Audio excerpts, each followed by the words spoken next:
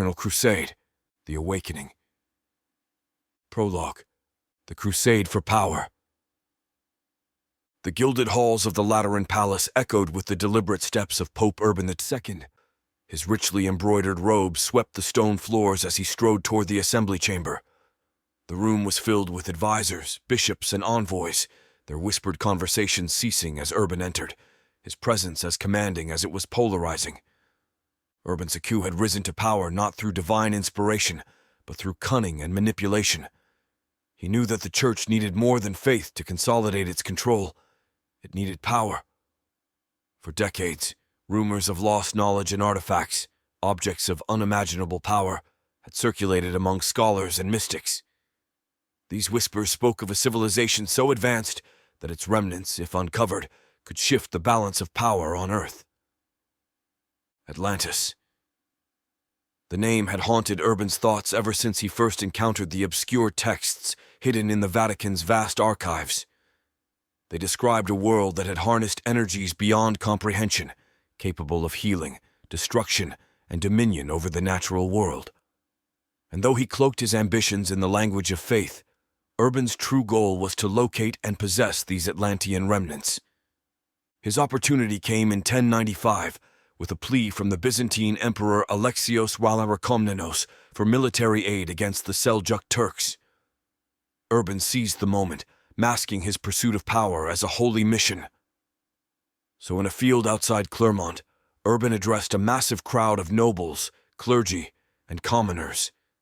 The air was heavy with expectation as he raised his hands, his voice booming over the gathered throng. "Christendom is under siege," he cried, his voice quivering with feigned passion. "Our brothers in the East cry out for aid against the infidels.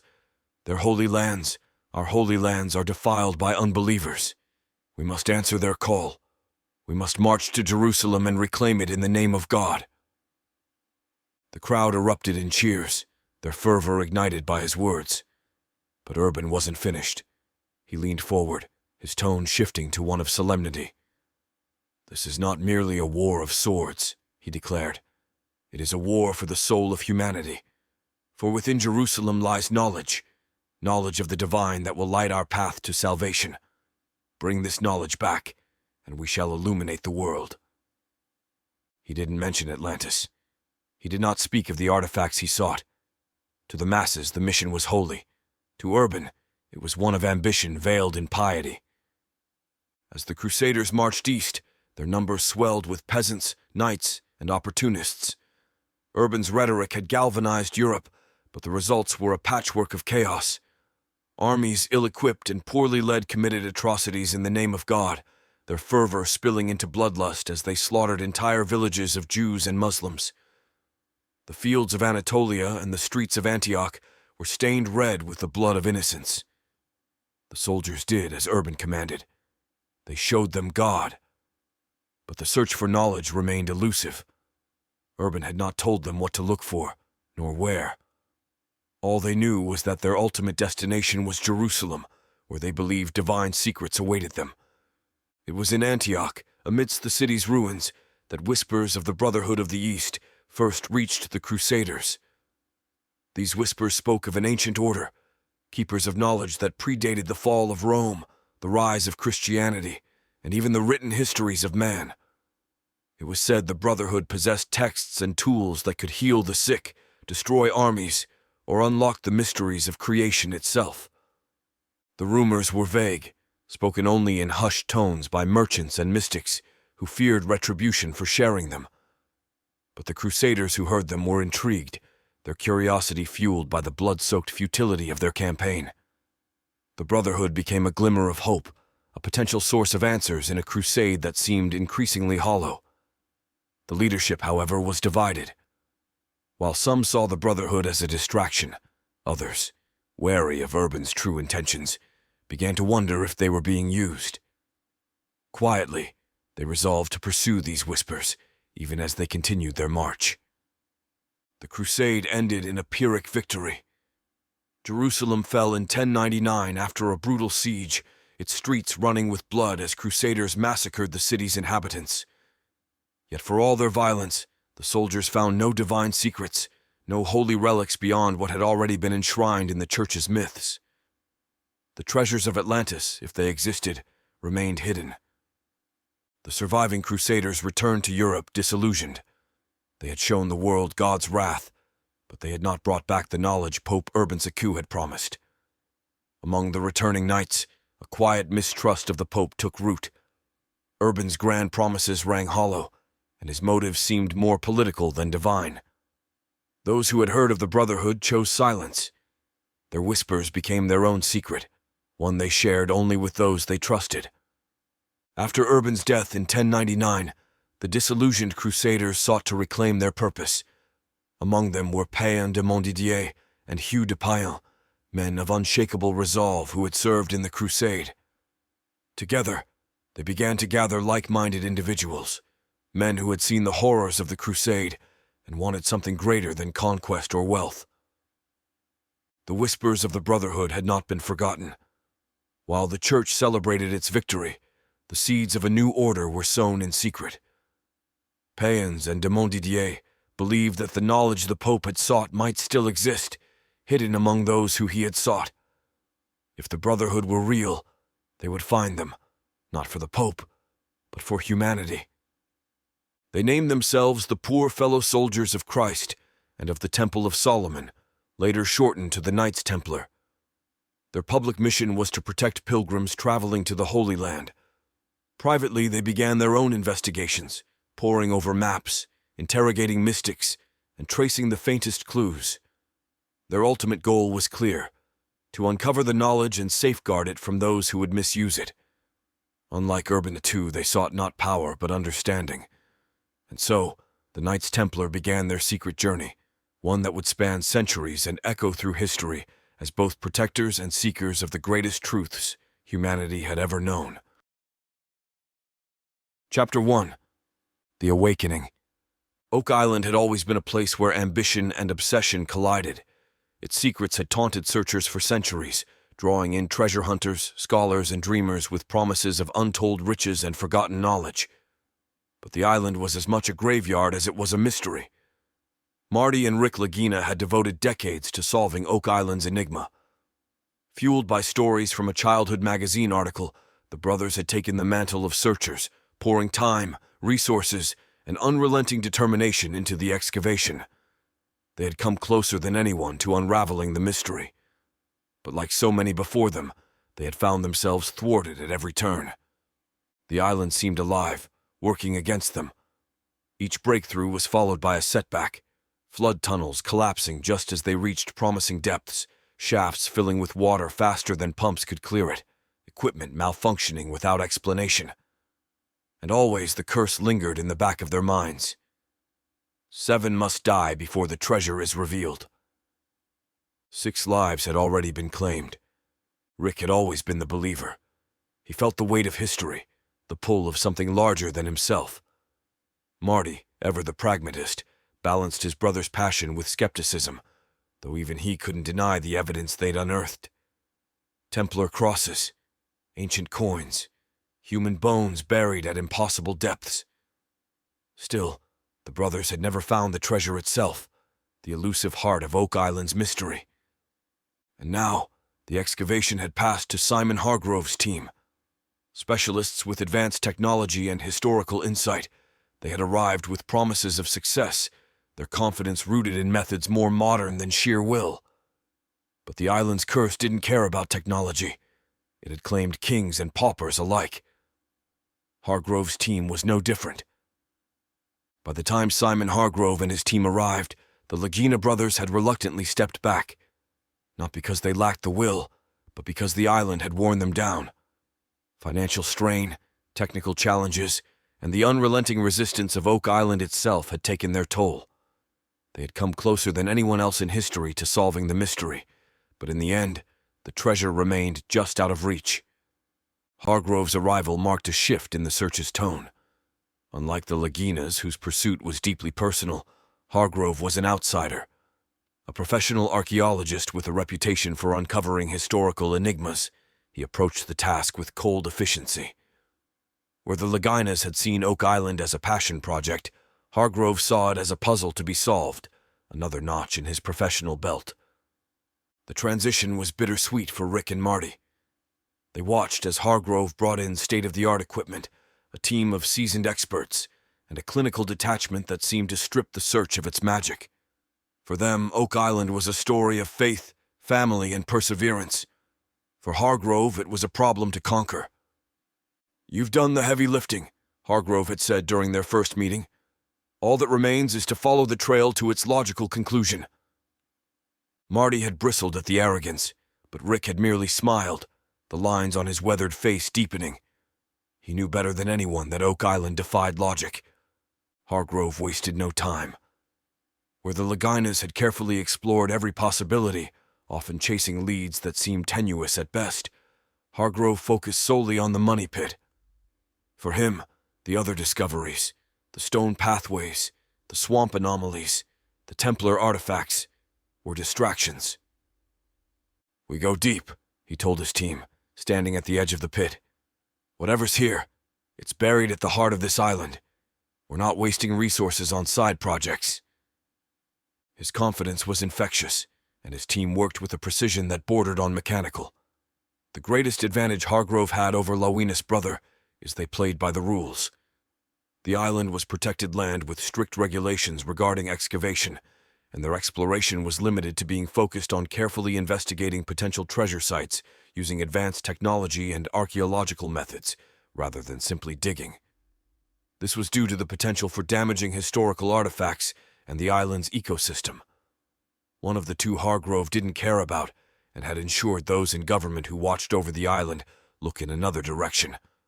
Over weeks, they dug deeper than any previous searchers had dared. Hargrove employed advanced imaging technology to map the subterranean tunnels and chambers, bypassing the notorious flood traps that had plagued the Laginas and those before them. Steel reinforcements lined the shaft, and pumps worked tirelessly to keep the pit dry. For all his calculated methodology, even Hargrove couldn't deny the atmosphere of Oak Island. The place seemed alive, watching. Machinery malfunctioned for no discernible reason. Workers reported hearing strange noises, faint whispers like voices carried on the wind. At first, Hargrove dismissed these claims as nonsense, but the incidents grew harder to ignore. "It's just the pressure of the dig," he told his team. "This island has a history of driving people mad. Don't let it get to you." But even he felt it. The closer they got, the heavier the air seemed to grow, as though the island itself was resisting their progress. The breakthrough came unexpectedly. After weeks of digging, the excavators hit a layer of stone that appeared unnaturally uniform, its placement deliberate. Hargrove descended into the pit personally to inspect it, brushing away centuries of dirt and grime. What he found made his breath catch in his throat. The stones were intricately carved, their surfaces etched with symbols that defied immediate interpretation. At first glance, they seemed to bear the marks of the Templars, crosses, fleur-de-lis, and swords, but interwoven with these familiar shapes were patterns that didn't belong. Concentric circles, spirals, and strange angular glyphs that seemed to shimmer in the dim light. "This is it," Hargrove whispered. "We found the final layer." His team worked methodically to clear the area, revealing more of the carved stonework. As they did, the symbols seemed to glow faintly, a phenomenon none of them could explain. The carvings pulsed faintly in the gloom as though alive, and the air in the pit grew colder. Sophia Laurent, the team's historian, was summoned to examine the carvings. When she arrived, her expression shifted from curiosity to awe. "These aren't just Templar," she said, running her fingers over the symbols. "Some of these patterns, they're older. Much older." "How much older?" Hargrove asked, his tone sharp. Sophia hesitated, her brow furrowing. "Millennia, maybe. These designs resemble Atlantean iconography. If that connection is real, this could change everything."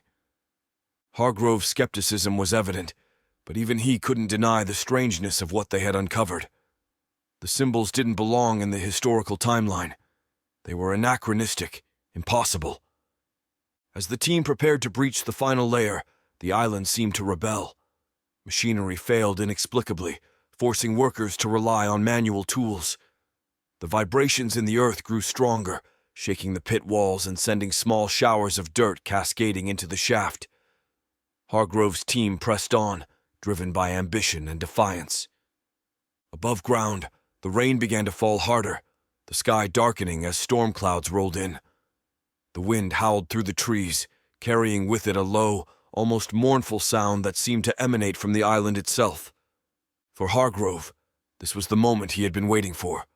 Where others had faltered, he would succeed. The Lagina brothers, for all their passion, had lacked the precision and resolve to break through Oak Island's defenses. But Hargrove was different. As the team prepared to lift the final slab, a strange vibration hummed through the ground. It started faintly, almost imperceptible, but quickly grew stronger. The air grew thick with a metallic tang, and the workers froze, exchanging uneasy glances.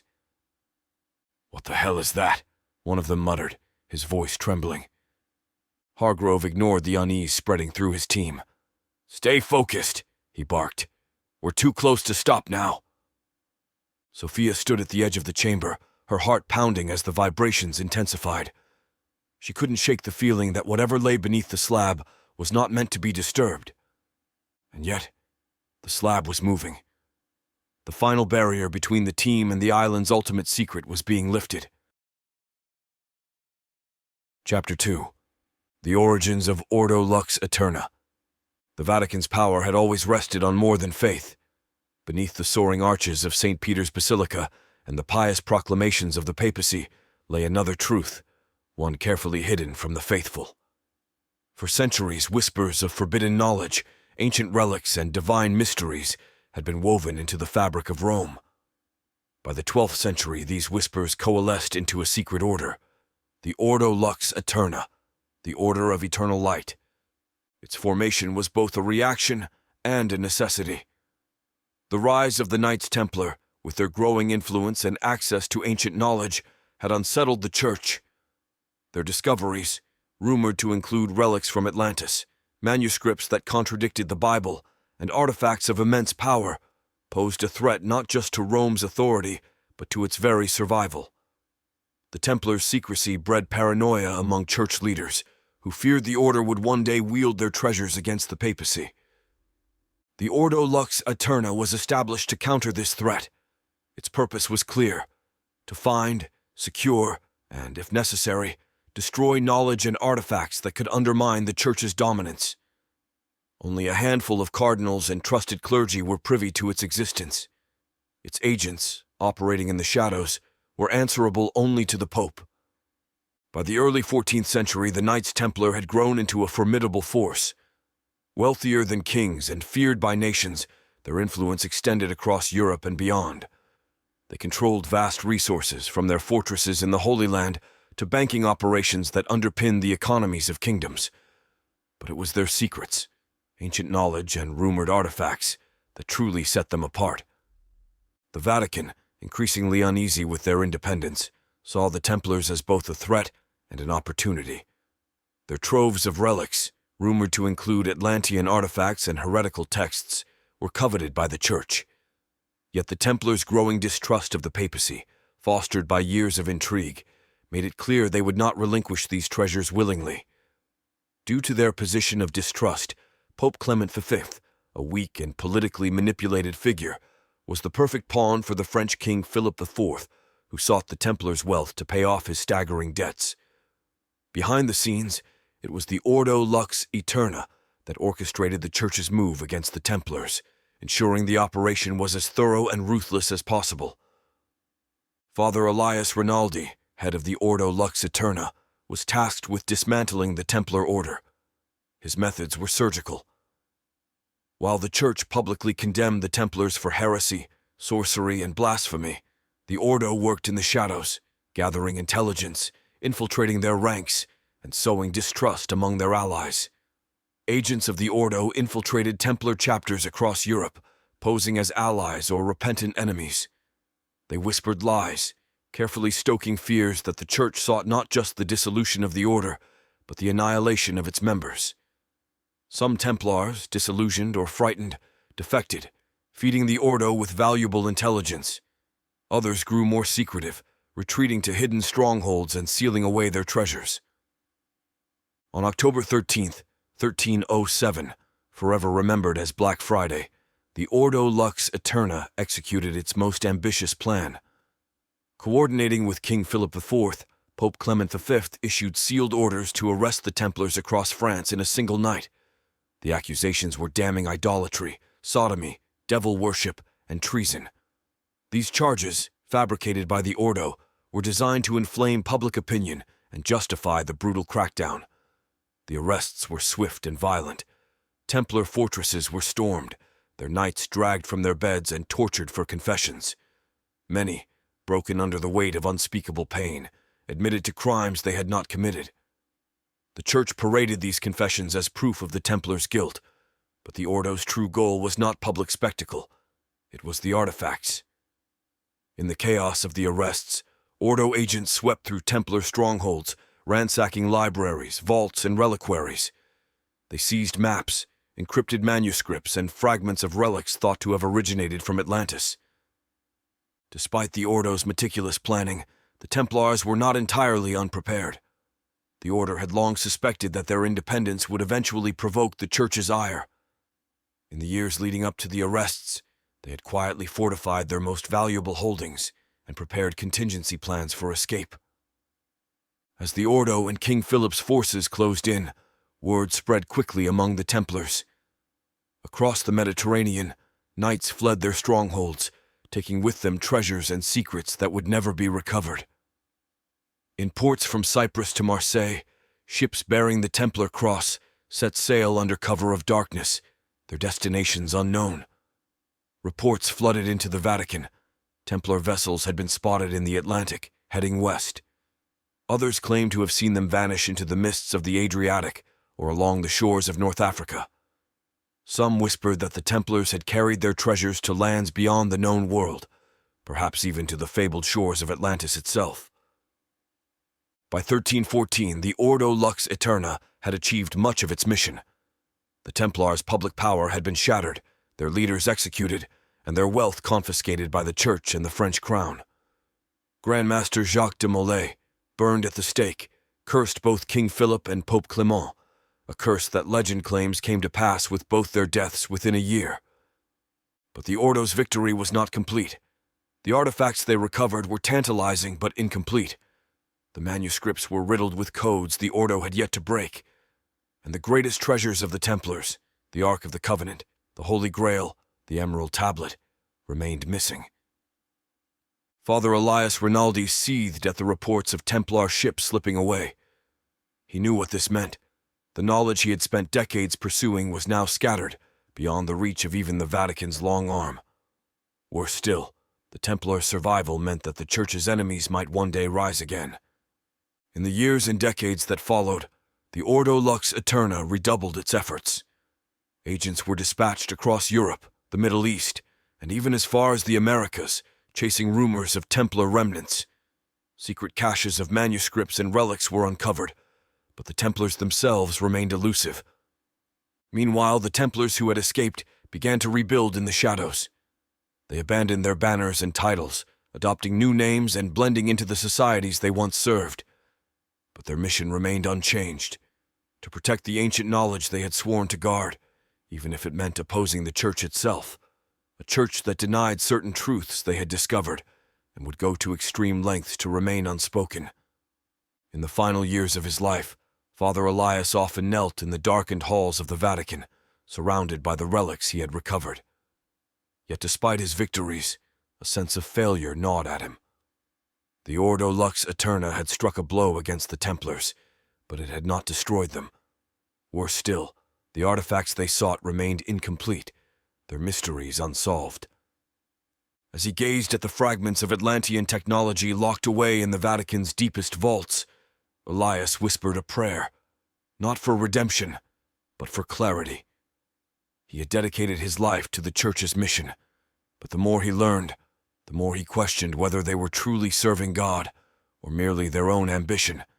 And somewhere, far from Rome's reach, the Templars waited, their ships hidden, their relics protected, their purpose unbroken, knowledge he pondered in his finale years. In modern times, Elliot Rayner's path to leadership in the Ordo Lux Eterna was as unlikely as it was calculated. Born in 1957 to a poor family in Florence, he had shown an uncanny intelligence and an intense curiosity for scripture and history. As a young seminarian, Elliot distinguished himself not just in theology, but in linguistics, mastering Latin, Greek, and Hebrew with ease. His devotion to the church was undeniable, but it was his sharp mind and relentless ambition that caught the attention of his superiors.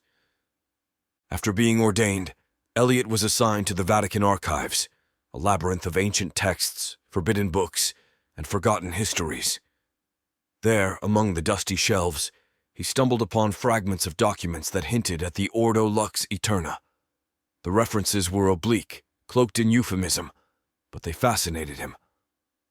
Elliot began piecing together the truth, uncovering the Order's existence through sheer intellect and persistence. Rather than reprimand him, the Ordo's overseer saw his potential. In 1987, he was quietly inducted into the secretive group, where Elliot's ascension within the Ordo was swift. His mastery of ancient texts and unflinching loyalty to the church made him invaluable. But it was his ruthlessness, his willingness to do whatever was necessary to protect the church, that set him apart. By the 2000s, he had become the Order's leader, wielding its influence with cold precision. Under Father Elliot's leadership, the Ordo Lux Eterna flourished. Its agents, trained in espionage, linguistics, and archaeology, scoured the globe in search of relics and knowledge that could threaten the church. They operated in secret, infiltrating academic institutions, black market auctions, and even rival religious organizations. Their most infamous operation was the suppression of the Nag Hammadi texts in the 1940s. Though many of the Gnostic writings were made public, the Ordo ensured that key manuscripts, those that suggested Jesus had taught that baptism was reincarnation or that Mary Magdalene had held a leadership role, were quietly confiscated and buried deep within the Vatican's archives. Elliot's philosophy was simple. The church could not afford dissent. Every artifact, every text that contradicted its teachings, was a potential threat to its unity and power. So the Ordo acted preemptively, often brutally, to eliminate such threats, and by the time Elliot entered his 60s, he had seen the Ordo through decades of intrigue. He had overseen the suppression of ancient texts, the destruction of potentially dangerous relics, and the silencing of those who dared to challenge the church's narrative. Yet for all his successes, he remained haunted by one unresolved mystery: the Prismal Eye. An artifact that had been referenced in numerous fragments throughout the Vatican archives, always in hushed tones. It was said to be a relic of Atlantis, a civilization whose technological and spiritual advancements had bordered on the divine. The Prismal Eye was described as a source of unimaginable power, capable of reshaping reality itself. For centuries, the church had searched for it, but it had remained elusive. Chapter 3. 7th. The storm had rolled in fast, as though summoned by the island itself. Heavy clouds churned in the sky, crackling with flashes of lightning that illuminated the excavation site in eerie bursts of white light. Rain fell in torrents, hammering against the steel reinforcements of the pit and drenching the workers who huddled under tarps and machinery. Despite the chaos above, Simon Hargrove refused to halt the dig. "Keep going!" he bellowed over the roar of the storm, his voice raw and commanding. His team exchanged nervous glances but obeyed, driven by loyalty, fear, and the sheer magnetism of the man. Deep in the pit, the slab lay exposed, its surface slick with rainwater that had seeped through the layers of earth. The intricate carvings seemed to shimmer faintly, their patterns coming alive with each flash of lightning, as if they were drawing energy from the very atmosphere around them. Sophia Laurent crouched near the edge, her eyes fixed on the strange symbols. Despite the cold, her skin was clammy, her pulse racing. "This isn't right," she murmured to herself. She had studied history for years, delved into the myths of the Templars and the whispers of lost civilizations, but this felt different, alive. Hargrove, she shouted up, her voice strained. We should stop. There's no stopping now, he barked, cutting her off. He stood at the edge of the pit, rain streaming down his face, his eyes blazing. We're too close. Above him, the storm roared louder as though responding to his defiance. Lightning forked across the sky, briefly silhouetting him in sharp relief. Sophia's gut twisted. She couldn't shake the feeling that the island itself was warning them, pushing them back with the storm. But Hargrove was relentless. The man was a force of nature in his own right, his obsession overpowering reason. Lift it, he commanded, pointing at the slab. The workers hesitated, their fear profound. One of them muttered something under his breath, words Sophia couldn't quite hear, but that sounded like a prayer. Do it! Hargrove roared. Reluctantly, the team moved into position, their tools scraping against the stone. Steel bars wedged under the slab, and with a collective effort, they heaved. The slab groaned in protest, a low, mournful sound that seemed to reverberate through the very earth. The slab shifted. Slowly at first, then faster as the team strained against its weight. The moment stretched into an eternity, each second heavy with anticipation. Sophia held her breath, her heart hammering in her chest. And then, with a deafening crack, the slab gave way. A flash of lightning illuminated the moment, and in that instant, Hargrove let out a triumphant shout. But the sound died in his throat as the lightning arced downward, not to the ground, but to him. It struck with terrifying precision, the bolt of raw energy engulfing him in blinding white light. The smell of ozone and burning flesh filled the air as Hargrove's body convulsed, his screams cutting through the storm before falling silent. Sophia gasped, shielding her eyes from the searing brightness. When she looked again, Hargrove was crumpled at the edge of the pit, smoke rising from his still form. The storm seemed to pause, as if the island itself was taking a breath, savoring its victory. A horrified silence fell over the team. No one moved. No one spoke. The only sound was the relentless patter of rain. One of the workers whispered, his voice trembling. He's dead. Sophia's mind raced. She wanted to feel shock, grief, or even fear, but instead, a grim realization settled over her. The curse. 6 lives had already been claimed by Oak Island. Hargrove was the 7th. As the workers stumbled back, too stunned to continue, Sophia forced herself to move. She descended deeper into the pit, her legs trembling but her resolve steeling with each step. Hargrove's death had shaken her, but she knew she couldn't stop now. Not when they were so close. The slab had been lifted just enough to reveal what lay beneath. Sophia crouched, shining her flashlight into the opening. Her breath caught. Beneath the slab was a chamber unlike anything she had ever imagined. The walls shimmered faintly, as though coated in a thin layer of liquid light. Glyphs covered every surface, otherworldly patterns that pulsed faintly in the dim glow. The chamber seemed alive, its atmosphere thick with an energy that made her skin prickle. At the center of the room stood a pedestal of smooth, dark stone, its surface unmarred by time. Perched atop it was an object that defied comprehension. It was a sphere, about the size of a human head, made of translucent crystal. It pulsed faintly with a bluish glow, patterns swirling within it like liquid starlight. The air around it seemed to vibrate, harmonizing with some unseen force. Sophia stepped forward, transfixed. The chamber hummed softly as though welcoming her. Her heart pounded in her chest, her instincts screaming at her to run. But she couldn't. The sphere held her gaze, pulling her closer like a magnet. "Careful!" Simon shouted from above, his voice cracking with desperation. His warning was swallowed by the storm, the deafening rumble of thunder masking his words, as if the island itself conspired to mute him. Sophia didn't hear him, or perhaps she did but couldn't process the urgency. Her mind was singularly fixed on the sphere. The closer she got, the more the world around her seemed to fade. The relentless rain, the whispers of her terrified teammates, the looming shadow of Hargrove's lifeless body, they all became distant, inconsequential. All that mattered was the sphere. Her hand trembled as she reached out. Heat radiated from the crystal, a warmth that shouldn't have been possible in the cold, damp pit. The glow within the sphere intensified, the swirling patterns shifting faster, creating mesmerizing shapes that seemed to tug at the edge of her consciousness. She could feel the energy, like an invisible current flowing through her body, tugging at her very essence. It was alive. She was sure of it now. The sphere wasn't just an artifact. It was aware. The faint hum surrounding it grew louder, resonating in a frequency that burrowed into her skull and set her teeth on edge. Her fingertips hovered inches from the surface, and a single thought clawed its way to the forefront of her mind.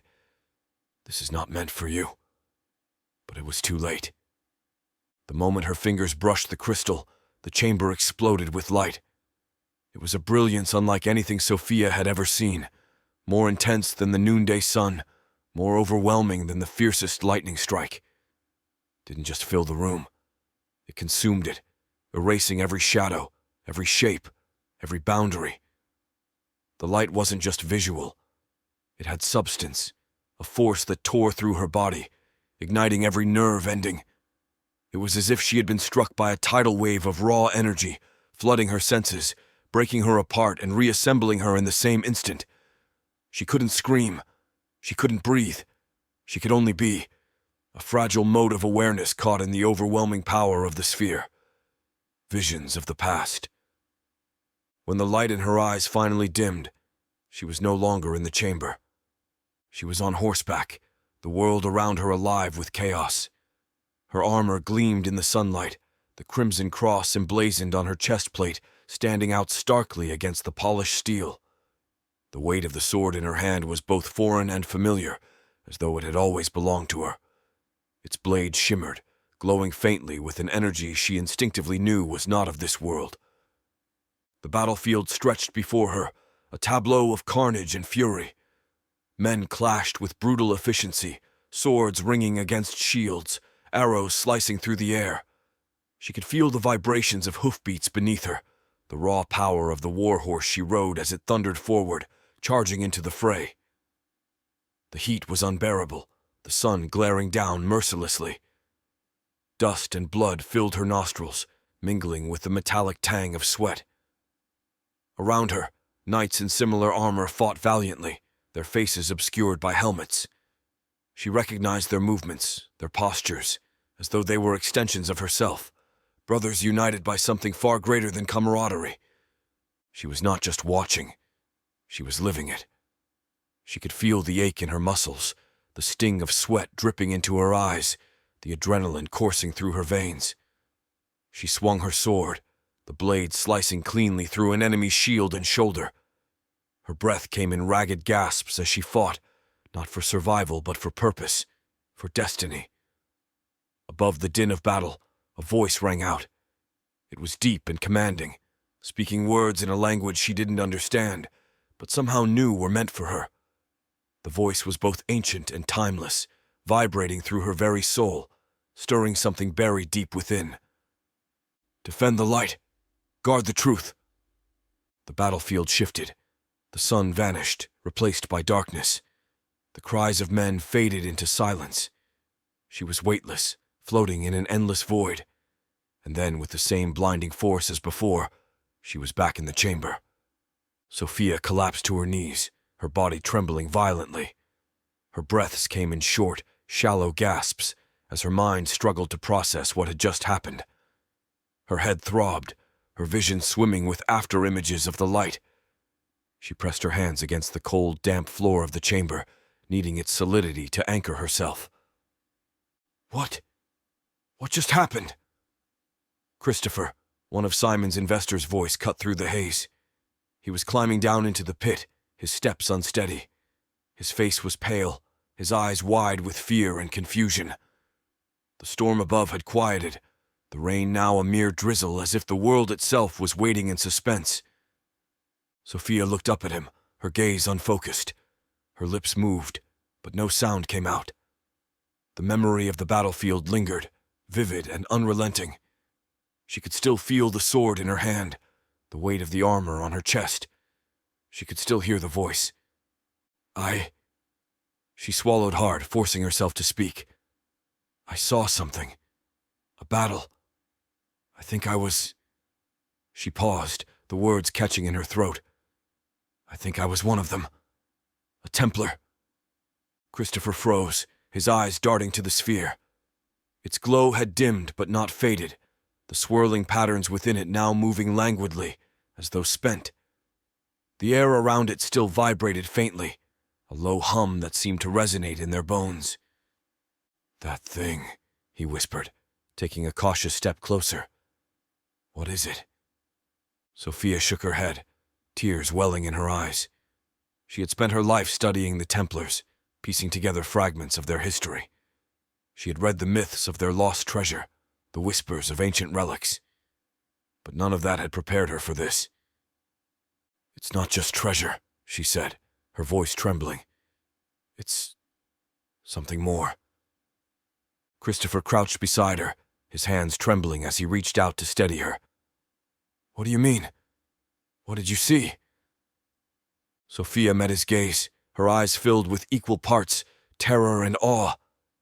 It's power, she said, and it's alive. Christopher's face twisted in disbelief, but before he could respond, the hum of the sphere grew louder.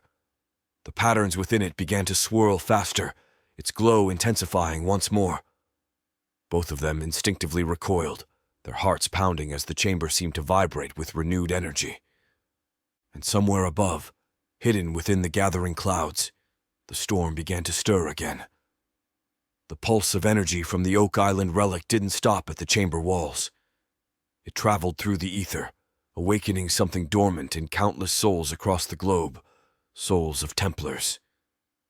As the energy spread across the globe, it planted seeds of transformation, rekindling ancient bonds and reigniting a centuries-old conflict. The world was on the brink of rediscovering a secret it was never meant to know, a secret that had been buried with the fall of Atlantis and safeguarded by the Knights Templar. But now, the relic had awakened them all. From Paris to Amman, from Cairo to New York, ordinary people began to experience extraordinary visions. Memories of lives they had never lived surged to the surface, visions of brotherhood, of ancient oaths, of battles fought in the name of something far greater than themselves. The Knights Templar were awakening and rising once more. Chapter 4. The Transformation. Derek Allister strode into the bustling coffee shop like a storm, his tailored navy suit impeccable, his leather shoes clicking sharply on the tiled floor. His presence alone seemed to suck the air out of the room. The Bluetooth earpiece hooked around his ear blinked blue as he spoke in a clipped, loud tone, oblivious to the irritated glances of those around him. I don't care if the merger is delicate, Peter, he barked, stepping into line. They signed the NDA. They'll take the offer or go under. Simple. He paused to glance at his Rolex, his expression souring. This is the last time I'm doing this, by the way. Next time you come get the coffee. My time is too important. The barista behind the counter stiffened as Derek approached, clutching a steaming cup. Good morning, sir. Your usual? Yeah, just hurry up, Derek snapped, taking the cup without so much as a glance. And next time, don't let the foam overflow. Amateur hour. He turned, already back on his call as he exited. No, Peter, I wasn't talking to you. Focus. The door swung shut behind him, leaving the barista shaking her head. What a jerk, she muttered under her breath. Allister strode down the rain-slicked sidewalk, the sharp clicks of his expensive leather shoes echoing against the facades of the surrounding buildings. The city was alive with its usual morning chaos, car horns blaring, hurried pedestrians weaving through the crowd, the faint aroma of roasted chestnuts mingling with the metallic tang of damp pavement. Derek barely noticed any of it. His focus was singular, fixed on the endless stream of emails pouring into his phone, the muted buzz of his Bluetooth earpiece an ever-present companion. As he approached the last block before his office, a figure on the sidewalk caught his attention, a dark smudge against the gleaming backdrop of the bustling city. A man sat hunched over on the ground, his clothes a patchwork of tattered fabric, his skin weathered and grimy from days, if not weeks, exposed to the elements. In his hands he held a piece of cardboard, the edges frayed and stained, with the words scrawled in thick, uneven marker. Hungry. Anything helps. The man's face was hollow, his eyes sunken and framed by dark circles. His breath came out in visible puffs in the cold morning air as he glanced up at the crowd rushing past him, each person averting their gaze or pretending not to notice. But he didn't give up. His lips moved in a quiet mantra, his voice hoarse and barely audible over the city's din. "Spare some change," he rasped, his words cracked and raw. Derek stopped mid-stride, an annoyed crease forming between his brows. He wasn't used to being addressed directly on the street, at least not by someone like this. Lowering his phone, he turned to face the man fully, his eyes narrowing as he looked him over, taking in every detail with the cold precision of someone assessing an inconvenience rather than a fellow human being. The man's threadbare jacket hung loosely on his skeletal frame, patches of dirt streaked across its surface. His shoes, if they could still be called that, were barely held together by duct tape, his toes peeking out from holes worn in the fabric. His hands trembled slightly as he held the sign, not from fear but from cold and hunger.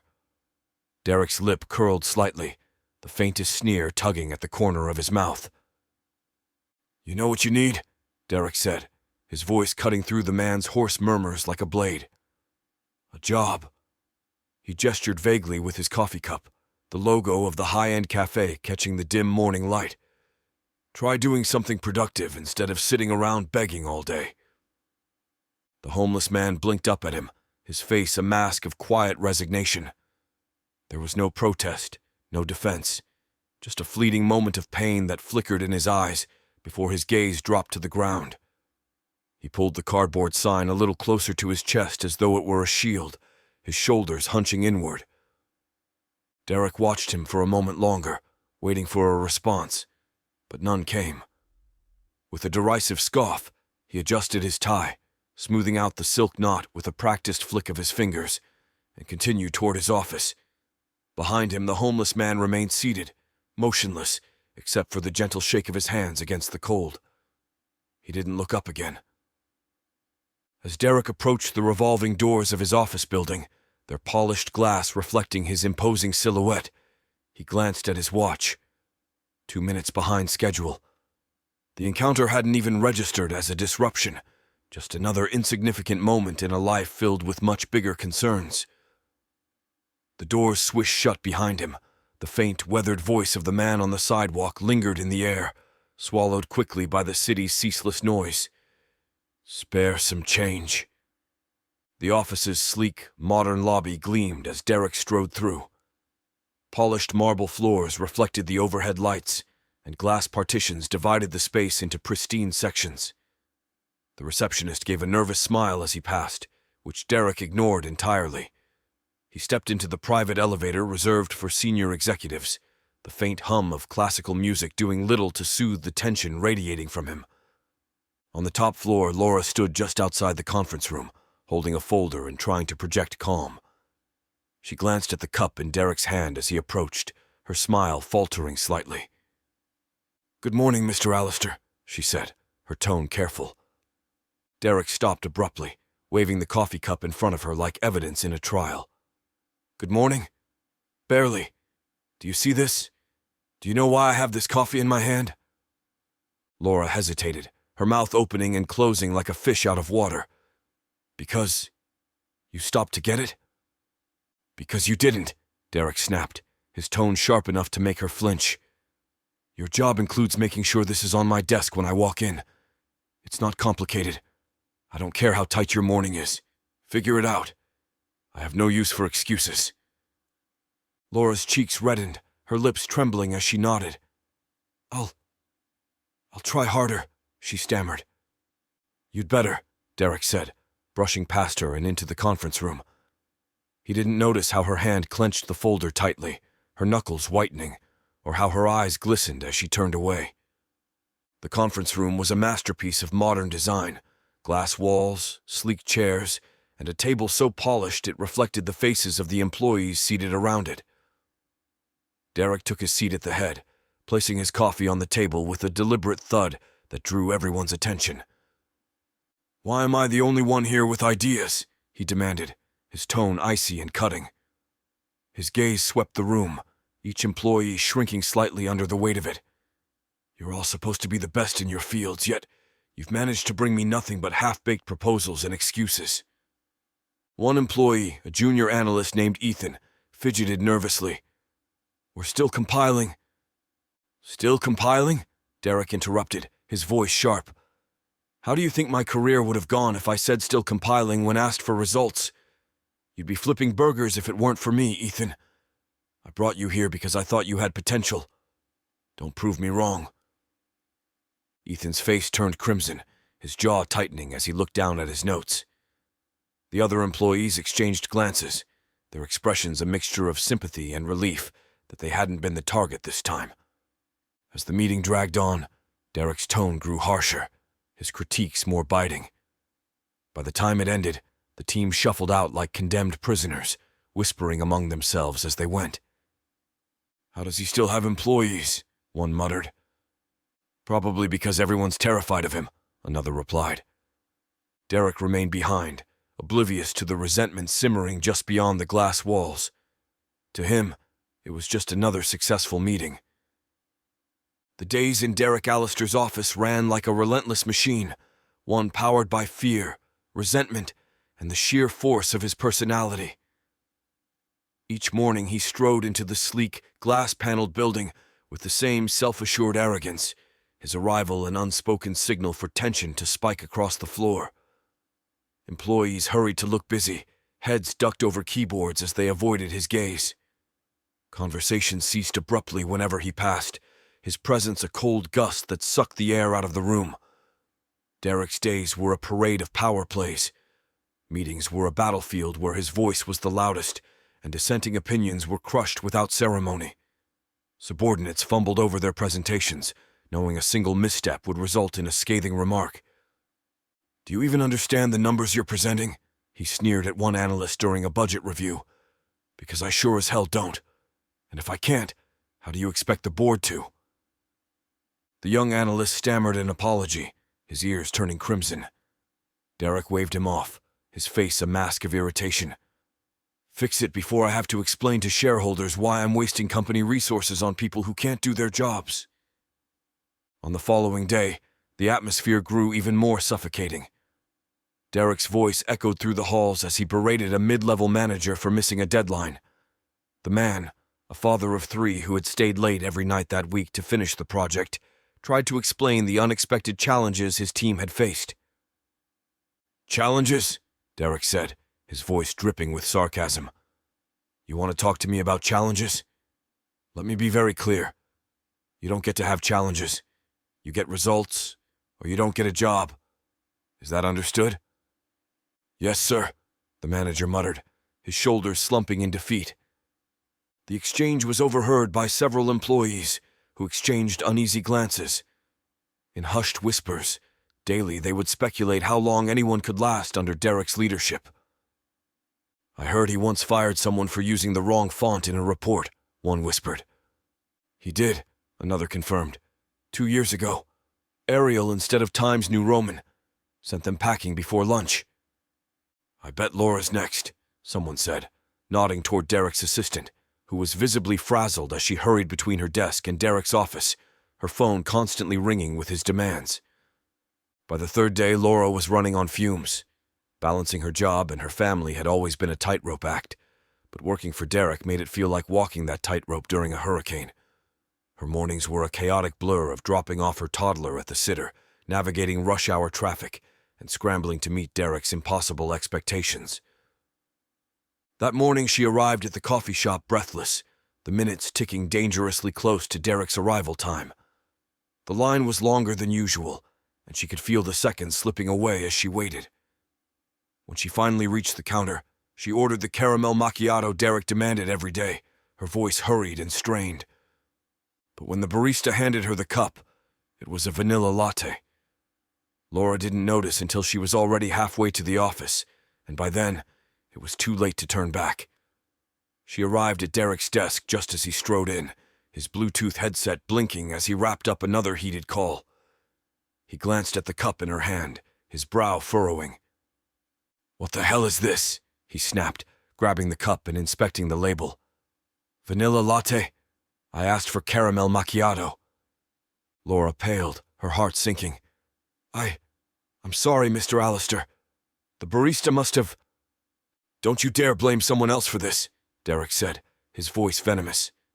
He stepped closer, towering over her, his face a mask of cold fury. "Are you completely incompetent?" Laura swallowed hard, her hands trembling. "It was a mistake," she said quietly. "I'll fix it tomorrow." "There won't be a tomorrow," Derek interrupted, his tone icy. "This is the last straw. You're fired." The words hit like a slap. Laura's eyes filled with tears, her carefully composed facade crumbling. "But Mr. Allister, Save it," he said, waving her off dismissively. "Security will escort you out." As Laura gathered her belongings, the office grew unusually quiet. No one spoke, but every employee on the floor was acutely aware of what was happening. Some glanced at Derek's office, their expressions of anger and fear. Others simply looked down at their desks, too afraid to show any reaction. In his office, Derek felt nothing but mild irritation as he moved on to his next call. The incident barely registered in his mind, another inconsequential blip in a day full of more important concerns. He paced by the floor-to-ceiling windows, sipping the offending coffee with a grimace. Outside his door, Laura was escorted away by security. As she passed her colleagues, one or two offered her sympathetic looks, but most avoided eye contact. No one wanted to risk becoming Derek's next target. "I told you she wouldn't last," someone whispered after she was gone. "Who's going to be stupid enough to take that job now?" another replied. Inside his office, Derek remained oblivious to the ripple effects of his actions. For him, the day moved forward, just like any other. And as he barked orders into his phone, the world outside his office continued to shrink away from him, leaving him alone with the sound of his own voice. The next afternoon, Derek stood in the break room, berating another employee. "I don't care if you're working." The break room was a sanctuary for most employees, a place to steal a moment of peace amid the chaos of the workday. But today, Derek Allister stood in its center, his voice cutting through the air like a serrated blade. The hum of the vending machine and the soft gurgle of the coffee pot were no match for his tirade. "I don't care if you're working late," Derek barked, his voice reverberating off the sterile white walls. "You're expected to work late. That's the job. Do you think I got where I am by clocking out at 5? If you can't handle the pressure, maybe this isn't the place for you." The employee he was berating, a young man named Tyler, stood frozen, his face pale, his hands gripping a mug of coffee so tightly his knuckles turned white. Derek loomed over him, his imposing frame and sharp suit a stark contrast to Tyler's slightly rumpled shirt and wide, nervous eyes. The other employees in the room averted their gazes, pretending to focus on stirring their coffee or reading their phones, desperate to avoid becoming the next target. "You want to stay in this company?" Derek continued, his tone bitter. "Then prove you deserve to be here. Because right now, I'm not seeing it." Tyler opened his mouth to respond, but no words came out. His lips trembled and his gaze darted to the floor. Derek sneered, shaking his head in disgust. "Pathetic," he muttered. But then, just as he drew breath to unleash another round of verbal lashes, something shifted. The world around Derek seemed to bend. It was subtle at first, a faint vibration beneath his feet, like the rumble of distant thunder. Then it grew. The fluorescent lights above flickered, the harsh white glow dimming until the room was bathed in an eerie, unnatural twilight. The hum of the vending machine sputtered and ceased, replaced by an oppressive silence that pressed against his ears like a vice. "What the hell?" Derek started, but his words caught in his throat as the air seemed to ripple. It hit him like a tidal wave. A blinding light, so intense it burned his retinas, surged through the room. It wasn't just light, it was energy, a force so overwhelming it seemed to pierce through him, searing every nerve, every cell. His breath hitched as the wave slammed into his chest, driving him back against the counter. He clutched it for support, his fingers clawing at the cold steel edge, but it offered no stability. Then he saw it, his body still standing before Tyler as if his soul had been ripped free. No one else reacted. The employees in the room continued their motions, oblivious to the phenomenon unraveling before Derek's eyes. Tyler, still gripping his coffee mug, was frozen in mid-flinch, his face a tableau of fear. The others remained locked in place, as though time itself had paused. "What's happening?" Derek gasped, his voice barely a whisper.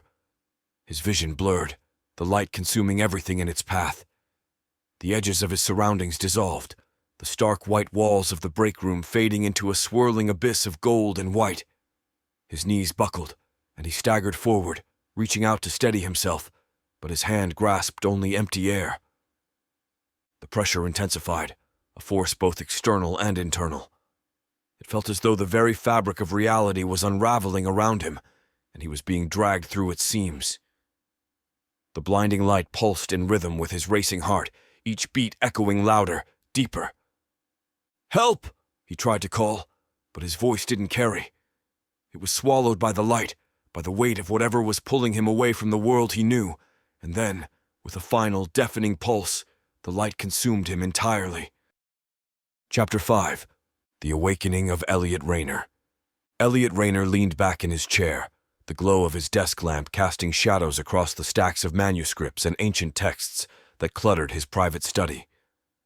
The room was his sanctuary, a place where history whispered secrets to those patient enough to listen. He was meticulously cataloging the fragments of a 13th century document, another obscure piece tied to the Crusades, when it happened. The ripple. It wasn't a sound or a shift in the air, but something deeper, something primal.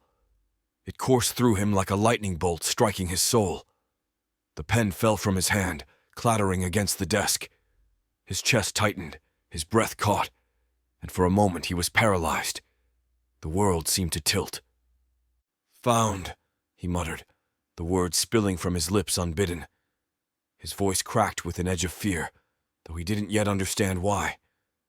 A searing flash of light consumed his vision, and suddenly, Elliot wasn't in his study anymore, as the scent of damp stone and candle wax filled his nostrils. He was no longer Elliot Rayner but Elias Rinaldi, standing in a dimly lit chamber surrounded by men in white mantles adorned with crimson crosses. The faint flicker of torchlight illuminated their faces, solemn and resolute. At the center of the room stood a wooden table, its surface draped with a heavy cloth. Something round lay beneath it, faintly glowing, its light casting eerie shadows through the fabric. "Step forward," a voice commanded. Elias obeyed, his heart steady, his mind focused on the mission. He was undercover, sent by the Ordo Lux Aeterna to infiltrate the Templars. His orders were clear: earn their trust, learn their secrets, and report back to the Vatican. He had no doubts, no hesitations. "Place your hand upon the veil," the voice instructed. Elias extended his hand, his fingers trembling slightly. The moment his palm made contact with the cloth, a jolt shot through him, not painful but unsettling. He dismissed it as static electricity, a trick of the mind, and held his hand steady. "By this touch, you are bound to the order," the voice intoned. Elias withdrew his hand, completing the induction. The glowing object beneath the cloth remained obscured, but its faint energy lingered in his veins, a sensation he quickly suppressed. He knelt, bowed his head, and spoke the oath, all the while masking the calculating thoughts of a man on a mission. Then the vision blurred, and another appeared as the stench of burning flesh filled the air. Elias stood among the crowd in Paris, the orange glow of the pyre reflecting in his cold eyes. Before him, the Grand Master Jacques de Molay writhed in agony, the fire consuming him. Around the pyre, other Templar knights met the same fate, their screams piercing the night. Elias felt no pity, no remorse. He had orchestrated this, pulling the strings from the shadows. The Templars had grown too powerful, their secrets too dangerous. This was justice, or so he told himself. His lips curled into a faint smile as the flames crackled higher. But then, for the first time, a pang of unease gripped him. Molly's gaze locked with his, even as the fire consumed the flesh from his bones. The Grand Master's lips moved, forming words that Elias could not hear, but felt resonate deep within his soul. "You are bound by what you have touched." With the flames gave way to darkness, Elias was no longer young, but an old man, his hair white as snow, his hands weathered by time. He sat in a grand, darkened chamber deep beneath the Vatican, surrounded by the relics he had spent his life acquiring. The room was his sanctuary, its air heavy with the scent of incense and ancient stone. The men of the Ordo Lux Aeterna revered him. He was their greatest leader, their most devoted servant of the Church. Even those who feared him, his ruthlessness, his cold intellect, spoke his name with respect. Elias himself believed he had fulfilled his purpose, that his place in heaven was assured. Clutching his golden crucifix, he knelt in prayer, his voice soft but steady. "Lord, I have done all in your name. Guide me now to your eternal light." As his final breaths came, he felt a strange sensation, a tug at his very soul, as though something held him back. His body collapsed to the cold stone floor, his crucifix still gripped tightly in his hand. He had died believing he was ascending to heaven. He had no idea that the Prismal Eye had other plans.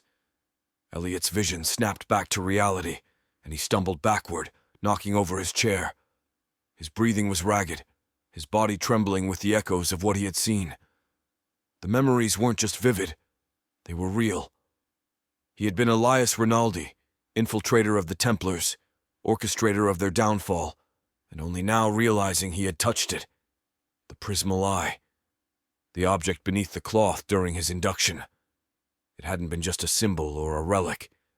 It had been alive, and it had marked him. Elliot's chest heaved as rage boiled within him. It wasn't faith. It wasn't God.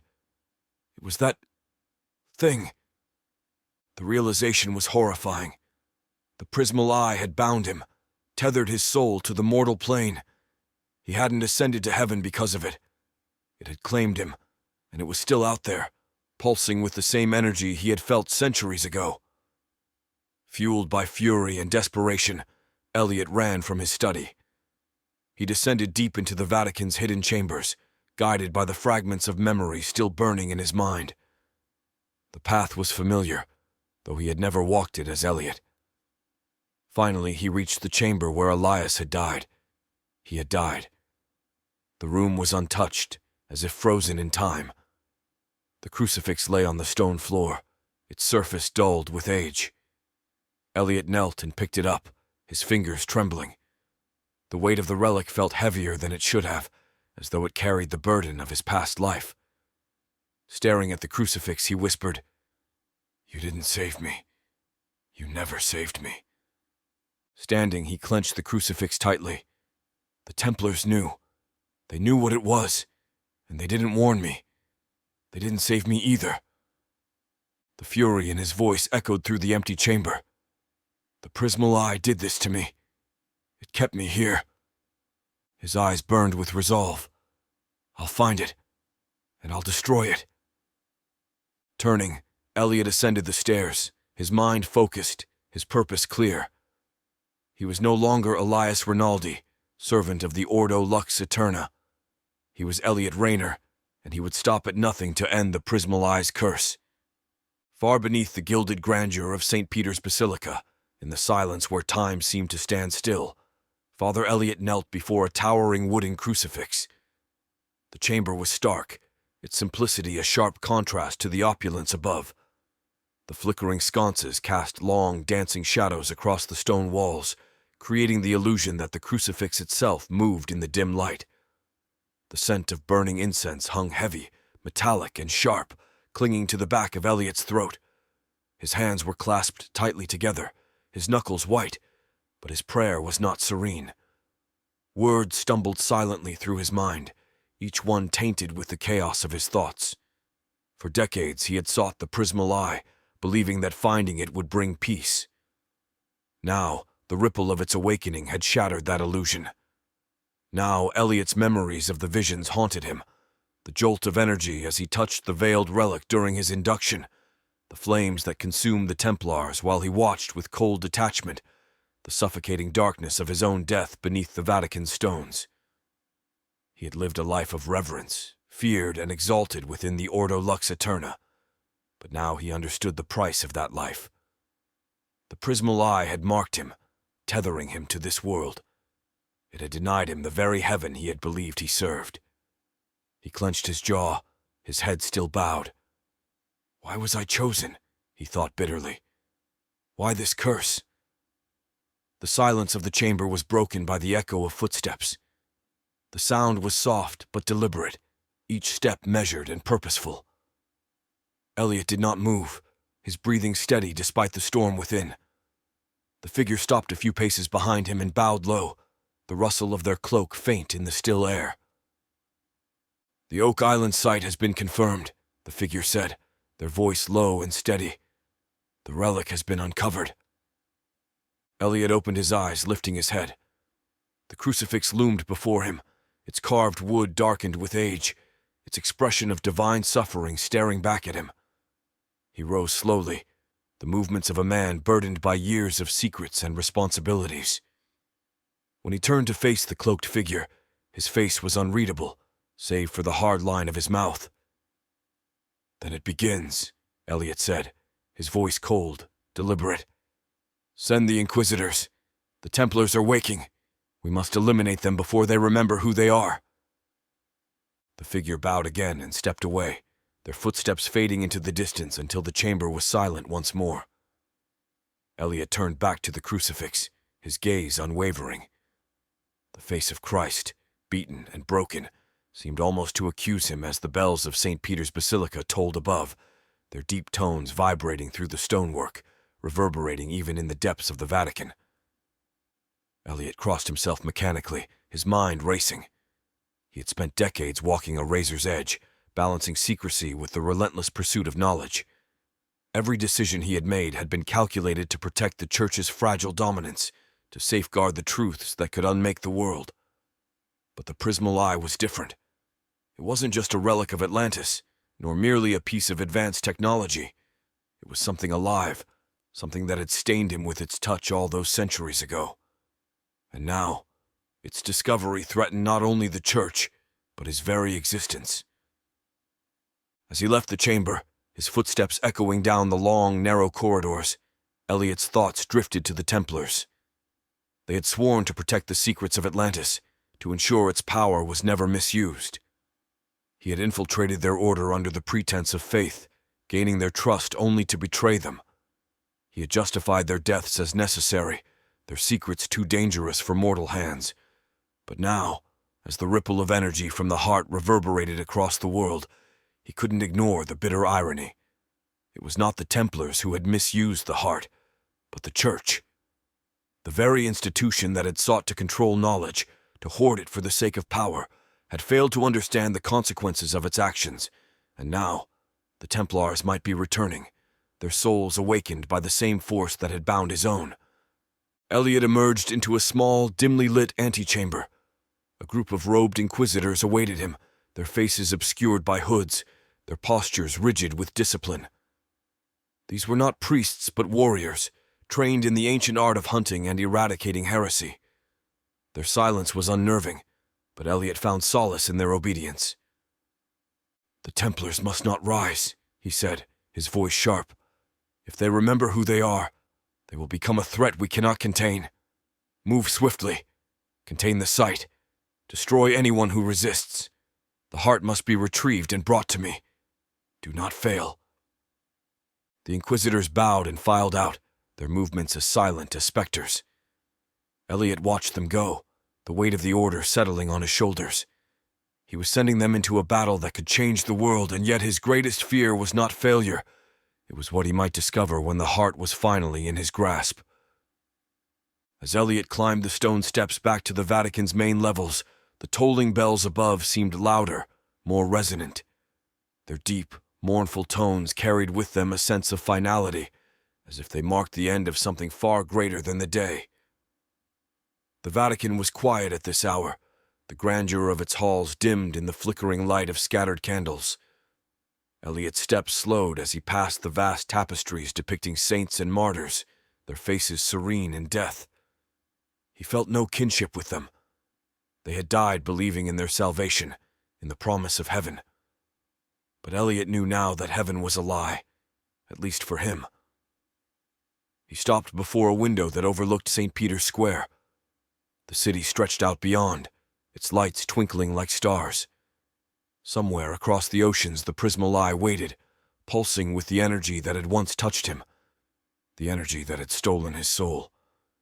For the first time in decades, doubt crept into his mind. Could the heart truly be destroyed? Or would it always remain, an eternal force that mocked him with its power? Elliot gritted his teeth and turned away from the window. It didn't matter. He would see this through. The Ordo Lux Eterna would not falter. Not now. Not ever. Chapter 6. Transformed. Derek was no longer in the break room. The sharp smells of coffee and stale air were gone, replaced by something richer, heavier. The air itself felt alive, charged with an electric energy that buzzed against his skin. The faint ripple of distant waves reached his ears, mingled with the sounds of clanging metal, urgent shouts, and the unmistakable roar of battle. The ground beneath him was solid stone, cool and rough against his hands and knees. He blinked against the harsh sunlight, his vision slowly clearing to reveal a world utterly unlike the one he had just left. Above him, a pale blue sky stretched endlessly, streaked with the gray plumes of smoke rising from nearby fires. He was perched on a high wall, its parapets worn smooth by the passage of countless feet. Beyond the wall, an army surged like a living tide, a sea of armored invaders swarming toward the gates below. The crash of their weapons against the thick wooden barricade sent vibrations coursing through the stones beneath him. What? Where? Derek's voice was hoarse, the words strangled by confusion. He tried to stand, but the weight on his shoulders was immense, literal and figurative. His hand brushed against the rough fabric of a white mantle draped over his chest, its surface emblazoned with a vivid red cross. His movement sent the mantle swaying, revealing the gleaming chainmail beneath it, each interlocked link glinting in the sunlight. His legs were encased in chainmail leggings, reinforced by heavy boots that thudded against the stone as he shifted his weight. His chest heaved under the weight of a metal breastplate, its surface scratched and dented, evidence of countless battles fought. In his hand he gripped a long sword. The hilt was worn smooth, the leather grip molded to the shape of countless hands before his. The blade itself gleamed with a deadly light, its edge sharp and unforgiving. Before he could process the strange clothing, the alien weight of the armor, or the impossible scene unfolding around him, a voice called out, cutting through the chaos. "Jean!" Derek turned sharply, his breath catching in his throat. The voice was familiar, though he couldn't place it, as though it echoed from a memory buried deep within him. But before he could respond, the clamor of battle surged again, pulling him into its grasp. The world erupted into chaos around him. Derek, no, Jean, gripped the long sword tightly, its weight both familiar and foreign in his hands. The blade gleamed in the sunlight, catching flashes of blood and fire as he swung it in powerful arcs, cleaving through the onslaught of invaders scaling the walls. His muscles burned under the strain, his breaths came ragged through the narrow slit of his great helm, but he did not stop. He couldn't stop as the stone battlements shook beneath his boots, as battering rams struck the gate below. Archers on the walls loosed volley after volley of arrows, their cries drowned by the roar of the advancing army. The invaders were relentless, their ladders clanging against the stone walls as they surged upward. The clang of metal on metal filled the air as knights fought desperately to hold the line. "Jean!" The voice rang out again, louder this time, cutting through the chaos like a beacon. Derek turned instinctively toward it, his vision narrowing as he searched for the source.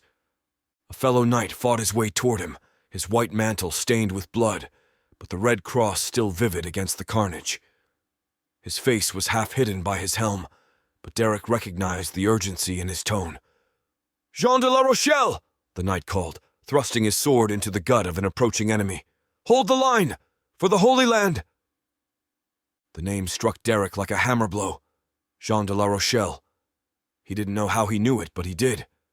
It was his name, just as surely as Derek Allister had been mere moments or lifetimes ago. He shook off the disorientation and raised his sword again, swinging with a ferocity that seemed to rise from somewhere deep within him. The blade bit into flesh and armor, each strike sending vibrations up his arm. His instincts took over, guiding his movements with a precision honed in countless battles. These were not Derek's instincts. They belonged to Jean, a knight of the Templar Order, a defender of the weak and the holy. Just then, amid the bloodshed, a strange clarity washed over him. As his sword clashed against the invader's weapons, fragments of memory, visions, began to surface. He saw himself kneeling in the dirt of a village, handing a loaf of bread to a child whose ribs showed through her tattered tunic. Her wide eyes filled with gratitude as she clutched the bread to her chest. Around him, other villagers gathered, their faces hollow with hunger but lit with hope at the sight of the knight who had brought them aid. Another flash. Jean, no, he, stood in a bustling market square, his gloved hand gently resting on the shoulder of an elderly woman. She wept as he gave her a small pouch of coins, enough to buy food for the winter. Her tears stained his white mantle as she whispered blessings upon him, her frail hands gripping his arm like a lifeline. The memories came faster now, flooding his senses. He saw himself lifting wounded comrades from the battlefield, shielding a young boy with his own body during a raid, cradling the hand of a dying knight as they prayed together beneath a starry sky. Each memory filled him with an overwhelming sense of purpose and peace, a far cry from the cold ambition and selfishness that had defined Derek Allister's life. These acts of kindness, of compassion, made him feel alive in a way he never had before. They were who he was, who he had always been. The vision shifted abruptly. He was standing on the same wall, though the chaos of battle had subsided. Around him, other knights gathered, their armor dented, but their spirits unbroken. Their gazes were fixed on a single figure standing atop the battlements, a commanding presence whose voice carried authority and conviction. "Brothers," the man called, his sword raised high. "Today, we defend not just stone and mortar, but the very light of God. Stand with me as you have in countless battles, and know that we do not fight alone. The divine is with us." Derek, Jean, felt the man's words stir something deep within him. He looked closer, his heart pounding as recognition dawned. The man was not just a commander, he was his commander. And though the helm obscured most of his features, Derek suddenly knew the face beneath it. The realization hit him like a physical blow. He had seen this man before, not as Jean, but as Derek Allister, the cold, arrogant CEO who had built his life on crushing others. The commander's face was proud, resolute, and utterly fearless, but Derek saw through it. He saw the weight of leadership, the profound sacrifices, and the unwavering belief that drove him to inspire others, and with that realization came guilt, crushing, suffocating guilt. How far had he fallen? How had he become someone who trampled the very people he was meant to protect? Before he could process the revelation, the vision shifted again. Pain exploded through him as an arrow pierced the narrow visor of his helm. The world tilted, his legs buckling as he crumpled to the ground. Darkness enveloped him, but only briefly. Another vision took its place. He was a different knight now, fighting in a different battle, under a different name. Once again, he felt the sting of death, a spear through his chest, a sword cleaving his helm, a fall from a tower as he defended his brothers. Each death was unique, but the soul remained the same. His soul. He saw flashes of the lives he had lived, the battles he had fought, the sacrifices he had made. Each time he had been reborn, carrying the same essence, the same purpose, to protect, to serve, to give. and each time he had met his end with the same quiet acceptance, knowing his duty had been fulfilled. The vision shattered like glass, and Derek found himself back in the break room. The fluorescent lights buzzed faintly above him, the hum of the vending machine filling the silence. He was standing with finger pointing at Tyler mere inches from his face, his breath coming in ragged gasps. Tyler, the employee he had been berating, stood frozen, his coffee mug trembling in his hand. His eyes darted to Derek's face, widening as he noticed something strange. A single tear traced its way down Derek's cheek. Derek blinked, the tear startling him as much as it did Tyler. His finger, still pointing, relaxed as he straightened, his breathing steadying. The fire of anger and arrogance that had fueled him moments ago was gone, replaced by something softer, more human. Derek began, his voice unsteady. He reached out, placing a hand on Tyler's shoulder. The young man flinched but didn't pull away. "I'm sorry," Derek said, the words foreign but true. "For everything." Tyler's jaw dropped, but Derek didn't wait for a response. He pulled his wallet from his pocket, fumbling with it as he handed Tyler his credit card. "Order lunch," he said, "for everyone in the office, whatever they want." Tyler stared at him, dumbfounded. The other employees in the room exchanged glances, their expressions reflecting their disbelief and curiosity. Derek turned and strode toward the door, his steps quick and purposeful. As he reached the threshold, he called out over his shoulder. "Find my assistant," he said, his voice carrying through the stunned silence. "Find Laura. Rehire her. With a raise." And with that, he was gone, leaving behind a room full of people struggling to comprehend the transformation they had just witnessed. Chapter 7. The Secrets of Atlantis. The sun dipped lower, casting long shadows across the shimmering Mediterranean. Its golden light painted the horizon in hues of amber and crimson, blending seamlessly with the azure waters that stretched endlessly before the small vessel. The rhythmic creak of wood and the gentle lapping of waves against the hull created a serene melody, a stark contrast to the weighty mission that occupied the minds of those aboard. Hugh de Payan, a French nobleman of both privilege and purpose, stood at the prow of the ship, his gaze unwavering. The salty breeze tugged at his mantle, its pristine white fabric emblazoned with the crimson cross of the Knights Templar. Despite the grandeur of his bearing, his expression was contemplative, his thoughts far removed from the tranquil scene around him. Behind him, his companions knelt in quiet prayer, their voices rising and falling in Latin chants, carried away by the wind. The Templars were warriors, but they were also men of faith, their lives bound to vows of poverty, chastity, and obedience. Yet this journey was unlike any they had undertaken before. It was not a crusade to reclaim holy lands, nor a campaign to vanquish enemies. It was a quest for knowledge, knowledge that had eluded the great empires of history and whispered tantalizing promises of wisdom and power. The Mediterranean had long been a bridge between worlds. To Hugh, its waters seemed to carry not just the weight of his ship, but the memory of centuries. Ancient ships from Egypt, Greece, Rome, and Phoenicia had sailed these very routes, and he wondered how many of them had sought what he now pursued. Beneath the waves, the remnants of lost civilizations lay entombed, their secrets waiting for the right hands to uncover them. Hugh's eyes narrowed as the horizon shifted, revealing the sprawling silhouette of Constantinople. The city seemed to rise from the sea itself, its golden domes and towering spires gleaming in the waning light.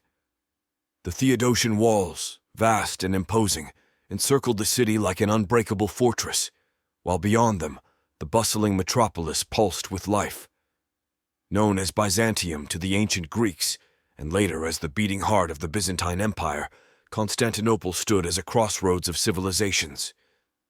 It was here that the Christian West met the Islamic East, where merchants traded silks and spices alongside ideas, philosophies, and rivalries.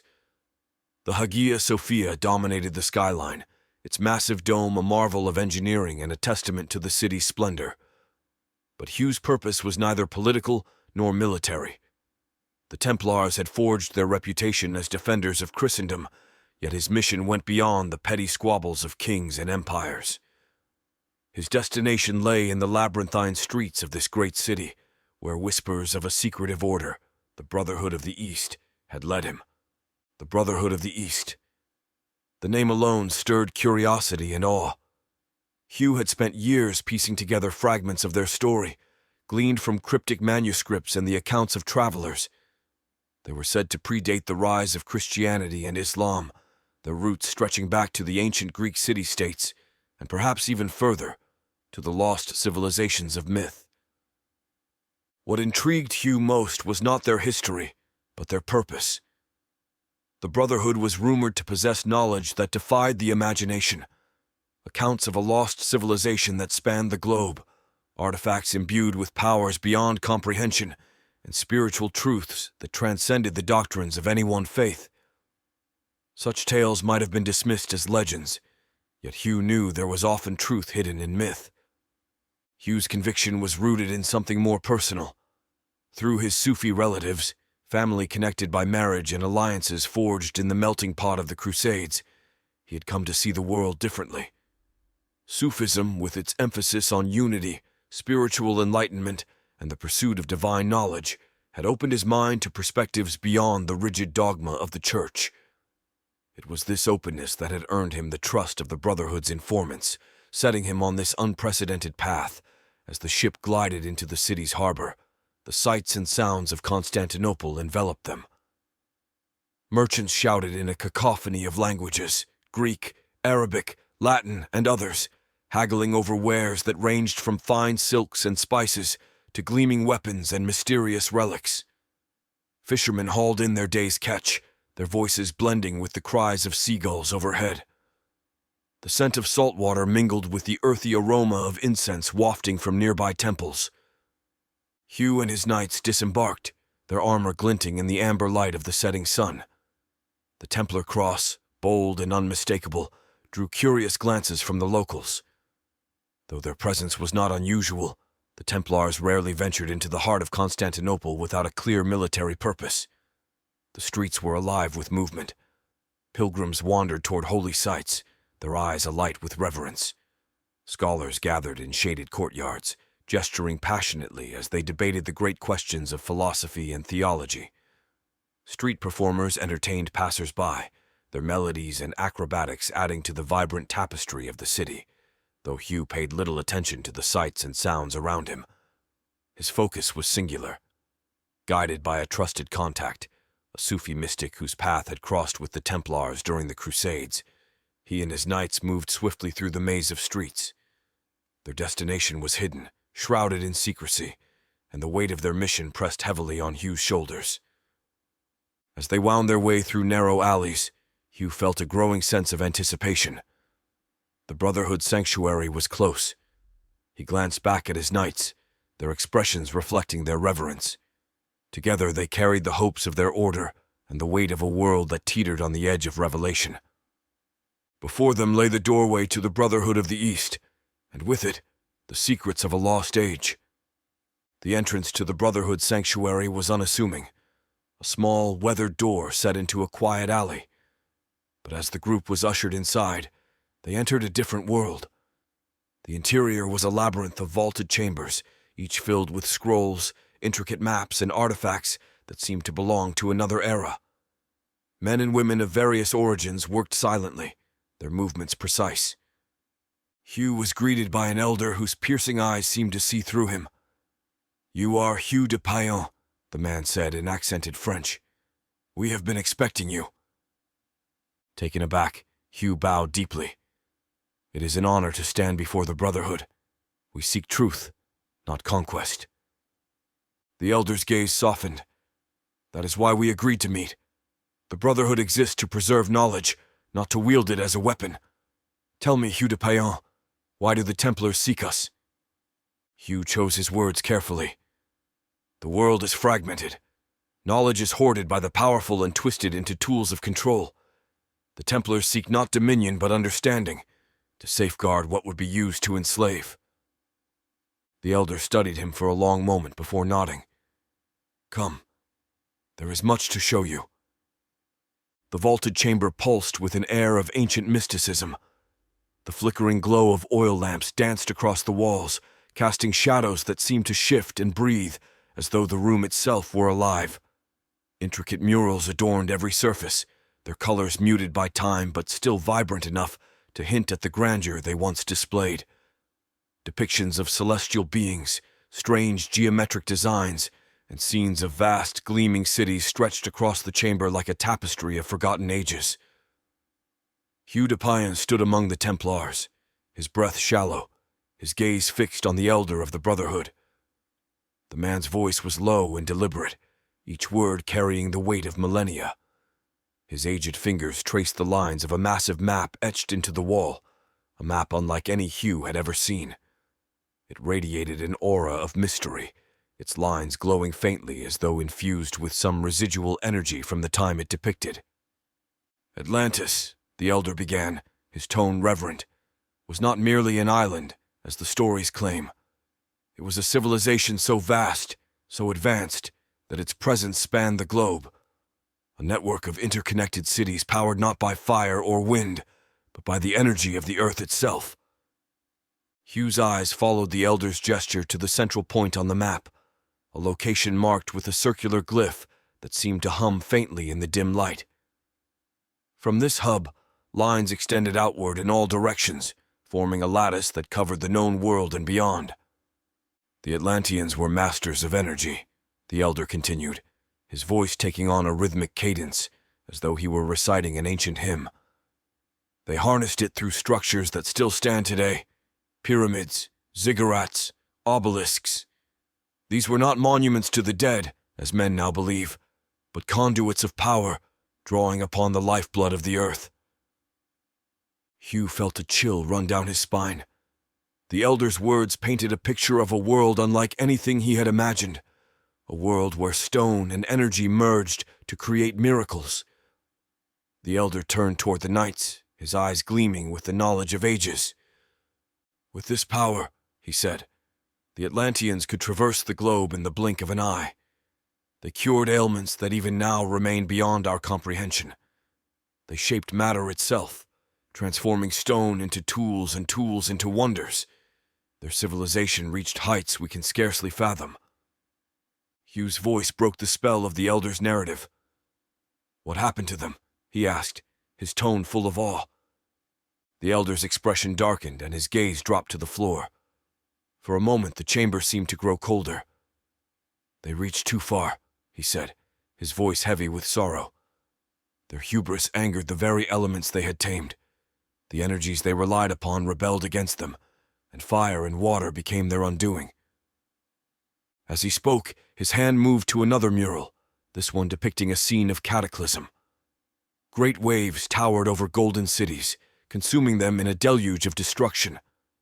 Flames roared through crystalline towers, their light piercing the heavens. The earth itself seemed to rise up in fury, cracking open and swallowing the remnants of the once mighty civilization.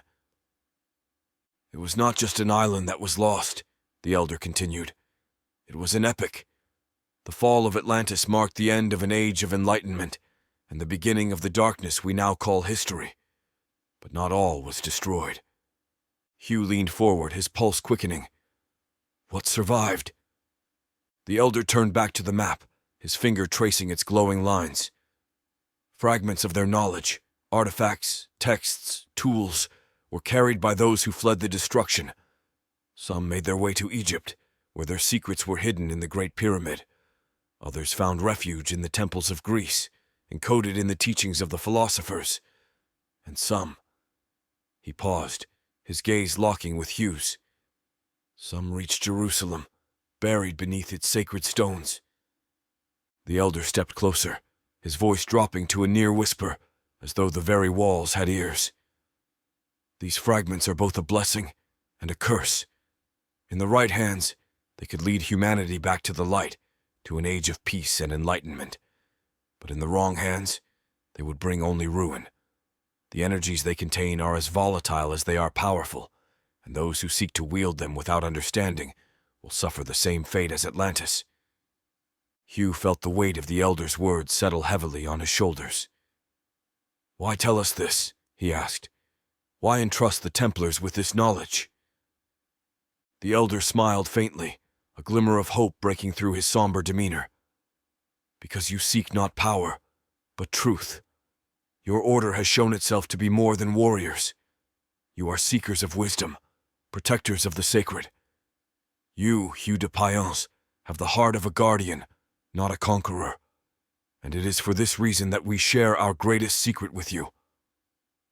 Suddenly, as it had occurred, the light wave of energy that had consumed him now continued on, leaving Hugh de Payens, or what remained of him, in this fragile, worn body, sitting on a cold sidewalk outside a towering glass office building. The buzz of the modern world swirled around him, car engines roaring, the staccato click of high heels against concrete, and the murmur of voices punctuated by the occasional, impatient honk of a taxi. The stark contrast between this bustling cityscape and the world of knights, banners, and stone battlements he remembered made his head swim. Yet, amid the chaos, his mind was calm. The threadbare jacket he wore did little to shield him from the crisp air.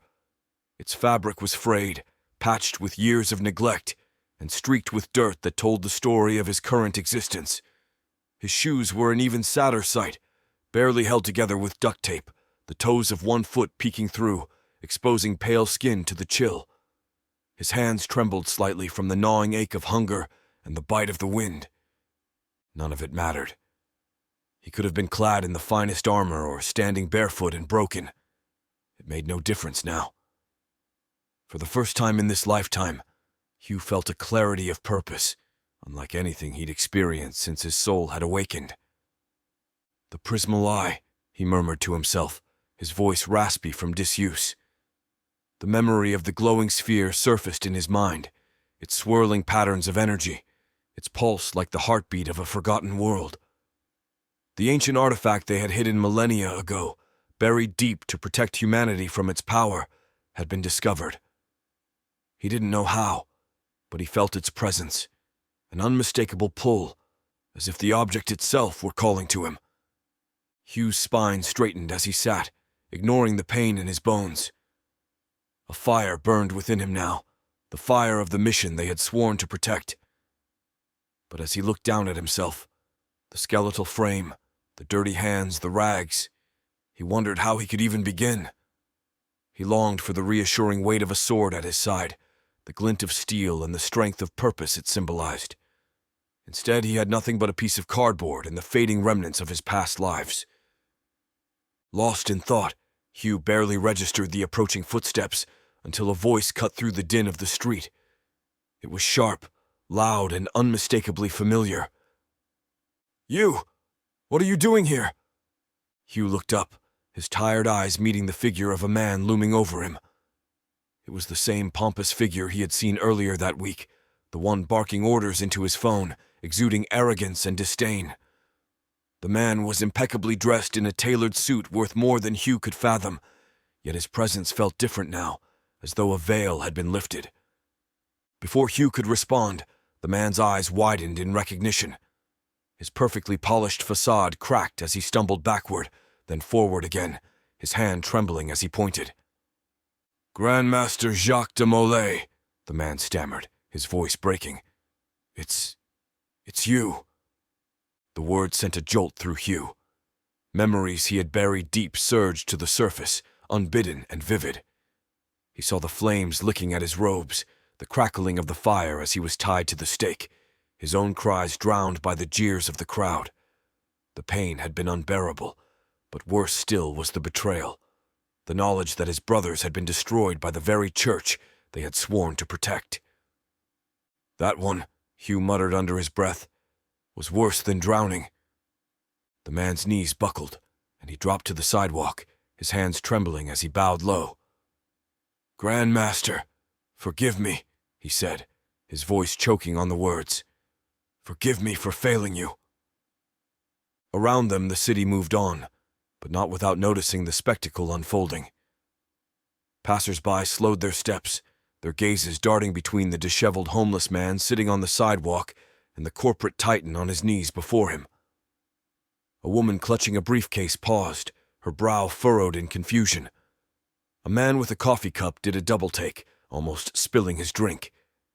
Even a nearby street performer stopped mid-song, his guitar cord hanging in the air as he stared. Whispers began to spread. Is that guy bowing? What the hell is going on? That's Derek Allister, isn't it? The CEO? Hugh's face tightened. The attention was drawing too many eyes, and he couldn't afford this kind of spectacle. He reached out, gripping the man, Derek Allister or whoever he truly was, by the arm and hoisting him upright with surprising strength for his frail body. Get up! Hugh hissed through clenched teeth. Stop drawing attention! The man obeyed, his movements stiff and uncertain. Once he was standing, Hugh fixed him with a piercing gaze. Who are you? He demanded. The man hesitated, his eyes darting to the faces around them before finally meeting Hugh's. Derek Allister, he began, his voice faltering. No, that's not right. He shook his head as though trying to clear away fog. Jean de la Rochelle, that's who I am. The name hit Hugh like a hammer. He studied the man's face, those sharp features, the haunted eyes, and the memories came flooding back. Jean de la Rochelle. He had been one of the finest Templars Hugh had ever known. Brave, loyal, but ultimately unlucky. The last time Hugh had seen him, Jean had been struck by an arrow, a cruel, perfect shot that pierced the narrow slit of his visor and ended his life instantly. Jean de la Rochelle, Hugh repeated, his voice low, almost reverent. I remember you. Jean's expression shifted to one of bewilderment and awe. How is this possible? How are we here in this time, in this... He gestured to the modern world around them, the glass skyscrapers and rushing cars. It doesn't make sense. Hugh's eyes darkened, and he spoke the words with a weight that silenced the noise of the street around them. The Prismal Eye, he said. From Atlantis. Jean froze, his breath catching. The artifact. The one we swore to protect. Hugh nodded. It has been found, and its discovery has awakened us. All of us.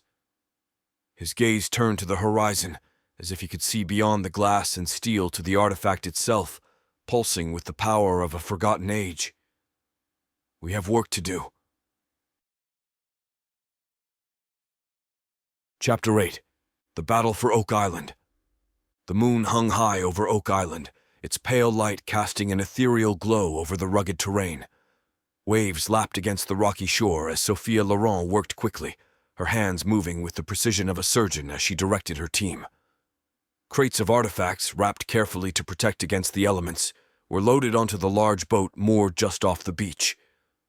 Among them was the Prismal Eye, its energy faintly humming in her grasp, even as she concealed it within layers of lead-lined cloth.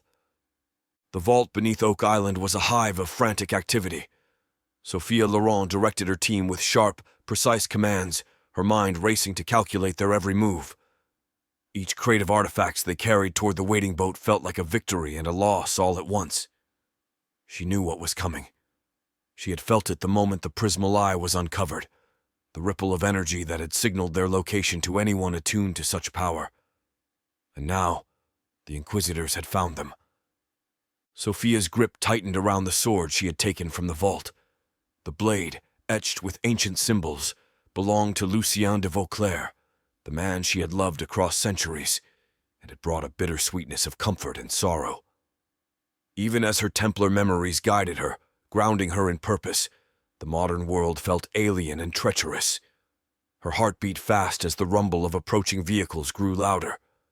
The sound of engines echoed across the causeway, sending a shiver down her spine. The Inquisitors were close now. These were no ordinary soldiers. They were relentless hunters, trained to retrieve or destroy anything that threatened the Church's grip on power, and Sophia knew they would not hesitate to kill anyone in their way. She glanced back into the depths of the vault, its cool stone walls lined with relics from a dozen lifetimes.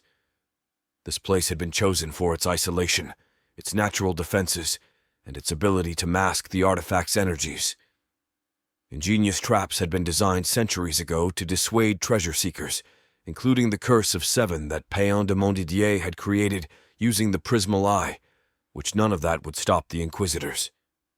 The Prismal Eye, nestled inside a lead-lined case, seemed to hum faintly in defiance of its containment. Sophia's team worked feverishly, loading the remaining crates.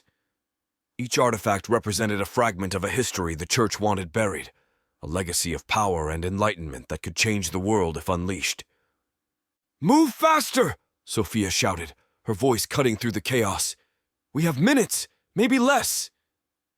The workers, pale and trembling, quickened their pace, their fear evident. Sophia's own pulse hammered in her ears. She had no illusions about what was coming. She wasn't just fighting for artifacts. She was fighting for a truth the world had forgotten. Her pupils dilated as the first trucks appeared at the edge of the causeway, spotting their headlights slicing through the dark. The Inquisitors spilled out in unison, their black armor sleek and angular, like living shadows in the moonlight.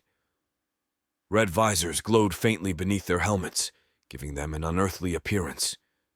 Each carried a rifle, their movements coordinated and precise, like a predatory pack closing in on its prey. The sight sent a chill through Sophia. She had seen their kind before in her memories, zealots cloaked in righteousness, their weapons and tactics evolving with the times, but their purpose unchanged. The insignia on their chest plates, a crucifix encircled by thorns, was unmistakable. They were the Church's secret weapon, the blade of the Ordo Lux Eterna, and they were here to reclaim the Prismal Eye. The air exploded with the crack of gunfire, each shot tearing through the night like a thunderclap. Sophia burst from the vault, sword in hand, her heart pounding in rhythm with the chaos around her. Muzzle flashes lit up the darkened terrain, the brief bursts of light illuminating the angular black armor of the advancing Inquisitors. Their glowing red visors cut through the smoke like the eyes of relentless predators as bullets struck the rocks around her, sending shards flying. The sharp tang of gunpowder mixed with the metallic scent of blood as the first workers fell, their bodies crumpling under the hail of fire. Their cries of pain were short-lived, drowned out by the deafening noise. Sophia gritted her teeth, every instinct urging her to fight back, even as her heart twisted at the sight of her team falling one by one. She moved like a shadow, her footsteps silent on the uneven ground. Her memories as a Templar, buried for centuries, guided her every motion. She slipped between boulders and jagged outcroppings, the sword in her hand an extension of her will. An Inquisitor rounded a corner, his rifle raised, but Sophia was faster. Her blade arced through the air, the etched steel glinting in the moonlight before finding its mark. The strike was clean and decisive, slicing through his throat. He fell silently, his visor dimming as his lifeless body hit the ground. Her breath came in sharp bursts as she crouched behind a rocky outcrop. The sword was familiar in her hand, but the battlefield had changed. This was not the open fields or stone battlements of her Templar past. These were enemies armed with modern weapons, their precision and firepower overwhelming. Each move she made felt like a desperate dance between life and death. "Get the Ark on the boat!" she screamed, her voice raw with urgency. The workers scrambled toward the dock, their movements frantic as the bullets tore through the night. The crate holding the Ark swayed precariously in the hands of two men as they navigated the uneven ground. One stumbled, his footing lost on the slippery stones, and the crate nearly fell. Another worker lunged to steady it, and for a brief moment hope flickered in Sophia's chest. Then came the shots. Bullets found their mark, tearing into the back of the man carrying the Ark. He collapsed with a strangled cry, the crate tumbling from his grasp. The Ark skidded across the ground, its edges splintering as it came to a halt. Sophia froze, her heart seizing as she saw the glow of the Prismal Eye begin to escape from its container. "No!" she yelled, throwing herself forward. The ground blurred beneath her as she ran, bullets slicing the air just inches from her body. She reached the fallen worker, her hands fumbling as she grabbed the heavy crate. Her fingers brushed the lid, shoving it closed just as another volley of gunfire rang out, the rounds kicking up dirt and stone around her. She hefted the Ark, its weight staggering. Every muscle in her body screamed as she forced herself to her feet, shielding the relic with her own body. The energy emanating from the prismal eye pulsed faintly, its warmth seeping through the crate and into her hands. It felt alive, like a heartbeat in her grasp. The Inquisitors closed in, their movements swift and calculated. One broke from the pack, his rifle aimed squarely at her. Sophia darted sideways, her feet slipping on the uneven ground as she felt the heat of the bullet pass just inches from her arm. Her instincts screamed at her to fight, but she knew her duty was clear. The Ark had to reach the boat. Her breaths came in ragged gasps as she pushed forward, each step a battle against gravity and fear. The dock was just ahead, the boat's engine roaring to life as the last of her team prepared to cast off. But the Inquisitors were relentless, their bullets zipping through the air like angry hornets. One struck the edge of the crate, splintering the wood but missing the artifact within. "Cover me!" she shouted, her voice hoarse. A worker near the boat grabbed a handgun from his belt, firing blindly toward the advancing Inquisitors. His shots were erratic, but they were enough to force the attackers to duck momentarily. Sophia seized the opportunity, her legs burning as she reached the dock. The remaining worker on the boat leaned over, his arms outstretched to take the Ark from her. "Get it on board," she ordered, her voice laced with desperation. As the worker hoisted the crate onto the boat, Sophia turned back toward the island. The battlefield was a sea of shadows and chaos, but she could feel the Inquisitors closing in. She gripped the sword tightly, its familiar weight anchoring her amidst the madness. Her chest heaved with each breath as she prepared for what she knew was coming next. Quickly she found herself pressed tight against the cold, jagged surface of a boulder. Her breath coming in ragged gasps, each inhale burning her lungs as adrenaline coursed through her veins. The sharp tang of gunpowder lingering even thicker in the air, mingling with the acrid scent of blood. Her fingers gripped the hilt of her sword tightly, but she knew its steel was useless against the relentless storm of bullets pinning her down. The glow of the Inquisitors' red visors danced like specters in the dark, methodically closing in on her position. Their movements were slow and deliberate, their rifles trained with deadly precision. Each step they took brought them closer, the crunch of gravel underfoot, a chilling metronome of her dwindling time as her mind raced, searching for a plan, an opening, anything. But there was no escape. The boat was too far, and every shadow seemed alive with the threat of another shot. For the first time in what felt like centuries, despair began to creep in, and then the sound of gunfire shifted. It wasn't the sharp, chaotic bursts from the Inquisitors' rifles. It was controlled, deliberate, each shot ringing out with deadly precision. Sophia froze, her breath hitching as she watched the first Inquisitor fall, a crimson burst erupting from his helmet. Then another, and another. Each figure crumpled to the ground as if struck by an unseen hand, their glowing visors flickering out like extinguished flames. Sophia peered cautiously from behind the boulder, her heart hammering in her chest. Her eyes scanned the ridge above, searching for the source of this unexpected salvation. Her gaze locked onto a lone figure perched high against the skyline, a sniper. The figure moved with the fluidity of a predator, their rifle steady and purposeful. Every shot they fired found its mark, dropping an Inquisitor with terrifying efficiency. Sophia's breath caught in her throat as recognition struck with the force of a blow. She knew that silhouette, the sharp angles of his frame, the way he leaned into each shot with unwavering precision. Lucien de Vauclair. Her mind reeled, memories crashing over her like waves. She saw him as he had been centuries ago, his sword raised high, his voice a rallying cry as they fought side by side. She remembered the warmth of his hand in hers, the whispered promises exchanged beneath the stars, the heartache of every life that had pulled them apart. She had thought she would never see him again. Yet here he was, her partner, her love, her shield, returned to her once more. For a moment the battlefield seemed to fade. All she could see was him. The air between them thrummed with unspoken connection, the bond forged across lifetimes reignited in an instant. But the reprieve was short-lived. The Inquisitors, relentless and disciplined, adjusted their strategy. The remaining numbers converged on Lucian's position, swarming the ridge like a tide of black modern armor. Sophia's heart sank as she saw him struggle, his rifle knocked from his hands in the chaos.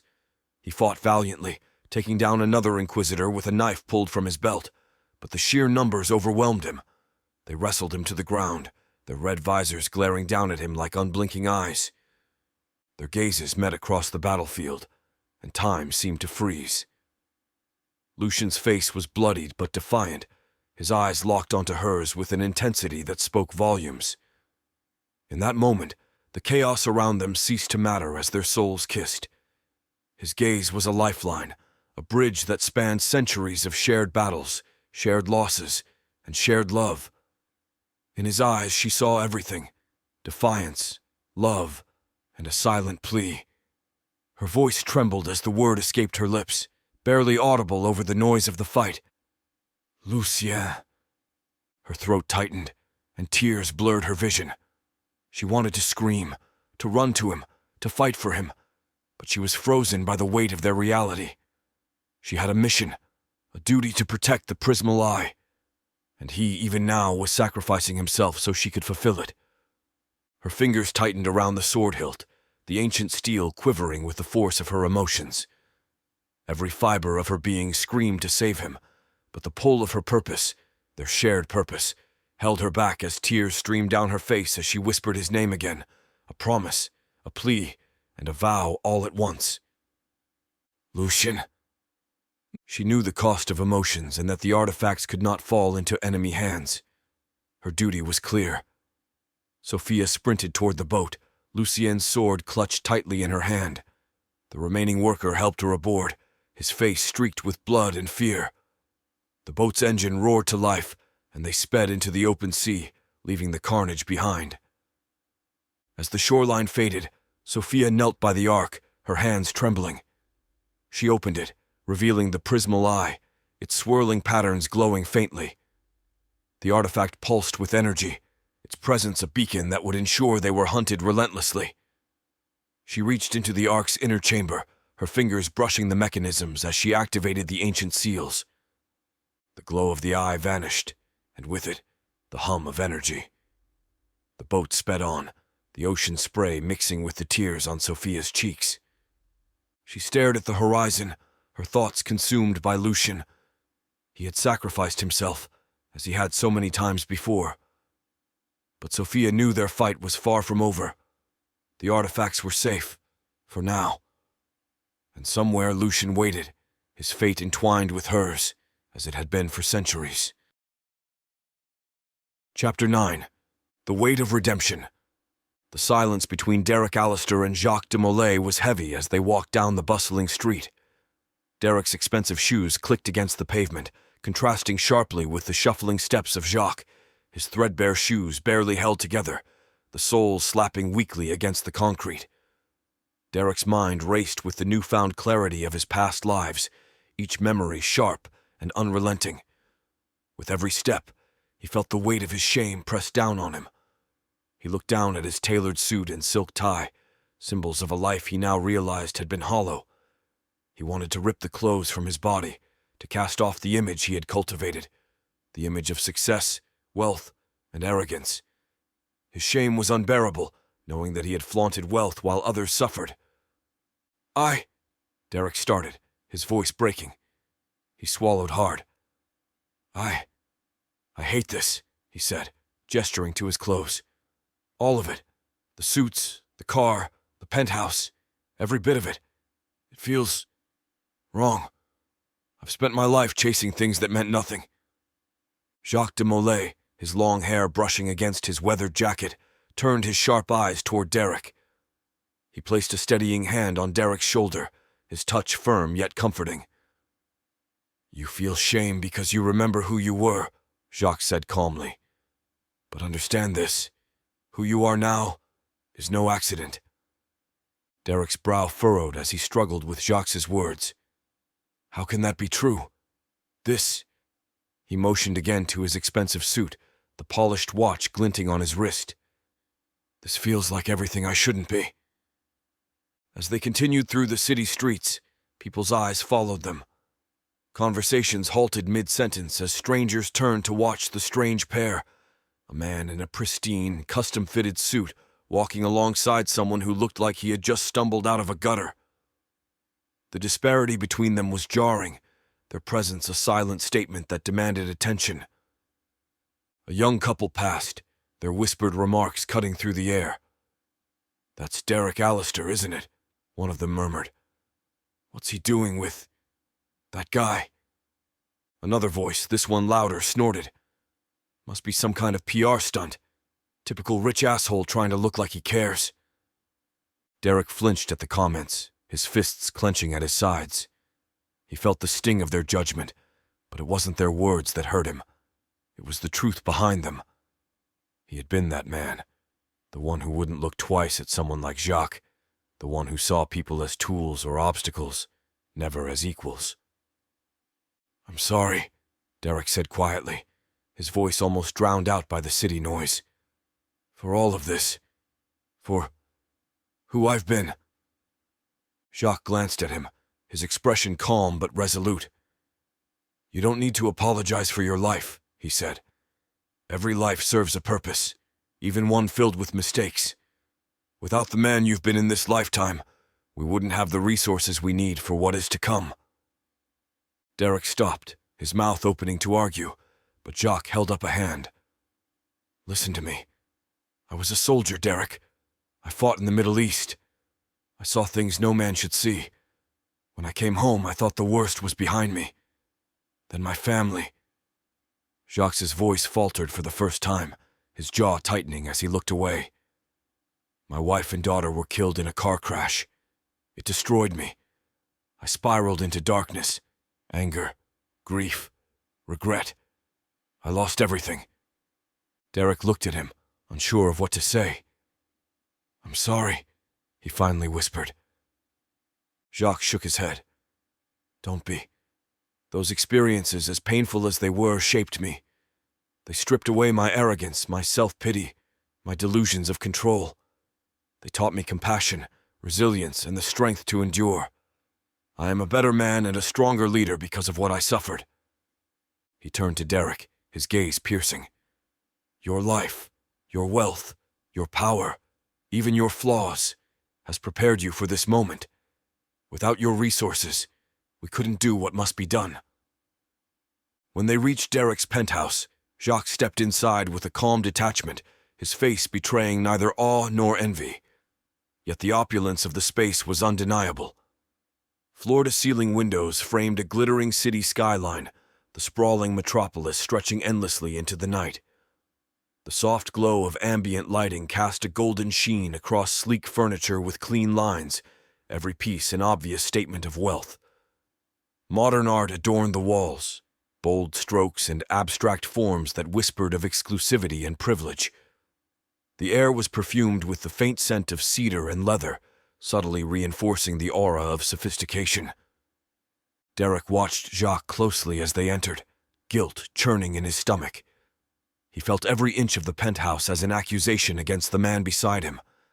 How could he justify living in such grandeur when others, when Jacques, suffered as they had? I didn't know how to live any other way," Derek stammered, his voice thick with regret. He gestured at the room around them, his hand trembling slightly. "I see it now, how wrong it was, but—" "Enough," Jacques interrupted. His voice was calm but firm, cutting through Derek's spiral of self-recrimination. He turned to face Derek, his sharp eyes locking onto him. "This is who you were meant to be. Stop apologizing for it." Derek swallowed hard, his mouth opening as if to protest, but the weight of Jacques' words stilled him. He nodded reluctantly, though the shame still gnawed at him. "You can clean up in here," Derek said after a moment, guiding Jacques to a guest bathroom.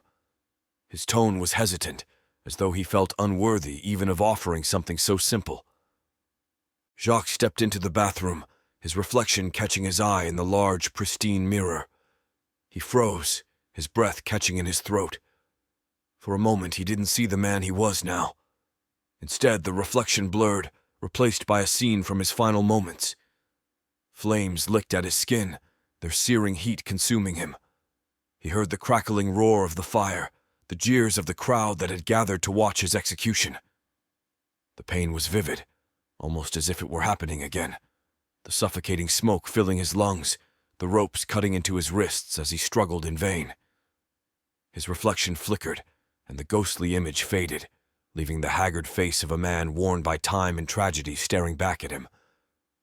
Jacques exhaled slowly, steadying himself. He ran a hand through his tangled hair, feeling its rough, uneven texture. A faint smirk tugged at the corner of his lips, a flicker of humor breaking through the gravity of his thoughts. "I think," he said softly, "I'll go with short hair this time." An hour later, when Jacques emerged, the transformation was striking. His hair, now trimmed neatly, framed his rugged face. His beard was gone, revealing the strong lines of his jaw. He looked not like the disheveled man who had arrived, but a man renewed, his bearing more akin to the leader he once had been. Derek was waiting in the penthouse's expansive living room, seated on one of the oversized leather couches that looked more like sculptures than furniture. He rose to his feet as Jacques entered, sensing the shift in the air. Jacques sat across from Derek, his posture straight, his expression serious. He wasted no time. "We need to go to Oak Island," he said without preamble. Derek blinked, caught off guard. "Oak Island?" he repeated, frowning.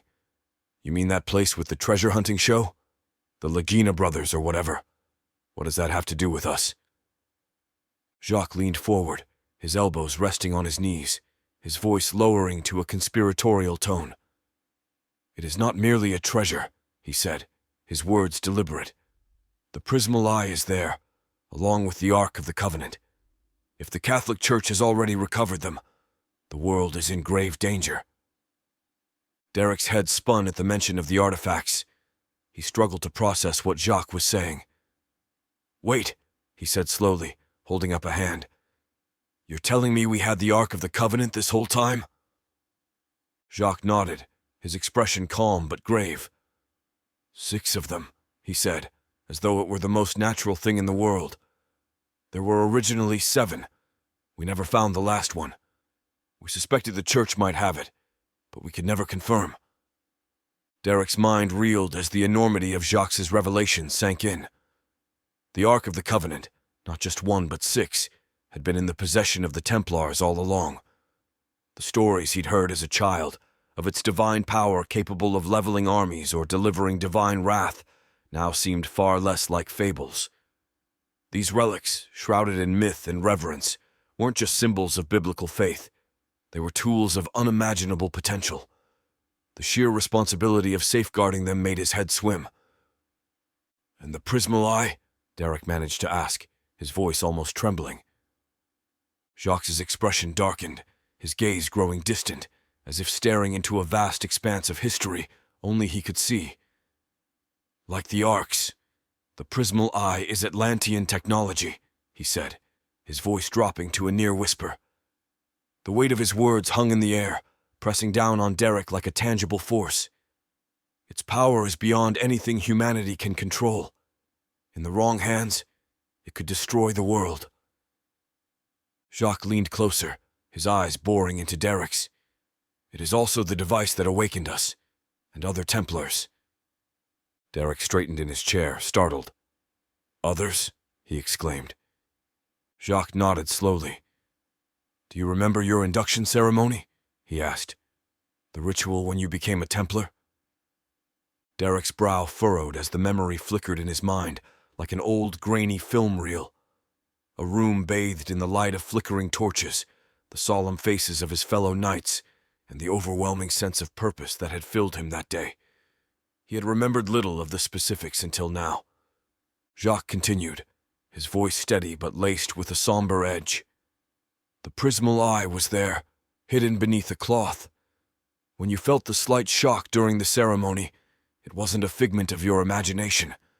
That was the Eye's energy, locking your soul to its purpose, to protect it and our faith. It anchored your spirit to our mission, no matter the passage of time or the vessels we inhabit." Derek sat back, stunned by the revelation. That means anyone who touched it. Jacques' gaze turned grim. Yes, he said.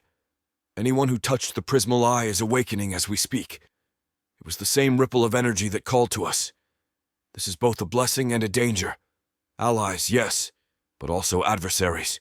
Not all who held or touched the eye were loyal to our mission. Derek's thoughts spiraled, piecing together the fragments of history and the enormity of what Jacques had just revealed. So, the Pope and King Philip, Derek began. Use the Ordo Lux Eterna against us, Jacques interjected bitterly. They infiltrated our ranks, spread lies, and systematically dismantled our order. The Church labeled us heretics, and the King seized our lands and wealth. But by then, we had already begun moving the most important treasures, artifacts, manuscripts, relics, to lands far from their knowledge and reach. Jacques paused, his jaw tightening as old memories, both vivid and painful, flickered across his face. I was one of only 2 entrusted with the full knowledge of the Prismal Eye's secrets. The other was Payan de Montdidier. He was... Jacques trailed off, his brow furrowed as he tried to recall. I don't know what name he goes by in this life, but I am certain he will turn up. If his soul has returned, and if he remembers, he will find us. He was loyal to the mission, one of the best among us. Derek leaned back in his chair, his heart pounding like a war drum. The weight of Jacques' words settled over him like a shroud. For years, Derek had pursued success as an empty goal, a way to validate himself in a world that measured worth in wealth and power. He had built an empire on ambition, never imagining that he would one day find himself at the center of something so monumental. And yet, despite the fear clawing at the edges of his consciousness, a strange clarity began to form in his mind, a sense of purpose he had never known. What do we do now? Derek asked, his voice quiet but steady, a hint of steel beneath the words. Jacques rose to his feet with the grace of a soldier who had carried the weight of command for lifetimes. His movements were deliberate, each one echoing centuries of unyielding resolve. He stood tall, his shoulders squared, his presence radiating the authority of a man who had once led armies and shaped history. His gaze met Derek's. Now, Jacques said, his voice firm, we prepare, and then we go to Oak Island. Chapter 10. Guardians of the Forgotten Truth. The conversation stretched late into the night, the flickering lamps casting long shadows on the vaulted walls as the Templars and the Brotherhood of the East gathered in solemn discussion. At the forefront of the group sat Payan de Montdidier, co-leader of the Templars. His imposing presence radiated a quiet authority, a stark contrast to the fervent energy of his counterpart, Hugh de Payan. While Hugh engaged with the Brotherhood's elder, discussing strategy and the logistics of their precarious alliance, Montdidier remained silent, his gaze fixed on the elder as he recounted tales of Atlantis. Montdidier's demeanor was introspective. He wasn't one for impassioned speeches or grand declarations. That was Hugh's domain, his voice ringing with the fire of conviction. Montdidier, however, carried the weight of battles fought and lives lost, his silence speaking volumes in a room where every word mattered. Leaning forward, Montdidier rested his calloused hands on the rough wooden table, the dim light catching the faint scars etched across his knuckles. His focus never wavered as the elder's voice wove a tapestry of Atlantis, its rise to unparalleled heights, its unchecked hubris, and its devastating fall. Every detail seemed to resonate deeply within him, his weathered face betraying faint flickers of understanding and unease. As the elder spoke of Atlantis' catastrophic end, Montdidier finally broke his silence, his voice low and steady. Hubris brought them to ruin, he said, his words cutting through the quiet like a blade. It's a story as old as time. But what of the warning it holds for us now? His question quitting the room for a moment, the room fell still. Montdidier's words carried a gravity that tempered even Hugh's fiery optimism.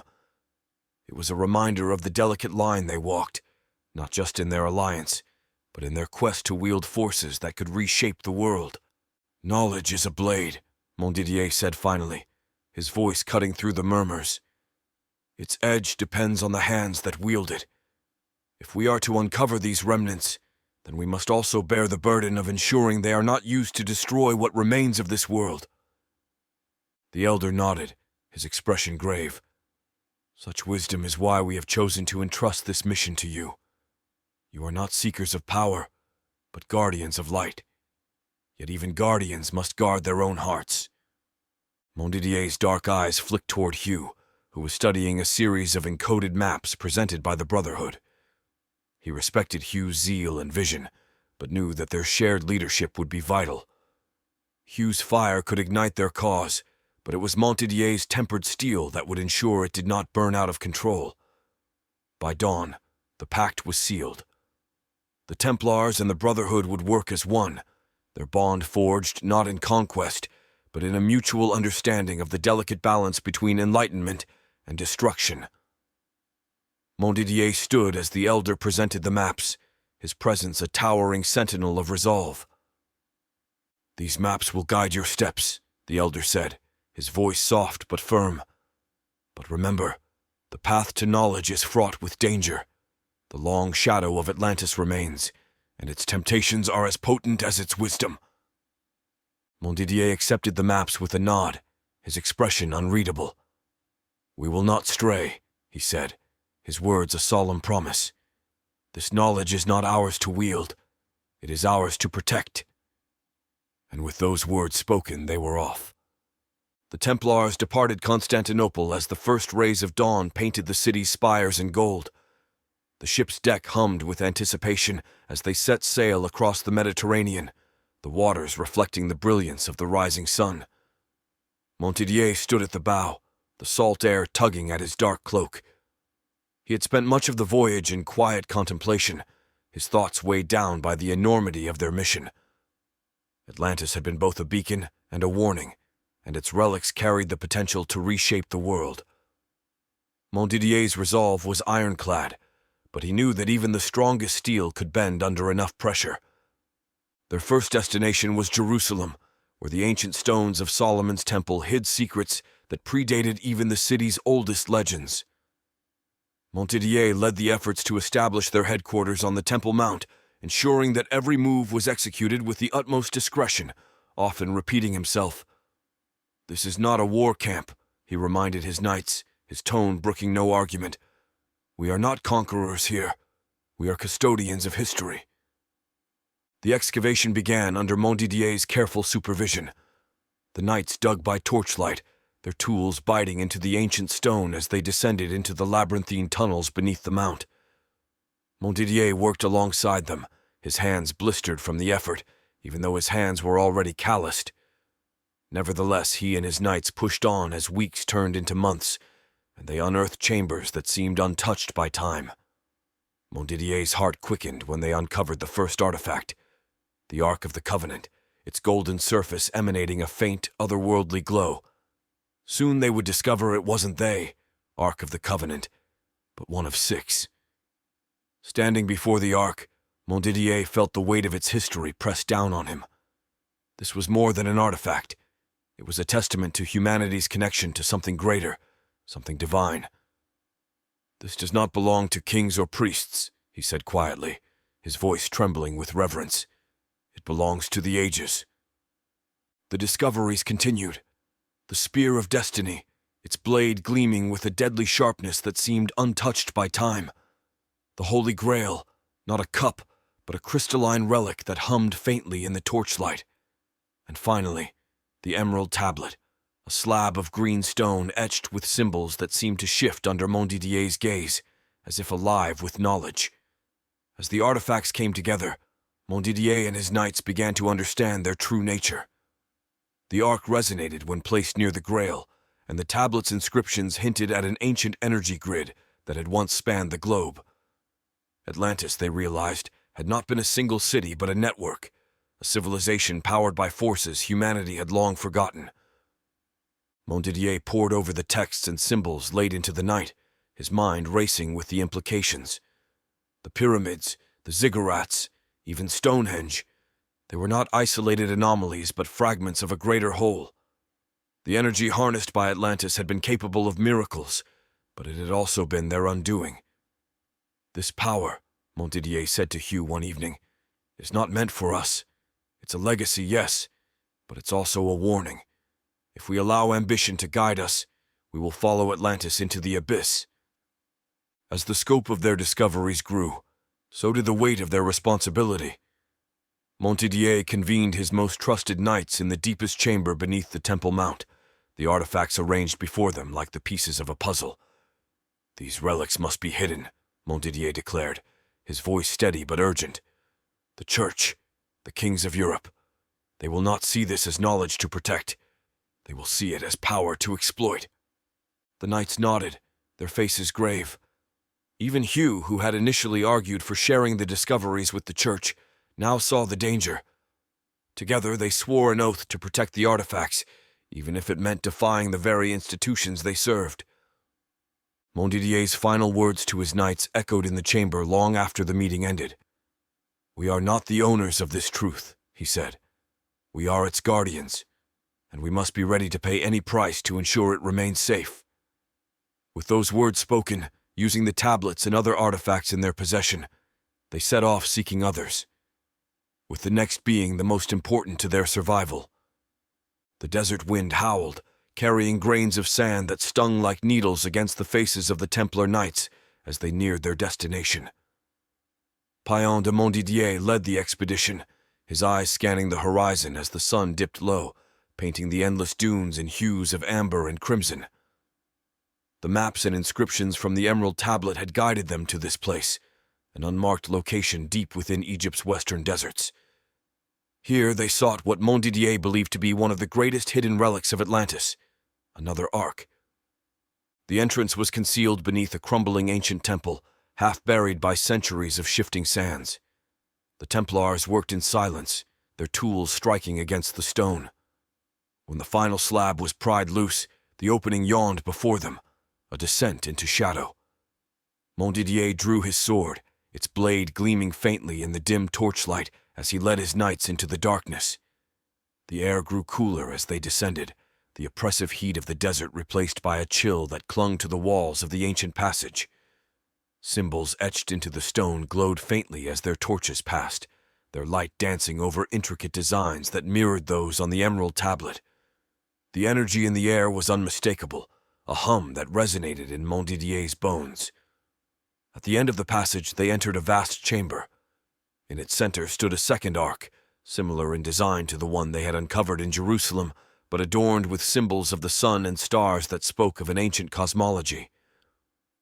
Montdidier's breath caught as he approached, the hum of energy intensifying. As Montdidier and his knights gathered around the ark, he reached forward, his hand steady despite the weight of anticipation. The lid of the ark slid open with an almost inaudible hiss, revealing its contents. The prismal eye.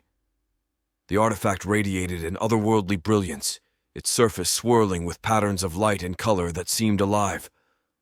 The energy it exuded was unlike anything Montdidier had felt before, a presence that seemed to reach out and touch his very soul. The knights fell silent, awestruck, as Montdidier stepped closer.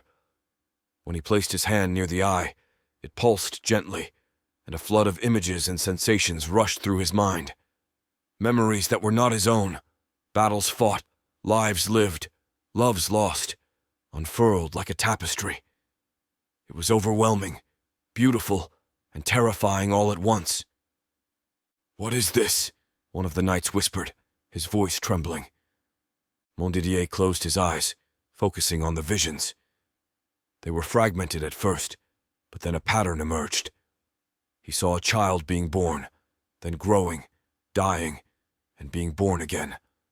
The same soul, carried across countless lifetimes, each life building on the last. The eye seemed to whisper to him, its energy wrapping around his consciousness like a familiar embrace. "Reincarnation," Montdidier murmured, his voice reverent. "The soul does not die. It is reborn, over and over, carrying the echoes of its past." The Emerald Tablet glowed faintly in Montdidier's satchel, its presence resonating with the prismal eye.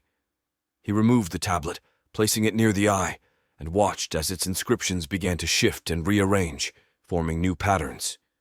The language was ancient, but Montdidier could understand it as though it spoke directly to his mind. The tablet revealed a secret the Church had long sought to suppress. Humanity's connection to the divine was not mediated by institutions or rituals. Instead, it was innate, a cycle of learning and growth across lifetimes. Baptism, the tablet revealed, was not a gateway to salvation, but a symbolic act of renewal, a reminder of the eternal cycle of life, death, and rebirth.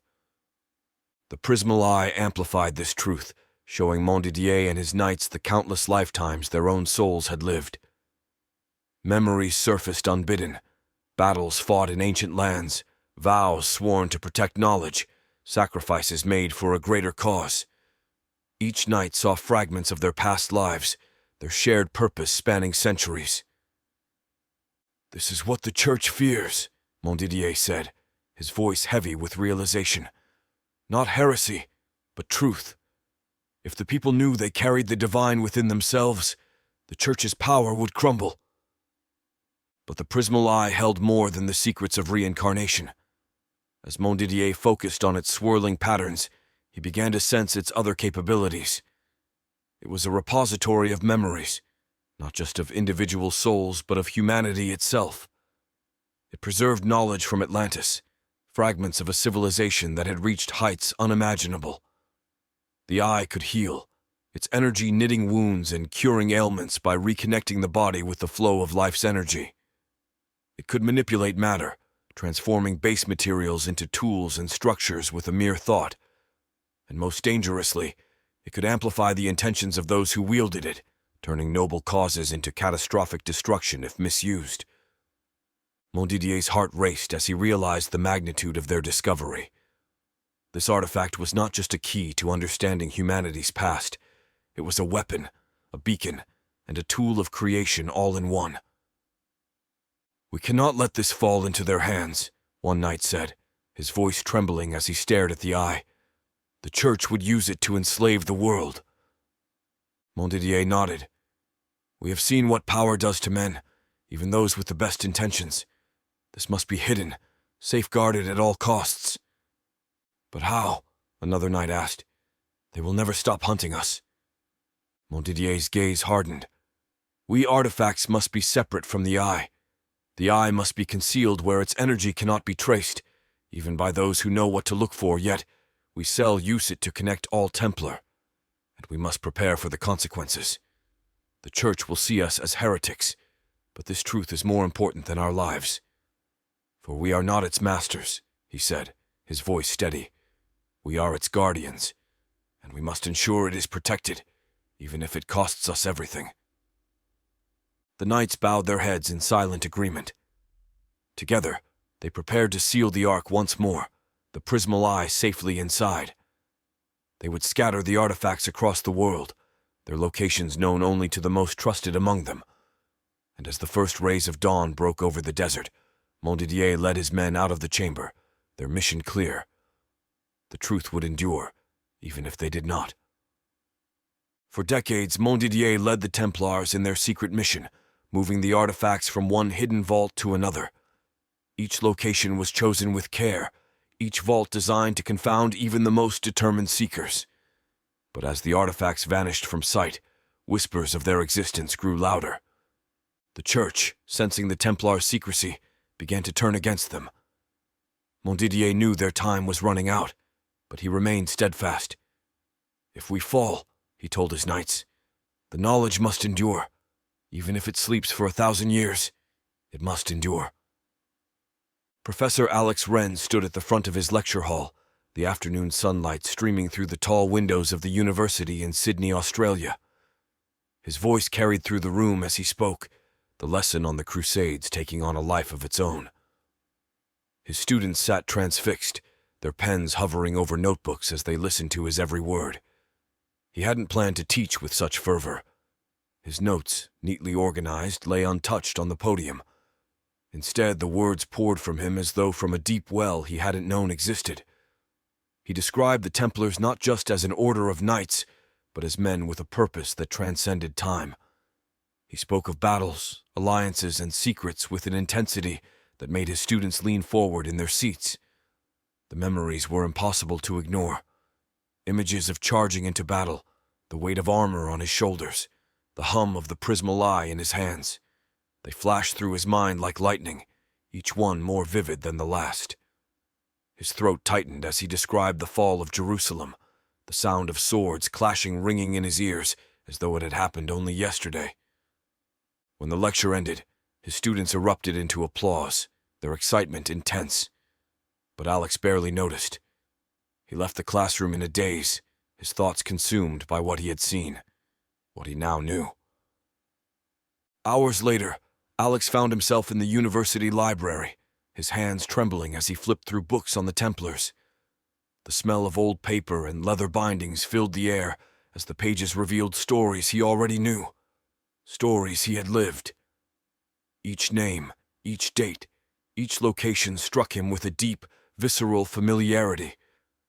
His fingertips brushed across a page detailing the Templar excavation of Solomon's temple, and a memory surged to the forefront of his mind, the sight of the emerald tablet, its inscriptions glowing faintly in the torchlight. "This was me," he whispered, the words barely audible in the quiet library. His heart pounded as he stared at an illustration of a Templar knight, his hand resting on the hilt of a sword. Paon de Montdidier. The name fell from his lips like a key unlocking the floodgates of his soul. He was no longer just Alex, a history professor. He was a man who had fought and bled for the truth, who had stood at the precipice of power and chosen duty over ambition. The memories were no longer a haunting. They were a calling. He closed the book with a trembling hand, his mind racing. If the prismal eye had been found, then others like him were waking, just as he had. The Brotherhood of the East, their knowledge, their guidance, was the only way forward. He had to find them. Rising from his seat, Alex clenched his fists, his purpose crystallizing in the quiet stillness of the library. "It's time," he said to himself, his voice steady. "The past isn't done with us yet." Chapter 11. The Shadows of the Vatican. The Inquisitors dragged Lucien de Vauclair through the labyrinthine depths of the Vatican, his boots scraping against the ancient stone floors. The air was damp, heavy with the scent of mildew and old incense. Torches mounted on the walls cast flickering shadows, their light barely piercing the oppressive darkness. Lucien's head hung low, blood dripping from a gash on his temple.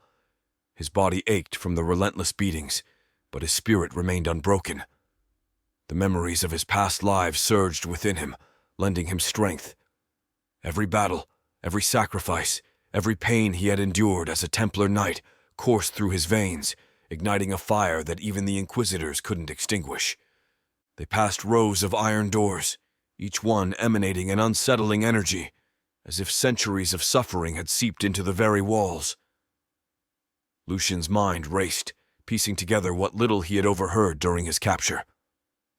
They were taking him to Father Elliot Rayner, the head of the Ordo Lux Eterna, a man whose name sent shivers through even the most devout of the Church's clandestine order. The Inquisitors shoved Lucien into a cavernous room lit by a single overhead bulb that cast harsh, angular shadows. In the center of the room stood the St. Andrew's cross, its rough-hewn wood stained dark from centuries of use. Chains dangled from its arms, glinting menacingly in the dim light. "Secure him!" barked the lead Inquisitor, a towering man with a scar running down the side of his face. Two of the Inquisitors approached Lucien, their hands reaching for his arms. But the moment they touched him, Lucien sprang to life.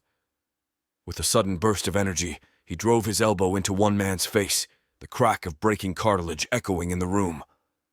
The other Inquisitor lunged, but Lucien twisted, using his bound wrist to choke the man before slamming him to the ground.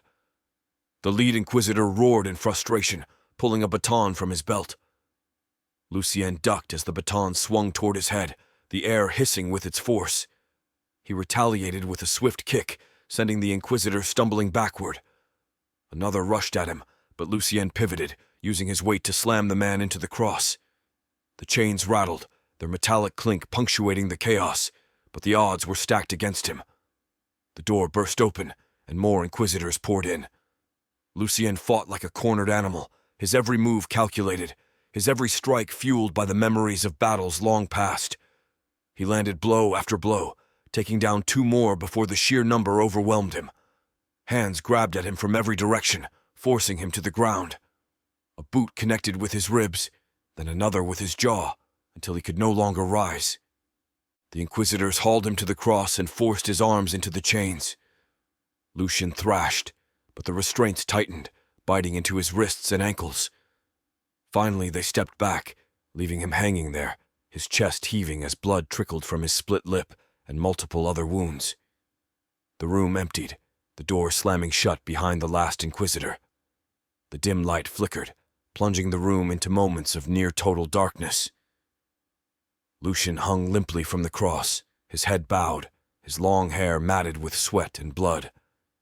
And then, in the oppressive silence, he chuckled. It wasn't a laugh of mirth, but one of grim irony, a sound that echoed in the empty chamber like a ghostly whisper. His memories returned to him with cruel clarity.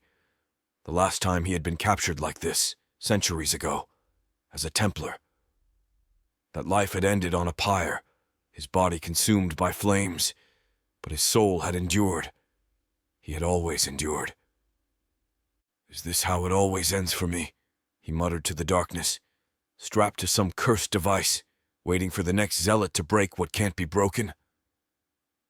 Time stretched and twisted in the silent chamber. Minutes, hours.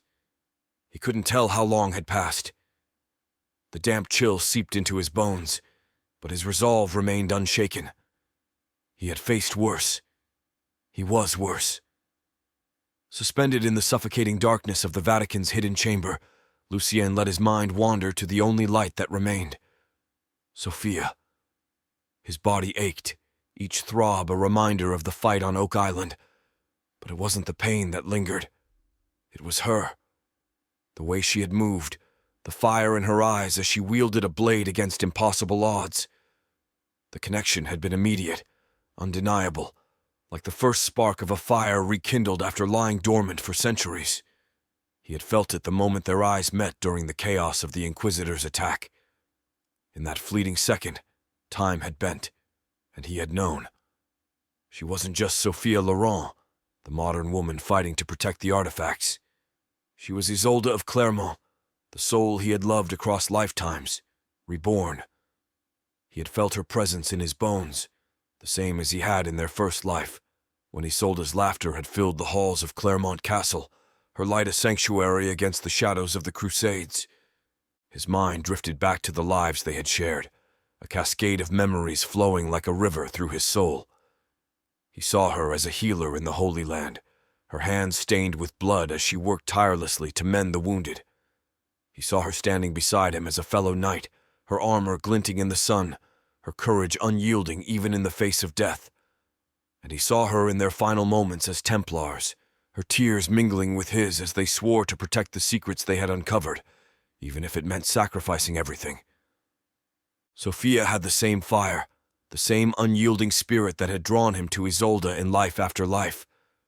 And just as then, he had done what he could to ensure her safety, even if it meant risking his own capture. Watching her escape the island, knowing she carried the Prismal Eye to safety, had filled him with a bittersweet sense of purpose. He had saved her, as he always tried to do. But this time, he prayed their story wouldn't end in the same tragedy. The weight of the cross pressed against his bruised shoulders, but his heart felt lighter as he thought of her. She was alive. She was safe. And if he had to endure this torment to protect her, he would. For Isolde, for Sophia, for the love that had survived centuries of war, death, and betrayal.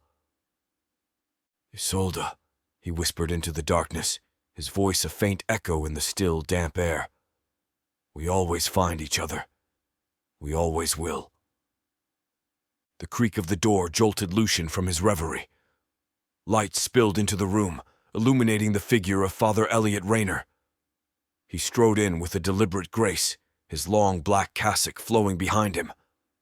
The cassock was unlike the plain robes of his peers. It was lined with crimson silk, its collar adorned with gold embroidery depicting interwoven crosses and thorned vines. Around his neck hung a heavy crucifix, the metal blackened as though it had been forged in fire. His eyes, a pale gray, glinted with an unsettling intensity. Father Rayner was not only a man of faith, he was a man of control, and his very presence radiated authority. The corners of his lips curved into a sinister smile as he approached the cross, his polished boots clicking against the stone floor. Lucian lifted his head, his bloodied face twisting into a defiant grin. "Do your worst," he spat, his voice hoarse but unwavering. "It'll never be as bad as the things I've already seen." Rayner's laugh was low and cold, a sound that crawled under the skin. "Ah, Mr. Arnold," he said, using the name Lucian bore in this life. "Do you even know why you're here? Other than, of course, the fact that you killed 11 of God's soldiers." Lucian's grin widened, a glint of mischief in his eyes despite his pain. "Untie me," he said, his voice laced with dark humor, "and I'll round it to an even dozen." Rayner's smile faltered for a moment, his eyes narrowing. But then he regained his composure, stepping closer until his face was mere inches from Lucian's. "You think you're clever," he said, his voice low and venomous. "But you'll find that even your memories, your precious knowledge won't save you from what's coming." Lucian held his gaze, unflinching. "Do you think you can break me? You're centuries too late for that." Rayner straightened, his smile returning. "Oh, I don't need to break you. I just need you to remember why you've always failed." He turned and walked toward the door, his cassock sweeping behind him. "Enjoy the dark, Mr. Arnold. It's where you belong." The door slammed shut, plunging the room back into darkness, but Lucian's defiant grin lingered.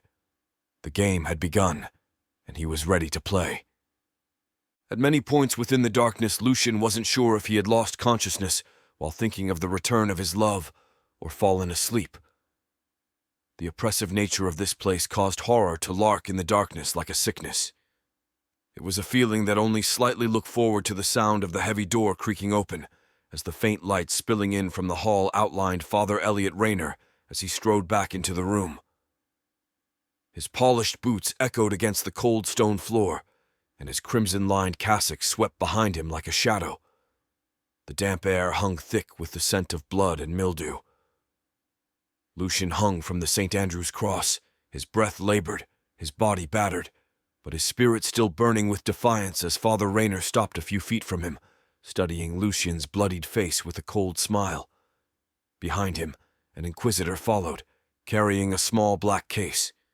The inquisitor placed it on the table with practiced precision, opening it to reveal its ominous contents: syringes, vials of a faintly glowing liquid, and implements that gleamed with cruel intent. Rayner gestured to the case with a slow, deliberate wave of his hand. "Do you know, Mr. Arnold," he began, his voice as calm as a whisper, "throughout history, the Church has experimented with countless methods to extract the truth: cutting, burning, pulling, disemboweling, all effective in their way, but inherently flawed." He stepped closer, leaning in so that his face was mere inches from Lucien's. The scent of incense clung to him like a faintly suffocating shroud. "You see, those methods break the body, yes, but rarely do they deliver the truth. What they give you instead is the answer you want to hear, not the answer you need." Rayner straightened, gesturing to the inquisitor who now prepared a syringe. The glowing liquid within it swirled faintly, almost alive. "This," Rayner said, his lips curling into a sinister smirk, "this gives me the truth. It bypasses pain, drills straight into the core of the mind. Of course," he added with a gleam in his eye, "it does have the small side effect of nearly stopping the heart. But that's only a problem if you're weak." He tilted his head, studying Lucien. "Tell me, Mr. Arnold, do you think you have a strong enough heart? Or will you answer my questions before we need to find out?" Lucian, his face bloodied but his spirit defiant, lifted his head with a weak grin. His voice rasped through swollen lips. "You don't need some fancy potion, Father. Untie me, and I'll tell you everything you need to know while I give your friends here matching holes in their heads." Raynor's smirk faltered, if only for a moment.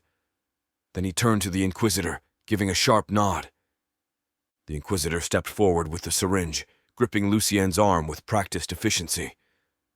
Lucien struggled against the chains, his muscles straining, but he couldn't stop the needle from plunging into his vein. The liquid burned like fire as it coursed through him, igniting every nerve in his body. His heart thundered in his chest, each beat reverberating through his ribcage like a sledgehammer. The pain was searing, but worse was the pull in his mind. The substance clawed at his memories, dragging them to the surface like a fisherman's net trawling the depths of the sea. He felt the barriers of his will crumbling, secrets rising unbidden to the tip of his tongue. Raynor leaned closer, his voice a hiss of false sympathy. "Tell me, Mr. Arnold, why were you on Oak Island? How did a construction worker from a sleepy little town find his way into one of the most secretive sites in the world? And why, pray tell, did you feel the need to murder 11 of God's warriors? What do you know about the artifacts found there?" Lucien's head snapped forward, spitting blood onto Raynor's pristine cassock. "If those were God's warriors," he growled, his voice dripping with venom, "then I'll happily send the rest of them straight to hell." Raynor's face darkened, his composure cracking. "You test my patience," he said, wiping the blood away with a cloth. He nodded to the Inquisitor, who adjusted the syringe, sending another wave of the substance into Lucien's bloodstream.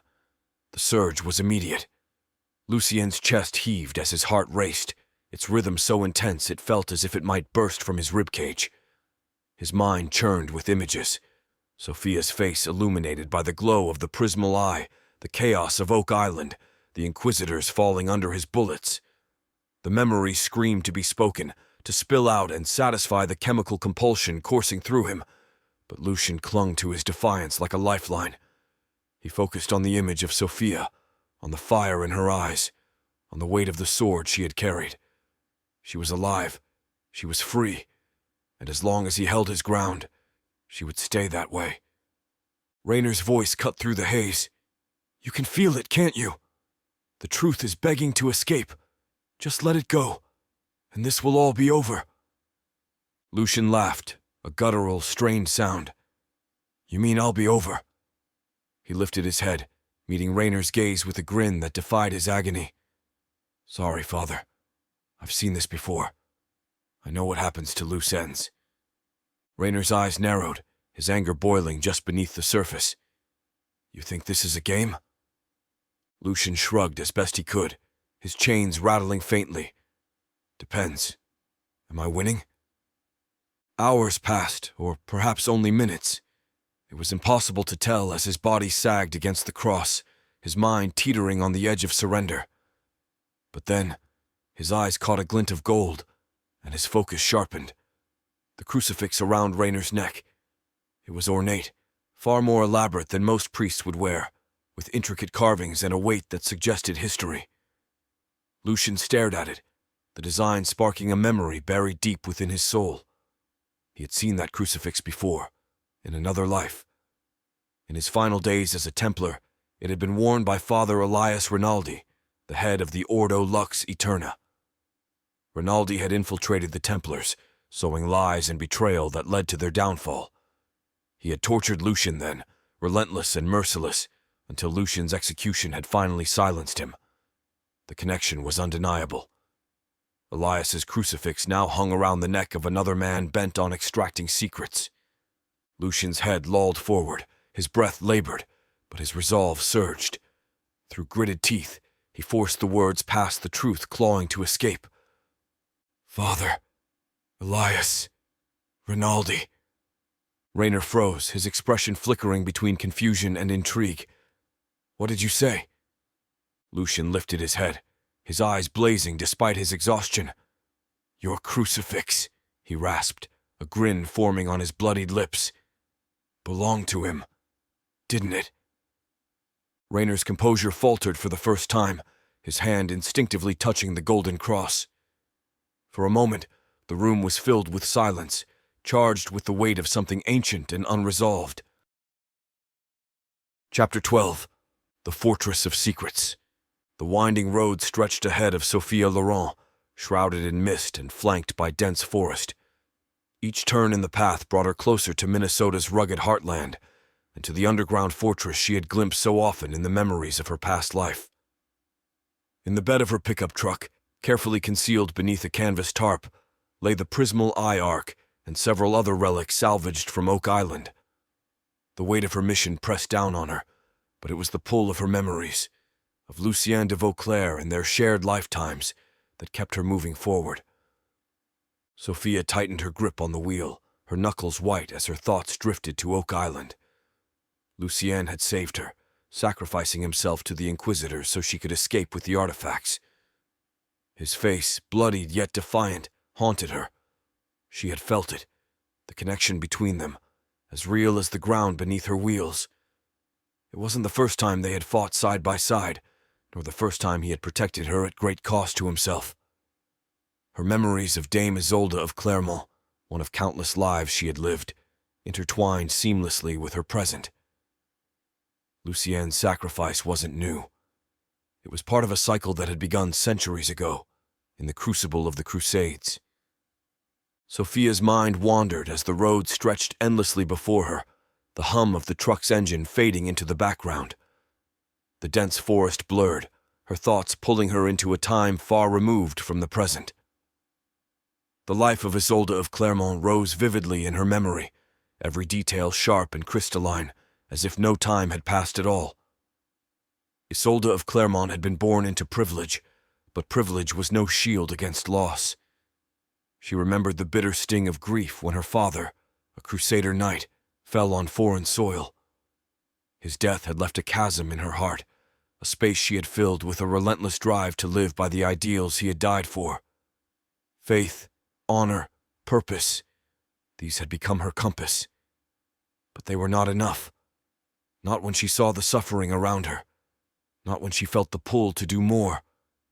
She had fought against the constraints of her noble life, her mind too sharp, her spirit too fierce for the embroidery hoops and courtly intrigues that defined her peers.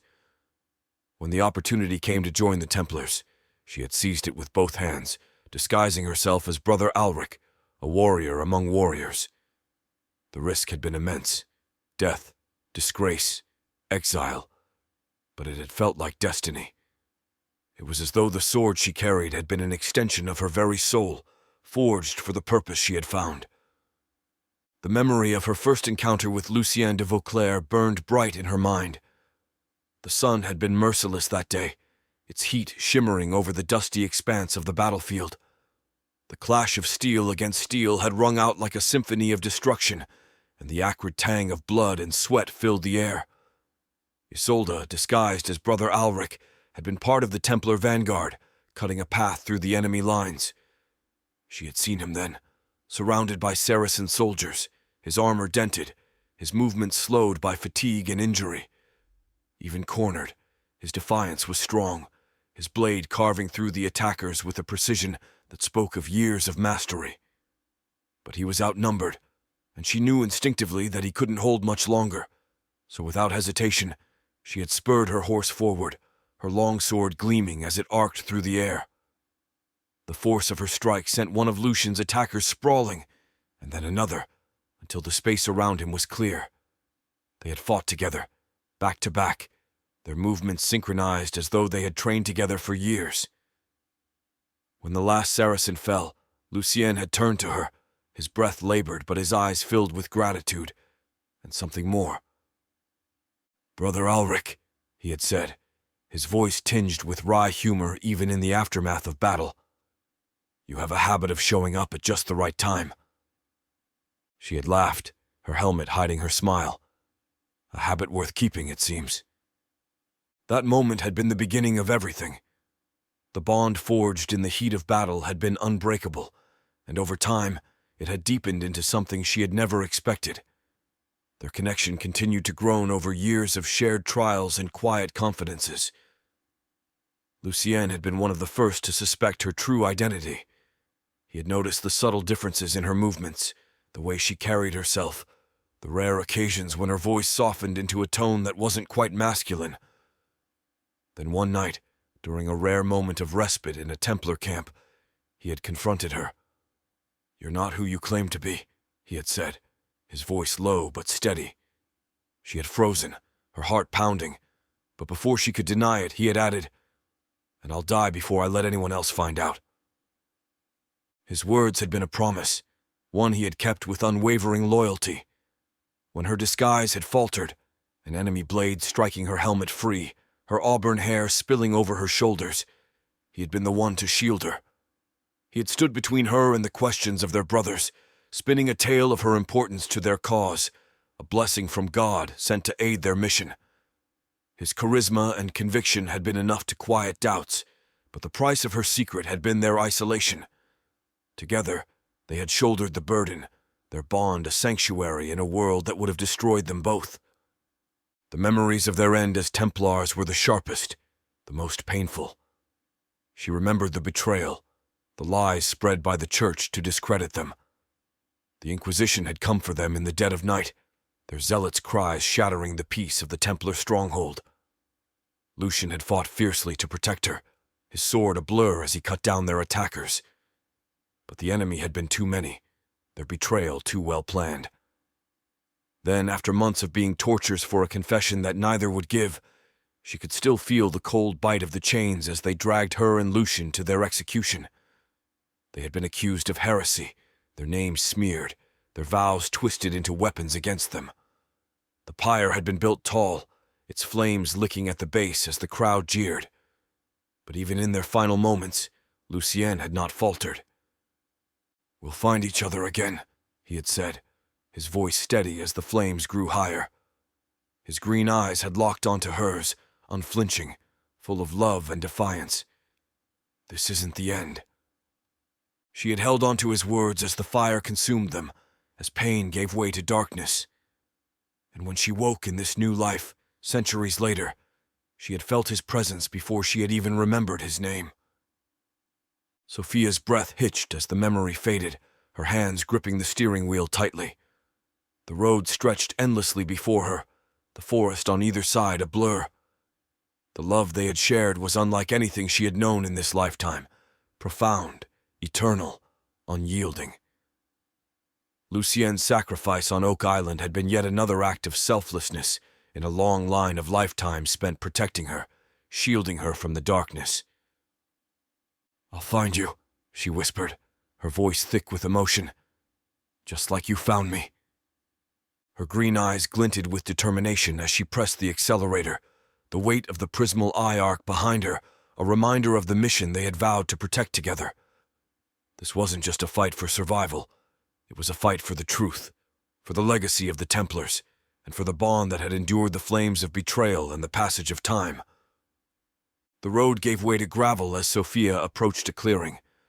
At its center stood a cluster of jagged rocks surrounding a stone slab, weathered by centuries of wind and rain. To the untrained eye, it was nothing more than a curious natural formation. But Sophia knew better. This was the entrance to the underground fortress tied to the Kensington runestone. The place seemed to pull her to its location, having been one of the first projects she had journeyed to with the Templars, in search of a secure place to hide treasure far away from the reach of the Catholic Church. To aid in this, they devised many tactics. Tactics such as stone tablets that run stone, which was later discovered. Legends claimed the runestone was the work of Viking explorers, but in her past life, Isolde had helped carve its cryptic inscriptions. The markings weren't Norse. They were Templar codes designed to mislead anyone seeking their secrets. The fortress beneath was a refuge, a place where relics and knowledge could be hidden from those who sought to destroy them. Sophia's truck rumbled to a stop at the edge of the clearing, the sound echoing faintly in the stillness of the forest. She took a moment to survey her surroundings, her heart lifting as she noted the sparse population of the area. It was exactly as she remembered it, secluded, quiet, untouched by the relentless march of modern development. The isolation was a comfort, a shield against prying eyes. Here, the secrets she carried would be safe. Behind the truck, a small trailer held a covered ATV, its utility essential for the final leg of her journey. She had planned meticulously, knowing the dense forest terrain would make it impossible to drive all the way to the fortress entrance. The ATV would ensure she could transport the Prismal Eye Arc and the other relics to safety without delay. Sophia stepped out of the truck, her boots crunching against the gravel as she moved with purpose. The forest around her was alive with faint sounds, the rustle of leaves, the distant call of a bird, but no sign of anything out of the ordinary. Her instincts, honed over lifetimes of vigilance, urged caution. Her hand instinctively moved to the hilt of the dagger concealed beneath her coat, her fingers brushing the familiar grip as she scanned the area one last time. Satisfied she was alone, Sophia returned to the trailer and uncovered the ATV. She strapped the arc securely to the back, its faint hum barely audible but still resonating through her gloves. The artifact's energy seemed to pulse in time with her heartbeat, a reminder of the immense responsibility she carried. She guided the ATV through a narrow deer trail, weaving between the trees with practiced precision. The path was rugged, overgrown in places, but her destination was etched into her memory. When she reached the familiar cluster of jagged rocks, she parked the vehicle and climbed off, her breath catching slightly at the sight. The stone slab was just as she remembered it, weathered by time but still bearing the faint engraving of a cross, a symbol of faith and defiance. Sophia moved toward the slab and reached out, her palm pressing firmly against the cross-shaped engraving. For a moment, there was nothing but silence. Then, with a low, grinding groan, the stone shifted, revealing a narrow staircase spiraling into the earth. The air that wafted up was cool and damp, carrying with it the faint scent of ancient stone. Her heart quickened as she retrieved the ark from the ATV, lifting it with care. The weight of it was significant, not just physically but emotionally. The energy emanating from the ark seemed to grow stronger as she approached the hidden entrance, its hum a subtle vibration that traveled through her hands and up her arms. With one final glance at the quiet forest around her, Sophia descended into the shadows, the stone slab sliding back into place above her.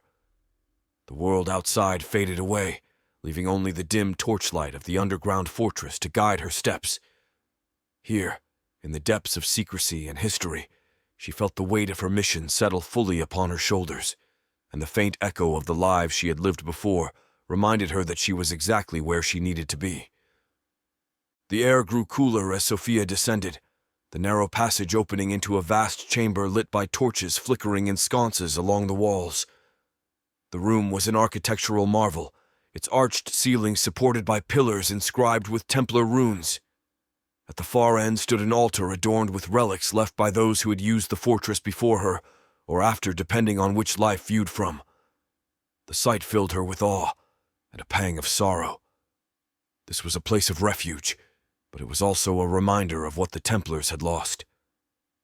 Sophia set the ark on the altar, her hands lingering on its surface. The memories of her past life swirled around her, pulling her back into the depths of her soul. She saw Isolde standing in this very room centuries ago, conferring with Lucian as they prepared to hide another artifact. His voice, deep and steady, echoed in her mind. "Faith isn't just in God," he had told her. "It's in us, in what we choose to fight for." Sophia closed her eyes, letting the memory wash over her. "Lucienne," she whispered, her voice trembling. "You're still fighting. And so am I." As she worked to secure the artifacts, making several trips back to the truck, Sophia thought of Lucien's sacrifice. He had given himself to the Inquisitors to ensure the survival of their mission, just as he had in countless lives before. But this time felt different. The stakes were higher, the danger more acute. The Prismal Eye was more than a relic. It was a beacon of truth that could dismantle the lies the Church had built its power upon. Sophia's heart ached as she thought of him in the Inquisitor's hands. She knew what they were capable of. She had lived through their tortures in her past life, had watched them break strong men in the name of their twisted faith. But she also knew Lucian's strength. He had endured before, and he would endure again. The thought gave her strength, Their souls were bound, and she believed with every fiber of her being that they would find each other again. After securing the artifacts, Sophia explored the fortress, her footsteps echoing through the silent halls. In a small chamber off the main hall, she found an inscription carved into the wall. It was in Templar code, but she deciphered it with ease. To those who seek the light, the truth cannot be buried forever. It will rise as we will to guard it. The words sent a shiver through her. They were a message from her past self, a reminder that the fight was far from over. Sophia traced the inscription with her fingers, her resolve hardening. The Inquisitors might have Lucian, but they didn't have the eye. And as long as she lived, they never would. "I'll come back for you, Lucian," she murmured, her voice steady. "We've done this before, and we'll do it again." She turned, her silhouette framed by the flickering torchlight, and began preparing for the next phase of her journey. The fortress was secure, for now. But the world outside was closing in, and the fight for the truth was only beginning. Chapter 13. Shadows on Oak Island. The hum of the small rental car's engine filled the quiet, misty morning air as Jacques and Alistair drove onto Oak Island. The road was rough, the kind of terrain that reminded Jacques of the harsh campaigns his Templars had once endured. Sitting in the passenger seat, Jacques appeared frail, his shoulders hunched beneath a second-hand coat that swallowed his frame.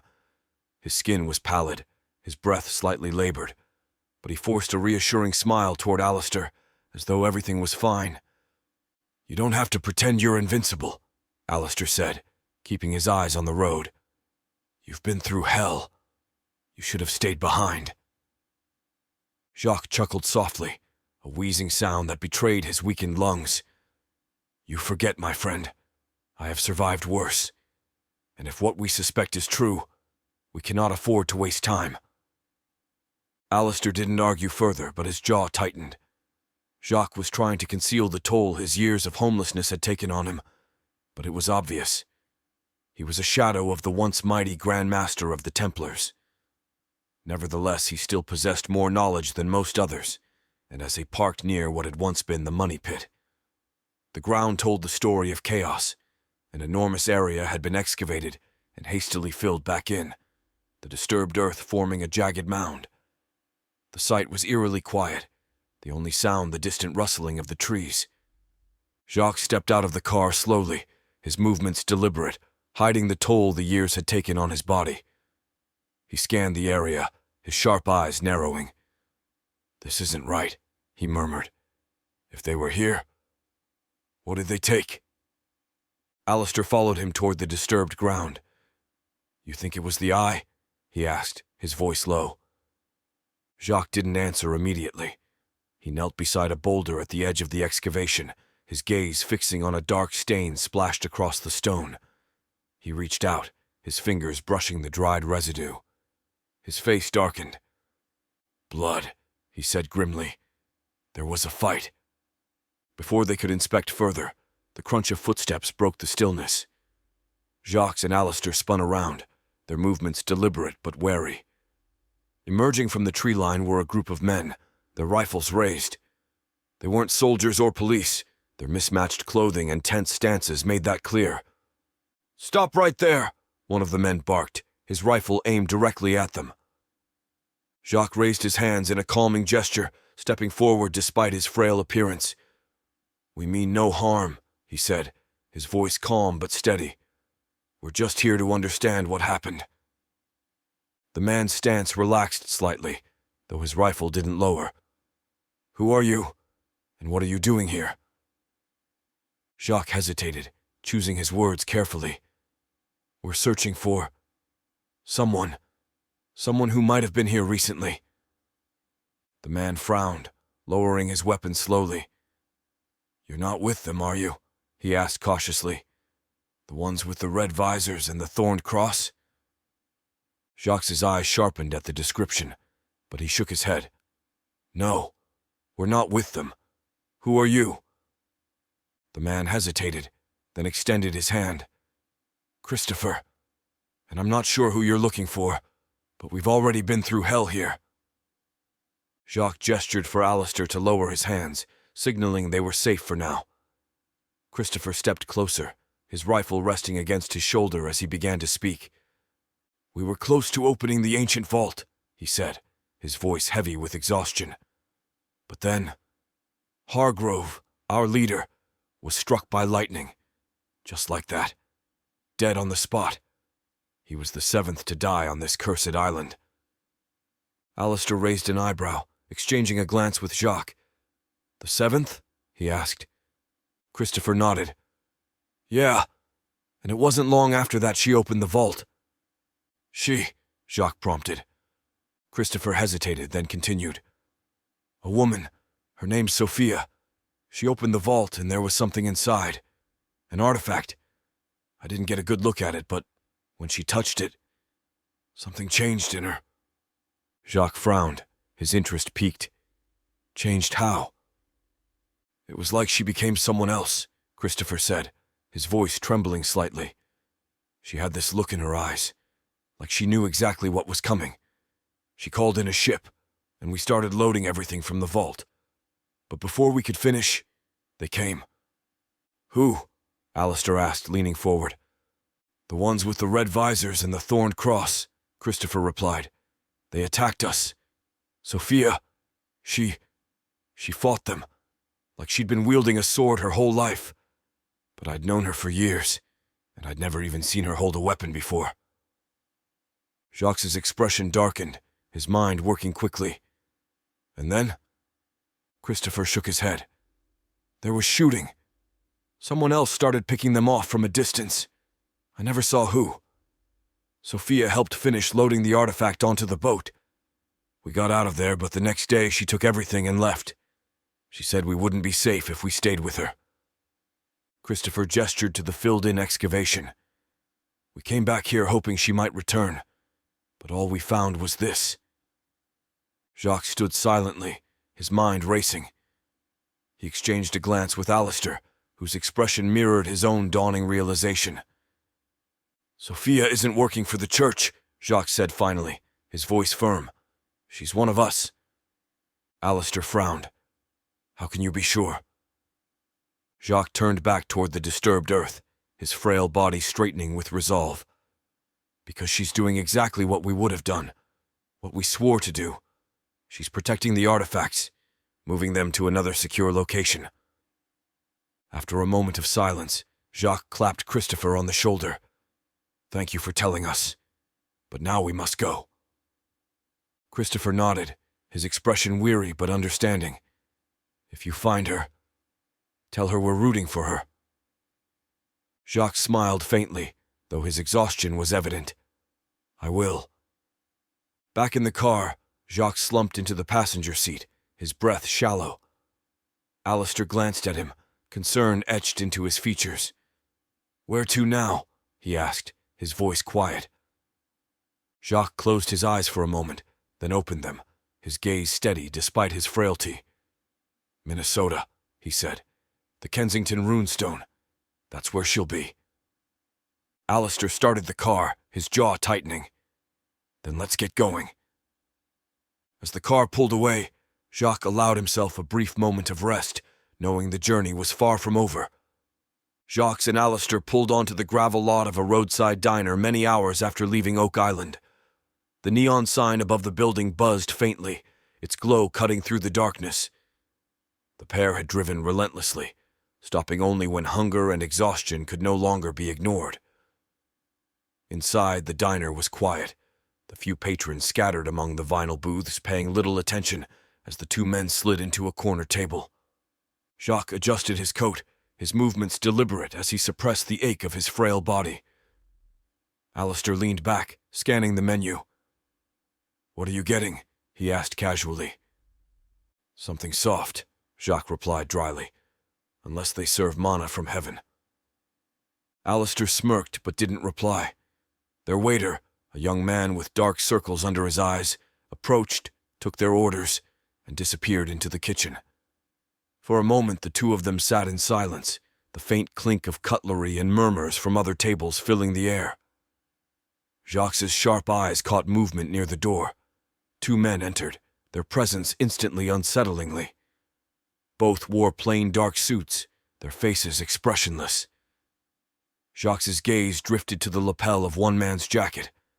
The pin was small, easily overlooked, but unmistakable. A crucifix encircled by thorns. Jacques leaned back slightly, a faint smirk tugging at his lips. "We've got company," he muttered to Alistair, nodding toward the newcomers. Alistair followed his gaze, his posture stiffening. "Inquisitors?" Jacques' smirk grew. "No, I'm sure they're here for the pie." The two men approached their table, their movements smooth. One of them, a tall man with cold gray eyes, spoke first. "Gentlemen, mind if we join you?" Jacques gestured to the empty booth across from them, his expression calm but faintly amused. "Be my guest. Always nice to meet new friends." The men sat, their stiff postures betraying their intent. The one with the pin leaned forward slightly. "We're with law enforcement," he said, his voice low and authoritative.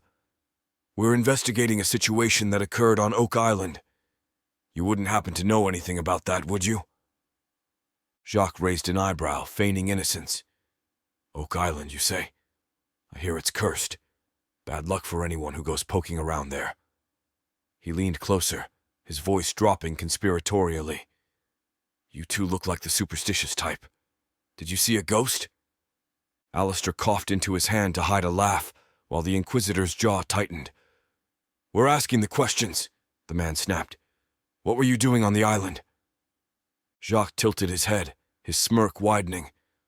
"Oh, I see how this works. You ask me vague questions and I give you vague answers. It's like speed dating but with fewer roses." The other Inquisitor, shorter and stockier, glared at Jacques. "We don't have time for games, old man." "Old?" Jacques said, feigning offense. "You wound me, sir. I'm a picture of youth and vitality." The taller Inquisitor's patience was clearly wearing thin. He straightened, his voice hardening. "Enough. You're coming with us." Jacques exchanged a glance with Alistair, his expression unreadable. "Well," he said, pushing his chair back, "if you insist. But I must say, I don't like being manhandled before dessert." Alistair followed his lead, both men standing slowly. As they moved toward the door, Jacques subtly palmed the steak knife from his plate, slipping it into his coat sleeve. Alistair did the same, his fingers curling around the knife's handle as they stepped outside into the cold night air. The moment they were outside, Jacques turned to face the Inquisitors, his frailty vanishing as his eyes burned with sharp cunning. "You know," he said casually, "I've been asked to step outside many times, but this is the first time it's not for a duel." The taller Inquisitor reached for something beneath his jacket, but Jacques was faster. With a sudden, fluid motion, he drove the steak knife into the man's throat, silencing him before he could react. Alistair lunged at the other Inquisitor, his movements swift. The stocky man tried to pull his gun, but Alistair's knife plunged into his chest, twisting with lethal accuracy. The fight was over in seconds, the two Inquisitors collapsing to the ground in dark pools of blood. Jacques wiped his knife clean on one of their jackets, his expression grim.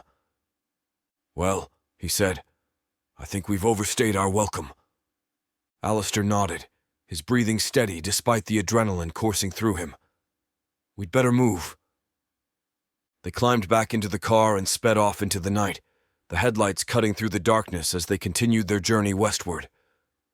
The miles passed in silence, the weight of the encounter settling over them.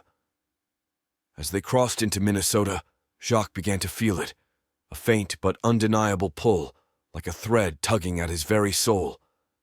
He glanced at Alistair, who gripped the steering wheel tightly. "You feel it too," Jacques said. It wasn't a question. Alistair nodded. "It's like it's calling to us." Jacques' expression darkened. "The arcs. They're close." The gravel road they followed became narrower, surrounded by dense forest. What had once seemed like an abandoned stretch of land suddenly came alive. Figures emerged from the trees, their faces illuminated by the car's headlights as Alistair slowed the car, his breath catching as he recognized some of the faces.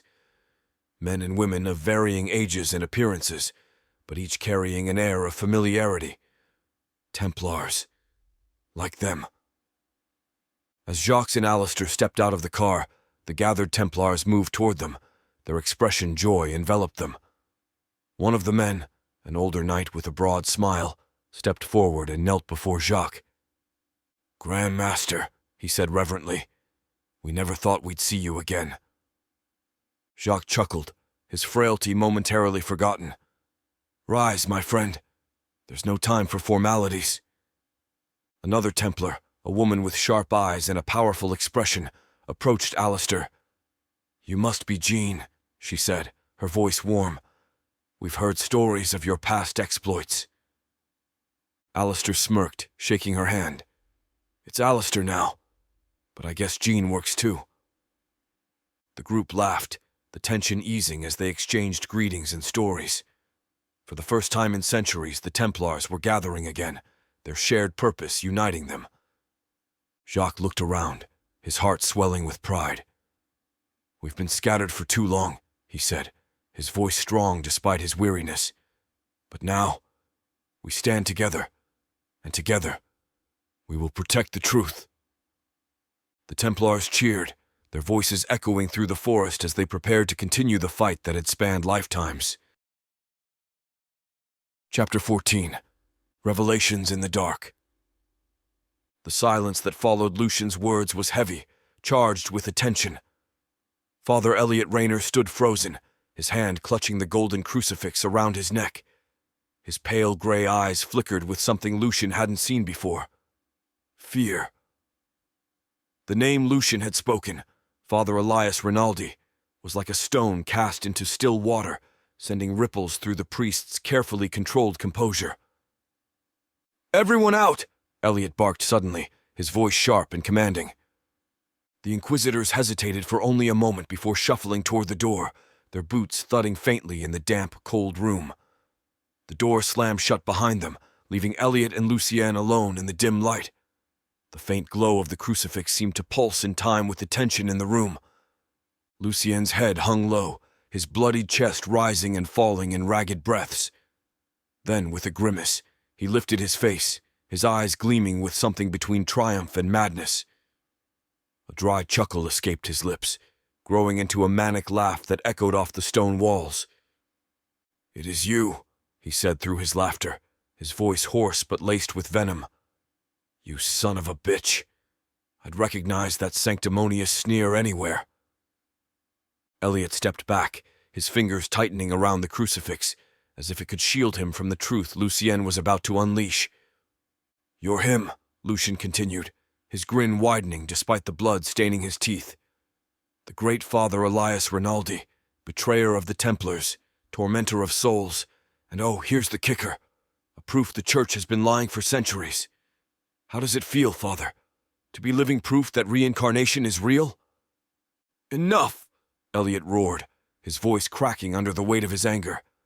He lashed out, striking Lucian across the chest with the rosary attached to the golden crucifix.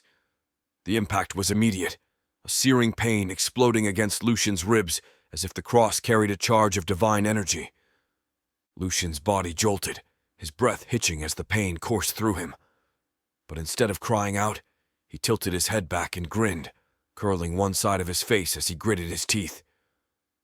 "Oh, that's cute," he rasped, his tone mocking. "A holy taser. You think that's going to break me? I've eaten worse pain for breakfast." Elliot's face twisted in frustration. He gripped the crucifix like a weapon, its weight heavy in his hand. "You don't understand," he hissed. "This isn't reincarnation. This is a curse your precious Templars put on me. Why? What did I do to deserve this hell?" Lucienne's laughter faded, replaced by a cold, calculating stare. "You really don't get it, do you?" he said, his voice quieter now, almost pitying. "You did this to yourself, Father. You betrayed the Templars, your brothers. You turned on them, tortured them, lied to the world, and for what? Power? Control? You think you're cursed because of us?" He shook his head slowly. You're cursed because you're a coward. Elliot's hand trembled as he raised the crucifix again, but stopped short. His jaw tightened, his fury simmering just beneath the surface. No, he spat. No, this is your doing. Your orders, curse. I have lived lifetime after lifetime, haunted by the memories of what you did, what you made me become. And now, you will tell me how to end it. Lucian barked a laugh, his voice raw with contempt. End it? You think there's some magic ritual or prayer that'll make it all go away? Newsflash, Father. Reincarnation isn't a curse. It's the truth. The truth your church has been suppressing for centuries. And you're the proof they can't afford to let anyone see. Elliot's face darkened, his composure slipping further. Lies, he muttered, almost to himself. It's all lies. You don't know what you're talking about. Lucian leaned forward as far as the chains would allow, his eyes blazing. Oh, I know exactly what I'm talking about, he growled. You think this is hell? Try being burned alive on a pyre while your own brothers scream for mercy. Try watching everything you fought for, everything you believed in, reduced to ashes because of men like you. Elliot's hand shook, his grip on the crucifix faltering as Lucien's words pierced through the carefully constructed walls of his psyche. For the first time, doubt flickered in his eyes, a crack in the armor of his conviction. How do I stop it? Elliot demanded, his voice trembling. Tell me how to end this. Lucian tilted his head, his expression softening into something almost resembling pity. You can't stop the truth, Father, he said, his voice low but steady. And the truth is, you'll keep coming back, lifetime after lifetime, until you learn the one thing your power-hungry soul has never understood. Elliot's voice dropped to a whisper, his fear slipping into desperation. What? Truth? Lucian leaned back against the cross, his breath ragged but his grin returning. That the only way to end the cycle is to stop fighting it, to embrace the light you claim to serve. But let's be honest, you'd rather burn the world down than admit you're wrong. Isn't that right, Father Rinaldi? The name hung in the air like a death knell, and Elliot staggered back as if the words themselves had struck him.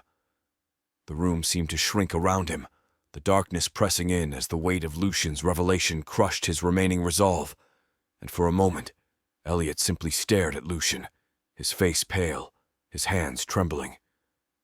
Elliot Rayner's pale gray eyes gleamed with malice as he loomed over Lucian, his posture stiffening as Lucian's words echoed in the damp, dark chamber. I know who you are for. I am Lucien de Vauclair. The name landed like a thunderclap, and Elliot stiffened, his grip tightening on the golden crucifix hanging from his neck.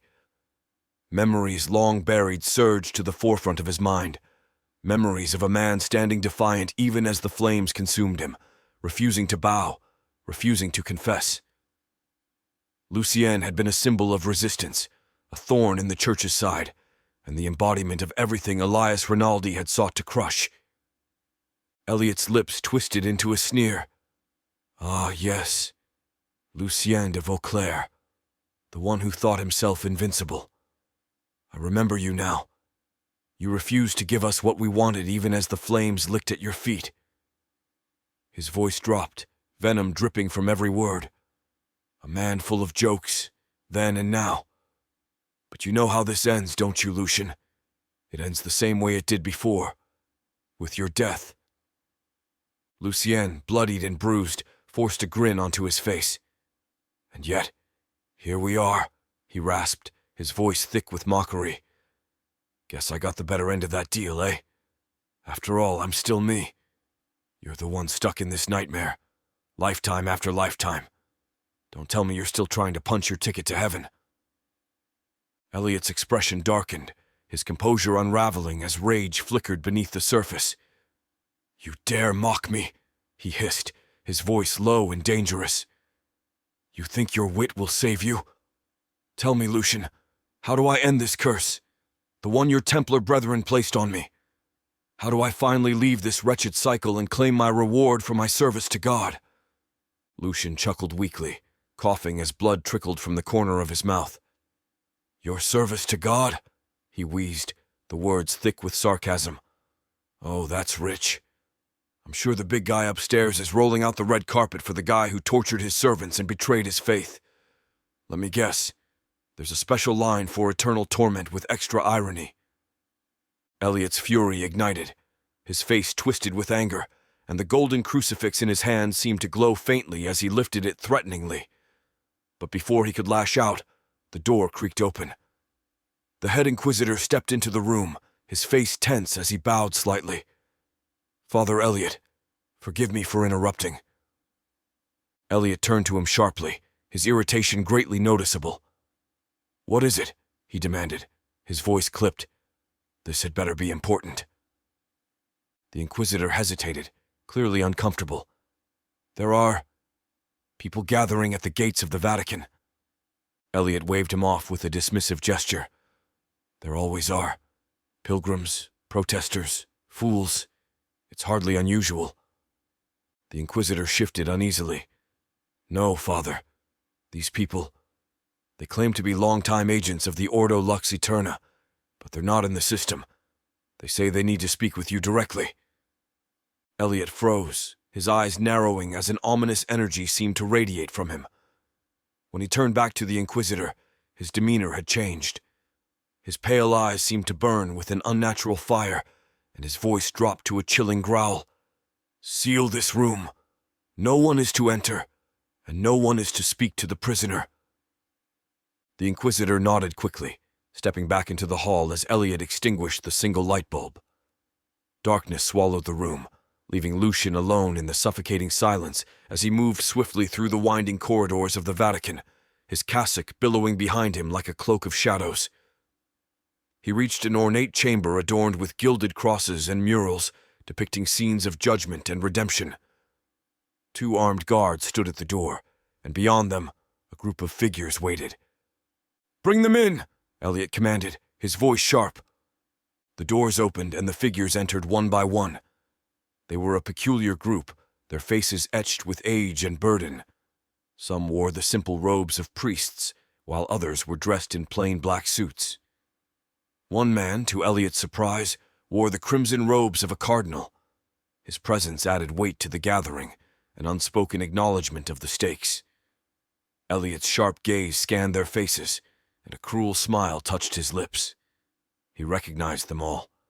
They were, as he suspected, the same souls who had served under him when he was Elias Rinaldi centuries ago. They had been his tools in the campaign against the Templars, the ones who had helped him spread lies and accusations, who had orchestrated arrests and executions. And now, like him, they had been reincarnated, their fates bound together by the sins of their past. "You've come," Elliot said, his voice heavy with dark satisfaction. "I thought it might be you."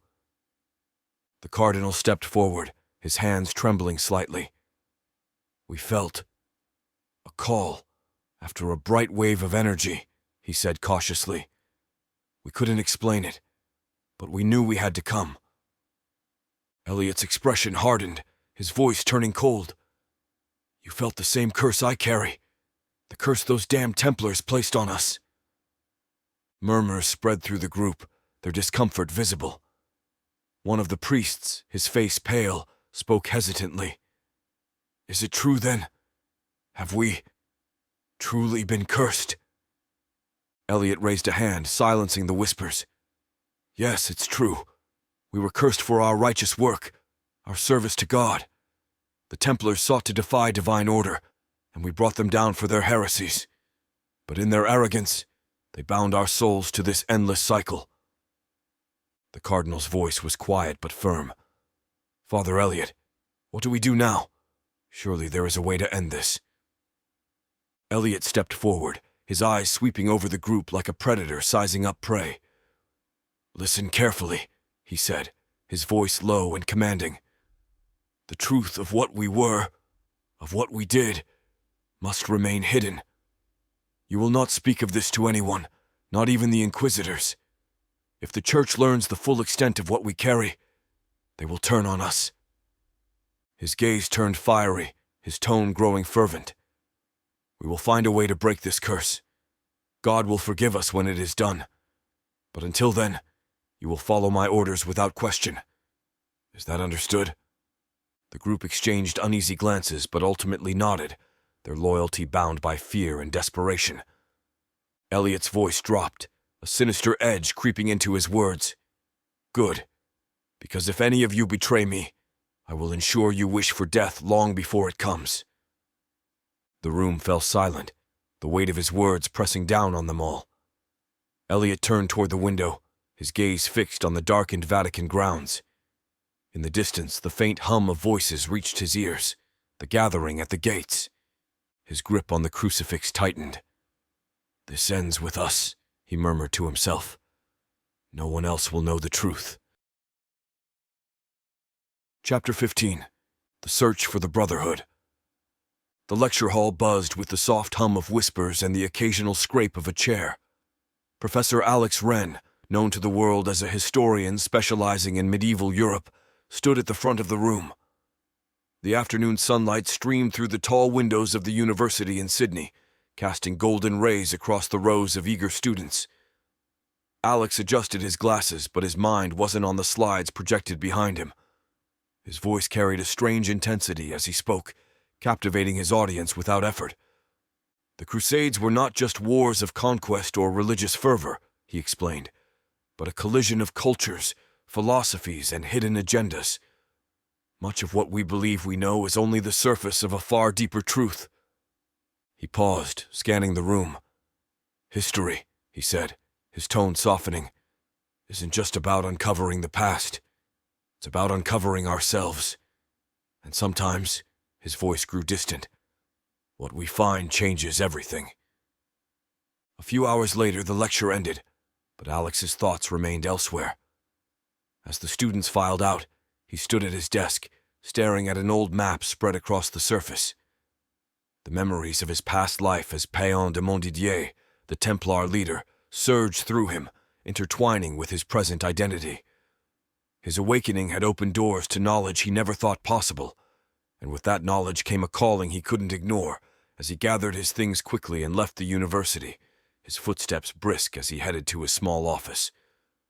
Inside, stacks of books and ancient manuscripts surrounded him, their pages filled with the history of the Crusades, Byzantine culture, and a name that burned in his mind: the Brotherhood of the East. In his life as Paeans, he had stood before them, marveled at their knowledge, and forged an alliance that had shaped the Templar Order. Now, centuries later, he needed to find them again. They were the keepers of wisdom that might hold the key to his current quest. Within days, Alex was on a plane to Istanbul, armed with research and the drive to keep him moving forward. The modern city, sprawling and vibrant, was a far cry from the Constantinople he remembered. Yet beneath its surface he could feel the echoes of the past as he walked the ancient streets with purpose, his eyes scanning for landmarks long since hidden by the march of time. The Hagia Sophia still stood, its grandeur undiminished, but the smaller markers of the Brotherhood's presence had faded. Alleyways he remembered as bustling markets were now quiet, their significance forgotten. Frustration grew as days passed with little progress. Alex visited libraries, archives, and obscure corners of the city, searching for even the faintest trace.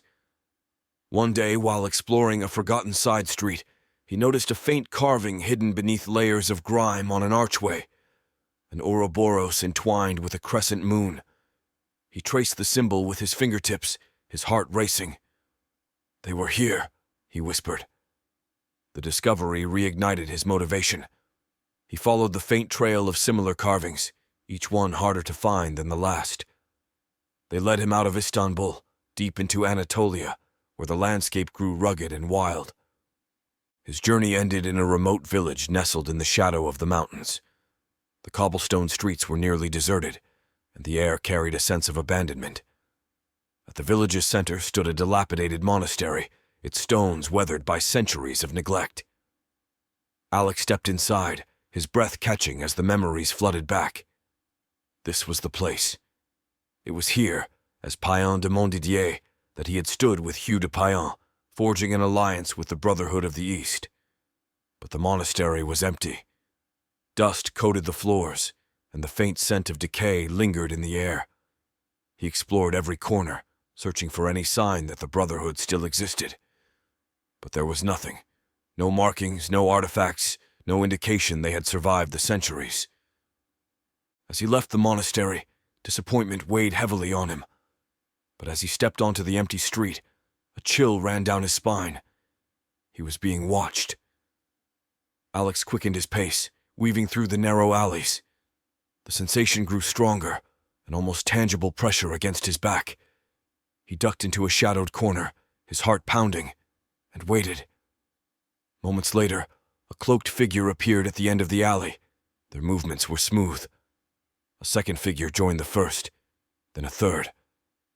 Alex clenched his fists, preparing for a confrontation. "Who are you?" he demanded, stepping from the shadows. The figures stopped, their faces hidden beneath their hoods. One of them, a tall man with a scar running down his cheek, stepped forward. His hood fell back, revealing piercing green eyes that burned with recognition. "You are Payen de Montdidier," the man said, his voice low but certain. Alex froze, his mind racing. "How do you know that name?" The man smiled faintly. "Because I was there the day you first met the Brotherhood. My name is Aristos Sideris, and I am as you are. Awakened." Alex's breath caught in his throat. Aristos' face stirred long-buried memories of their first meeting. Aristos had been a leader of the Brotherhood, his wisdom and presence a cornerstone of their alliance. "You," Alex said, his voice trailing off. "You've awakened too." Aristos nodded. "We have been following you since you arrived. We had to be sure it was truly you." Alex's tension eased, but his mind raced with questions. "The Brotherhood, they still exist?" Aristos gestured for Alex to follow. "Come, there is much you need to see." Aristos led Alex through a labyrinth of alleys until they reached a hidden entrance carved into the hillside. Inside, the air grew cool and damp, the flickering light of torches illuminating a long passageway. The faint sound of voices echoed from deeper within. As they emerged into a vast underground chamber, Alex's breath caught. The space was alive with activity. Figures moved among ancient texts, artifacts, and symbols carved into the walls. The Brotherhood had survived, hidden but intact. Alex stood in awe at the scene before him. The vast chamber was alive with the quiet hum of activity, a hidden enclave of scholars, warriors, and mystics who had endured centuries of persecution. Figures moved among shelves of ancient texts and artifacts, their faces obscured by cloaks or hidden in the shadows. The air was thick with the scent of old parchment and burning torches, and the walls bore intricate carvings of symbols that seemed to pulse with a faint inner light. Aristos Sideris, the man who had revealed himself as an awakened member of the Brotherhood, turned to Alex. His expression was grave, his green eyes glinting in the flickering light. "Payans," he said, using Alex's ancient name. "Welcome back. The Brotherhood has been waiting for you, though I wish it were under better circumstances." Alex's heart raced, the weight of his past life crashing into the present. "I need to know everything," he said. "What's happened to the Brotherhood? And what threat are we facing now?" Aristos gestured for Alex to follow, leading him deeper into the chamber. They passed rows of ancient tomes, relics carefully preserved under glass, and tables where Brotherhood members worked silently. "Ever since the fall of the Templar Order," Aristos began, "the Church turned its eyes toward us. They hunted us, tortured us, executed us in the name of their so-called holy mission. We were accused of heresy, conspiracy, anything to justify their actions." He stopped in front of a large table where a faded map of Europe was spread out. Dozens of marks, written in a language Alex recognized as ancient Greek, dotted the map. "This," Aristos said, pointing at the map, "is a record of our losses. Each mark represents a Brotherhood outpost that was found and destroyed. They hunted us relentlessly, even creating 2 world wars to do so, and those who survived scattered to the winds." Alex studied the map, the weight of the Brotherhood's sacrifice pressing heavily on his chest. "And now?" he asked. "Are they still hunting you?" Aristos nodded grimly. "Yes, the Inquisitors, the Church's secret army, never stopped. They are always watching, always waiting. And now that you are awake, you are in their sights as well." Alex leaned against the table, the words sinking in. "Why?" he asked. "Why go to such lengths to destroy us? What are they trying to hide?" Aristos exchanged a glance with another Brotherhood member, a woman with piercing gray eyes who had been silently listening. She nodded, and Aristos turned back to Alex. "It's not just about hiding the truth," he said. "It's about using it. The Church has a plan, one that has been centuries in the making. They mean to bring about revelations." Alex's brow furrowed. "Revelations? As in the biblical prophecy?" "Yes," Aristos replied. "There are those within the Church who believe that by fulfilling the events foretold in the Book of Revelation, they can force the return of God and Christ. They call it the Divine Reckoning." Alex felt a chill run down his spine. "And how do they plan to do that?" Aristos hesitated, then gestured toward a nearby pedestal.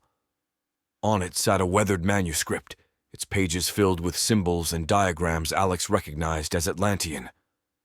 "Centuries ago," Aristos said, "we discovered the truth. The Church possesses one of the missing arcs, the Ark of Atlantis. They believe that by gathering all 6 arcs and bringing their contents together, they can wield their power to bring about the end of the world as we know it. Bring back their power as a dominant religious power."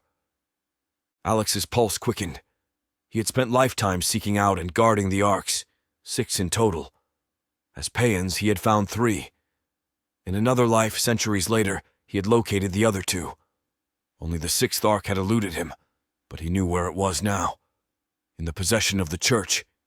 "They think they can bring about revelations," Alex said, his voice steady despite the rising tension in his chest. "They believe they can force the return of God." "Yes," Aristos replied, "but their understanding is flawed. The arcs are not tools of divine power. They are remnants of Atlantean technology, devices that once powered an entire civilization. Bringing them together will not bring salvation. It will bring destruction." Alex's mind raced.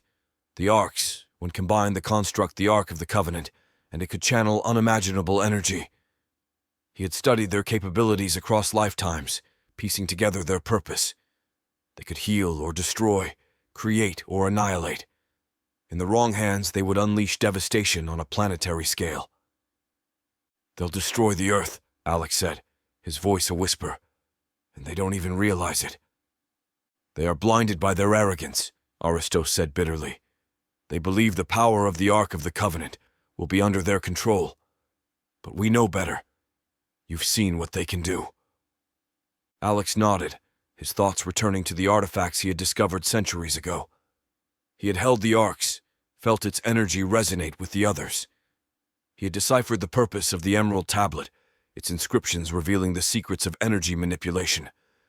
And now, the Prismal Eye Arc was the key to finding and protecting the remaining arcs. "What do we do?" Alex asked, his voice firm. "How do we stop them?" Aristos stepped closer, his expression intense. "First, we must ensure the arcs remain separated. You've already hidden most of them well, but the Church has the 6th arc. They believe it will lead them to the others, and now that something has happened to cause an awakening, they just might be right." Alex's brow furrowed. "The arcs are connected," he said. "The energy they emit resonates across distances. If the Church uses the 6th arc to trace the others, they'll find them," Aristos finished grimly, "and that cannot happen." The Brotherhood member with piercing gray eyes stepped forward, her voice steady. "We've been tracking the Church's movements. They are converging on a site in Constantinople, your first meeting place with us. They believe the answers they seek lie there." Alex's chest tightened. They'll tear the city apart to get what they want. Aristos placed a hand on Alex's shoulder, his gaze unwavering. "You are not alone, Payans. The Brotherhood has endured for this very purpose. We will stand with you, as we did before. Do not worry. They've been following the trail of the Arks for decades, Aristos continued, his voice growing darker. And they think Constantinople holds the answers they seek. But it doesn't. Alex straightened. What do you mean? The woman with piercing gray eyes standing nearby stepped forward once again. The Brotherhood has been laying false trails for centuries, she said. Every time the Inquisitors think they're closing in, they find nothing but traps. In Constantinople, all they will find are fabricated records and dead ends. Alex felt a flicker of relief, but remained cautious. And they don't suspect? They've never found anything to make them think otherwise, Aristos said. But their desperation grows. They believe they're close, and that makes them more dangerous. Alex crossed his arms, staring down at the ancient text on the table. The Brotherhood's clever tactics had bought time, but a darker thought gnawed at him. He turned back to Aristos, his expression grim. There's something else, Alex said quietly. I've been thinking about those who betrayed the Templars, the ones who worked with the Church to bring us down. If they've awakened as I have... He trailed off, his voice heavy with concern. Aristos's expression hardened. You think they could reveal the locations of the Arks? Alex nodded. The Templar Order hid the Arks to protect them from the Church, but the ones who betrayed us knew the locations of some of the vaults because they infiltrated as Templar. If they've awakened, they may still remember. The woman stepped closer, her gray eyes sharp. You believe they would help the Church again? After everything? Alex's jaw tightened. If they betrayed us once, they could do it again. Aristos placed a hand on Alex's shoulder, his grip firm. Then we must act quickly. The Arks cannot fall into their hands, not the Church's, and not the traitors. What do you suggest? Alex stared at the manuscript before him, his mind racing. The memories of lifetimes spent guarding the Arks flooded back. He had once stood with Hugh de Payen and others, ensuring the artifacts were hidden in places no one could find. Yet now, the weight of that knowledge felt heavier than ever. We secure the locations, Alex said finally. If we move quickly, we can ensure the vaults remain undisturbed, and if necessary, we'll move the Arks again. Aristos nodded, his eagerness matching Alex's. The Brotherhood will aid you. We have resources, agents spread across the world. And I'll need them, Alex said, his voice steady despite the storm inside him. Because if the Church gathers the Arks, there won't be a world left to save. Chapter 16. The Restless Guardian. The fortress was silent, save for the occasional crackle of a torch flickering against the cold, damp walls. Sophia paced the length of the main chamber, her boots scuffing against the ancient stone floor. The space, once a sanctuary for her past life as Isolde of Clermont, now felt more like a prison. The prismal eye was secured in its arc, hidden behind layers of protection, its faint hum barely audible through the thick walls. But that didn't soothe the storm raging in her heart. Her thoughts were consumed by two undeniable truths. The first, the prismal eye was safe. She had ensured its secrecy, taking every precaution to make sure no one, not even the allies she had left behind, could find it. The second truth, however, was a thorn she couldn't dislodge. Lucienne was in the hands of the Inquisitors, suffering at the mercy of men who would stop at nothing to exploit the artifact's power. She had made the trip alone for a reason. Before leaving the boat, she had stood before Christopher and the others who had survived the chaos on Oak Island, their faces etched with confusion and pain. It's better this way, she had told them, her voice steady but tinged with sadness. The fewer people who know where the eye is, the safer it will be. I'll contact you when it's time. Christopher had argued, his tone laced with frustration. You don't have to do this alone, Sophia. We can help. No, she had interrupted, her green eyes blazing with purpose. This isn't just about protecting the eye. It's about keeping Lucian safe, too. The Inquisitors will stop at nothing to find me, to find this place. If they know where I'm going, it'll put all of us in danger. The memory of Christopher's defeated expression stayed with her now as she paced. She had made the right choice, but the isolation weighed heavily on her. The ancient stone walls, once imbued with a sense of purpose and history, now felt oppressive, as if they were closing in on her with every passing hour. Sophia could feel them, the others. Ever since Oak Island, an unshakable sense of connection had taken root deep within her. It wasn't just Lucian. There were more. Souls of Templars, awakening to the call of the past, their memories stirring like embers reignited by a hidden fire. She didn't know where they were or how to find them, but she felt their presence in her very bones, a hum of familiarity that refused to fade. Her mind raced with questions. How could she locate them? Would they even recognize themselves for who they truly were? The Prismal Eye might hold the answers, but she dared not use it even if she knew how. Even in its dormant state, its power radiated like a beacon.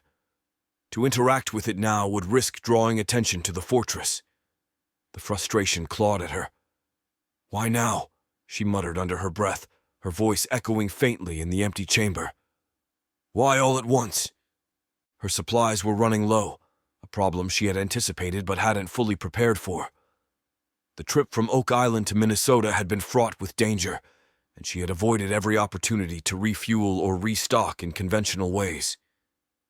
Sophia's ingenuity had kept her off the radar, her rigged siphoning device allowing her to steal fuel unnoticed. She remembered the feel of the cold pump in her hands, the thrill of her heart racing as she crouched between cars in a dimly lit parking lot.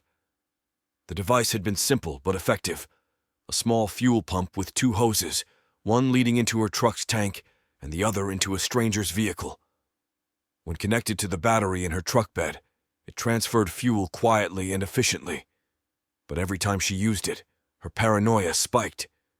A security camera she hadn't seen, a passerby noticing her movements. It would only take one mistake. Now, standing in the safety of the fortress, Sophia knew she couldn't rely on tricks and luck forever. The supplies she had salvaged from the boat were nearly gone.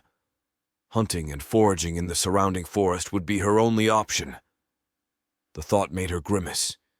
This life, this modern version of herself, was far removed from the disciplined warrior who had thrived in the wilds of the Crusades. Dame Isolde of Clermont had survived sieges, traversed deserts, and thrived under harsh conditions. But Sophia Laurent, the archaeologist who lived a comfortable life in Boston, was not so eager to return to those roots. She sighed, running a hand through her auburn hair. "It's not like I have a choice," she muttered. The fortress itself offered some solace, though its secrets were as enigmatic as the relics it protected. The main entrance, hidden beneath the engraved stone slab, was impervious to anyone not connected to the Templars. Sophia didn't fully understand how it worked, whether it was the resonance of the two arcs within the fortress, or something deeper, something mystical, but she knew it was impenetrable. The fortress had been designed for moments like this, to safeguard treasures beyond comprehension and shield those who carried their burden. Sophia had explored its depths in her restless hours, tracing her fingers over the runes etched into the walls, her breath catching at the relics left behind by Templars of old. Each artifact, each inscription, felt like a piece of her soul calling out to her. But the fortress also amplified her solitude, its vast halls echoing with memories she could not share. Standing in the main chamber, Sophia turned to look at the altar where the Prismal Eye secure in its arc rested. Its faint hum seemed to match the rhythm of her heartbeat, a steady reminder of its immense power. She had done everything she could to secure it, to ensure its safety. The fortress was impenetrable, but she wasn't. Then the thought hit her like a blow. What good was the eye, hidden and protected, if she wasn't out there doing something to find the others? To save Lucian? The realization filled her with a sense of dread. The fortress was safe, but her mission was far from over. She pressed a hand against the cold surface of the altar, her green eyes narrowing. "You're safe," she whispered to the Prismal Eye. "And that's all that matters. For now." Sophia's voice echoed softly in the chamber, her hand lingering on the altar as she let the resolve settle over her. She took a deep breath, willing herself to focus. Lucienne would want her to stay, to ensure the safety of the archive and the Prismal Eye. It was her duty, but just as she turned to gather her things, a faint sound echoed through the fortress, a low, grinding noise. Her breath hitched. The entrance. Someone was coming in. Sophia moved quickly, her boots silent on the stone floor.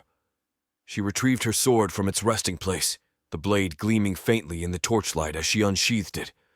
Her heart pounded in her chest, adrenaline surging through her veins. The entrance to the fortress was supposed to be impenetrable to anyone not connected to the Templar legacy. But if the Inquisitors had somehow found a way in... Her grip on the hilt tightened as she pressed herself against a column, peering into the dimly lit chamber. Shadows moved against the far wall as footsteps echoed closer, their sound measured. Then, two figures emerged from the darkness.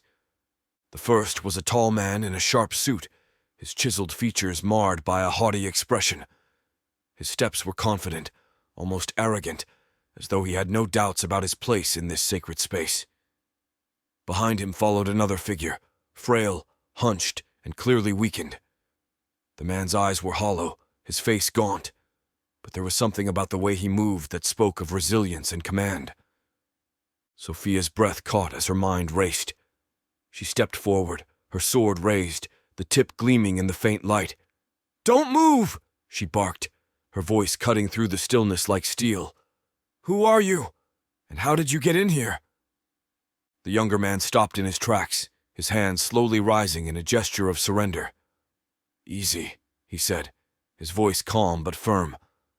"I'm not here to fight you. My name is Derek Allister, but that's not who I really am. My true name, is Jean de la Rochelle. I'm a Templar like you." Sophia's eyes narrowed, her sword not wavering.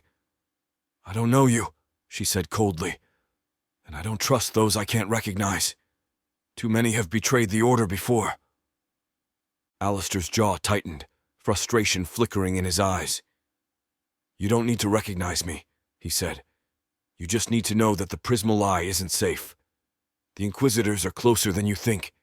"Enough!" she snapped, stepping closer. "You could be one of them for all I know." Before Allister could respond, the other man shuffled forward, his steps slow.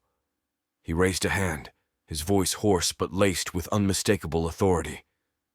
"Stand down, Dame Isolde of Clermont," he said, a wry smile tugging at the corners of his lips. "Or should I say, Brother Alric?" Sophia froze, her sword faltering for a moment as the voice struck her like a bolt of lightning. Her eyes darted to the frail man, taking in his gaunt features, the deep lines etched into his face. His hair was short now, his beard absent, and the years of malnutrition and hardship were written in every movement. But she knew.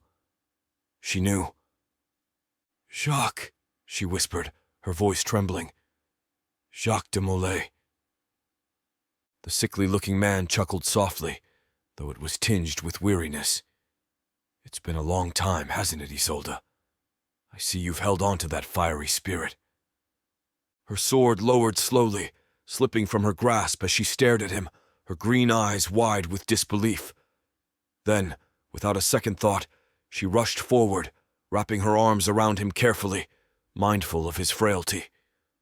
Her sword clanged softly to the ground as she embraced him, pressing a kiss to his hollow cheek. "I thought I'd never see you again," she murmured, her voice thick with emotion. "I can't believe it's really you." Jacques gave her a gentle shove, a sly grin breaking through his exhaustion. "This is exactly why we didn't allow women in the Order," he said, his tone teasing. "Too much hugging and sentimentality." Sophia laughed, stepping back to look at him properly. "I think the years have softened you, Grown Master." Jacques raised an eyebrow, his gaze flicking to Allister. "Speaking of memories, you do know this one, don't you?" He gestured to the well-dressed man, the one who holds the distinct honor of being the only Templar I've ever known to catch an arrow through his visor slit. Allister groaned, running a hand through his hair. "Oh, for the love of... Do you have to bring that up?" Jacques grinned, his frailty momentarily forgotten. "Every chance I get." Sophia couldn't help but laugh, the tension in the room breaking for the first time. "I think I do remember that story," she said, her gaze softening as she looked at Jean. "Though I didn't know the name. You were just a boy then, weren't you?" Jean nodded, his smile faint but genuine. "Still am, apparently. In spirit, at least." For a moment, the three of them stood in silence, the weight of their shared history settling over them like a cloak. The chamber, once oppressive with solitude, now felt alive with the presence of kindred souls. Sophia stepped back, her hands trembling slightly as she retrieved her sword and sheathed it. "How did you find me?" she asked, her voice steadier now but still tinged with disbelief. "How did you even know about this place?" Sophia blinked and glanced between the two men standing before her. "You can just call me Sophia," she said, the tension still laced in her voice. "It's who I am now. But how did you find me?" Her green eyes narrowed with a hint of lingering disbelief. Jean, now calling himself Alistair, shifted his weight and scratched the back of his head. "It wasn't easy," he said with a faint smirk. "We went to Oak Island first. There was nothing there except a big patch of land where a hole had been dug and filled in. We found your friend Christopher and convinced him we weren't enemies." Sophia's heart clenched at the mention of Christopher. She remembered leaving him and the others behind, her voice resolute as she told them she had to go alone. "What did he say?" Alistair glanced at Jacques, who nodded for him to continue. "He told us what happened, how the site was attacked, people killed, and you barely made it out alive. He also said you took everything and left without telling anyone where you were going." He gestured to the cavern around them. "From there, it wasn't hard to figure out your next move. You'd want the artifacts far from Oak Island, but probably didn't want to travel with them too far to any of our other sites. So here we are." He stepped aside, waving a hand toward the entrance as the sound of footsteps echoed through the chamber. Sophia turned and froze. More people were entering the cavern. Her heart raced as she scanned the faces. Some she recognized immediately, familiar souls from lifetimes past, their presence washing over her like a tide of relief. Others were strangers, but something in their eyes and the way they carried themselves told her they were trustworthy. They had to be. Jacques de Molay had brought them. "Where did you find all of them?" Sophia asked, her voice quiet with awe as she took in the group. Jacques smiled weakly, leaning on Alistair for support. Excuse me, Alistair. Was easy," Jacques said, his tone light despite his frailty. "I was panhandling when we found each other. He was a rich asshole CEO, as he still is." "Still a CEO," Alistair corrected, raising a hand as though to stop Jacques. "I just left my secretary in charge for now." His voice carried both seriousness and humor, drawing a faint chuckle from the group. Jacques chuckled softly, but it turned into a weak cough. "The rest," he continued, "were drawn to Oak Island like moths to a flame. And a few, they were already here. It seems we're drawn to the sites where the arks are stored, but only those of us who placed them there centuries ago." Sophia took a moment to let his words sink in. The idea that they were being called to these places by the artifacts themselves was both comforting and unsettling. But before she could say anything, Jacques suddenly swayed, his frail body collapsing to the floor. "Jacques!" Sophia cried, dropping to her knees beside him. Alistair knelt beside Jacques, his expression grim. "He's been in poor health for years," he explained, glancing up at Sophia. "And the awakening hasn't exactly helped. Traveling here must have taken everything he had left." Jacques groaned softly, waving off their concern. "I've lived long enough," he muttered, his voice thin. "We all knew this life wouldn't be easy." Sophia's jaw tightened, her heart twisting at the sight of the once great Grand Master reduced to this. "Wait," she said suddenly, her mind racing. "We can fix this. Or at least, the Holy Relic heist might be able to." Alistair looked at her, confused. "The what?" Jacques chuckled weakly, though his voice carried a faint note of pride. "It was one of her greatest exploits," he said, his words slow but clear. "The siege of Alcácer. Isolde, Sophia here, disguised herself as a pilgrim, infiltrated a Saracen stronghold, and recovered an artifact believed to have healing powers. That mission earned her the nickname, the Saint's Blade." Then turned his weary gaze to Sophia, shaking his head slightly. "But you know we swore not to use those technologies. The world wasn't ready then, and I doubt it's ready now." Sophia leaned closer, her green eyes blazing as her mind had already been made up. "It wasn't ready 700 years ago," she said firmly. "But now, let's find out."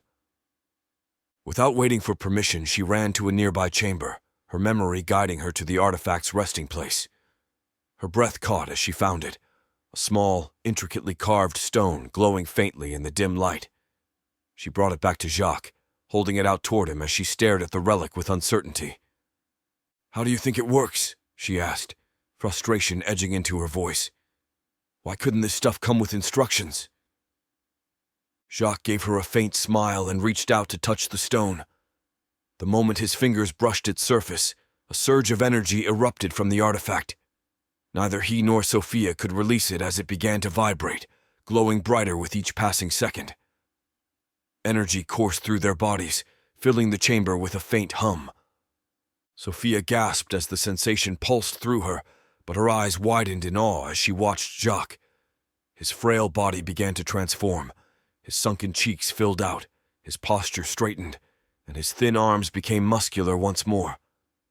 When the glow faded, he released the artifact and stood, staring down at his hands in wonder. Jacques looked at Sophia, his voice strong and clear. "I haven't felt this good since the Crusades. Physically, I feel like I did in my prime." Alistair stood, his eyes wide with amazement. "Let me try," he said, reaching for the artifact. Sophia held it out to him, but nothing happened when he touched it. The artifact remained still, its energy spent. Alistair frowned, pulling his hand back. "Guess it was a one-time thing." "Or," Jacques said with a knowing grin, "you had nothing wrong for it to fix." The group laughed softly, the tension easing for a moment. But Sophia's mind was already elsewhere, her thoughts racing as her gaze turned distant, and her heart clenched as a single name surged to the forefront of her mind. "Lucienne," she whispered, the word escaping her lips before she could stop it. Jacques and Alistair both turned to her, their expressions questioning. Sophia straightened, her hands trembling as she clutched the artifact. "Lucienne was taken by the church," she said, her voice shaking but resolute. "I have to go get him." Jacques' face darkened with concern. "Sophia, we just got here. You're safe now." "No," she interrupted, her green eyes blazing with her desires. "He's not.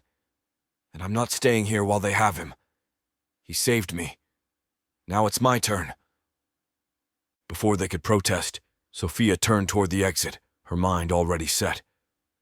This wasn't just about the Prismal Eye or the Order. It was about the soul who had fought beside her for centuries, the man she had loved through lifetimes. She was going after Lucian, no matter the cost. Chapter 17. Betrayal in the Jungle. The humid air of the Central American jungle wrapped tightly around the ruins of an ancient Mayan temple, its stone walls weathered by time and hidden by layers of dense foliage. Beneath its crumbling facade, a Templar vault lay concealed, an unassuming place of immense power, home to one of the 6 arcs. Inside the vault, a group of awakened Templars prepared for what felt inevitable. "Why us?" Sir Lucio Alvarez asked aloud, his voice steady but filled with uncertainty. He stood near the entrance to the vault, his modern tactical gear blending awkwardly with the ancient longsword strapped across his back. His sharp brown eyes scanned the room, flickering over the faces of the others. "Why now?" Dame Renata Loret, her dark hair tied back and her movements deliberate, loaded the magazine of a sleek rifle. "I don't know," she said, not looking up. "But we've all felt it. Something called us here. Something ancient. Something we can't ignore." Around them, The others murmured their agreement with a tone of confusion and conviction in their voices. They had awakened to memories of past lives, each filled with battles fought, oaths sworn, and sacrifices made. The call had been impossible to resist, drawing them to this forgotten place. Lucio's gaze lingered on the ark, its faint hum filling the room like the heartbeat of the earth itself. "This place," he said softly, "feels like the last life I lived, the last fight I fought. But now, everything's changed." Renata stepped closer, placing a hand on his shoulder. "Maybe we're not meant to understand why. Maybe it's just enough to know that we're here, and that this is where we're supposed to be." Lucio nodded, his resolve hardening. "Then we defend it, whatever it takes." The Templars moved with precision, their training sharpened by both past and present lives. While some carried ancient weapons, swords, daggers, and bows, others had adapted to the modern era, wielding rifles, shotguns, and handguns. "Do you ever think about how strange this is?" said Marcus Viller, a younger Templar whose dual pistols rested in thigh holsters. "One life we're charging with swords, the next we're using AR-15S. "Adapt or die," Renata replied, her grit as sharp as the dagger strapped to her thigh. She had died defending an ark once before. She wouldn't let it happen again. The Church hasn't stopped evolving, and neither can we. Lucio turned to the group, his voice commanding, "Weapons ready. If they're coming, they won't stop until they have the ark. We cannot let them take it." The Templars formed a defensive perimeter around the vault, the weight of their duty settling heavily over them. The hum of the ark grew louder, vibrating through the stone walls like a warning. Beyond the jungle lay, as if caught in a moment of suspended breath. Shadows flickered through the dense foliage as a convoy of armored SUVs rumbled to a stop just beyond the ruins. The engines cut off one by one, leaving an oppressive silence that only heightened the sense of unease. The thick canopy above muted the fading sunlight, casting long, jagged shadows across the ancient stonework of the temple. The SUV's doors opened with a precise hiss, and figures emerged in unison. The Inquisitors, clad in sleek, lightweight black tactical armor, moved with a quiet efficiency that spoke of their deadly purpose. Their armor gleamed faintly in the dim light, and their movements were soundless, as if the jungle itself recoiled from their presence. At the head of the group was Sebastian Croft, his imposing figure accentuated by the red glow of his goggles. The lenses scanned the ruins methodically, his calm demeanor radiating a cold authority. Behind him, Ezekiel Marlowe stepped forward, his face illuminated briefly by the pale beam of a flashlight. Ezekiel's voice cut through the heavy air, low and laced with confidence. "The vault is beneath the main structure," he said, gesturing toward the overgrown temple ahead. "The ark will be there." Croft's head tilted slightly as he studied Ezekiel, his expression unreadable behind the crimson glare of his goggles. He nodded once, raising a gloved hand. The signal was subtle, but the effect immediate as the Inquisitors fanned out, their weapons raised and their footsteps unnervingly silent. They moved like predators, their forms melding with the shifting shadows of the jungle. The ancient stone temple loomed ahead, its cracked walls and moss-covered carvings standing as the last sentinel of the Templar's secrets. The jungle seemed to bristle, the oppressive silence broken only by the faint rustle of leaves and the occasional crack of a branch beneath a boot. A distant cry of an unseen bird echoed, then abruptly stopped, as if even nature knew what was coming. The stillness shattered like glass as the first gunshots erupted, their sharp cracks ripping through the air. Flashes of light illuminated the underbrush as muzzle fire erupted from the tree line. The Templars, hidden among the ruins, returned fire, their modern rifles barking in response, while the Inquisitors moved with terrifying precision, their tactical armor absorbing glancing hits as they advanced methodically. Each step was calculated, every burst of fire disciplined. Behind a stone column near the temple entrance, Dame Renata Loray ducked, her heart pounding against her ribs as bullets ricocheted off the ancient stone. The impact sent shards of rock flying past her face, the heat of a near miss searing the air inches from her head. "They're better armed than we are," she shouted, her voice strained but steady. She leaned out, sighting down her rifle, and fired 3 quick bursts. An Inquisitor fell, the sound of his body hitting the jungle floor drowned out by the chaos. Then, to her surprise, just as quickly the Inquisitor made his way back to his feet. Realizing their protection was formidable against bullets, she drew her dagger. Sir Lucio Alvarez stood at the center of the defense, his eyes scanning the battlefield even as he fired into the advancing line of Inquisitors. "Stay focused," he barked, his voice sharp and commanding, while spotting an Inquisitor who had broke through the line, his weapon raised. With a roar, Lucio dropped his rifle and drew his sword, the blade catching the faint light as he charged forward. The steel hissed through the air, cutting the man down with a single brutal strike before shouting, "Fall back into the vault!" The clash of steel against steel and the relentless roar of gunfire filled the air, creating a symphony of violence that echoed through the jungle. The Templars fought with a ferocity born of purpose, their awakened memories guiding their hands as they held their ground. Renata shouted as she took down another Inquisitor, her dagger flashing as she engaged in close combat. The soldier fell, but another took his place, forcing her back toward the temple wall. The chaos was overwhelming, the weight of the battle pressing down on both sides. Yet, through it all, Lucio and Renata stood resolute, their movements precise and their resolve unshaken. The hum of the ark vibrated in their bones, a reminder of what was at stake. The battle raged around them, but in the dimly lit vault, all movement seemed to halt as Ezekiel Marlowe stepped into the room. The flickering glow of the ark cast eerie shadows across the walls, and his red-lensed goggles reflected the ethereal light, making him appear almost otherworldly. His presence was an affront, a ghost from another life now aligned with their enemies. Lucio's breath hitched as recognition dawned. Memories surged forward, unbidden and unrelenting. Memories of camaraderie, betrayal, and the fiery downfall of the Templars centuries ago. His voice trembled with both anger and disbelief as he uttered the name that had haunted him for lifetimes. "Ezekiel, it's you." Ezekiel smirked, his lips curling into a predator's grin. He tilted his head, his expression equal parts amusement and disdain. "You always were slow to catch on, Lucio," he said, his voice cold and mocking. The room grew still as the remaining Templars turned their attention to Ezekiel.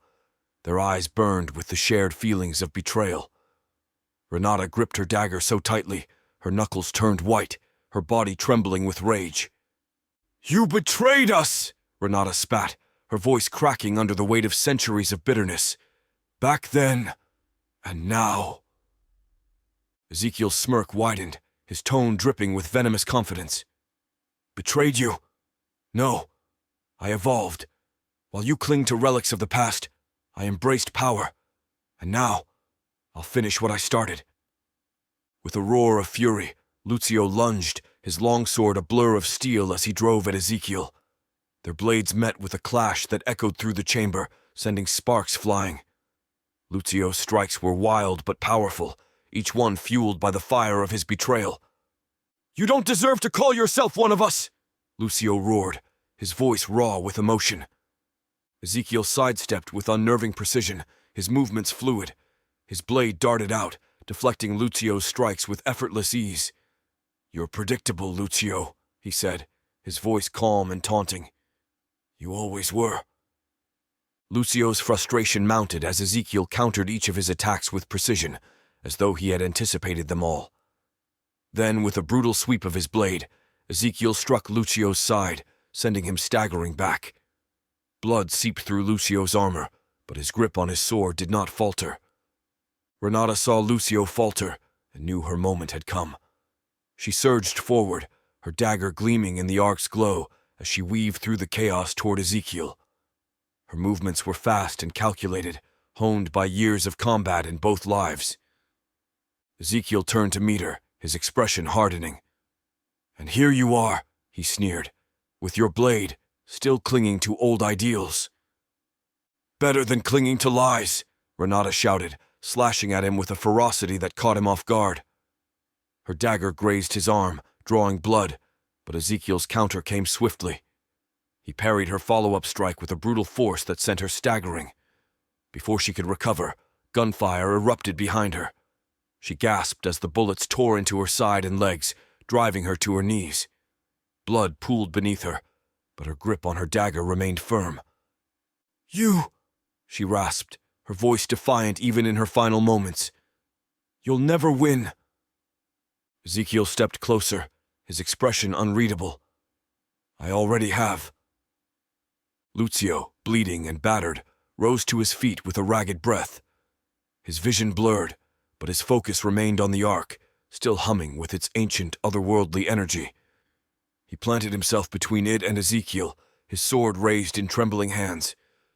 "You'll destroy everything," Lucio said, his voice filled with defiance. "The arks aren't meant to be used."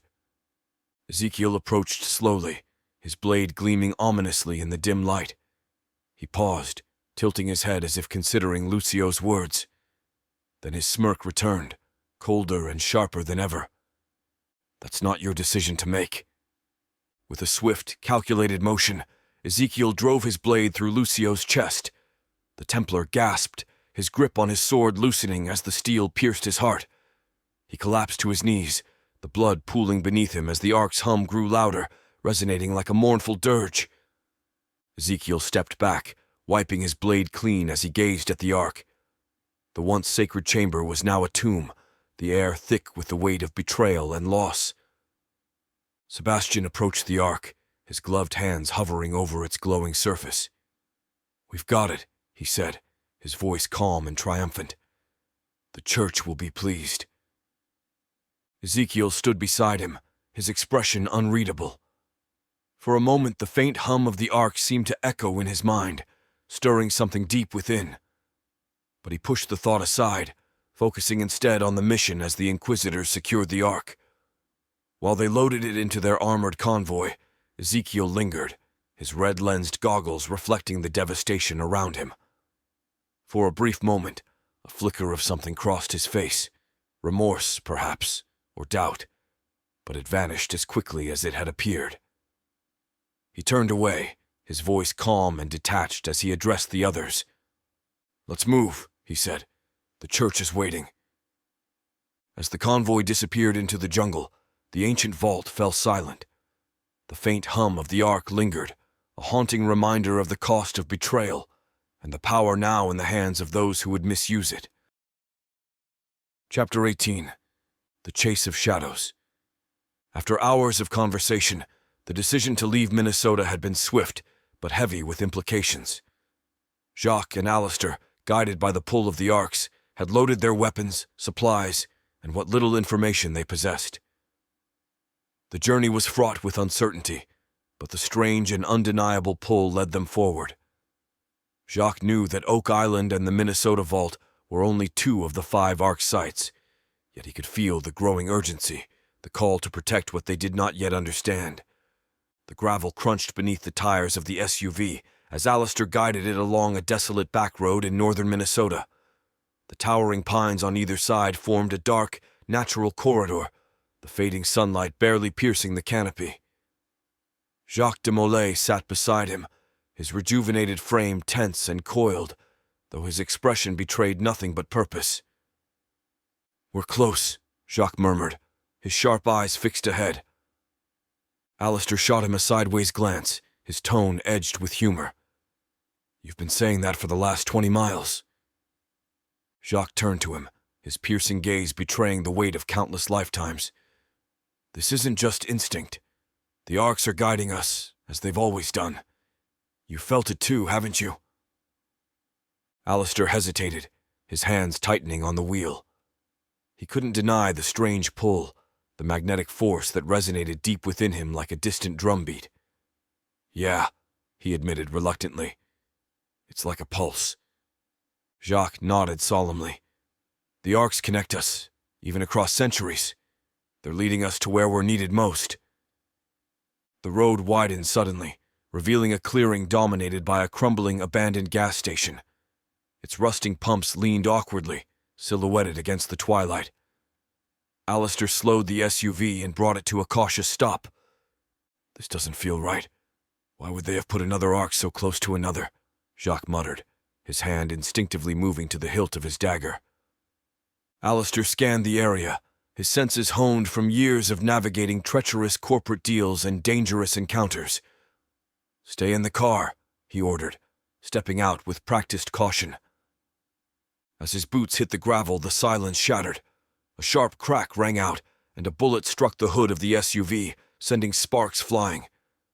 Alistair dove behind the cover of the vehicle, drawing his pistol in one fluid motion. "They're here," Jacques said grimly, stepping out of the SUV with his sword unsheathed. The blade caught the faint light of the moon, its edge gleaming like a predator's fang. The Grand Master moved with the grace of a wolf, his restored body a testament to centuries of martial discipline and countless battles fought in the name of the Templar Order. From the shadows, figures emerged, silent and methodical, their movements displaying that of modern military training. Clad in lightweight tactical armor with visors glowing a menacing red, the Inquisitors formed a crescent around the clearing, cutting off all escape. Their insignias glinted faintly in the moonlight, a thorned crucifix, a chilling symbol of their allegiance. The leader stepped forward, his rifle trained on Jacques. His voice barked through the silence, cold and commanding. "Drop your weapons and surrender!" Alistair glanced at Jacques, his grip tightening on his pistol. "I'm guessing surrender's not an option?" Jacques smirked faintly, his voice low but brimming with confidence. "Not today." The night exploded with violence. A single muzzle flash pierced the darkness, followed by the deafening crack of a rifle. Jacques darted to the side, his sword a blur as he deflected an oncoming bullet with a metallic clang. The precision of the move was impossible, almost supernatural. Alistair dropped to one knee behind the SUV, his pistol already spitting fire. His shots were methodical, each one finding its mark. An Inquisitor fell with a sharp cry, his body collapsing into the brush. Jacques surged forward, closing the distance in a heartbeat. His blade flashed in the moonlight, arcing through the air with deadly precision. The first Inquisitor to meet him swung the butt of his rifle in defense, but Jacques sidestepped the blow with ease, countering with a powerful upward slash that tore through armor and sent the man sprawling to the ground. Another Inquisitor charged him with a combat knife, but Jacques spun low, sweeping the man's legs out from under him before driving his sword downward in a final, devastating strike. "They're flanking us!" Jacques shouted, his voice cutting through the chaos like a commander on a battlefield. He stepped back into a defensive stance, his sword held high as another wave of Inquisitors advanced.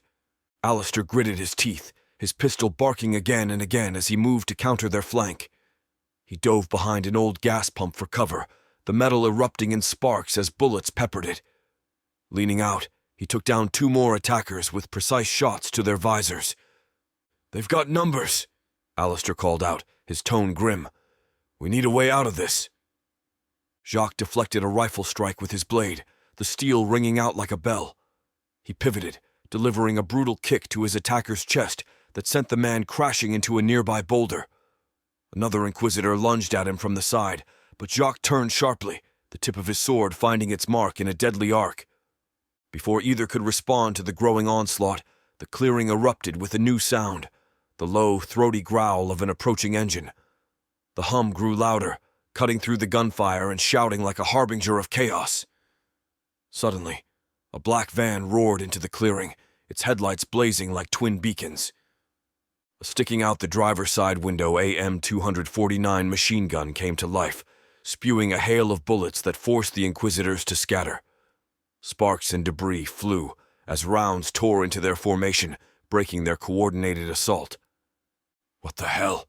Alistair muttered, his gun trained on the new arrival even as he took cover. The van skidded to a halt, its tires kicking up a cloud of dust. The side door slid open with a metallic clang, and a figure leapt out, a man clad in dark fatigues and a tactical mask, his movements sharp and purposeful. He raised a rifle and began laying down suppressive fire with practiced efficiency, covering Jacques and Alistair as they regrouped. "Move!" the man shouted, his voice cutting through the chaos with authority. "Get in!" Jacques hesitated, his instincts warring with his desire to finish the fight.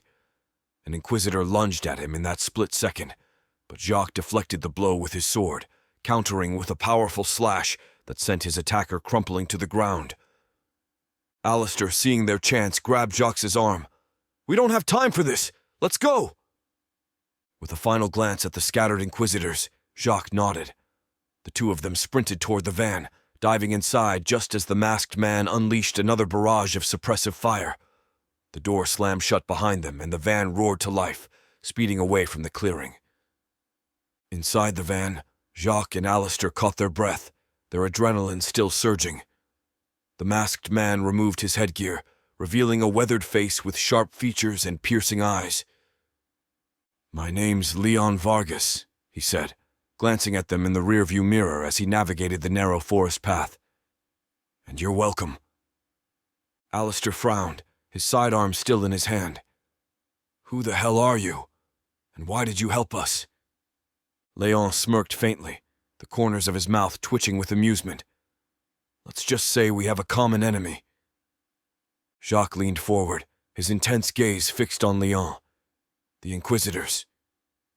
Leon nodded grimly. "I've been tracking them for weeks. They've been gathering from all over, moving north in small groups. I thought I was following fugitives at first, but this..." He shook his head. "This is something else." "What are you talking about?" Alistair asked. Leon exhaled slowly, his tone serious. "I'm a U.S. Marshal. I was tracking a fugitive, a hardened criminal who vanished into a Catholic church of all places. I picked up his trail again, but when I found him, he wasn't alone. He was with others, armed to the teeth. They've been moving north ever since, and I've been following them since Arkansas." Jacques' expression darkened. "Do you know where they're going?" he asked, having a clear indication where. Leon shook his head. "Not exactly, but they're organized. Someone's giving them orders, and whatever they're planning, it's big." Jacques exchanged a look with Alistair, his tone grave. "The Arks called us here for a reason. This is it." Alistair hesitated before nodding. "We tell him then. He saved our lives." Jacques turned back to Leo. "This isn't just a manhunt, Marshal. It's something much bigger. And if we don't stop them, the world might not survive what's coming." Chapter 19. The Pull of Fate. The roar of the plane's engines filled Sophia's ears as she stared out the window, the sprawling expanse of the Atlantic below her cloaked in the soft light of dawn. Her eyes fluttered closed as exhaustion tugged at her. She had pushed herself to the brink since leaving the safety of the Templar vault in Minnesota, driven by an unrelenting pull to rescue Lucian. The hum of the flight dulled her senses, and memories long buried began to resurface. Sophia found herself standing in the heart of a crowded square, her arms bound tightly behind her. The crowd roared with condemnation, their faces twisted with hatred and zeal. Beside her, Lucian stood tall, his green eyes fierce and unyielding. The firewood beneath their feet crackled, the acrid scent of burning wood mingling with the metallic tang of blood.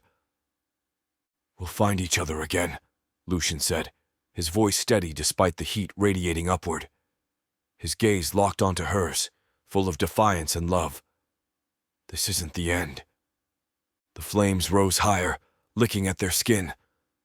Sophia squeezed her eyes shut, her last thoughts not of the pain, but of him, of the life they could have shared, the futures that had been stolen. "Together," she whispered. Lucian's voice rang out one final time over the roar of the inferno. "Together!" Sophia's eyes snapped open as the fastened seatbelt sign dinged overhead. A voice crackled over the intercom, announcing their descent into Madrid. She pressed a hand to her chest, her heart pounding as the remnants of the dream clung to her. The pain of that day had never truly faded, even across centuries. But it wasn't just pain she felt. It was love. Lucian was alive, and she would find him. In a modest apartment in Lisbon, Gabriel DeMarcos jolted awake, sweat plastering his dark curls to his forehead. His breathing was labored, his chest heaving as the images of knights and ancient battles flickered in his mind. He stumbled out of bed, his movements shaky, and made his way to the mirror. The reflection staring back at him felt foreign. He saw himself, Gabriel, the fencing instructor, but the memories that swirled in his mind belonged to someone else.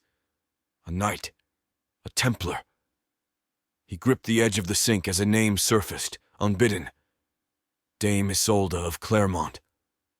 A name from centuries ago, tied to battles, betrayals, and something deeper. Love. Gabriel turned, his gaze falling on the sheathed fencing sword he always kept nearby. For the first time in his life, it felt like a weapon, not a tool. In the heart of Madrid, Sophia stepped off the plane, her senses heightened. Every sound, every face, felt charged with a strange energy. She had learned to trust her instincts, and something, or someone, was pulling her westward. A small cafe near the airport served as her waypoint as she sat down with a map, her dagger retrieved from her luggage, concealed beneath her coat. It wasn't long before Gabriel approached, his steps cautious but purposeful. He had been following the pull, just as she had. When their eyes met, there was an instant recognition, a spark that transcended time. "Sophia?" Gabriel ventured, though he didn't know how he knew her name. Sophia's hand moved instinctively to her dagger, her heart racing. "Who's asking?" "I don't know how to explain this," Gabriel said, his voice steady despite the tension. "But I think we know each other. From before." Sophia studied him, her sharp green eyes narrowing. Then she relented. "Gabriel de Marcos," she said softly, the name surfacing from the fragments of memory. "Portugal. You were there after the fall of the Order." Gabriel's face softened. "And you're Isolde." "Sophia," she corrected. "Now I'm Sophia." More than an hour passed as they spoke of lives past and current. Quickly it was decided they had been brought together by a higher power. The two of them traveled discreetly from Spain to Lisbon, retracing paths etched in memory. In Lisbon, they found an ancient Templar facility hidden within a crumbling church, protected by centuries of obscurity. Gabriel had spent years unknowingly passing by it daily, never realizing its significance until now. Within the forgotten sanctuary, Sophia and Gabriel pieced together fragments of their shared past. They had crossed paths in Portugal during the aftermath of the Templar Purge, narrowly missing each other by days. Sophia had been there seeking Lucian, only to be captured, tortured, and ultimately burned alongside him. After a day of travel, the Vatican loomed ahead as their journey brought them to Rome. Sophia and Gabriel moved cautiously through the city, aware of the church's ever-present reach. They debated their next move, how to infiltrate the heart of the church itself, when a small boy ran toward them from across a bustling square. His clothes were simple, his face dirty, but his eyes held a strange brightness. "I know you," he said, pointing at Sophia, then Gabriel. "You were knights, a long time ago." Sophia frowned, glancing at Gabriel. "We don't know you, kid." The boy's expression twisted in frustration. "I do. I just can't remember your names. But I've seen you. In the light." At that, both Sophia and Gabriel froze. "The light?" Gabriel asked, kneeling to meet the boy's gaze. "What light?" "The bright energy," the boy said earnestly. "It showed me visions of knights and battles, of a temple in the jungle. I have to go there, but I don't have any money and my parents won't let me." Sophia and Gabriel exchanged a look. "The jungle?" Sophia pressed. "Where?" The boy pointed south. "It called me to Central America, but then it stopped. It changed. It told me to come here." Gabriel placed a hand on the boy's shoulder, his expression grave. "You're one of us," he said. "But you're too young. Your memories, they're only pieces." Sophia nodded, her voice gentle. "What's your name?" The boy thought for a moment before replying. "Mateo." "Mateo," Sophia said, her tone soft yet firm. "Can you tell us anything else? Anything about the light or the visions?" Mateo's brow furrowed as he tried to remember. "It told me you would be here, that I should find you. and that we have to stop the people in the big church. Sophia and Gabriel stood, their hearts heavy with the weight of Matteo's words. It was clear now. This boy was an awakened Templar, but his young mind couldn't handle the full burden of his past lives. Still, his visions had brought him to the Vatican for a reason. Sophia placed a hand on Matteo's head. "You did well finding us, Matteo. We'll figure this out together." Gabriel looked toward the Vatican, his jaw tightening. If the church has moved the pull here, it means they're getting closer to their goal. We need to act fast. Sophia nodded, her gaze hardening. Then we find a way inside, no matter what it takes. Matteo looked up at Sophia and Gabriel, his eyes alight with excitement. "There are secret ways into the Vatican," he said, his voice steady despite his young age. "Ancient passageways. One of them is the Passetto di Borgo, the one Pope Clement VII used to escape during the sack of Rome." Gabriel raised an eyebrow. "A secret corridor leading directly into the Vatican? That sounds like exactly what we need." Matteo nodded eagerly. "It connects to Castel Sant'Angelo. If we get inside, we can reach the Vatican without being seen." Sophia exchanged a glance with Gabriel, her green eyes narrowing with cautious optimism. "It's a start," she said, "but getting to the Passetto unnoticed will be dangerous." Matteo stepped closer, his voice dropping to a conspiratorial whisper. "You're not the only ones who know about it." As the sun dipped below the Roman skyline, Sophia, Gabriel, and Matteo stood in the shadow of an abandoned chapel near the Vatican. The ancient stones seemed to hum with anticipation as figures began to arrive one by one. Amina Rahim was the first, her dark eyes sharp and questioning as she approached. "I don't know how I found you," she said, her voice steady, "but I know I'm supposed to be here." Sophia nodded, her gaze softening. "You're not alone." Next came Marcus Klein, his hesitant steps betraying a lifetime of skepticism. He carried a weathered notebook under his arm, as if it could shield him from the surreal reality unfolding around him. "I've spent my life studying history," he said, "but nothing prepared me for this." From Paris came Julien Lefebvre, a former soldier whose demeanor spoke of battles fought and lost. He carried himself with the confidence of a warrior, though his eyes held a haunted look. "Lucien saved my life during the siege of Acre," he said simply. "I owe him everything." From New York, Angela Dominguez, a paramedic, arrived with a duffel bag slung over her shoulder. "I don't know why I'm here," she admitted, "but I keep seeing his face. Lucien. I feel like I owe him a debt." One by one they came, each bringing their own skills and experiences, each bound by a shared purpose that transcended lifetimes. Sophia looked at the group, astonishment flickering across her face. "Well," she said, "it looks like we have a team." The group huddled in the chapel as Matteo outlined the plan, his small hands tracing a crude map of the Passetto di Borgo. "The entrance is guarded," he explained, "but not by many. If we move quickly, we can get inside before they know we're there." Amina frowned. "And once we're inside?" "We stick to the shadows," Gabriel said, his voice firm. "We find Lucian and get out. The rest of the Vatican's secrets can wait." Julienne shifted uneasily. "What if it's a trap?" Sophia's expression hardened. "Then we spring it. But we don't leave without Lucian." The others nodded and finalized their plans. The ancient stones of the chapel seemed to echo with the weight of their mission. As they prepared to move out, Matteo spoke hesitantly. "There's something else you should know," he said, his voice barely above a whisper. Sophia knelt beside him, her green eyes filled with concern. "What is it?" "The pull," Matteo said, his small hands trembling. "It's not just here. It's everywhere. I feel it. In the Vatican, but also in the rocky valley of the Grand Canyon of America, the mountains of Asia. It's like the arcs are calling to each other."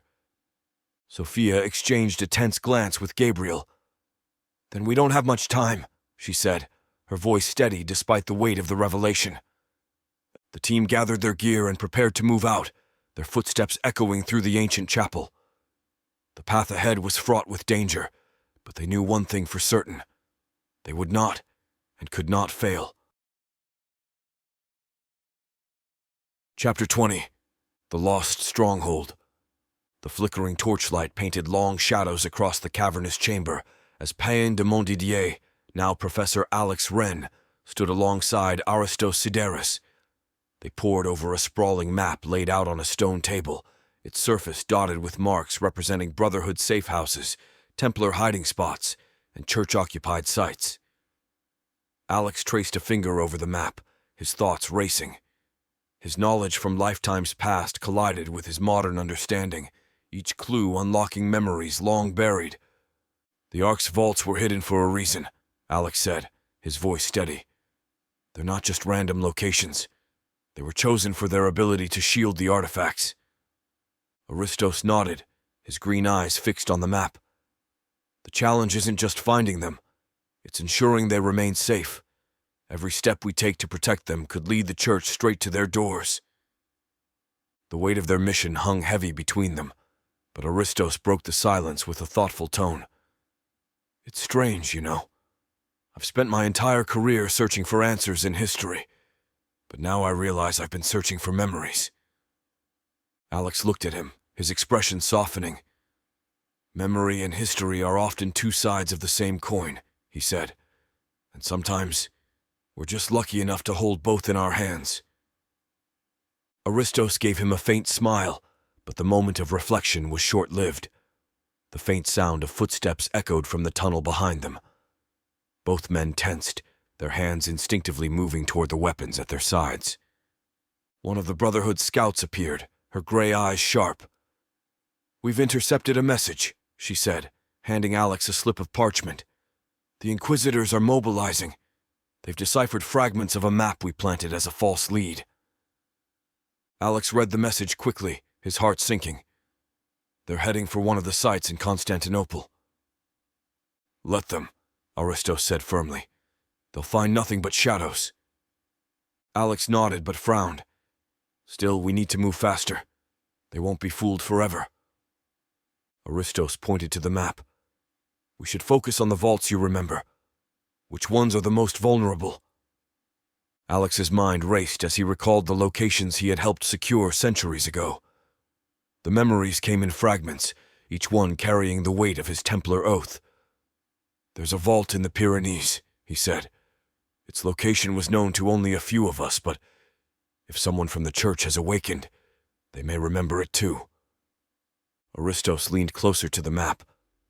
"Then that's where we start." The Brotherhood moved with quiet precision, preparing their supplies for the journey. Alex and Aristos gathered maps, journals, and ancient tools as they discussed their strategy. Those in the chamber moved with purpose, but beneath it was a thread of unease. As they prepared to leave, Aristos turned to Alex. "Do you think they've awakened?" he asked, his voice low. "The ones who betrayed the Templars?" Alex's expression darkened. "It's possible. And if they have, they could lead the church straight to the Arks." Aristos clenched his fists. "We won't let that happen." Their journey took them through winding roads and ancient trails, each step bringing Alex closer to places he hadn't seen in centuries. The Pyrenees loomed in the distance, their jagged peaks shrouded in mist. The closer they came, the more Alex's memory sharpened. "This was a stronghold," Alex said as they approached a narrow mountain pass. "It was designed to be impenetrable." Aristos glanced at him. "And yet, nothing is truly impenetrable." Biting wind howled through the narrow mountain pass as Alex Wren and Aristos approached the hidden Templar vault in the Pyrenees. The snow underfoot crunched with every step, the icy air burning their lungs. Alex's breath fogged the air as he scanned the landscape, his mind racing with memories of this place, a stronghold he had once protected as Pain de Montdidier. "This was a sanctuary," Alex murmured, his voice laced with both awe and unease. "No one should know it's here." Aristos, walking beside him, tightened his grip on his weapon. "And yet, someone does." As they rounded a bend, The wind carried a metallic scent that made Alex stop in his tracks. Blood. A thick, unmistakable copper tang lingered in the air. "What is that?" Aristos asked, his voice low, though he already knew the answer. Alex pointed toward the entrance of the stronghold, barely visible beneath a rocky overhang. The snow surrounding it was soaked with crimson streaks and dotted with signs of a struggle: shattered weapons, trampled footprints, and lifeless bodies half buried in the snow. The two men approached cautiously, their boots crunching over the blood-stained snow. The bodies were scattered haphazardly, their features twisted in expressions of pain and defiance.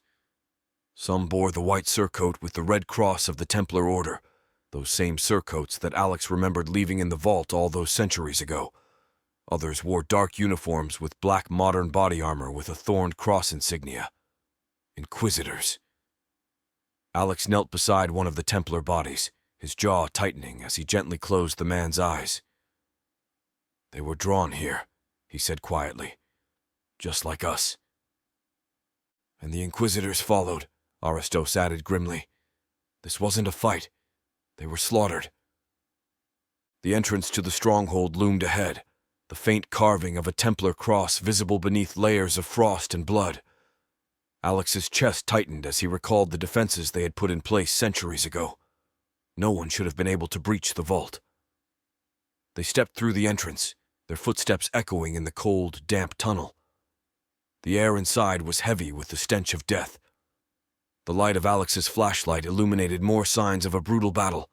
Blood smeared across the walls, shattered weapons and spent ammo brass littering the ground, and the lifeless bodies of both Templars and Inquisitors. "This wasn't just an attack," Aristos said, his voice barely above a whisper. "They fought their way inside." As they ventured deeper, Alex's heart sank further. The memories of this place, its solemn halls, its sacred purpose, clashed violently with the reality of what it had become. In the central chamber where the Ark had been hidden, they found a lone figure slumped against the pedestal. The man's surcoat was torn and soaked with blood, his breathing ragged as he clung to the edge of life. Alex rushed to his side, kneeling beside him. The man's eyes fluttered open and a faint smile crossed his lips. Brother," the dying Templar rasped, his voice weak but resolute. "You came." "I'm here," Alex said, his voice steady despite the emotions roiling within him. "Rest easy, brother. What happened here?" The Templar coughed, blood staining his lips. They knew. A Templar had to be among them, to open the vault. One of us, awakened, but not loyal. They used him to gain access." Alex's jaw clenched as rage and grief warred within him, this being what he had feared. Who betrayed us? "I don't know," the Templar whispered. His hand reached weakly toward Alex, and Alex grasped it tightly. "We were outnumbered, outgunned. We fought, but it wasn't enough." Aristos stood silently nearby, his fists clenched as he scanned the devastated chamber. The Templar's gaze locked onto Alex's, tears welling in his eyes. "Forgive me, brother, for failing. I couldn't keep it safe." Alex shook his head, his voice breaking. "There's nothing to forgive. You did everything you could." The man's grip loosened, his breath hitching as life faded from his body. Alex closed his eyes and lowered his head, whispering a quiet prayer for his fallen comrade. When Alex stood, his grief was replaced by a cold anger. The pedestal that had once held the Ark was empty, its surface stained with the blood of those who had died to protect it. "They have it," Aristos said, his voice filled with quiet fury. Alex nodded, his hands tightening into fists. The Church has the Ark, and now they're one step closer to their goal. Aristos placed a hand on Alex's shoulder, grounding him. "We'll stop them. But first, we need to figure out who betrayed us." Alex's gaze lingered on the pedestal, the memories of centuries past swirling in his mind. Those who had already betrayed the Order for the Church have awakened, and no Ark is safe. We have to assume they know the location of the others. We can't let them retrieve them. As they stepped back into the cold air, the wind howled through the mountains, carrying with it the weight of their mission. Alex turned to Aristos, his expression hardened by his devotion. "We'll find the Arks," Alex said, "and we'll make them pay for what they've done." Aristos nodded, his own determination reflected in Alex's eyes. "For the Order," he said. "For the world," Alex replied. Together they set off, the blood-stained snow crunching beneath their boots as they disappeared into the shadows of the mountains. Chapter 21. Shadows Within. The black van sped through the dense forest, its tires kicking up mud and debris as Leon Vargas expertly navigated the winding path. Inside, Jacques sat in silence, his gaze sharp and calculating, while Alistair leaned against the side wall, his hands resting on his thighs as he caught his breath. Leon, a U.S. Marshal with decades of experience, stole a glance at Alistair through the rearview mirror. "I have to ask," Leon said, his voice steady but edged with disbelief. "What the hell is the CEO of one of the largest companies in America doing out here in the middle of the forest with a sword-wielding knight?" Alistair chuckled dryly, rubbing his temples. "You wouldn't believe me if I told you." Leon's grip on the wheel tightened. "Try me. I just saved your asses from a group of heavily armed psychos who seemed more like a death cult than a tactical unit. My threshold for disbelief is pretty high right now." Jacques exchanged a glance with Alistair, his expression grave. "He deserves the truth," Jacques said. "He risked his life for us." Alistair nodded reluctantly. "All right, Leon. Here it is. The truth, no matter how insane it sounds." Leon focused on the path while listening to crunching rocks and the engine as Alistair began. Alistair started, his voice calm but serious. "We're not just two guys running from a bad situation. We're Knights Templar, awakened souls of warriors who lived centuries ago." Leon raised an eyebrow, leaning back in his seat. "Knights Templar? You mean the guys from history class? The Crusades?" Jacques leaned forward, his voice carrying a weight that demanded attention. "Yes, but our story is more than what you've read in books. The Templar Order was not just about protecting pilgrims or fighting for Jerusalem. We swore to guard knowledge and artifacts, treasures that predate any kingdom or church." Alistair continued, his tone growing more urgent. "The Catholic Church has spent centuries trying to destroy those artifacts and silence anyone who knows the truth. We're talking about technology and knowledge from Atlantis, a civilization far more advanced than anything we can imagine." Leon blinked, processing their words. "Atlantis? You're telling me the Templar Order was protecting treasures from a mythical city?" "It's not a myth," Jacques said firmly. "Atlantis was real. Its knowledge, its power. They could reshape the world. That's why the Church wants it gone. They fear what it represents."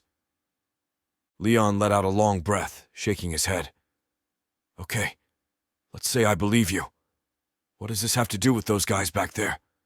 The ones trying to kill you?" Alistair's jaw tightened. "They're modern-day inquisitors. Their goal is to finish what the Church started, destroying the artifacts and killing anyone who stands in their way. And I suspect that is why the fugitive you were tracking suddenly changed his behavior. He awakened, like we did." Still slightly in disbelief, Leon brought the van to a stop near a hidden path, and Jacques motioned for Leon to follow as they step out. They walked through the dense foliage until they reached a stone slab covered in moss. Jacques placed his hand on the faint outline of a cross engraved into the surface, and the slab groaned as it slid aside, revealing a narrow staircase spiraling into the earth. Leon hesitated, his eyes widening. "What the hell is this?" Jacques gestured for him to descend. The truth. Inside the vault, torches cast flickering light across the ancient walls, illuminating carvings and symbols that seemed both alien and familiar.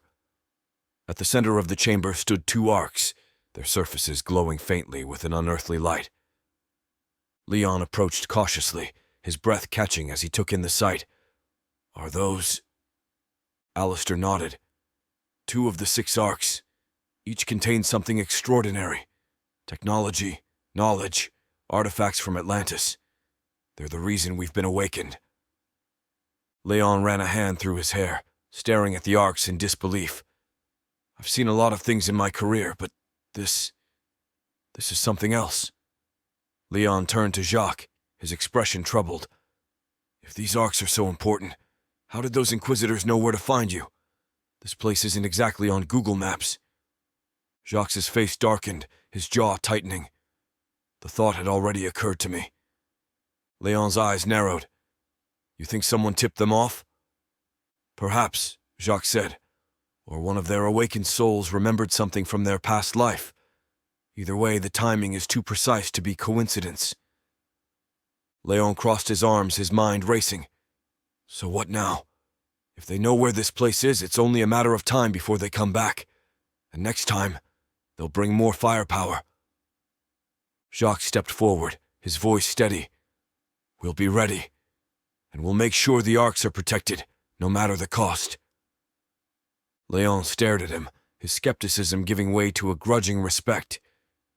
You're serious about this, aren't you? Jacques met his gaze. We've spent lifetimes preparing for this moment. The question is, are you with us? Leon hesitated, the weight of their words sinking in. Finally, he nodded. I'm in. But if we're going to do this, we need a plan. And fast. Jacques placed a hand on Leon's shoulder. Then let's get to work.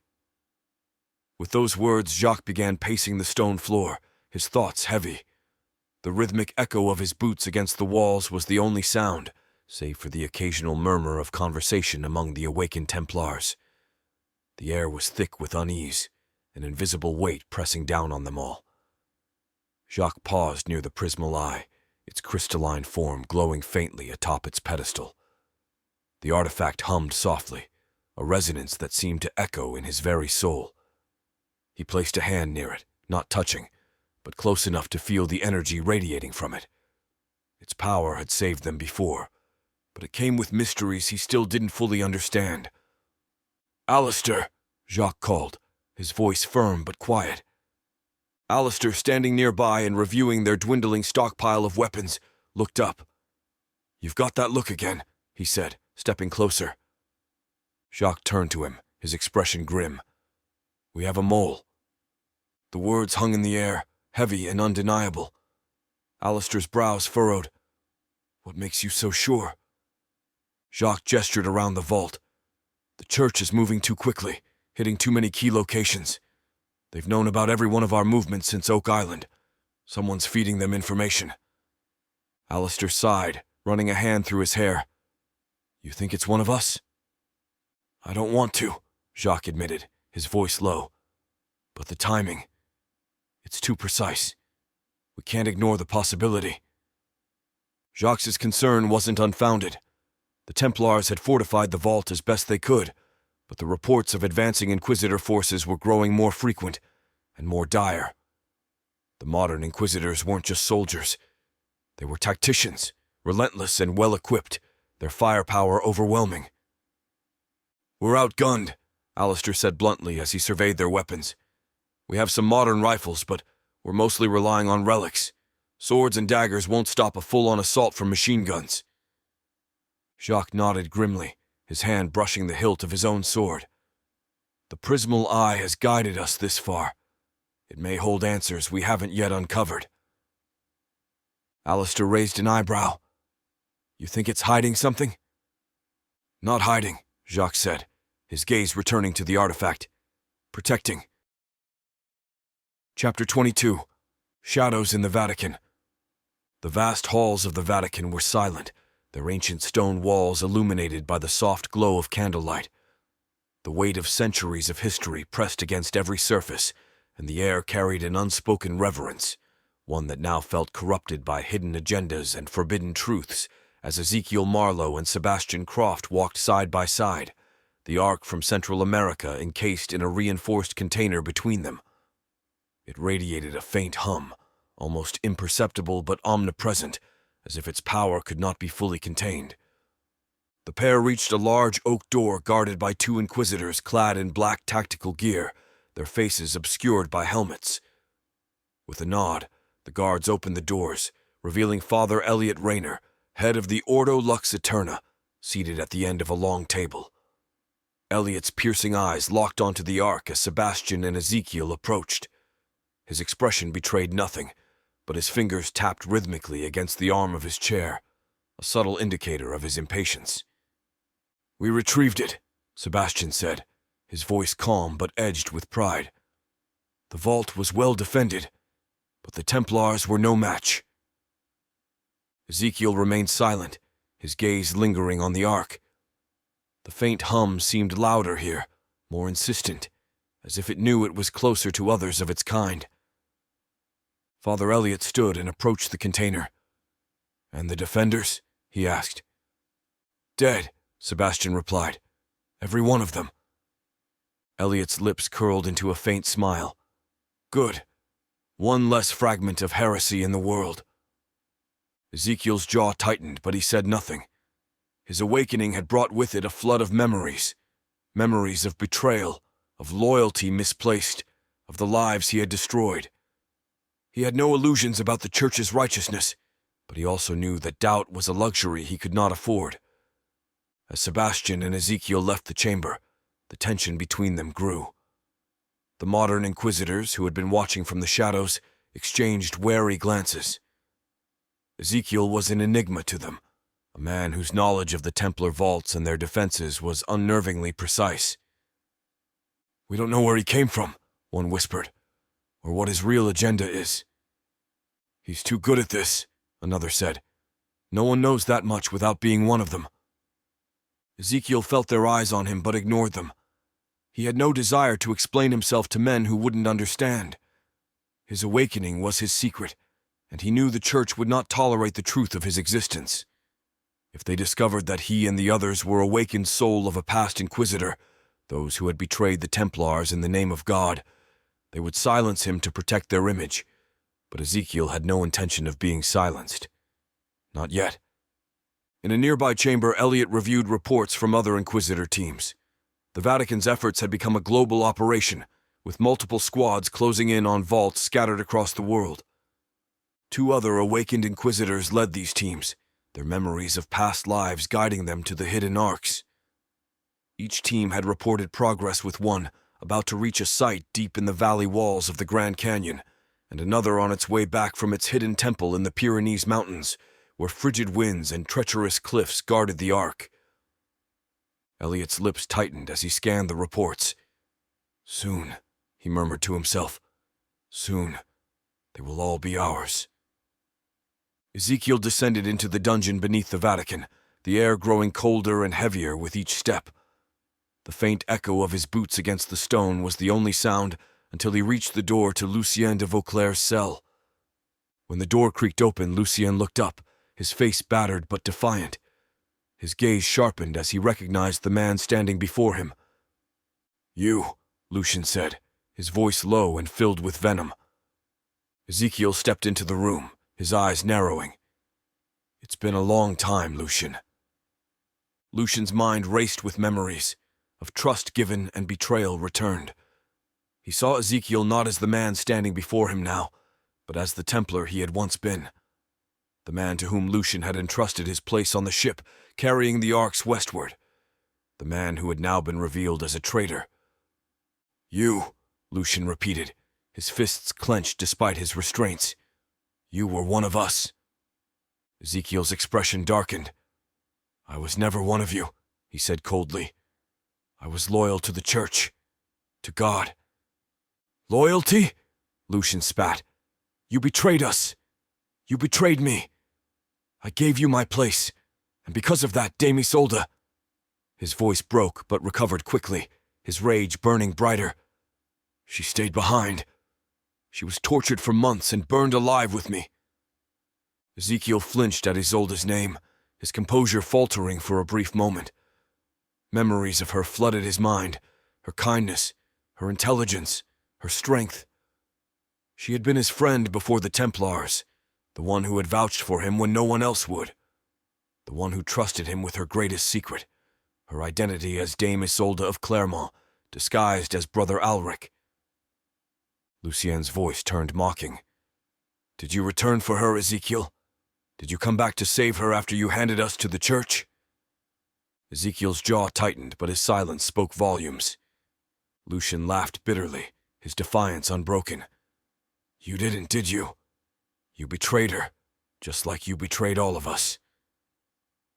Ezekiel stepped closer, his hand gripping the hilt of the dagger at his side. "You don't understand," he said, his voice low and dangerous. "I did what I had to do. The Templars were lost, corrupted by secrets they couldn't control." "And you were pure?" Lucien retorted. "You think God wanted you to betray us? To betray her?" Ezekiel raised the dagger, pressing its edge against Lucien's throat. But the weight of Lucien's words hung in the air, impossible to ignore. "She trusted you," Lucien said, his voice softening. "She believed in you. And now you stand here, a pawn of the same church that used you to destroy us to destroy her." Ezekiel hesitated, the dagger trembling in his grip. His awakening had filled him with purpose, but now doubt began to creep in. Was his return to this life truly ordained by the church? Or was it something greater, something beyond their understanding? Lucien saw the crack in Ezekiel's resolve and pressed on. "You think this is about loyalty to God? No, this is about power. The church used you then, and they're using you now. But you didn't awaken for them, Ezekiel. You awakened because the truth is bigger than their lies." Ezekiel stepped back, his breathing heavy. The doubt in his eyes deepened, but he quickly masked it with anger. "Enough," he said sharply. "This isn't over." He turned and left the cell, but Lucien's voice followed him, filled with scorn and conviction. "Think about it, Ezekiel. You're not here for them. You're here for something more." The heavy door slammed shut, leaving Lucien alone in the darkness. But his words lingered in Ezekiel's mind, refusing to be silenced. A few hours later, Ezekiel Marlowe descended the spiraling stairs with purpose, his boots echoing on the stone. In his hand, he carried a small, worn satchel, its contents jingling faintly. His expression was unreadable, though his jaw tightened with each step as he walked through the damp air that carried the metallic scent of rust and blood, a smell that had lingered for centuries in this forgotten corner of the Vatican. Father Elliot Rayner's orders had been clear. Extract the locations of the remaining 3 arcs from Lucien de Vauclair, no matter the cost. Ezekiel reached the heavy wooden door to Lucien's cell and paused for a moment. His fingers brushed the iron latch as doubt gnawed at him. Memories of his past life as a Templar swirled in his mind, colliding with the reality of his present mission. He forced the thoughts aside. Doubt had no place here, and with that thought the door creaked open, revealing Lucien shackled to the St. Andrew's cross in the center of the room. His face was bruised and his breathing was shallow, but his eyes burned with defiance. He looked up as Ezekiel entered, his lips curling into a mocking grin despite his pain. "Back so soon?" Lucien rasped, his voice rough from days without water. "Couldn't resist my charm, I suppose." Ezekiel ignored the taunt, setting the satchel down on a nearby table. He carefully unfastened the clasp and began removing its contents: a thumbscrew, a pair of iron pincers, and a small brazier. Lucien's grin faded as he recognized the tools. "Ah," he said, his tone cold. "The church's finest work. Tried and true, isn't that what you called it?" Ezekiel met his gaze, his expression hard. "You've left me no choice, Lucien. Tell me where the remaining arcs are, and this ends now." Lucien barked a laugh.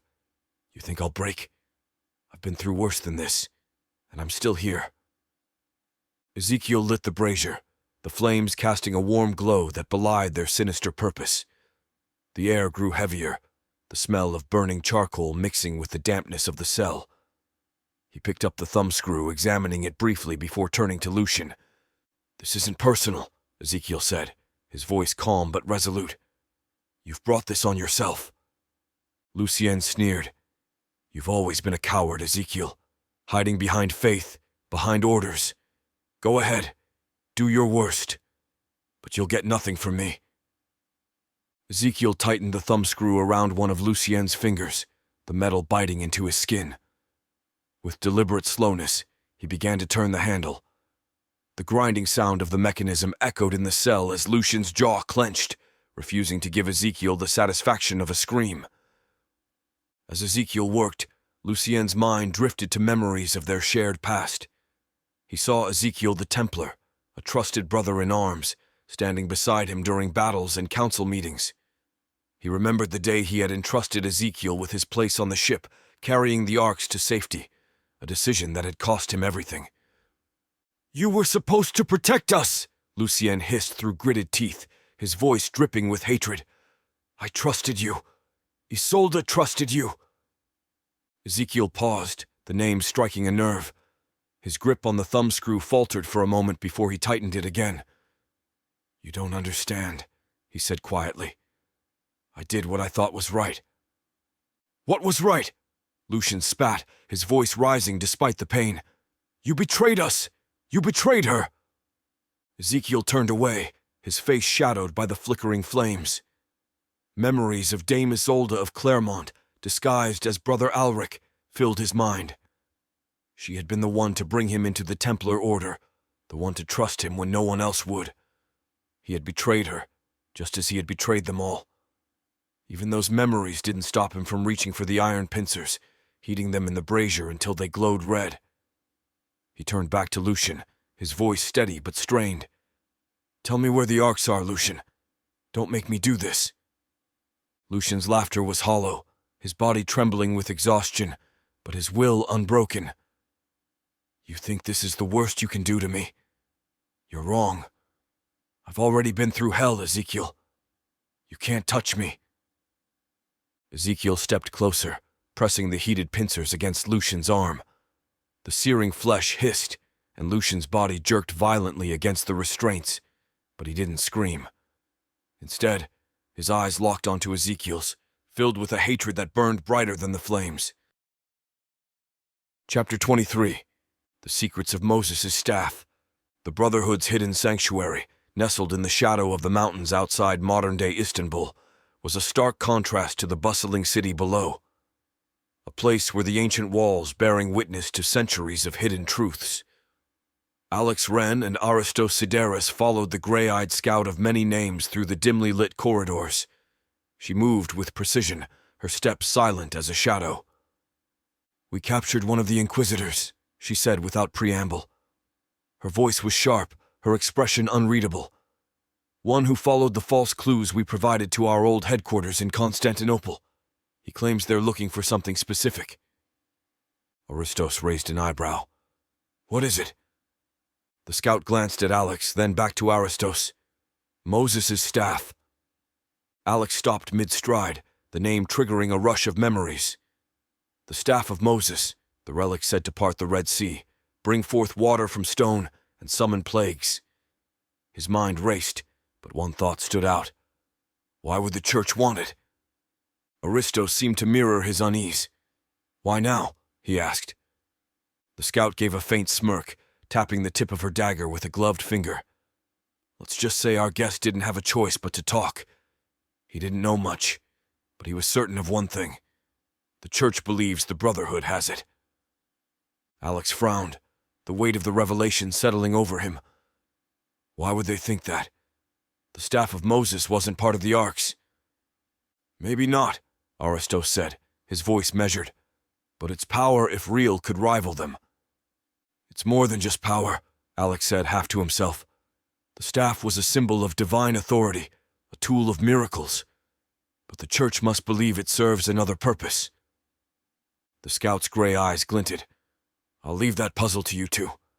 My part was getting the information." Aristos didn't hesitate. "Come with me," he said to Alex, leading him deeper into the sanctuary. Aristos led Alex deeper into the sanctuary, their footsteps echoing softly against the stone floor. The chamber they entered was a vault of knowledge, its shelves lined with scrolls, manuscripts, and ancient texts, their edges yellowed and brittle with the weight of centuries. The scent of old parchment mingled with the faint metallic tang of the torches that flickered on the walls. "You remember these, don't you?" Aristos asked, his voice quieter now, as though the space demanded reverence. He reached for a small bundle of scrolls, carefully tied with faded twine. Alex's breath caught as he saw the markings on the scrolls, the symbols sparking vivid memories of a lifelong past. Payon de Montdidier had pored over these very scrolls, searching for answers that had eluded even the most determined of minds. "I do," Alex said, his voice tinged with both awe and frustration. "We combed through these for years, looking for answers. And we missed something," Aristos said, carefully untying the bundle. The scrolls, though fragile, had been preserved with meticulous care. He unrolled one and spread it on the stone table, revealing faded but legible text. "Because we didn't have all the pieces." He pointed to a passage written in Aramaic. "The discovery of the Dead Sea Scrolls filled in gaps we didn't even know existed. Look here." Alex leaned closer, his eyes narrowing as he deciphered the faded script. The language was archaic, the phrasing cryptic. "The shepherd's rod that cleave the waters holds the power to call forth the heavens, and in its shadow rests the covenant of the ages." He straightened, his mind racing. The words stirred something deep within him, but their meaning remained elusive. The staff of Moses wasn't just a tool. It was something more. He trailed off, the realization just out of reach. Aristos folded his arms, watching him intently. "What do you make of it?" Alex rubbed his temples, frustrated by the fleeting connections in his mind. "The Bible talks about the staff as a divine instrument, one that could part seas, summon plagues, and bring water from stone. But this..." He gestured to the scroll, his brow furrowing. "This suggests it's something else entirely. Call forth the heavens? What does that mean?" Aristos tapped the table with his finger, his green eyes sharp with thought. "The covenant of the ages," he murmured. "That's what strikes me. If the staff holds the covenant, could it be connected to the arcs themselves?" Alex's eyes widened. "You think it's a piece of the puzzle? That it unifies them?" "It's possible," Aristos said, "but we're still missing something."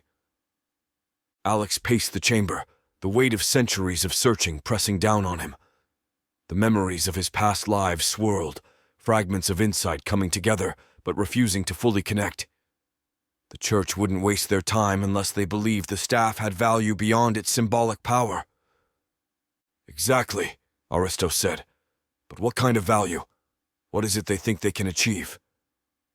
Alex stared at the scroll, his mind racing. "Call forth the heavens." That phrase. It's not literal, is it? It must be allegorical. "Or it could be both," Aristos countered. "The language of these texts often blends the spiritual and the physical."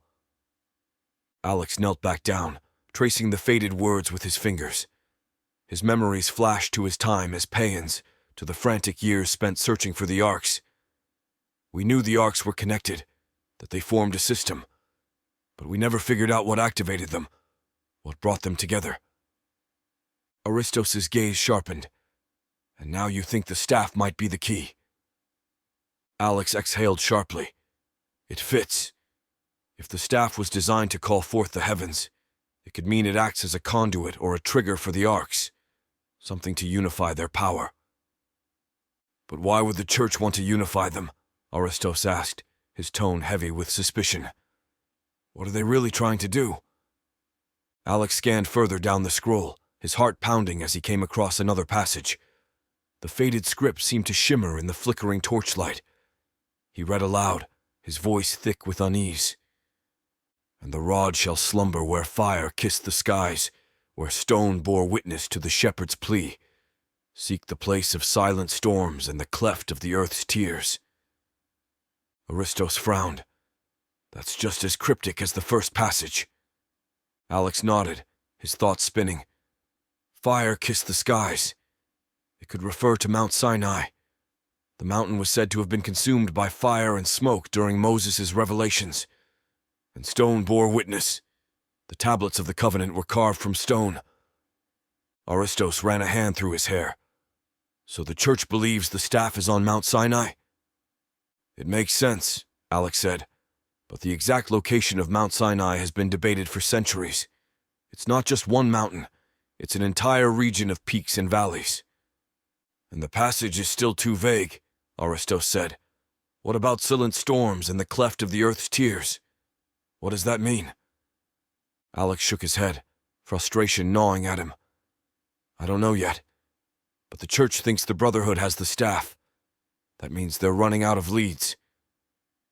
Aristos stepped back, his expression grim. If they find the staff, and it truly is the key to unifying the arcs, they'll have the power to destroy everything, Alex finished, his voice hardening. We can't let that happen. The air in the chamber felt heavier as the enormity of their mission settled over them. Aristos rolled the scroll back up with meticulous care. We need to move, Alex said, his tone firm. The longer we wait, the closer they get. Aristos nodded. Agreed, but finding the staff won't be easy. Even if the scrolls point to Mount Sinai, that's a vast area to search. Alex glanced at the shelves of scrolls surrounding them, a flicker of intrigue lighting his eyes. Then we start now. Every clue we need is here. And if the church wants to call forth the heavens... He straightened, his jaw set.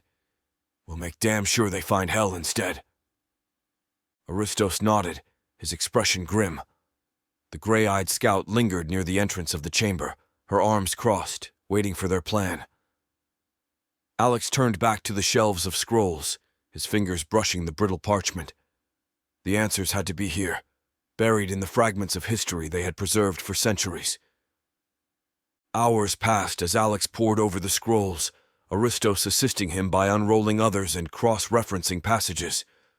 The room was silent, except for the faint rustling of paper and the occasional crackle of the torches. Suddenly, Alex stopped, his eyes locked on a particular line of text. His heart began to race. This is something, he murmured. Aristos leaned over, his brow furrowing. What did you find? Alex traced the faded symbols, translating aloud. The shepherd's rod lies in the place of mirrored peaks, where the hands of man once held the light of the stars. Mirrored peaks? Aristos asked. What does that mean? Alex's mind raced as the word stirred a memory, long buried but now clear as day. He stood abruptly, his voice trembling with realization. It's not Mount Sinai. It's Egypt. Egypt? Aristos echoed, confused. There's a site in Egypt where I found one of the arks centuries ago, Alex explained, his thoughts coming together. It was hidden in a vast underground complex near a mountain range. I remember seeing something there, a carving on a pillar. It looked like mirrored peaks, but at the time, I thought it was just decorative. What if it was a clue? Aristos' eyes narrowed. And now you think the staff is there? It's possible, Alex said. If the First Brotherhood used the same complex for multiple artifacts, it would make sense to hide the staff in the same region. The carvings might even indicate its exact location. Aristos nodded, already moving. Then we have no time to waste. Chapter 24. The Battle for the Vault. The attack came without warning. The first explosion rocked the Templar vault, shaking the ancient stone walls and sending cascades of dust from the ceiling. Artifacts trembled on their pedestals, and the faint hum of the prismal eye grew louder, reacting to the sudden eruption of violence. "Inquisitors!" a voice bellowed, echoing through the stone chamber. The stillness of the ancient vault shattered instantly. Templars scrambled into defensive positions, overturning tables and using the thick stone columns for cover. The prismal eye, cradled in its protective pedestal, hummed louder, its eerie glow reflecting off the walls as if reacting to the chaos. At the center of the room stood Jacques de Molay, his presence commanding even amidst the frenzy. The torchlight gleamed off his blade as he unsheathed it with a practiced motion, the steel ringing sharply in the tense air. "Form up!" Jacques barked, his voice cutting through the cacophony like the roar of a battlefield commander. "Hold the line at the entrance! Protect the eye at all costs! The first wave of attackers breached the main corridor with military precision. Their rifles erupted in a symphony of controlled bursts, the bullets ricocheting off the ancient stone walls in sprays of sparks. The Inquisitors, clad in lightweight tactical armor with glowing red visors, moved like shadows in the dim light. Their insignias, a thorned crucifix encircled in jagged steel, marked them as agents of the Church's most clandestine and deadly order. Templars returned fire with modern rifles, their gunfire roaring defiantly in the confined space. Alistair crouched beside Jacques, methodically aimed and fired, his bullets striking visor true. One Inquisitor fell, his body slamming into the ground, but another immediately took his place. "They're better armed than we are," Alistair shouted over the noise. Jacques deflected a sudden strike with his sword, his movements a blur. "Then we fight harder," he growled, stepping forward to intercept an advancing Inquisitor. His blade flashed in the dim light, slicing through armor and flesh in a single decisive motion. Blood sprayed across the stone floor as the enemy crumpled at his feet. The Templars fought valiantly, their combined skills honed through both modern and ancient training. Leon Vargas, still adjusting to the surreal reality of his situation, stood alongside them, his U.S. Marshal instincts kicking in. Armed with a confiscated rifle, Leon provided cover fire with practiced precision, each shot forcing the Inquisitors to re-evaluate their advance. Leon ducked behind a column as bullets peppered the stone above him. "You guys weren't kidding about these bastards," he shouted, reloading with deft efficiency. "They're relentless," Jacques replied, cutting down another attacker. His blade moved like a living thing, every strike deliberate and lethal. Leon fired a burst of rounds, taking out an Inquisitor who had been attempting to flank the group. "If this is what the Church sends to handle treasure hunters, I'd hate to see what they consider overkill." "This isn't just about treasure," Jacques said grimly. "It's about control, and they'll destroy us to get it." The intensity of the fight began to weigh on the Templars. The Inquisitors' training and equipment gave them an edge, and their numbers seemed endless. The Templars' ammunition supplies dwindled with each passing second. Alistair crouched behind an overturned table, ejecting his empty magazine with a frustrated growl. "Jacques," he shouted, "we're outgunned, and we're running out of ammunition." Jacques parried a blow from a charging Inquisitor, twisting to drive his sword into the man's chest. As the enemy fell, Jacques glanced back at the group. The prismal eye's hum intensified, resonating through the chamber like the low thrum of an awakening storm. "We can't hold this position forever!" Leon yelled, firing another burst and narrowly dodging a hail of bullets. Jacques' eyes flicked to the prismal eye. Its glow pulsed in rhythm with the chaos, as if urging him to act. He knew its power, but also its unpredictability. It was a relic of Atlantis, not a weapon, and he had no idea what would happen if he used it now. Yet the Templars had sworn to protect it, and letting it fall into the hands of the Church was unthinkable. He made his decision. "Cover me!" he roared. "What?" Leon shouted, firing into the corridor. "Just do it!" Jacques snapped, sprinting toward the pedestal. Bullets zipped past him, one grazing his shoulder as he reached the eye.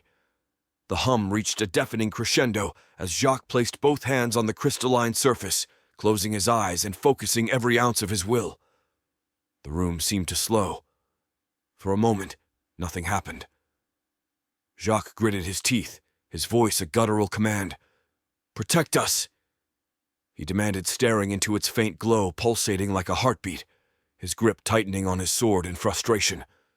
He didn't know exactly how it worked. None of them did. But it was their only chance. But nothing happened. Jacques turned, sword in hand, his jaw set. "We have no choice. Everyone, grab a sword. We charge." Alistair stared at him. "You can't be serious." "I am," Jacques said, his tone powerful. "If this is the end, we face it as Templars." The Templars drew their swords, their ancient weapons glinting in the dim light. Jacques raised his blade. "For the Order! For the Arcs!" Just then, a shockwave of light burst from the eye, rippling outward in waves of shimmering energy. The chamber was bathed in a radiant glow, and time itself seemed to slow. The Templars staggered, momentarily blinded, but when the light faded, they stood transformed. The Templars surged forward, their voices rising in a battle cry that echoed through the vault. They charged into the corridor, meeting the Inquisitors head-on. As they clashed, the Prismal-Eye's power revealed itself. The first bullet struck Jacques, but instead of piercing his flesh, they dissolved into shimmering bursts of energy. Around him, the Templars flickered, their modern bodies overlaid with ghostly images of their past selves, chainmail, surcoats bearing crimson crosses, and gleaming helms. "Holy," Alistair breathed, watching as a bullet bounced harmlessly off his chest, the faint glow of spectral armor surrounding him. It worked. "Yeah, but you will probably still catch an arrow through the visor slit," Jacques teased. Each Templar was encased in a ghostly aura, their forms overlaid with the armor of their past lives, chainmail, surcoats, and helms bearing the Crimson Cross. Leon, too, felt the energy, though it left him with only a faint warmth, as if acknowledging his presence but not fully embracing him. The Inquisitors faltered, their weapons useless. Bullets dissolved on impact, deflected by the shimmering shields of energy surrounding the Templars. Jacques stood tall, his blade glowing faintly in the light of the eye. "Now!" he bellowed. "Take the fight to them!" With renewed vigor, the Templars surged forward, their swords gleaming as they clashed with the Inquisitors. The narrow corridor worked to their advantage, forcing the enemy into close-quarters combat, where their modern training faltered against the ancient skill of the Templars. Leon followed close behind, using his rifle to pick off stragglers. "I'm starting to see why they're so scared of you guys," he muttered, firing another shot. The Inquisitors, unused to melee combat, fell quickly. Their glowing visors flickered as they realized their tactical gear was useless. Among them, the awakened Inquisitors, those who remembered their past lives, hesitated. They knew what this meant. "We can't win this," one of them muttered, retreating into the shadows. "Fall back." Jacques cut down another attacker, his blade moving with deadly precision. "Cowards!" he spat, watching the awakened Inquisitors retreat. The battle ended as quickly as it had begun. The Templars stood victorious, their spectral armor fading as the Prismal Eye dimmed once more. The chamber was littered with the bodies of the fallen, the silence heavy with the weight of what had transpired. Jacques lowered his sword, his chest heaving. "We held the line," he said, his voice steady despite his exhaustion. Leon looked around, his rifle still at the ready.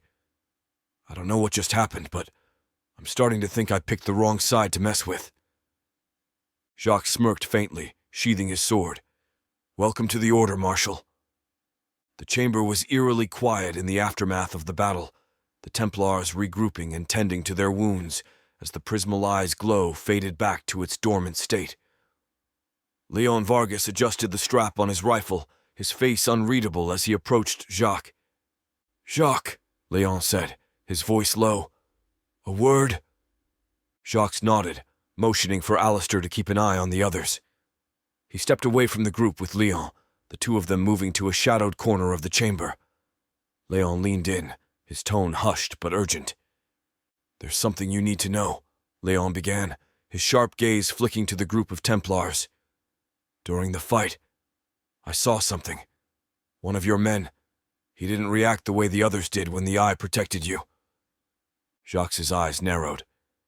"What do you mean?" Leon's jaw tightened. "When he got hit, no armor, no red cross, nothing like the rest of you. Instead, it was different. A black cloak, hooded, ragged. It looked wrong." Jacques' expression darkened. He straightened, his hand drifting instinctively to the hilt of his dagger. "You're sure?" Leon nodded grimly. "Positive. I've been tracking people for years, Jacques. I know what I saw." Jacques stared at Leon for a long moment, then nodded. "Stay close," he said quietly, "but say nothing." Jacques turned and walked back toward the group, his gaze sharp as it swept across the gathered Templars. His movements were measured, his face calm but with a steely focus that sent a shiver through the room. He approached Marcus Renard, a relatively young member of the group who had been stoically cleaning his blade.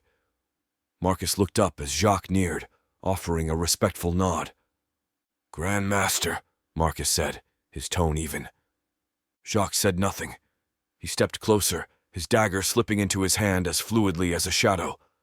Before anyone could react, Jacques drove the blade into Marcus's side, angling it upward between his ribs. The motion was quick, precise, and unyielding. Marcus gasped, his body stiffening as blood bubbled from his lips. His wide eyes met Jacques's, confusion and betrayal flickering in them. The others erupted in shock. Alistair moved forward, his hand on his pistol. "Jacques! What the hell are you doing?" Jacques's voice was cold and unwavering.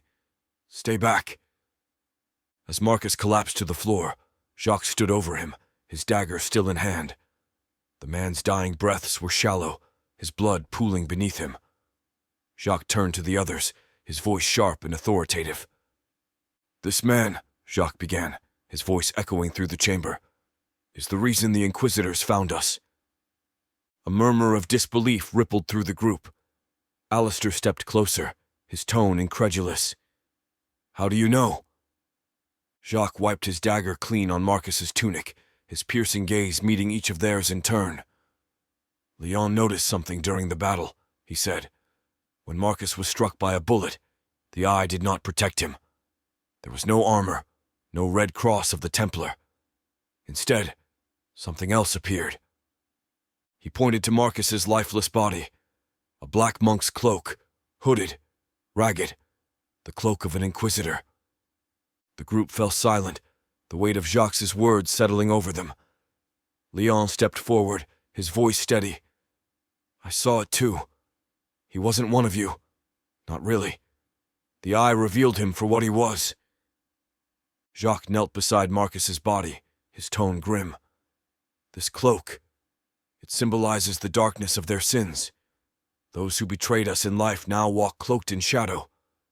Marcus was an awakened Inquisitor, hiding among us to lead the Church to the Eye." The room grew colder as the Templars absorbed the revelation. Alistair clenched his fists, his anger barely contained. "He fought beside us. He called himself a Templar." Jacques's expression softened, but only slightly. "Betrayal wears many masks, but the eye cannot be deceived." Leon spoke up, his tone cautious. "If he was here to lead them to you, does that mean there could be others? More spies?" Jacques stood, his grip tightening on his dagger. "It's possible. The Inquisitor's influence runs deep, and they will stop at nothing to destroy us." Alistair's voice was firm. "What do we do now?" Jacques glanced at the prismal eye, its faint glow a reminder of the power they were sworn to protect. "We remain vigilant. We trust the eye to guide us, and we trust each other, those who have proven themselves." Chapter 25. The Divine Reckoning. The new Templar team gathered in the shadows of an abandoned villa on the outskirts of Rome, preparing for the most daring mission of their lives, or at least this one. Julien Lefebvre, his military instincts sharp as ever, laid out an array of weapons on a weathered wooden table. Julien placed a handgun on the table and glanced at Sophia. "These aren't exactly the tools of the Templar, but they'll do." Sophia arched an eyebrow. "How did you get these?" Julien smirked. "Legionnaire connections, old friends who owe me favors, and a few who didn't ask too many questions." Gabriel inspected one of the rifles, nodding approvingly. "Looks like you brought us a fighting chance." "Better than charging in with swords alone," Julien replied, his tone grim. "But don't underestimate the enemy. They'll be armed to the teeth." As the group prepared to move out, Matteo stood nearby, his small frame trembling with excitement. He had been invaluable in getting them this far, but the others exchanged uneasy glances. "Matteo," Sophia said gently, kneeling to his level. "You've done more than we could have asked, but this is where you go home." Matteo's eyes widened in protest. "No! I'm one of you. I've lived this life before." Gabriel crouched beside him, placing a reassuring hand on his shoulder. "Not in this life, Matteo. You're too young. The things we're about to face, no child should see them." Tears welled in Matteo's eyes, but he nodded reluctantly.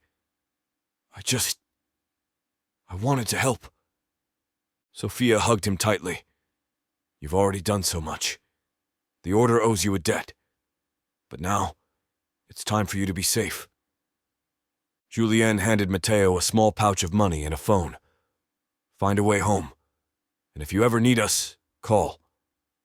Matteo looked at them one last time before turning and walking away, his small figure disappearing into the night. After watching him Matteo off, the team moved with precision through the labyrinthine streets of Rome, sticking to the shadows. Their target was the Passetto di Borgo, the ancient passageway that would lead them directly into the Vatican. Julien led the way, his legionnaire training evident in every movement. He stopped at a nondescript wall and ran his hand over the surface, feeling for the hidden latch. With a soft click, a portion of the wall shifted, revealing a narrow entrance. "This is it," Julien whispered. Sophia nodded. "Let's move." The Passetto was dark and damp, the air heavy with the passing of centuries. The team moved in silence, their footsteps muffled by the ancient stones. As they neared the Vatican, Julien raised a fist, signaling a halt. "Security cameras," he whispered, pointing to a faint red glow ahead.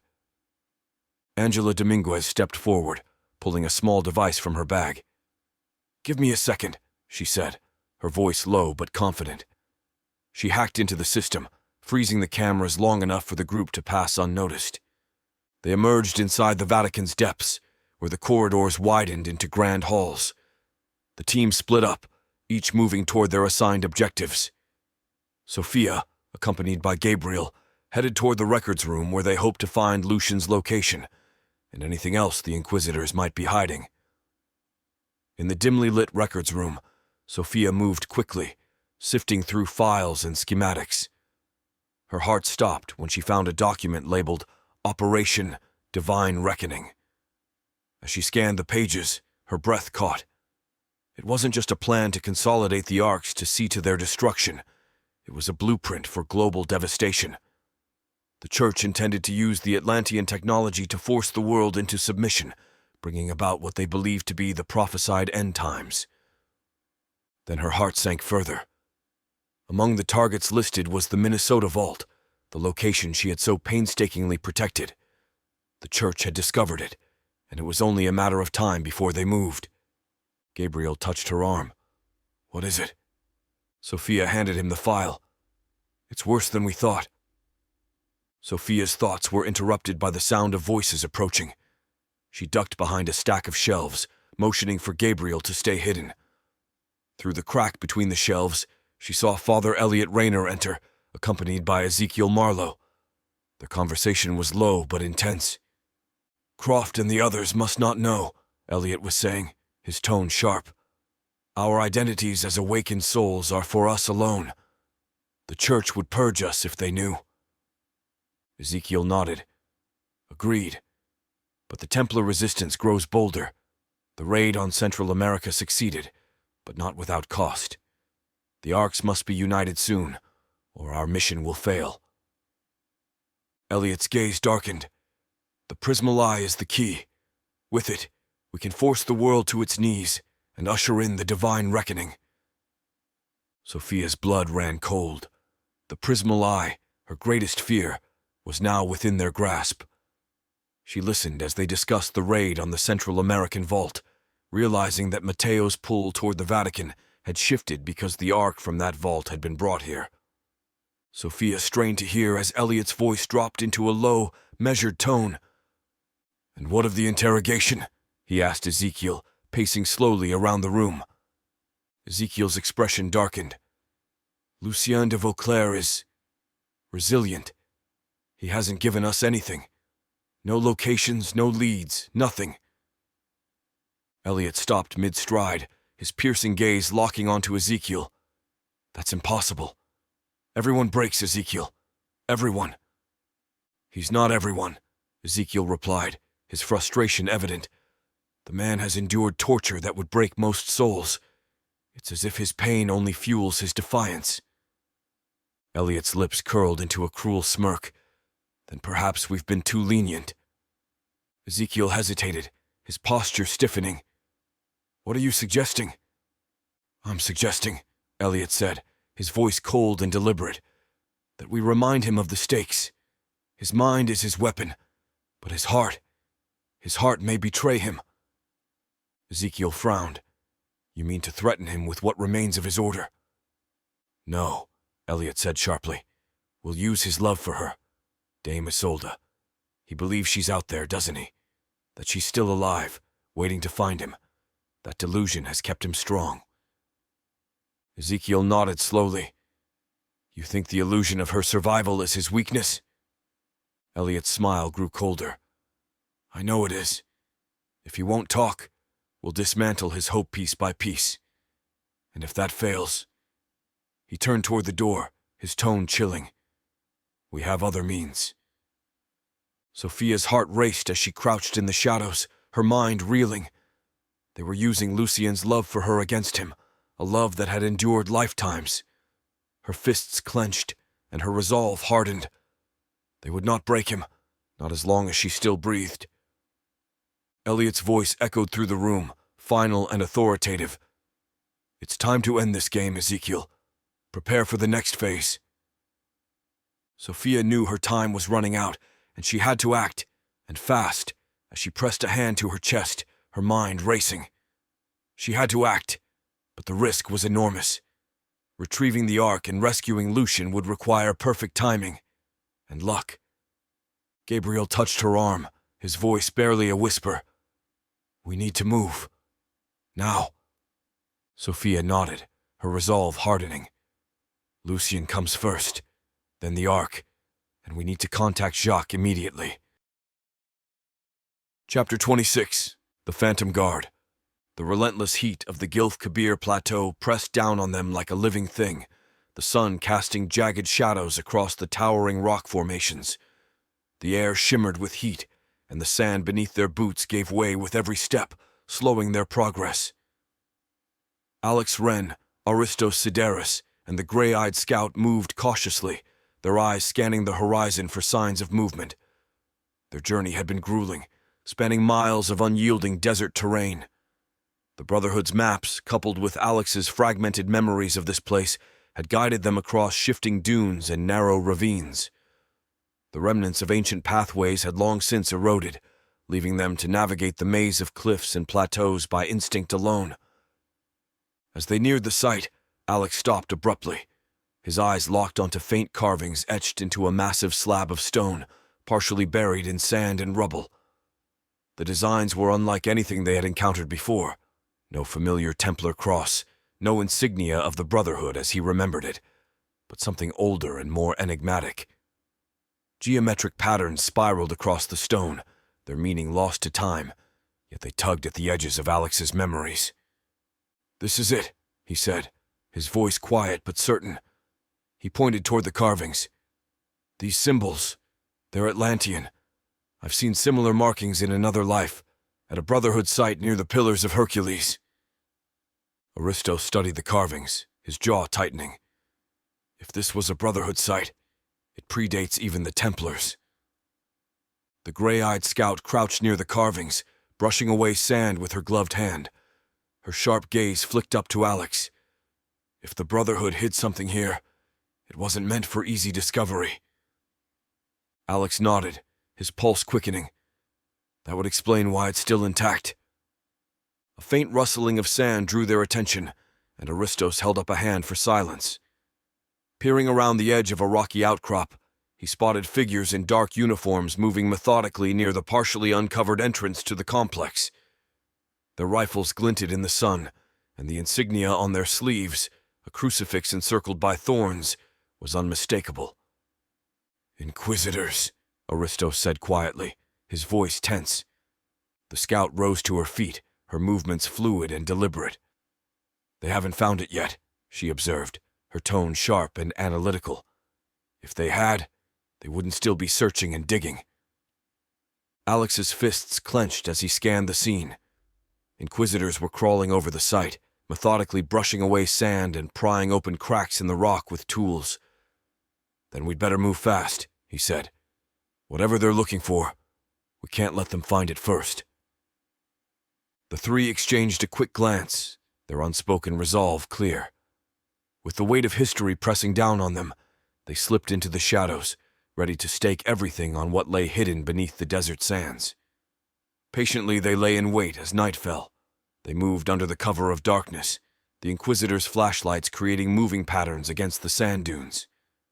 Timing their approach to a shift change, the trio slipped past the patrols and into the labyrinthine corridors of the ancient complex. Alex led the way, his memories of another life guiding him through the twists and turns. Aristos followed closely, his hand hovering near the hilt of his blade, while the scout moved with silent precision, her every movement a testament to her training. They reached the chamber Alex remembered. A towering pillar stood at its center, its carvings faint but unmistakable. Alex approached it, his heart pounding as he brushed away centuries of dust. "The mirrored peaks," he murmured. His fingers traced a series of symbols near the base of the pillar. "The shepherd's rod lies where the earth meets the sky, beneath the weight of the heavens." Aristos stepped forward, pulling out a small camera. "Let's document this and figure out the next step once we're clear." As Aristos snapped the first photo, the faint sound of boots echoed through the chamber. Alex and Aristos froze, their eyes meeting in alarm. "They found us," Aristos whispered, his grip tightening on his blade. The gray-eyed scout, who had been silently watching from the edge of the chamber, moved swiftly to the shadows. Her hand hovered over the dagger at her hip, her sharp eyes scanning the entrances. Before Alex could respond, a voice boomed from the darkness, sharp and commanding. "You there? Hands up!" Flashlight flooded the chamber as a squad of Inquisitors stormed in, their rifles aimed and ready. Their leader, a tall man with a scar cutting across his cheek, stepped forward with a predatory smirk. "Drop your weapons. Now." Aristos slowly slipped the camera into his pocket, his movements deliberate. He shot a sidelong glance at Alex. "Ready?" Alex's lips curled into a grim smile. "Always." Aristos moved first, his blade flashing in the dim light as he lunged at the nearest Inquisitor. His strike was precise, disarming the man and sending him sprawling to the ground. Alex followed, his years of battle instincts from another life kicking in. He ducked under a rifle aimed at him, driving his shoulder into the man's gut and twisting the weapon out of his hands. The gray-eyed scout moved like a shadow, her dagger finding its mark with deadly efficiency. She dropped one Inquisitor, then another, her movements fluid and lethal. She retrieved a pistol from one of the fallen men, covering Alex and Aristos as they maneuvered toward the exit, with the chamber erupted into chaos. The sound of gunfire echoed off the stone walls, creating a cacophony of violence.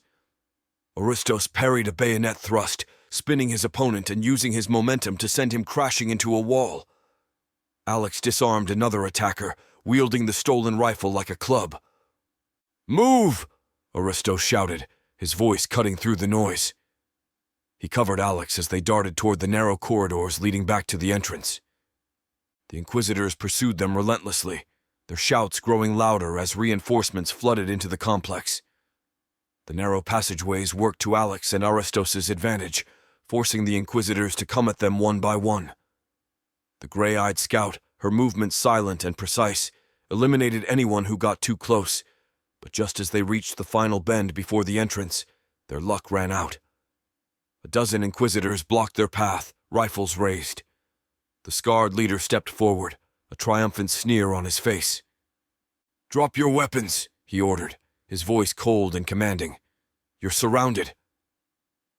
Alex, Aristos, and the scout exchanged a glance.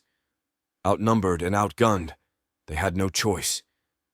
Reluctantly, they dropped their weapons and raised their hands.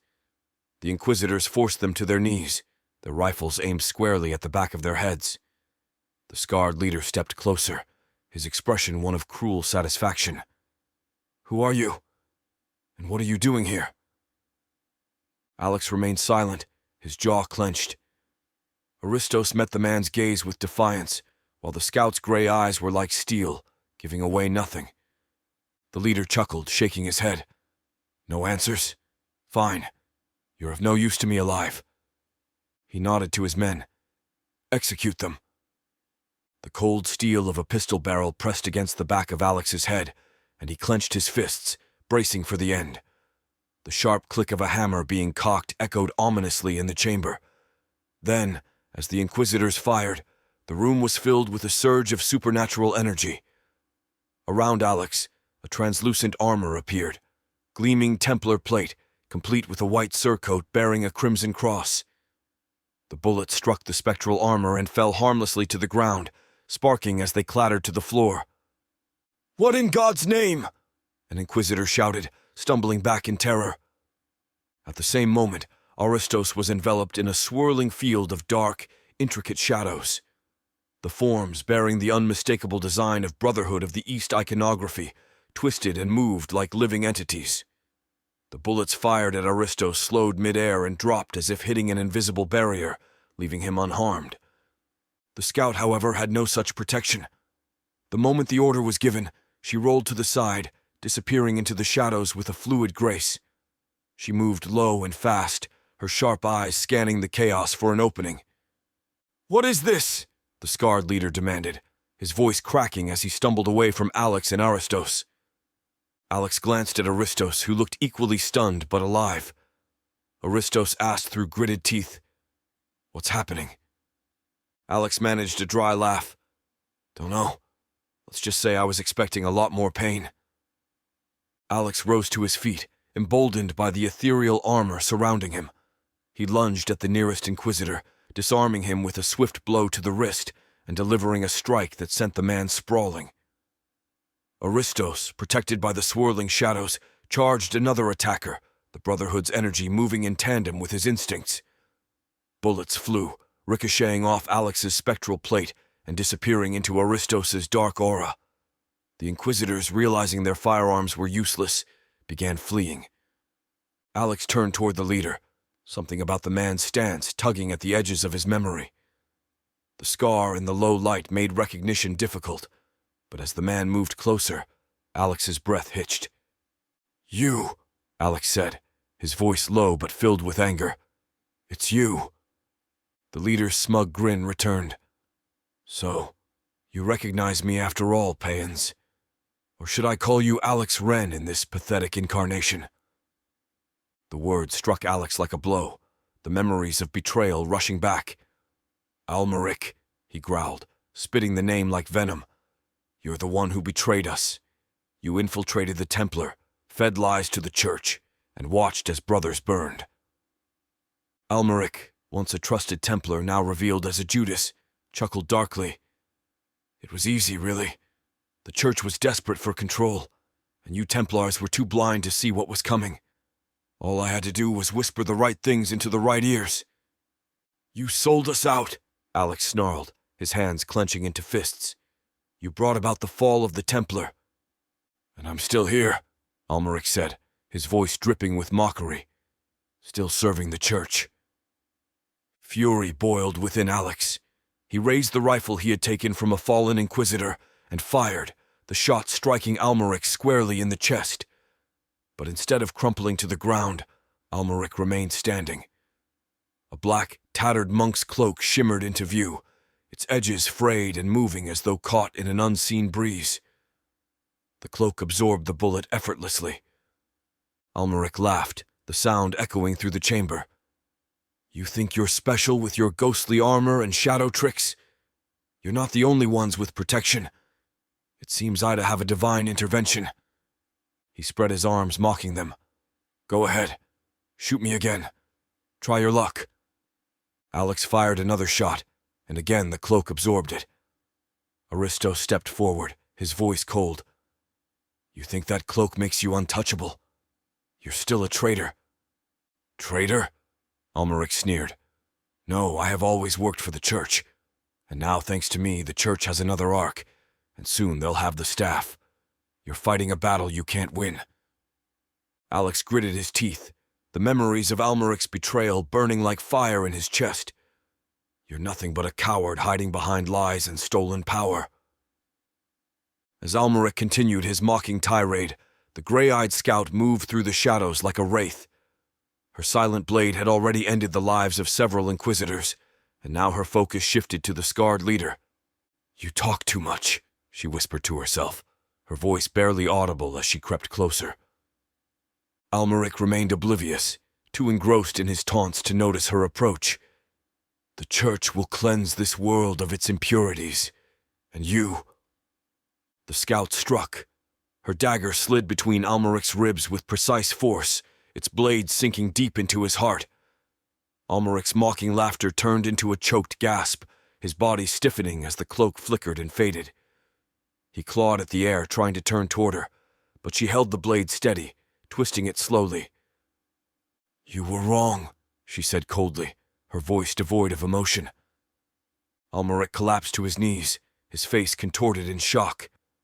He looked up at Alex one last time, his eyes filled with hatred. "This isn't over," he rasped, before falling lifeless to the ground. The remaining inquisitors, seeing their leader fall, scattered into the darkness. The chamber fell silent, the air heavy with the weight of what had just transpired. Alex stood over Almeric's body, his chest heaving. Memories of betrayal and loss swirled in his mind, but now there was a grim satisfaction. The man who had orchestrated the fall of the Templar was finally dead once more. Aristos approached, his shadows fading as he placed a hand on Alex's shoulder. "It's over." Alex shook his head, his voice steady but somber. "Not yet."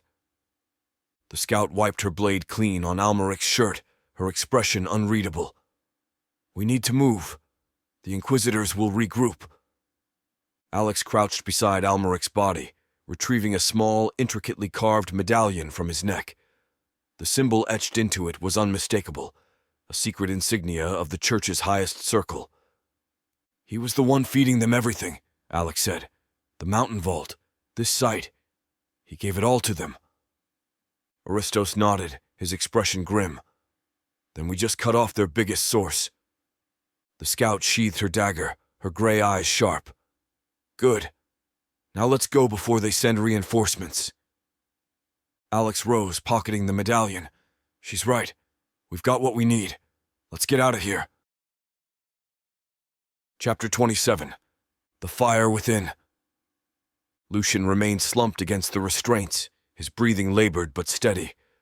The searing pain from Ezekiel's earlier torture lingered, but it was nothing compared to the flames of anger and defiance burning within him.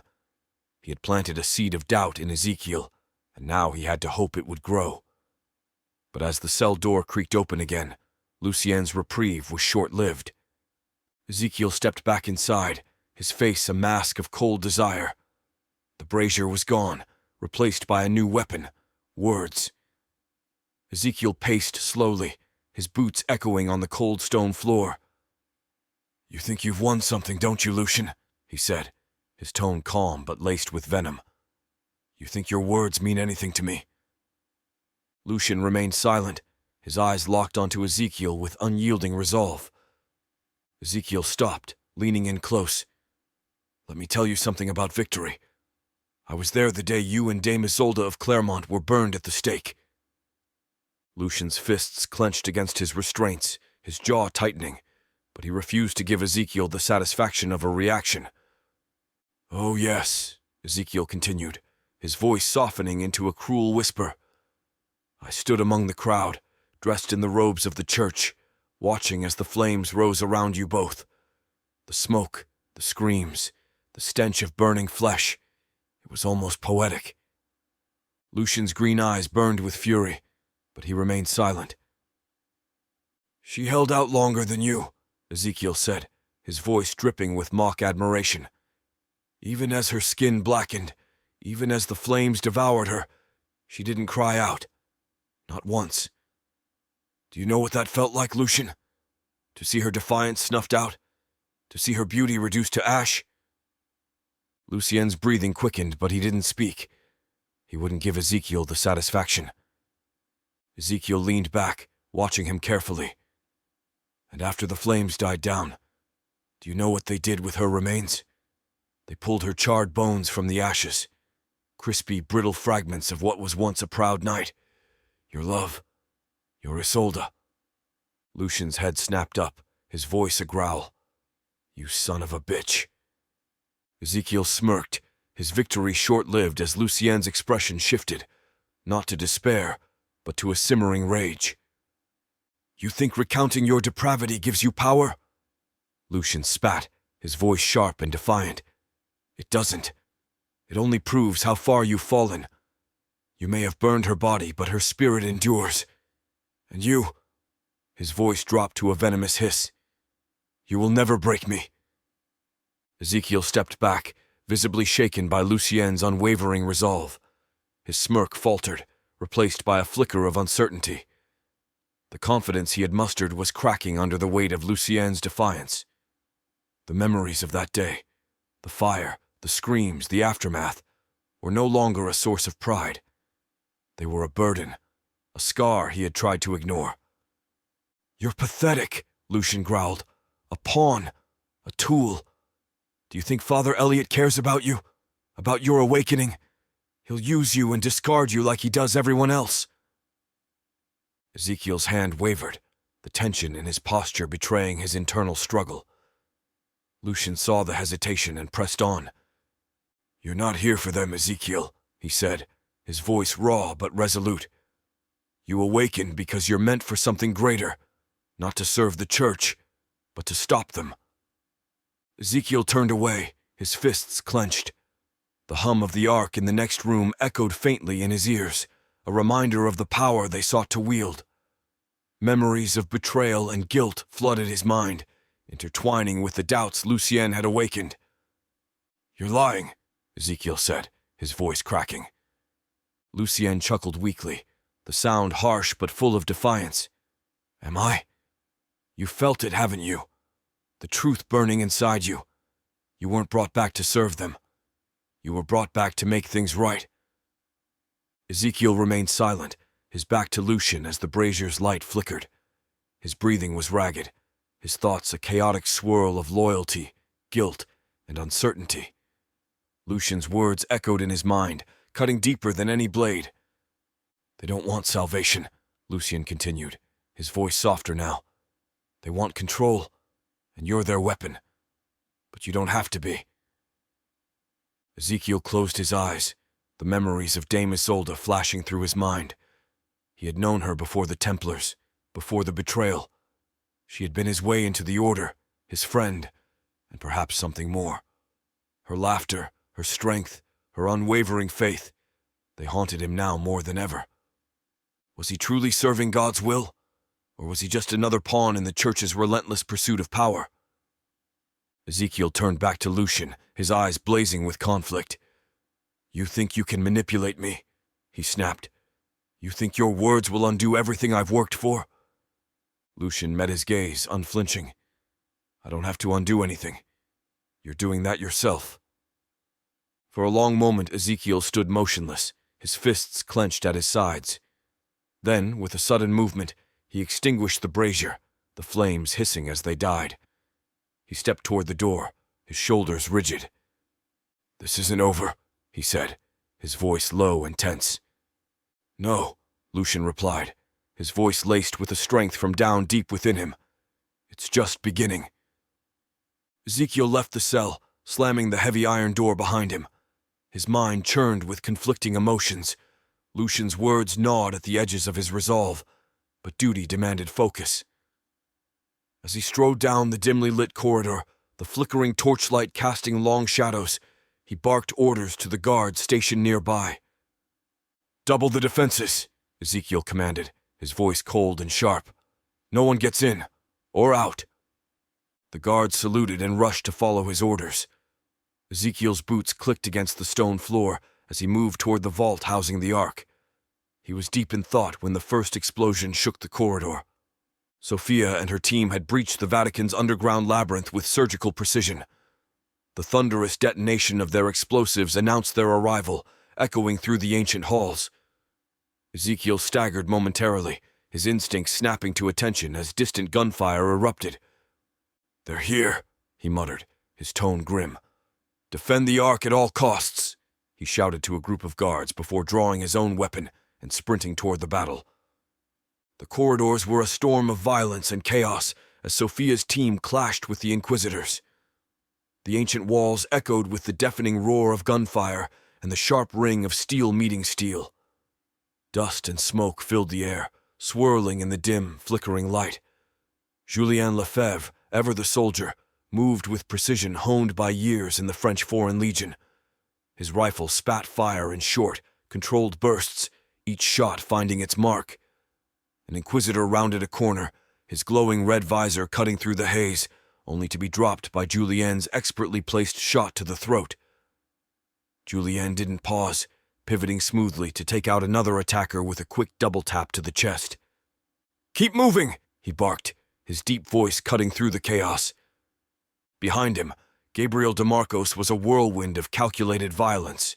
His rifle sang with deadly efficiency, but it was the blade in his offhand that truly made him a force to be reckoned with. An Inquisitor charged him, thinking Gabriel vulnerable in the reload of his weapon, only to be met with a swift, slicing arc of the blade across their throat. Blood sprayed, and Gabriel moved on, his movements a fluid dance of survival and precision. "Watch your flanks!" Gabriel shouted, deflecting another attacker's strike with the flat of his blade before driving his rifle butt into their face, the sickening crunch of bone audible even over the din of battle. At the front, Sophia led the charge, her twin pistols blazing as she advanced with unrelenting ferocity. "We need to get to Lucien!" she shouted, her voice filled with urgency. Her aim was precise, every shot a testament to her training and sheer drive. 2 Inquisitors fell to her deadly accuracy as she pressed forward, but more seemed to pour into the corridor, their glowing visors multiplying in the swirling smoke. The enemy was relentless. Their tactical armor absorbed glancing shots, and their formation was disciplined. For every Inquisitor they dropped, 2 more seemed to take their place. The red lenses of their visors gleamed like malevolent eyes, unflinching and cold. Daniel Torres, the youngest of Sophia's team, fought valiantly at Julien's side. He was quick and resourceful, his movements a blur as he provided cover fire. But his youth betrayed him. An Inquisitor emerged from the shadows behind him, blade raised. "Daniel, behind you!" Gabriel shouted, but it was too late. The blade pierced Daniel's back, the young Templar collapsing with a gasp.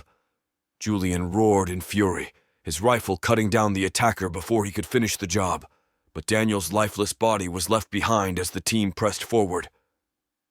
Further down the corridor, Angela Dominguez covered the rear. Her compact frame belied her ferocity as she fired off round after round, holding the advancing Inquisitors at bay. But the sheer numbers were too much. A grenade was lobbed into the narrow hallway, bouncing once before landing near Angela's feet. "No!" Sophia screamed, but Angela didn't flinch. She threw herself onto the grenade, her body absorbing the blast. The explosion rocked the corridor, taking several Inquisitors with her, but the sacrifice left the remaining Templars exposed. "Keep moving!" Gabriel yelled, dragging Sophia forward as her eyes lingered on Angela's sacrifice. The team pressed on, their numbers dwindling but their resolve unbroken. Marcus Klein, the scholar-turned-fighter, fired his last round before drawing a dagger. He fought with desperation, slashing at the nearest Inquisitor, but a bullet from behind struck him down. "Go!" he gasped with his dying breath, vowing to hold them off to his death, as Gabriel pulled Sophia and Julien toward the next corridor. The remaining Templars fought with the ferocity of those who knew the odds were against them. They didn't hesitate, each sacrificing themselves in turn to ensure the survival of their mission. At the head of the team, Sophia gritted her teeth, her pistols spitting fire until they clicked empty. "We're almost there," she said, though her voice carried the weight of the losses they'd endured. Gabriel reloaded his rifle, blood streaking his face as he turned to Julien. "This is what we're here for. We get Lucien, or we die trying." Julien nodded grimly, his jaw tight. "Then let's make it count."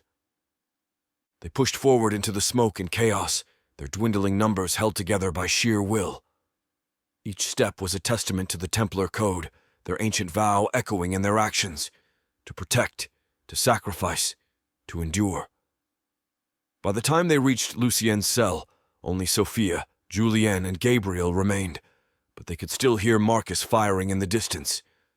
Sophia blew the lock with a small charge, the explosion sending shards of metal skittering across the floor. They rushed inside to find Lucian slumped from the St. Andrew's cross he was tied to, his body battered but his spirit unbroken. Sophia ran to him, her voice soft but urgent. "Lucian, we're here. Let's get you out of this." Lucian's green eyes opened, bloodshot but defiant. "Took you long enough," he rasped. Julienne and Gabriel worked quickly to cut him down, catching him as he collapsed. Sophia grabbed his arm, supporting his weight as they moved toward the exit. "We need to go. Now." As they navigated the labyrinthine corridors, the distant hum of the Ark grew louder, its presence pulling at their very souls. Julian paused, his gaze fixed on the direction of the vault. "We can't just leave it." "We don't have a choice," Sophia said firmly. "We've already lost too much. Lucian comes first." Julian clenched his jaw but nodded, following as they moved deeper into the maze. Their decision to leave the Ark behind weighed heavily, but survival was paramount. Rounding a corner, they came face to face with 5 heavily armed Inquisitors blocking their path. Behind them, more poured into the corridor, their weapons raised. At the center of it all stood Ezekiel, his presence as commanding as it was unsettling. Sophia recognized him instantly. Her eyes narrowed and her voice dripped with disgust. Ezekiel, the traitor, the disappointing friend. Ezekiel's jaw tightened, but he ignored her comment. "Drop your weapons," he commanded, his voice cold and unyielding. "Now." But the sting of her words struck deep. Ezekiel masked his guilt with a hardened expression. "This is your last chance, Isolde. Surrender, or—" Sophia smirked, her grip on her pistols unwavering. "My name is Sophia now. Why would I use the name you burned at the stake?" Lucienne interrupted with a loud, hacking cough, the sound echoing in the tense corridor like a gunshot. It was the spark that set everything ablaze, and without warning, the Inquisitors opened fire. Sophia, Lucienne, and Julienne braced for the hail of bullets, but instead of pain, they felt a strange warmth envelop them. Phantom Templar armor flickered into existence around them, shimmering with an ethereal glow. The bullets stopped inches from their bodies, disintegrating against the spectral chainmail and tunics bearing crimson crosses. The Inquisitors hesitated, their expressions that of fear and disbelief. What is this?" one of them muttered. Ezekiel's eyes widened in shock and horror. The sight of the phantom armor unsettled him in a way he couldn't explain. He took a step back, his confidence wavering. "Fall back!" one of the Inquisitors shouted, but it was too late. Sophia and her team returned fire, their weapons precise and deadly. Julienne moved with lethal efficiency, cutting down the Inquisitors one by one. Gabriel fought like a man possessed, his blades slashing through the chaos. The corridor became a storm of gunfire and blood, the Templars pressing forward with unstoppable resolve. But as they neared the exit, Ezekiel emerged from the shadows, his dagger flashing as he lunged. Gabriel turned just in time to block the strike, but the blade found its mark, piercing his chest. "Gabriel!" Sophia screamed, rushing to his side as he collapsed. Ezekiel sneered, stepping back as the glow of a black, tattered monk's cloak enveloped him. The dark energy radiating from it seemed to mock the Templar's phantom armor. Julienne fired at Ezekiel, but the bullets dissolved against the cloak. "He's protected!" Julienne shouted, his voice filled with rage. Ezekiel smirked, his eyes cold and detached. "You can't stop me. None of you can." Sophia grabbed Lucian, tears streaming down her face as she pulled him toward the exit. "We have to go! Now!" Julian hesitated, his fists clenched, but he turned and followed. The loss of Gabriel burned in their hearts, but survival was their only option as they burst into the open air, the cold night biting at their skin. The phantom armor flickered and faded as they sprinted into the darkness, leaving the Vatican behind. Sophia glanced back, her heart heavy. "We'll come back," she whispered, her voice resolute. "We'll make this right." Lucian, leaning heavily on her, managed a weak smile. "We always do." Chapter 28. Shadows of Betrayal. The energy in the chamber where the arks rested was stifling, a heavy hum that pressed against the minds of all present. The air vibrated faintly, carrying an almost imperceptible resonance. Elliot Rayner stood before the arks, his hands clasped behind his back, his dark robes giving him the silhouette of a judgmental wraith. He could tell the third ark was near, newly arrived from the Pyrenees, emitted a unique energy that seemed to enhance the presence of the others. It was undeniable, an intense power that set every nerve on edge as the energy emanating from them created a silent hum that seemed to vibrate through the stone walls of the Vatican's deepest sanctum. Elliot Rayner stood at the head of the room, his cold gaze scanning the gathered inquisitors.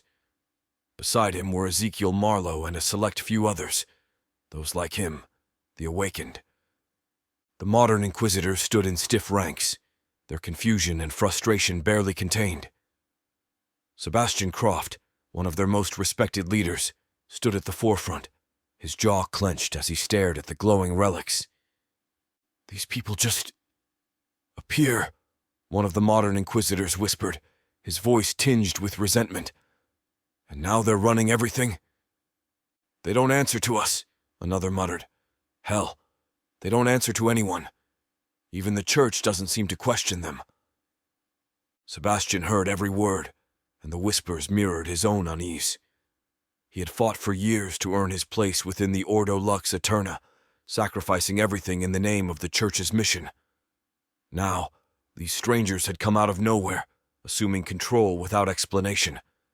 And the secrecy surrounding them, it was like a rotting wound festering beneath the surface of their holy order. Elliot's voice cut through the murmurs like a blade. "Enough." The room fell silent as his piercing gaze swept over the inquisitors. The raid on the Vatican underworld was a disgrace, a failure that cost us one of our most valuable prisoners. Lucien de Vauclair should never have been freed. Elliot turned his attention to Ezekiel, his tone dark and accusing. "And whose failure was that?" Ezekiel stiffened but did not flinch. "It won't happen again." "No," Elliot hissed, his voice low and venomous. "It won't." The tension was broken as a team of inquisitors entered the chamber, hauling in a heavy metal crate. The room seemed to darken as they approached the arks, placing the crate beside the others. With a hiss of hydraulic locks, the lid opened, revealing the third ark, the one retrieved from the Pyrenees Mountains. The energy in the room surged, and even the most hardened inquisitors staggered under its weight. Everything around them felt charged, like a storm about to break. Elliot stepped closer to the relics, a twisted smile playing on his lips. "We now have 3, he said, his voice reverent. 3 of the 6. Do you feel it, Ezekiel? The power they hold together?" Ezekiel nodded, though his expression remained guarded. He, too, could feel the pull of the arks, the ancient energy that seemed to whisper promises of godlike dominion. Sebastian Croft watched in silence, his unease growing with each passing moment. Something wasn't right. He had always been a loyal servant of the church, but the secrets these newcomers kept, the way they moved and spoke as if they knew something no one else did, it gnawed at him, and he was determined to discover the truth. Hours later, the heavy oak door to Elliot's office was slightly ajar, a sliver of golden light spilling into the dim corridor. Sebastian Croft lingered just out of sight, his ears pricked as the muffled voices of Elliot Rayner and Ezekiel Marlowe reached him. Curiosity burned within him. These two had been at the center of every recent upheaval within the Ordo Lux Aeterna, and their secrecy was becoming impossible to ignore. Sebastian's hands clenched into fists as he strained to hear their words. Inside the office, Elliot paced, his tone sharp with frustration. "The medallion is gone, Ezekiel. It was supposed to lead us to the staff of Moses, and now it's in the hands of the Templars. Do you understand the gravity of this failure?" Ezekiel's voice was calm but icy. "I understand it well enough, Elliot, but we have 3 of the arks, and the awakened are in place. The The staff is a secondary priority. We must stay the course. The words froze Sebastian where he stood. The awakened? He pressed himself closer to the wall, his breath shallow. He hadn't imagined it. There was something deeper, something far more dangerous at play. These weren't just mysterious operatives within the church. They were something else entirely. Elliot stopped pacing, his voice dropping to a conspiratorial whisper, but Sebastian caught the words clearly. The awakened must stay the course. We cannot allow the modern inquisitors or the church to suspect what we truly are. Sebastian's heart pounded in his chest. What we truly are. The sound of a chair scraping against the floor jolted him. He stepped back just as the door creaked open. Ezekiel emerged, his piercing gaze sweeping the corridor. Sebastian ducked into the shadows, holding his breath as Ezekiel's eyes lingered on the spot where he had been standing. After a tense moment, Ezekiel moved on, his footsteps fading into the distance. Sebastian waited until the hall was silent before slipping away. His mind raced with questions, and one thought consumed him. He needed answers. Later that night, Sebastian intercepted Ezekiel in a dimly lit corridor near the archives, the faint glow of candlelight casting long shadows on the stone walls. "You need to tell me what's going on," Sebastian said, his voice firm and unwavering. Ezekiel stopped, turning slowly. His eyes glinted with something dark and dangerous. "You're out of line, Croft." "No," Sebastian snapped, his tone rising. "I've stood by and watched as you and your kind wormed your way into the Order. I've obeyed orders without question, even when they didn't make sense. But this isn't right. What are you? Who are the awakened?" Ezekiel stepped closer, his presence radiating menace. "We are what the Church has always feared. Souls reborn, memories intact, and you would do well to keep your mouth shut if you want to survive." Sebastian's face twisted in horror. "Reincarnation? That's heresy. Everything we fought against." Ezekiel's hand shot out, gripping Sebastian's throat with iron strength. He leaned in, his voice a venomous whisper. "The Church doesn't fight against heresy, Croft. It creates it. You're nothing more than a pawn in a game you don't understand." Sebastian wrestled free, his eyes blazing with fury. "The others will know. I'll make sure of it." Ezekiel watched him go, his expression dark and calculating. He turned on his heel and strode away, his mind already formulating a plan. Moments later, Ezekiel stood before Elliot in the sanctity of his office.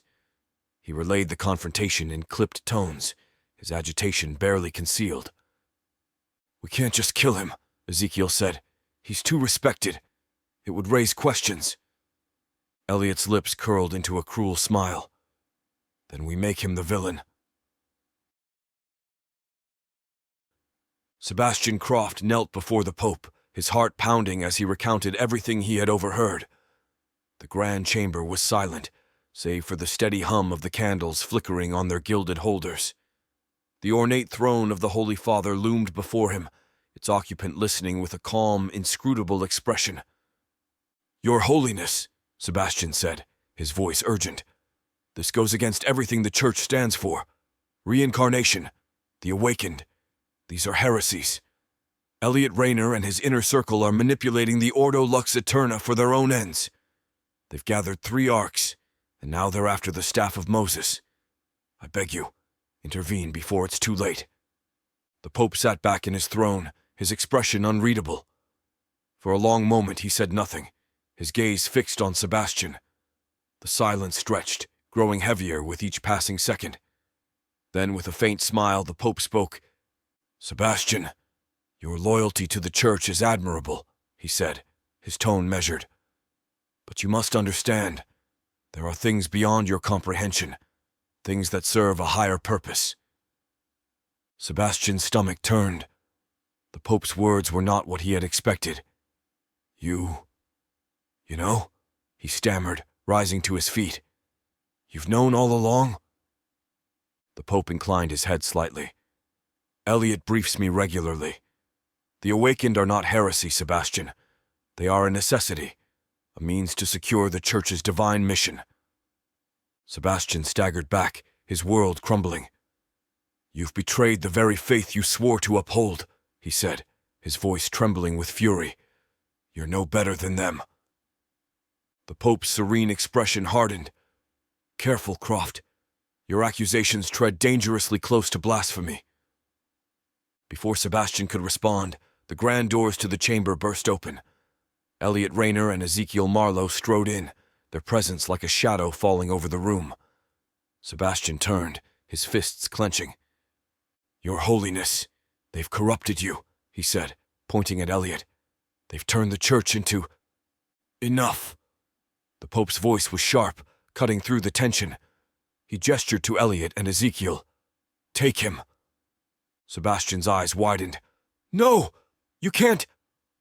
Ezekiel moved swiftly, grabbing Sebastian's arm with an iron grip. The Inquisitor's strength was overwhelming, and Sebastian struggled as Elliot stepped forward, his face cold and impassive. "Your Holiness," Elliot said, his tone calm. "We will handle this matter with discretion. The Order's sanctity will remain intact." Sebastian thrashed as they dragged him from the chamber. "You're making a mistake. You're damning us all."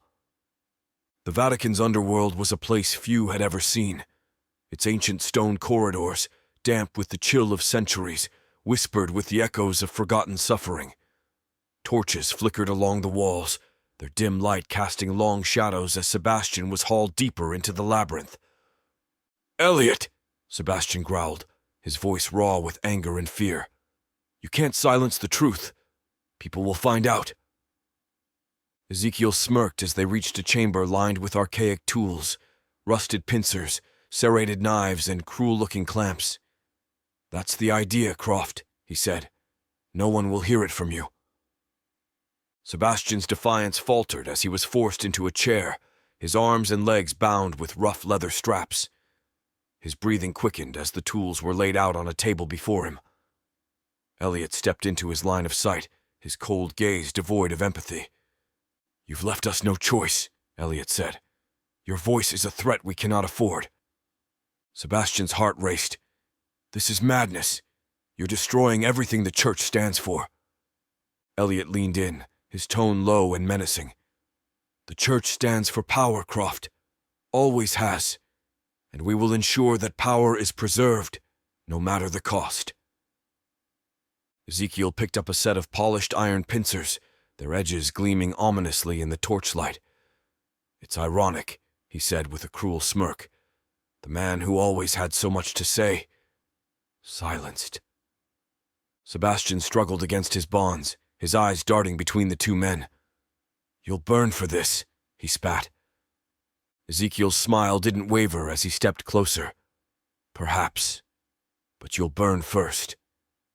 With one swift motion, Ezekiel clamped the pincers onto Sebastian's tongue.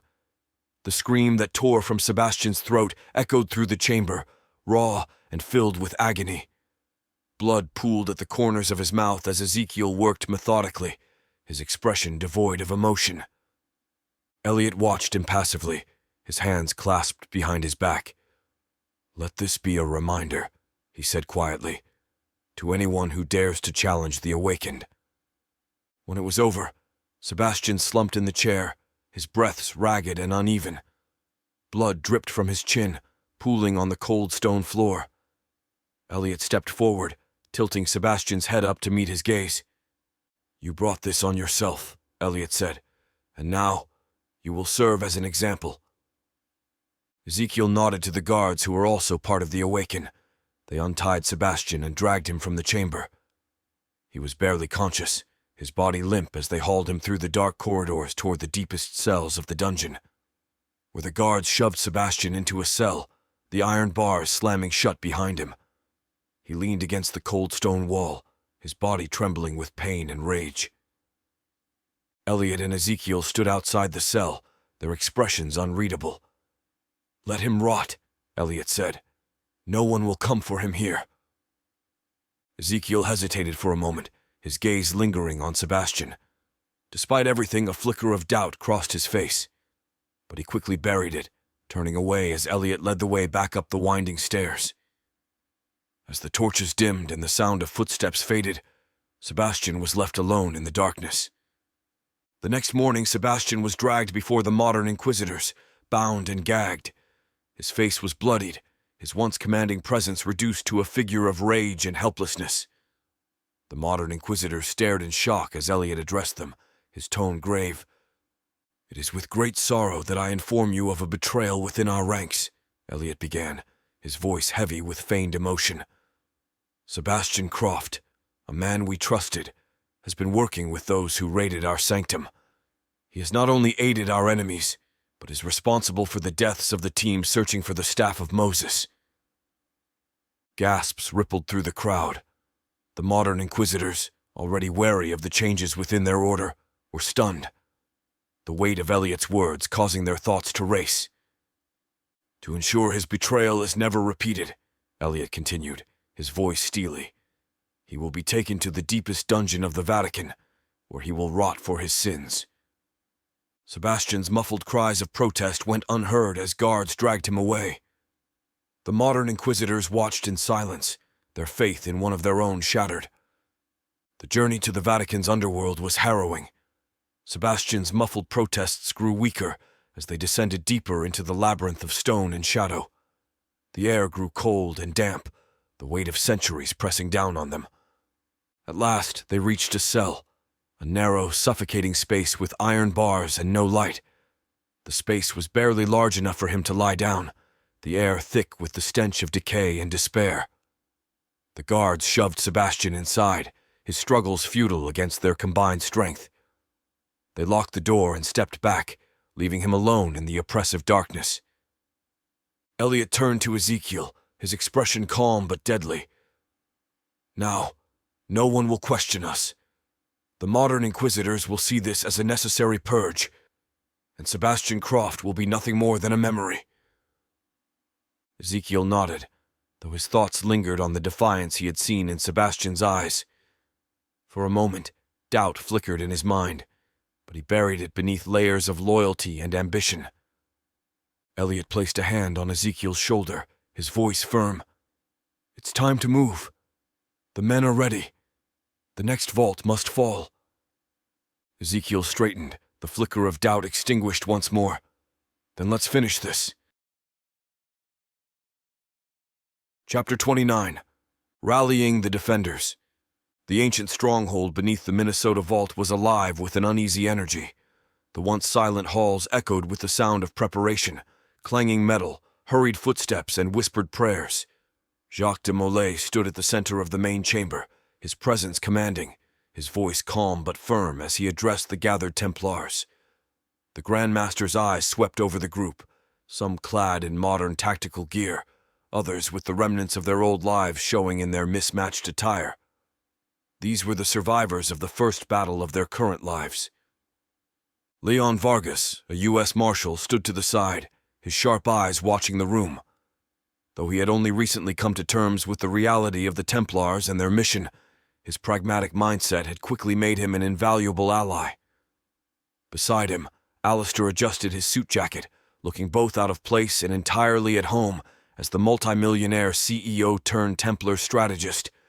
"Brothers and sisters," Jacques began, his voice steady despite the tension in the room. "The Church's inquisitors are coming back. They know of this place, and they will stop at nothing to claim the arks and destroy us. But we will not falter. We will not allow the relics to fall into the wrong hands."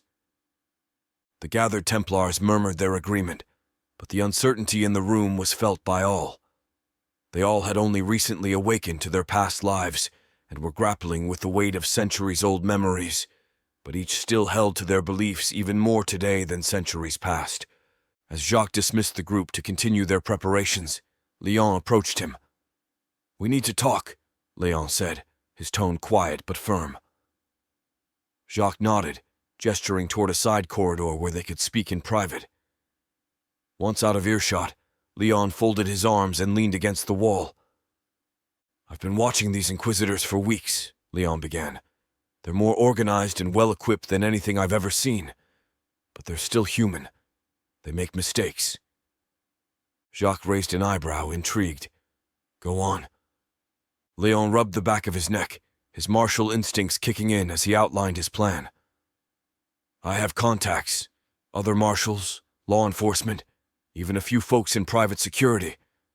They don't know about any of this. He gestured vaguely to the stronghold, but they trust me. If we play this right, we could use their networks to monitor Inquisitor activity, maybe even intercept their communications. Jacques nodded thoughtfully. And you believe they'll help without asking too many questions? Léon shrugged. They know I'm after dangerous people. That's all they need to know. Very well, Jacques said, his tone measured. Do what you can. We'll need every advantage we can get. At least find out how many, and where they are heading. In another corner of the stronghold, Alistair sat at a makeshift desk fashioned from an old wooden workbench, his sleek laptop looking out of place against the weathered stone walls. His fingers danced across the keyboard with practiced precision, his focus unwavering. He paused for a moment, glancing up as Jacques entered the room, his commanding presence filling the space. I know what you're going to say, Alistair said, not even looking up from the screen as he typed. And yes, I've already anticipated the crazy responses we'll get. Jacques folded his arms, his skepticism plain on his face. You're certain this advertisement will work? You're opening a floodgate, Alistair. Finally, Alistair stopped typing and leaned back in his chair, his trademark smirk tugging at the corners of his lips. Jacques, I ran a company worth billions. I know how to reach the right people and, more importantly, how to weed out the wrong ones. Jacques raised an eyebrow. And you're relying on... what? Facebook posts and TikTok videos to save the order? Not quite, Alistair said, chuckling. Before I came here, I left my company in the hands of my secretary, a brilliant woman named Melanie. I didn't care how things went after my little awakening. Figured the business didn't matter anymore, not compared to this. He gestured around the room. Turns out she's been running the place better than I ever did. She's got a head for this stuff. Jacques remained silent, waiting for Alistair to explain. So, Alistair continued, I called Melanie. Told her I needed a clever ad campaign, something discreet but targeted. It's live now, flooding the net. The ad's designed to pique the curiosity of the right people while flying under the radar of, say, your average hobbyist or conspiracy theorist. It directs them to a number where they can call in. Jacques frowned. And then what? We sit by a phone, sorting through thousands of crank calls? Not quite, Alistair said, leaning forward, his tone turning serious. One of the divisions at my company specializes in AI. We've been working on a program for law enforcement, an automated AI system that screens and verifies calls from informants. It's cutting edge, with a 95% success rate in identifying credible leads. Jacques' expression softened slightly, though doubt still lingered in his eyes. And you think this will work? Alistair's grin widened. I know it will.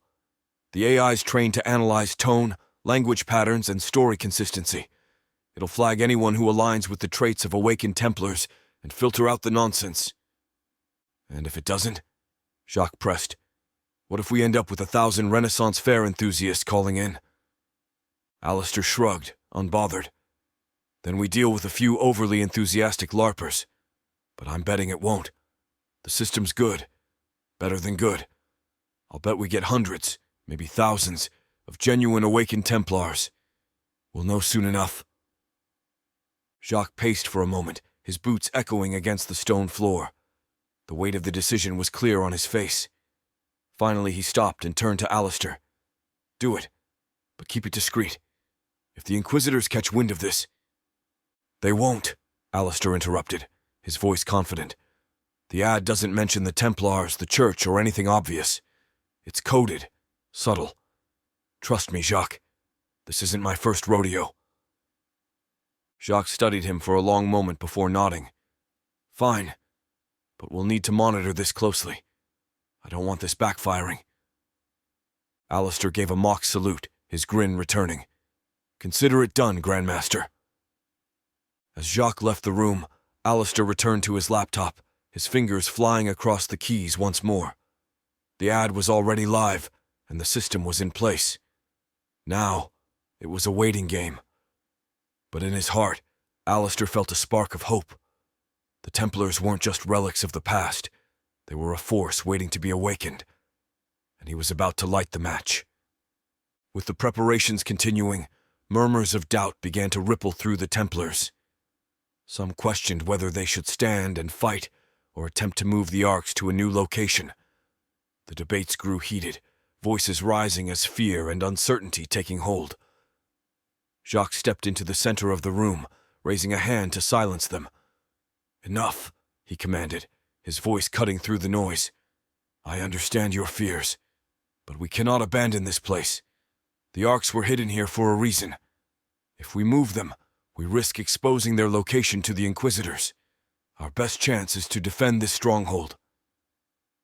A young Templar named Samuel, his face pale with anxiety, stepped forward.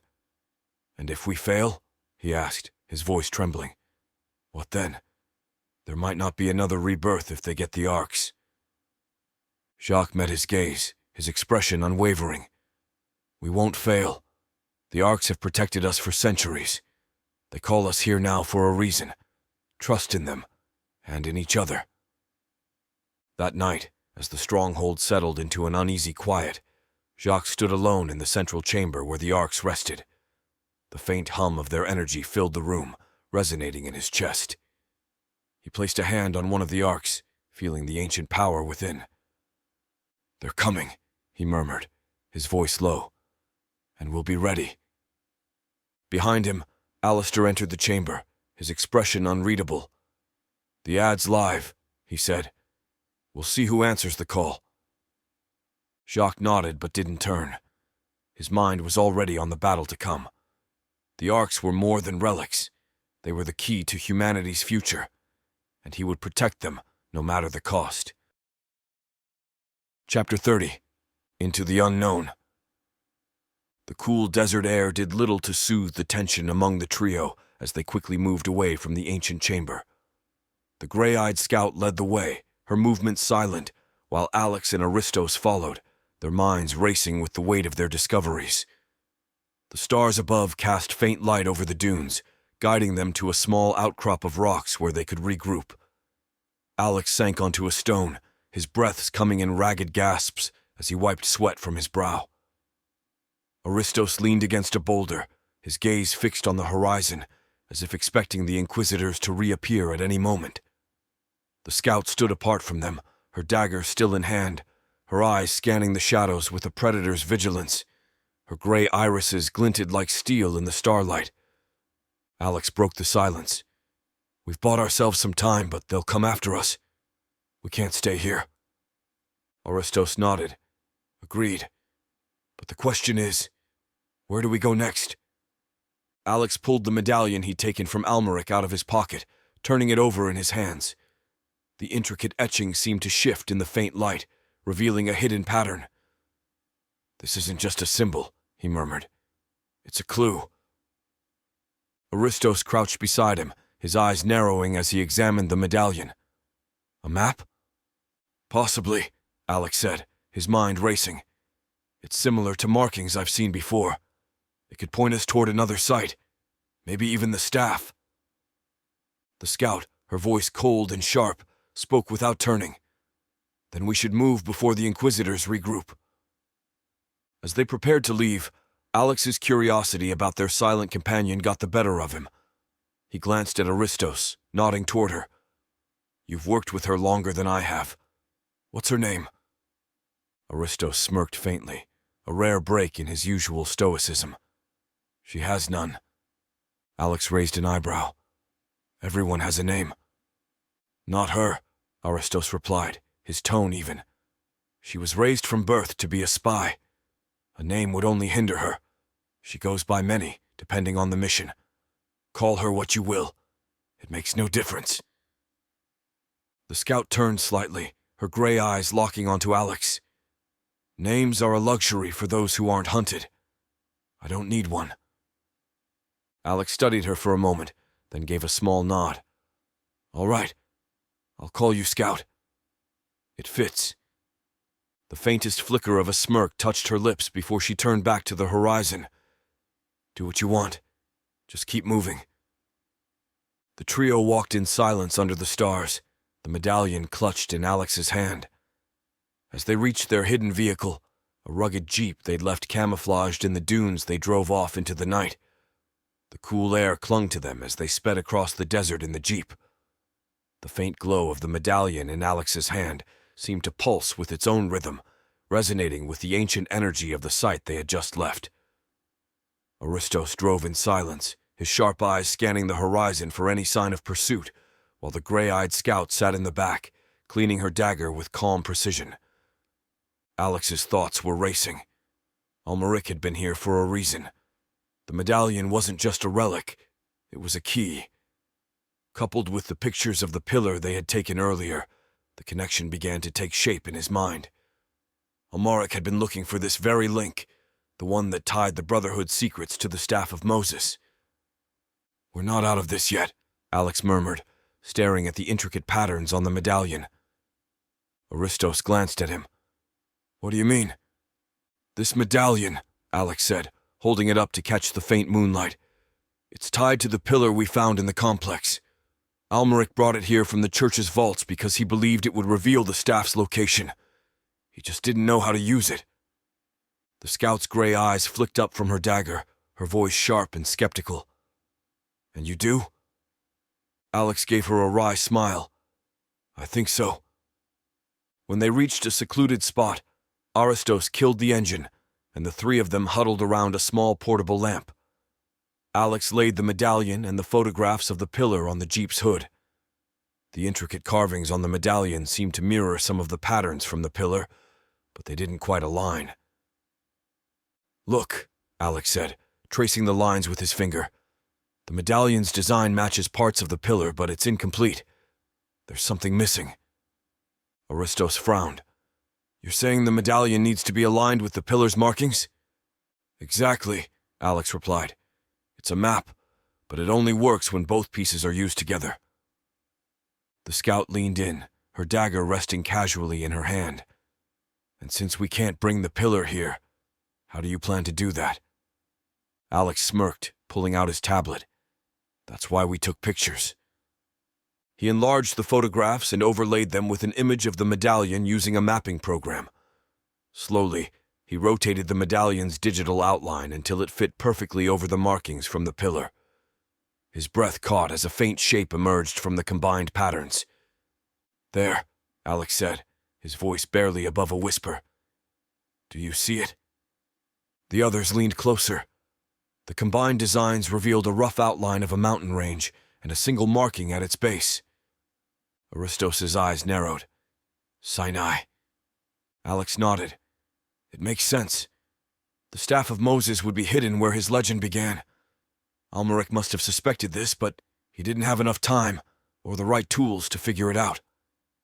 The scout, leaning against the jeep, raised an eyebrow. "And how do we know this isn't another trap laid by the church? It is obviously something they have had for many centuries." Alex looked up at her, his expression grim. "We don't. But we don't have another lead." She considered this for a moment before nodding. "Then let's go." Their journey to the mountains was tense, every moment shadowed by the fear of pursuit. The Inquisitors wouldn't give up easily, and Alex knew they were on borrowed time. The road grew rougher as they neared the base of the range. Aristos slowed the vehicle, navigating the uneven terrain with care. Alex's heart raced as he recognized the landmarks from his memories as Paillon de Montdidier. The towering cliffs and rugged peaks seemed to call to him, their ancient secrets waiting to be uncovered. The Sinai Mountains loomed under the faint light of the crescent moon, their jagged peaks casting eerie shadows across the rocky terrain. The trio moved silently through the narrow pass, their breath visible in the cold night desert air. The clues from the medallion and the altar had led them here, to a remote and desolate spot near the base of one of the tallest peaks. Alex led the way, the staff of Moses all but within their grasp, though he couldn't shake the unease gnawing at him. Behind him, Aristos Sideris and the gray-eyed scout moved with measured precision, their senses heightened by the tension in the air. The silence felt oppressive, the weight of centuries pressing down on them as they approached what they hoped would be the final destination. Alex stopped abruptly, raising his hand. "This is it," he said, his voice barely above a whisper. They stood before a large, jagged boulder that seemed unremarkable at first glance. But as Alex drew closer, the faint outline of ancient carvings became visible. Symbols similar to those on the medallion were etched into the stone, their meanings lost to time. "It's hidden behind here," Alex said, running his hand over the markings. "There's a passage. It has to be." Aristo stepped forward, examining the symbols closely. "These markings, they're a warning." The scout tilted her head, her gray eyes narrowing. "What kind of warning?" Aristos translated the ancient script aloud. "Only through the ultimate sacrifice shall the shepherd's rod be revealed." Alex's breath caught. "Sacrifice? What kind of sacrifice?" The scout found the mechanism first, a small depression in the rock shaped like the medallion. Alex inserted it, and the ground trembled as the boulder shifted, revealing a narrow passage descending into darkness. A gust of cool, stale air rushed out, carrying the faint scent of stone and age. Their flashlight flickered as they descended, the uneven stairs leading them into the depths of the mountain. The silence grew heavier, the oppressive stillness broken only by their footsteps. The passage opened into a massive chamber, its ceiling lost in shadow. At the center stood a pedestal carved from the same stone as the mountain itself. On it rested the staff of Moses, its surface gleaming faintly with an otherworldly light. But between them and the staff was an intricate network of glowing runes inscribed on the floor, pulsing faintly with energy. "The protection," Aristos said grimly. "It's still active." Alex approached cautiously, his eyes scanning the runes. "These markings are designed to protect the staff. If someone tries to take it without fulfilling the requirement..." His voice trailed off, his meaning clear. The scout knelt beside the markings, studying them. "The sacrifice.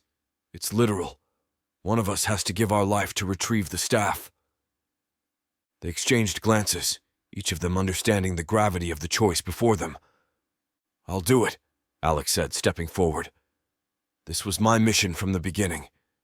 If it takes my life to secure the staff, then so be it." "No," Aristos said firmly. "You've carried us this far. The Brotherhood needs you." The scout stood abruptly, her gray eyes flashing. "You're both wrong.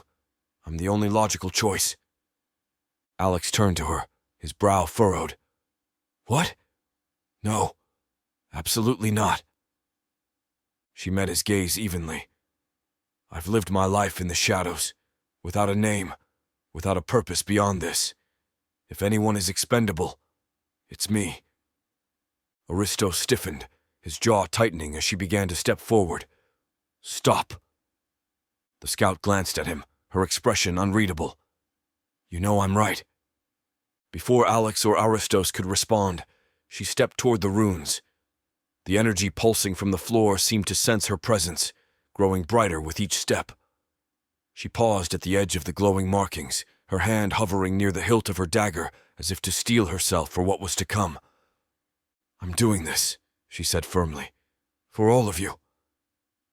As she moved to step onto the runes, Aristos grabbed her arm, pulling her back. "No, you're not." She looked at him in shock, her composure faltering. "What are you doing? Let me go. You don't have the authority to stop me." "Yes, I do," Aristos said, his voice low and steady. "Elena." The scout froze, her composure faltering as shock rippled through her features. What did you just say?" she whispered, her voice barely audible. Aristos's jaw tightened, his eyes locking onto hers. "Your name is Elena, and I am your father." Her dagger slipped from her hand, clattering to the stone floor. "No," she said, shaking her head. "That's not possible."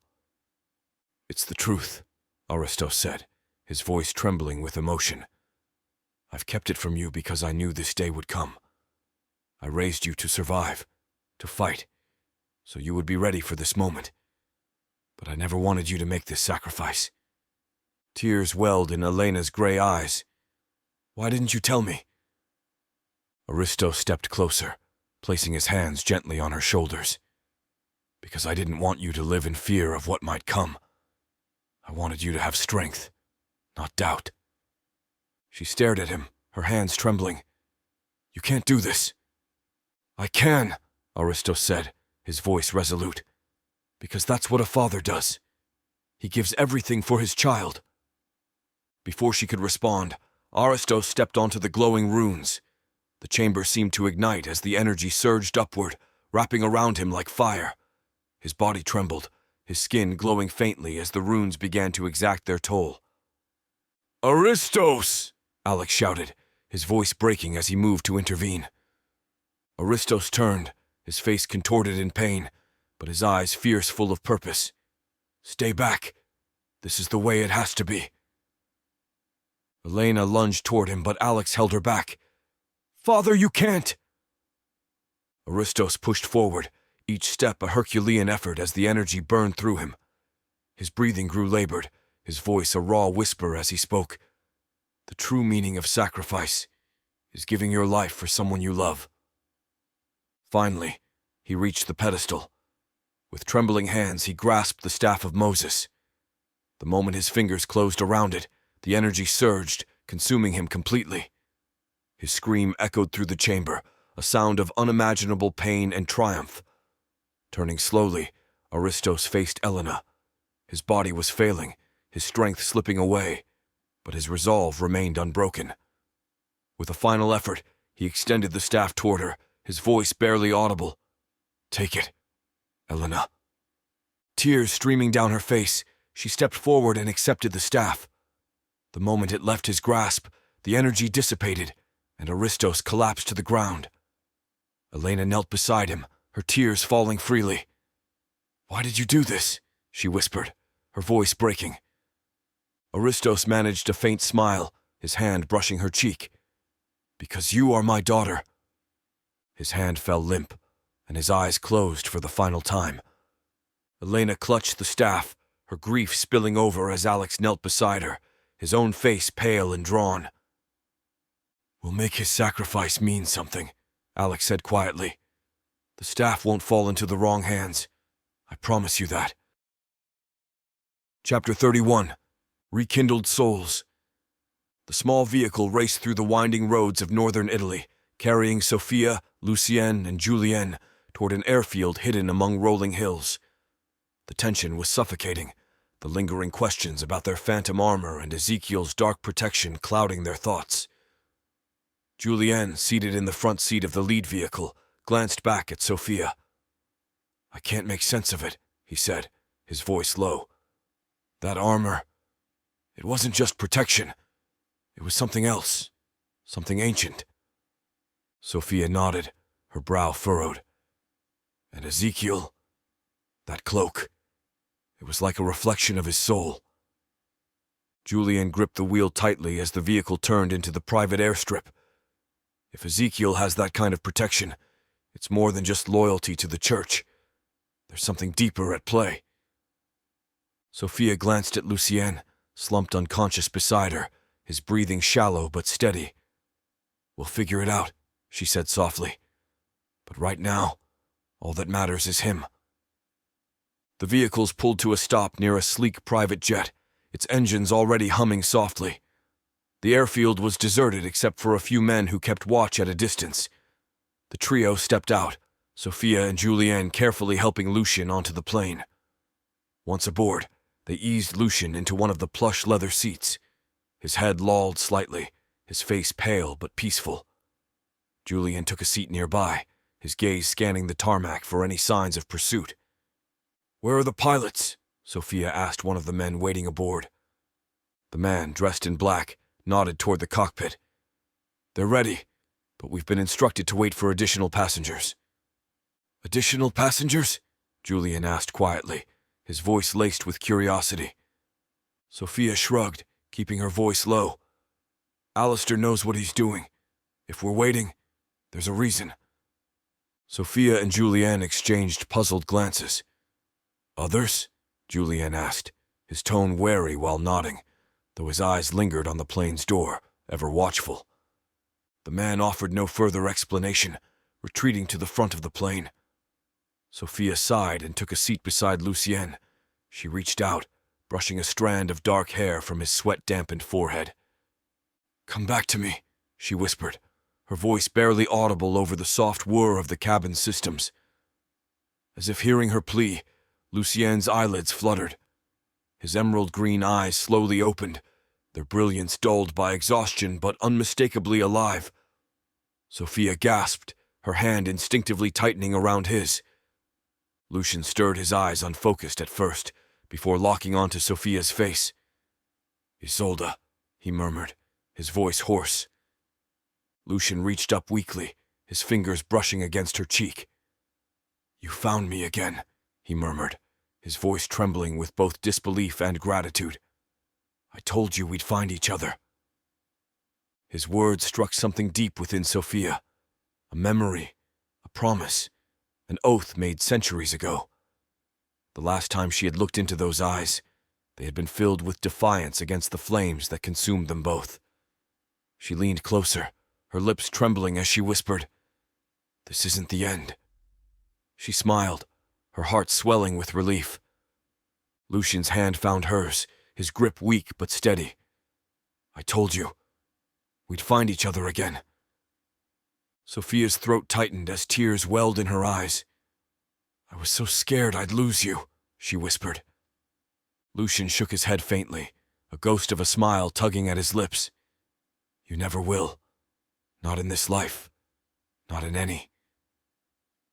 As Julien moved to the cockpit to speak with the pilots, Sophia leaned closer to Lucien. Her hand cupped his cheek, her thumb brushing over the stubble on his jaw. "Do you know how many lifetimes I've waited for this moment?" she whispered.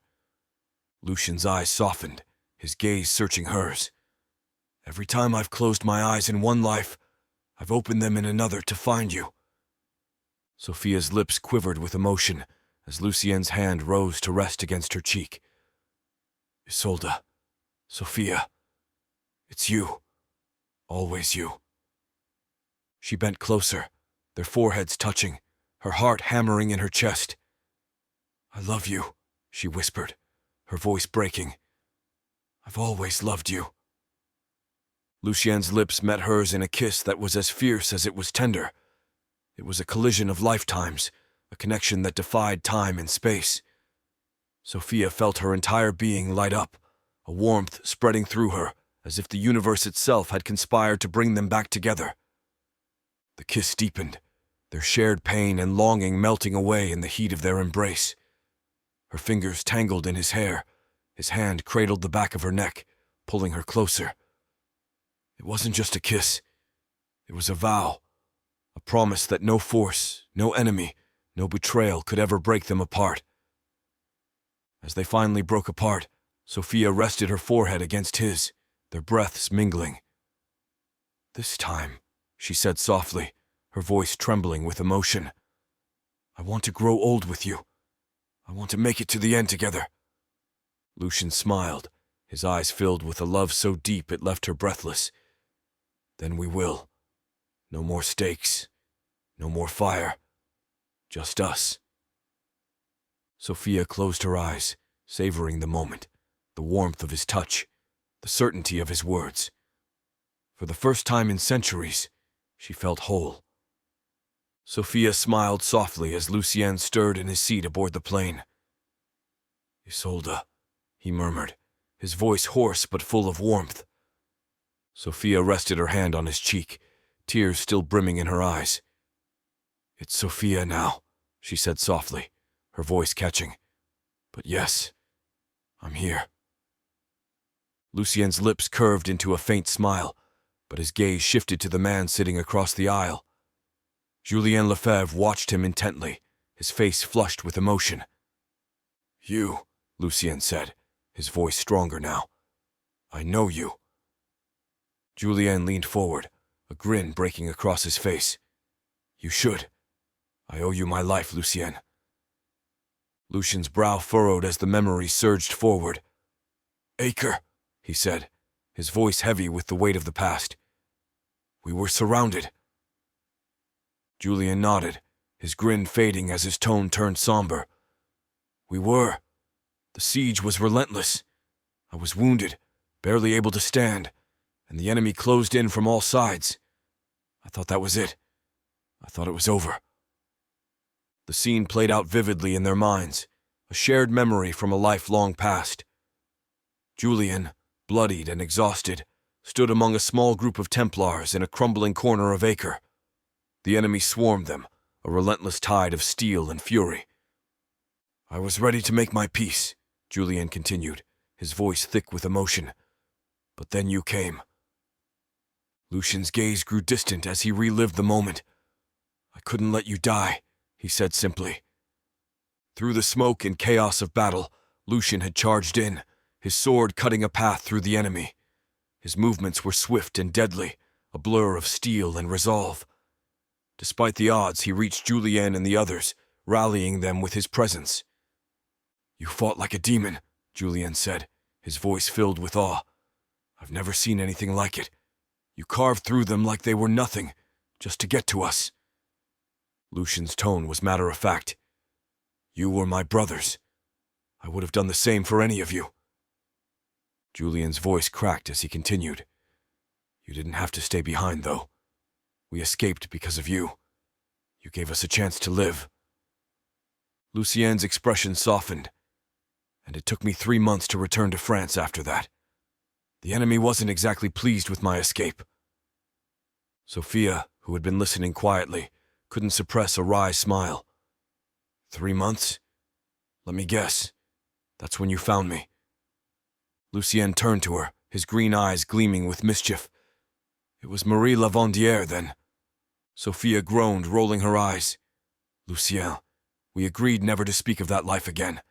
Ever. Julien looked between them, a laugh bubbling up despite the solemnity of their conversation. Marie Lavendière. She was a washerwoman, Lucien said, his grin widening. The most beautiful washerwoman I'd ever seen. Sophia punched him lightly in the arm, her cheeks flushing. You're impossible. Julien shook his head, his laughter subsiding as his expression grew serious once more. Regardless of your antics, Lucien, I owe you everything.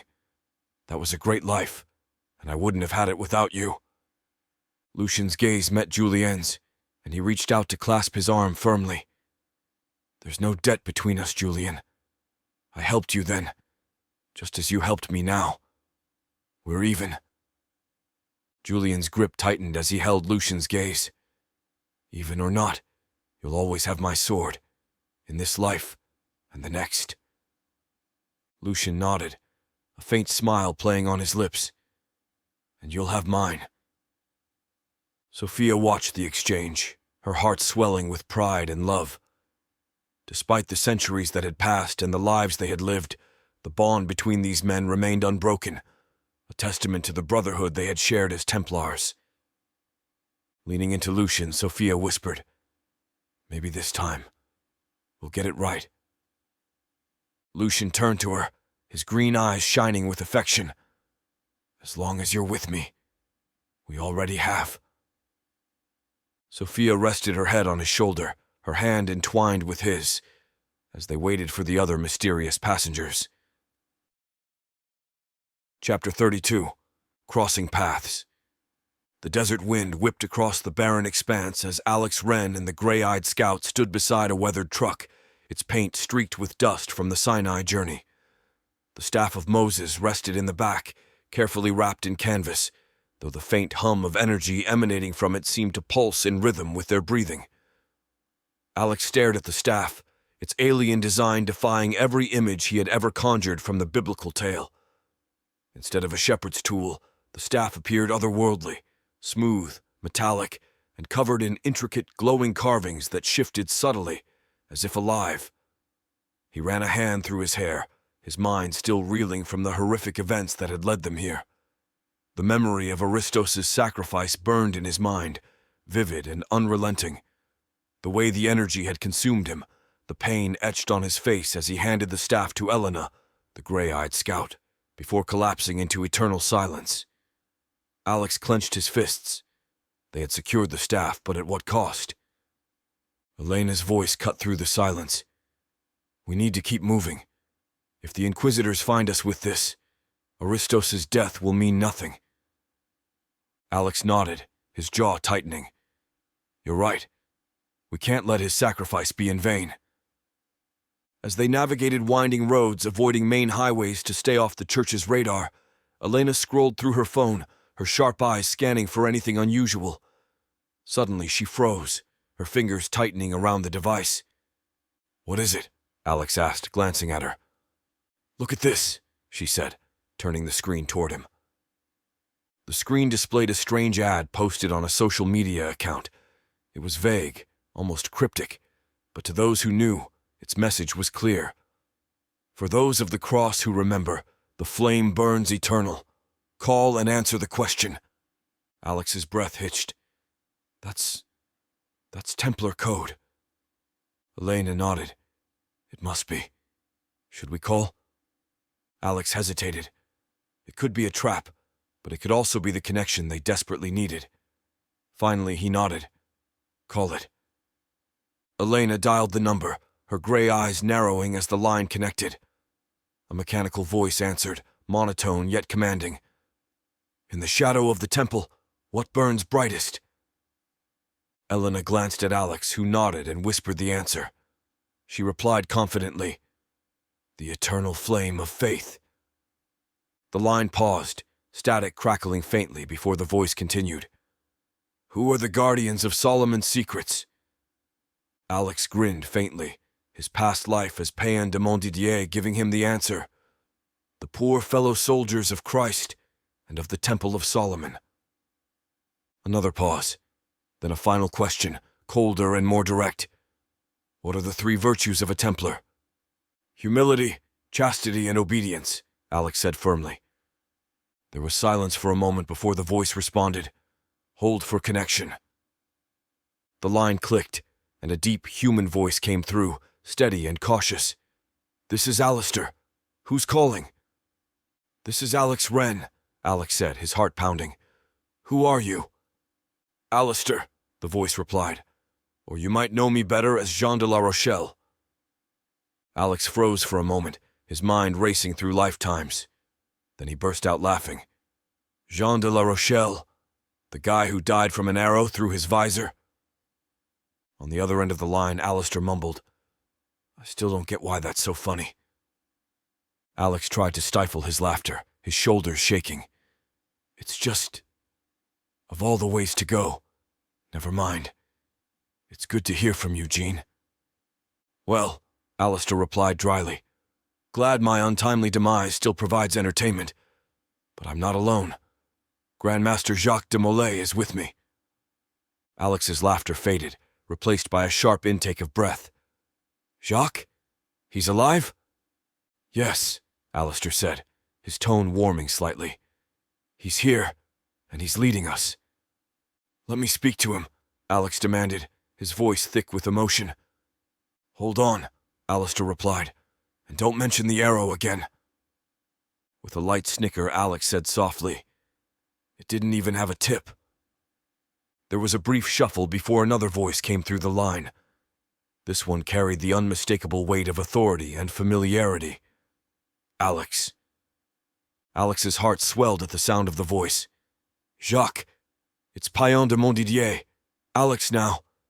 It's been lifetimes. It has, Jacques replied, his tone firm but tinged with warmth. And it seems fate has brought us back together, my old friend. Alex leaned against the truck, his grip on the phone tightening. It's good to hear your voice, old friend. There's so much I need to tell you. And we'll have time for that, Jacques said. But not now. Are you safe? For now, Alex said cautiously. But we've got something the church can't get their hands on. Don't say more, Jacques interrupted. The lines could be compromised. Just listen. Get to northern Italy. There's a plane waiting for you at a private hangar. It will bring you to us. Understood, Alex replied. I'll see you soon. Jacques' voice softened, the years of trust evident in his tone. Be careful, brother. The line went dead, leaving Alex standing in silence. The enormity of the moment settled over Alex Wren like a physical weight, his hand still clutching the phone as if Jacques' voice might linger on the line. Elena was already moving, her focus unbroken. "We have to keep moving," she said sharply, snapping Alex out of his reverie. He nodded, glancing back at the truck where the staff of Moses was carefully concealed. Italy isn't far, but the Inquisitors won't make it easy. If they get even a whiff of the staff— "They won't," Elena interrupted. Her voice was firm, though her hand rested lightly on the hilt of her dagger. "Not if we stay ahead of them." Their drive north was a tense, harrowing experience. Sticking to back roads and bypassing major towns, Alex and Elena switched vehicles twice to avoid detection, both painfully aware that the Inquisitors' network extended across the region. Alex understood the Church had been preparing for centuries, unlike them which simply awakened a few weeks ago. Now he sat with the staff of Moses humming faintly from its hiding place, a reminder of the immense power they were carrying. Alex found his eyes drifting to its concealed position, the alien design etched into his memory. It looked more like advanced technology than a shepherd's tool, and its energy seemed almost sentient. "Stop looking at it!" Elena snapped, her gray eyes flashing in the dim light of the dashboard. "It's not going anywhere." Alex smirked slightly, though his voice was serious. "It's hard not to. This thing might as well have a target painted on it." "Then don't make it bigger by staring," she replied, scanning the road ahead. By the time they reached the private airstrip in northern Italy, dawn was breaking over the horizon. The small airport was surprisingly busy, its modest terminal bustling with activity. Alex frowned as he spotted groups of men in dark clothing moving through the crowd. Their stiff postures and purposeful movements gave them away instantly. "Inquisitors," Alex muttered under his breath. "Why are they here?" Elena's eyes narrowed as she scanned the crowd. "They're not just passing through. Look at their luggage." Alex followed her gaze and noticed the trunks and crates being loaded onto planes. These weren't casual travelers. They were moving equipment, and lots of it. "Stay here," Elena said, her voice low. "I'll find out where they're going." Before Alex could argue, she slipped into the shadows, her gray eyes vanishing as she disappeared into the crowd. Alex stayed near their vehicle, his heart pounding as the minutes stretched into what felt like hours. Finally, she returned, her movements swift and silent. "They're splitting up," she said, her voice barely above a whisper. "Some are heading to northern Minnesota, others to the southwestern U.S. Alex's brow furrowed. "Minnesota? That's where Jacques is. They know about the vault." Elena nodded grimly.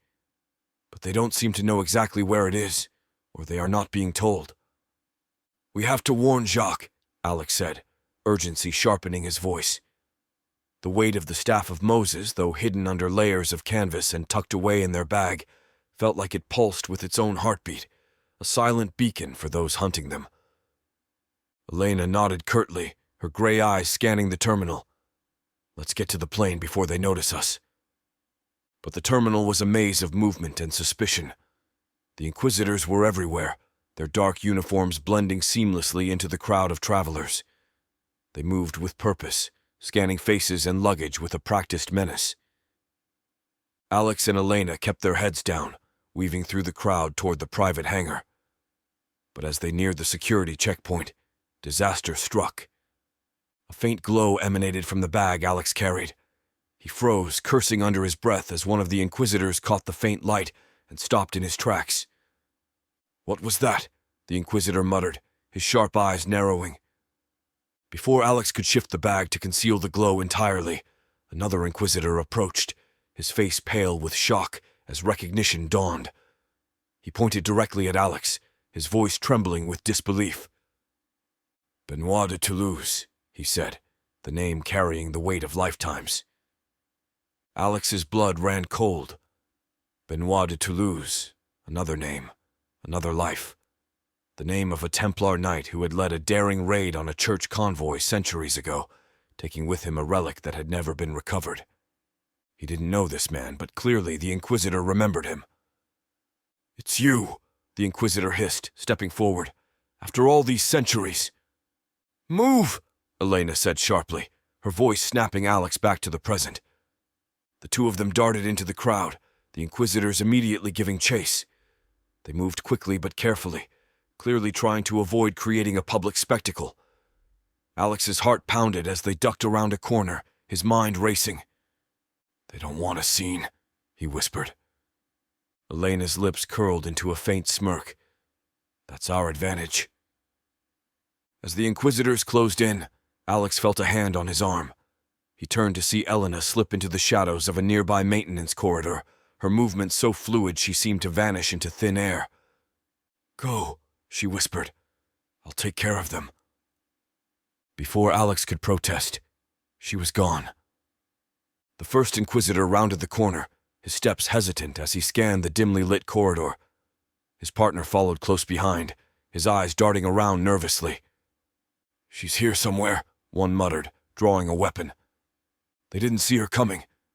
Elena emerged from the shadows like a phantom, her dagger flashing in the dim light. The blade slid silently between the ribs of the first Inquisitor, his eyes widening in shock as she caught his weight and lowered him gently into a chair, making it appear as though he were simply resting. The second Inquisitor turned, but it was too late. Elena's blade was already at his throat, her movements swift and precise. She eased him down against the base of a wall, arranging his body to look like he had fallen asleep before wiping her blade clean, her gray eyes cold and calculating as she melted back into the shadows. Elena reappeared at Alex's side moments later, her expression calm but her voice low and urgent. It's done. Let's move. Alex stared at her, equal parts relieved and impressed. You make it look easy. Not my first time, she replied, already scanning for the quickest path to the hangar. They navigated the terminal with renewed caution, keeping their heads low as they moved through the crowded space. The glowing of the staff had subsided, but Alex knew the Inquisitors would soon discover their missing comrades. When they reached the private hangar, Alex's heart lifted slightly. The sleek plane promised by Jacques de Molay sat on the tarmac, its engines already humming in readiness. The pilot stood near the base of the stairs, his eyes scanning the area with a sharp intensity that immediately told Alex this man was more than just a pilot. Inside the plane, Julien peered through the small window, his eyes narrowing as he spotted movement in the terminal. He had seen the gray-eyed scout slip through the shadows and take out the two Inquisitors with silent precision. Her movements had been so deliberate, so practiced, that Julien felt sure she could only be the one they'd been waiting for.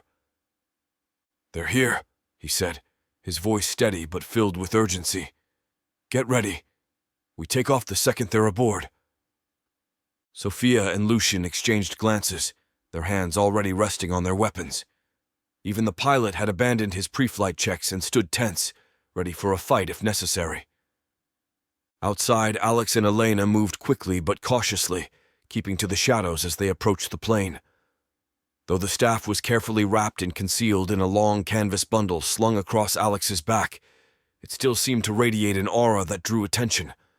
Its faint hum was almost imperceptible, but Alex could feel its power pulling eyes toward them.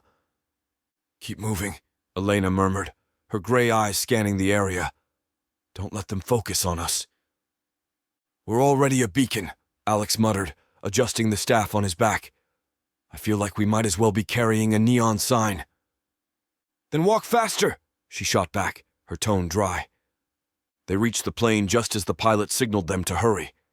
The second their boots hit the metal stairs, the engines roared louder, the plane clearly ready to take off the moment they were safely inside.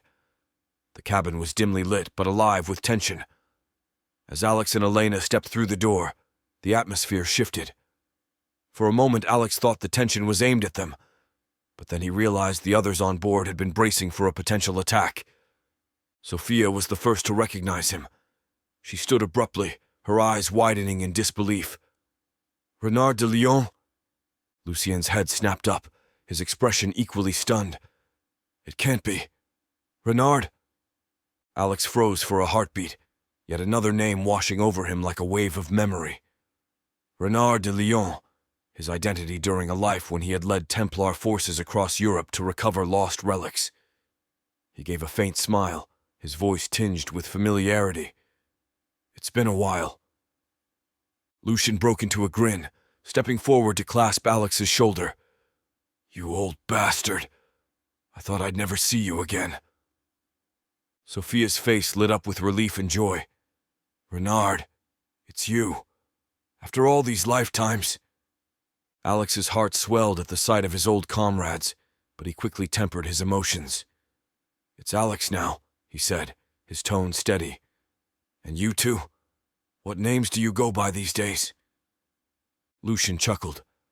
"Lucian will do just fine. Sticking to my last makes it to remember this time around." Sophia nodded, her voice warm. "Sophia, some things never change. I like new names for a new life." Julien, standing behind them, crossed his arms and smirked. "Guess that makes me the odd one out. But you can call me Julien. I've been waiting to meet you." Elena stood silently at Alex's side, her gray eyes flicking between the faces in the cabin. The recognition and camaraderie was evident, and for a moment, the weight of their mission felt lighter. The pilot's voice cut through the moment.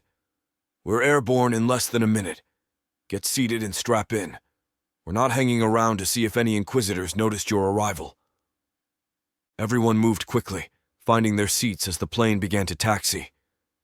Alex slid into a seat beside Elena, who remained silent but alert, her gaze fixed out the window.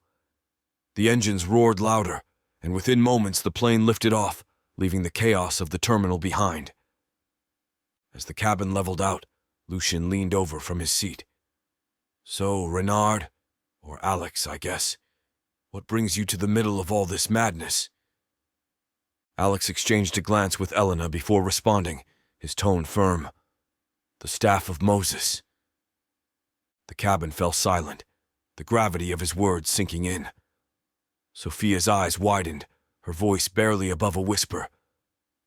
"You found it?" Alex nodded, his hand resting lightly on the bundle beside him. "It's real. And it's powerful." Lucien whistled low. "No wonder the Inquisitors are crawling all over the place." Julien leaned forward, his expression serious. "Does Jacques know?" Alex's lips tightened. "He will. We're taking it to Minnesota, to the vault." Chapter 33. The Gathering of Shadows. The private jet touched down on the blazing tarmac of McCarran International Airport, the city of Las Vegas glimmering in the distance like a jewel in the desert. Ezekiel Marlowe stepped off the plane, the searing Nevada sun glinting off his tailored black coat. His piercing gaze scanned the bustling activity of the airport with disinterest, his thoughts already on the mission ahead. Waiting on the tarmac was a convoy of sleek black SUVs, their tinted windows concealing their occupants. A man stepped forward from the lead vehicle, a tall figure with cropped blonde hair and the bearing of a soldier. Sebastian Croft had once filled this role, but now another filled his place. "Commander Marlowe," the man greeted stiffly, snapping to attention. "The team is assembled and awaiting orders." Ezekiel nodded, his expression unreadable. "Good. Take me to them." The convoy sped away from the glittering strip and into the barren desert, the skyline fading behind them. They arrived at a remote facility camouflaged among the rocky outcroppings, its high-tech security systems ensuring absolute privacy. Inside, the hum of activity was like a living force all its own, as Inquisitors prepared for what they believed would be the decisive strike against the Templars. Ezekiel strode through the corridors with purpose, his long coat sweeping behind him. He entered a spacious room where rows of gleaming black body armor were lined up like soldiers in formation. Modern Inquisitors bustled about, their voices filled with anticipation as they inspected their gear and loaded their firearms. At the far end of the room stood another group, smaller, quieter, and exuding a different kind of energy. These were the awakened Inquisitors, their presence an unspoken mystery to their modern counterparts. They wore light leather armor and carried long swords, bows, and knives. Their movements were deliberate, their expressions calm and focused. Ezekiel addressed them first, his voice low but commanding. "You know your roles. Stay in position until the time is right. The others will provide the initial strike, but the real battle will be ours to finish." Nearby, a modern inquisitor with a square jaw and an air of overconfidence, Sergeant Nolan Reeve, sneered as he watched the awakened inspect their weapons. He nudged his comrade, a younger man named Harper, and pointed at one of the awakened sharpening a longsword. "Look at these guys," Nolan said, his tone dripping with derision. "Knives? Swords? What is this? The Middle Ages?" Harper chuckled nervously. "Yeah, what's next? Bows and arrows?" Another modern inquisitor, Martinez, chimed in, his laughter echoing in the room. "I bet they're planning to be the frontline cannon fodder. You know, distract the Templars while we actually get the job done." The awakened, standing a short distance away, exchanged glances. One of them, a wiry man with dark, calculating eyes and a scar running down his cheek, smirked faintly. His name was Antoine Lemoine, and his voice carried a quiet amusement as he spoke to his comrades in a low voice. "Let them laugh," Antoine murmured. "They don't know the truth." Beside him, a tall, broad-shouldered woman with auburn hair and a steady gaze, Celeste Aumont, tilted her head, her fingers tracing the hilt of her longsword. "They'll learn soon enough. When their guns fail, they'll be begging for our help." Another awakened, a wiry archer named Rashid Khalid, added with a sardonic smile, "And when they realize they've trained for the wrong war, we'll show them how it's done. If there is any fodder left." The awakened shared a quiet chuckle, their confidence a stark contrast to the boisterous arrogance of the modern inquisitors. Ezekiel gathered the room's attention with a sharp clap of his hands. The laughter and chatter ceased as every eye turned toward him. "Our target is one of the remaining Templar vaults," Ezekiel began, his voice steady and authoritative. "It's heavily fortified, but we have the numbers, the firepower, and the knowledge to breach it." He cast a sharp glance at the modern inquisitors, his tone hardening. "Do not underestimate the Templars. They are not relics of the past. They are warriors who have honed their skills over lifetimes. They will test you. Stay focused, stay disciplined, and follow orders." Nolan raised a hand, his expression skeptical. "What about them?" he asked, nodding toward the awakened. "What do they even bring to the table?" Ezekiel's gaze turned icy. "You'll see soon enough." The room fell silent under his piercing stare. The modern inquisitors didn't dare press further, though murmurs of doubt lingered among them, even as the awakened moved with an unshakable calm. Celeste adjusted the straps of her thick leather armor, her movements practiced and precise. Antoine inspected his blade, its edge gleaming in the harsh light. Rashid strung his bow, testing its tension with a faint smile. "They think their weapons make them invincible," Celeste said quietly. "They don't understand," Antoine replied, his voice steady. "When the time comes, their arrogance will be their undoing." Rashid grinned, his sharp eyes glinting. "And we'll be there to clean up their mess." The awakened shared a knowing look, their confidence unwavering as they prepared for the battle ahead. Hours of preparation later, the convoy of inquisitors rolled through the barren desert under the cover of night, the dim moonlight casting their long shadows over the rugged terrain. The rumble of engines echoed off the canyon walls as the caravan of unmarked tractor-trailer trucks snaked its way toward the secluded area deep within the Grand Canyon. Inside the lead truck, Victor Havel, the blonde-haired second-in-command, stood alongside Ezekiel Marlowe, both men silent as they contemplated the mission ahead. Around them inside the truck's trailer, modern inquisitors, clad in tactical black armor and armed with the latest military-grade weaponry, checked their rifles and ammunition. Meanwhile, the awakened inquisitors, wielding swords, daggers, and bows, remained calm and detached, their faces illuminated by the faint glow of the trailer's internal lights. Victor glanced at Ezekiel, his blue eyes sharp. "This ends tonight. When dawn comes, we'll have the Ark." Ezekiel didn't respond immediately.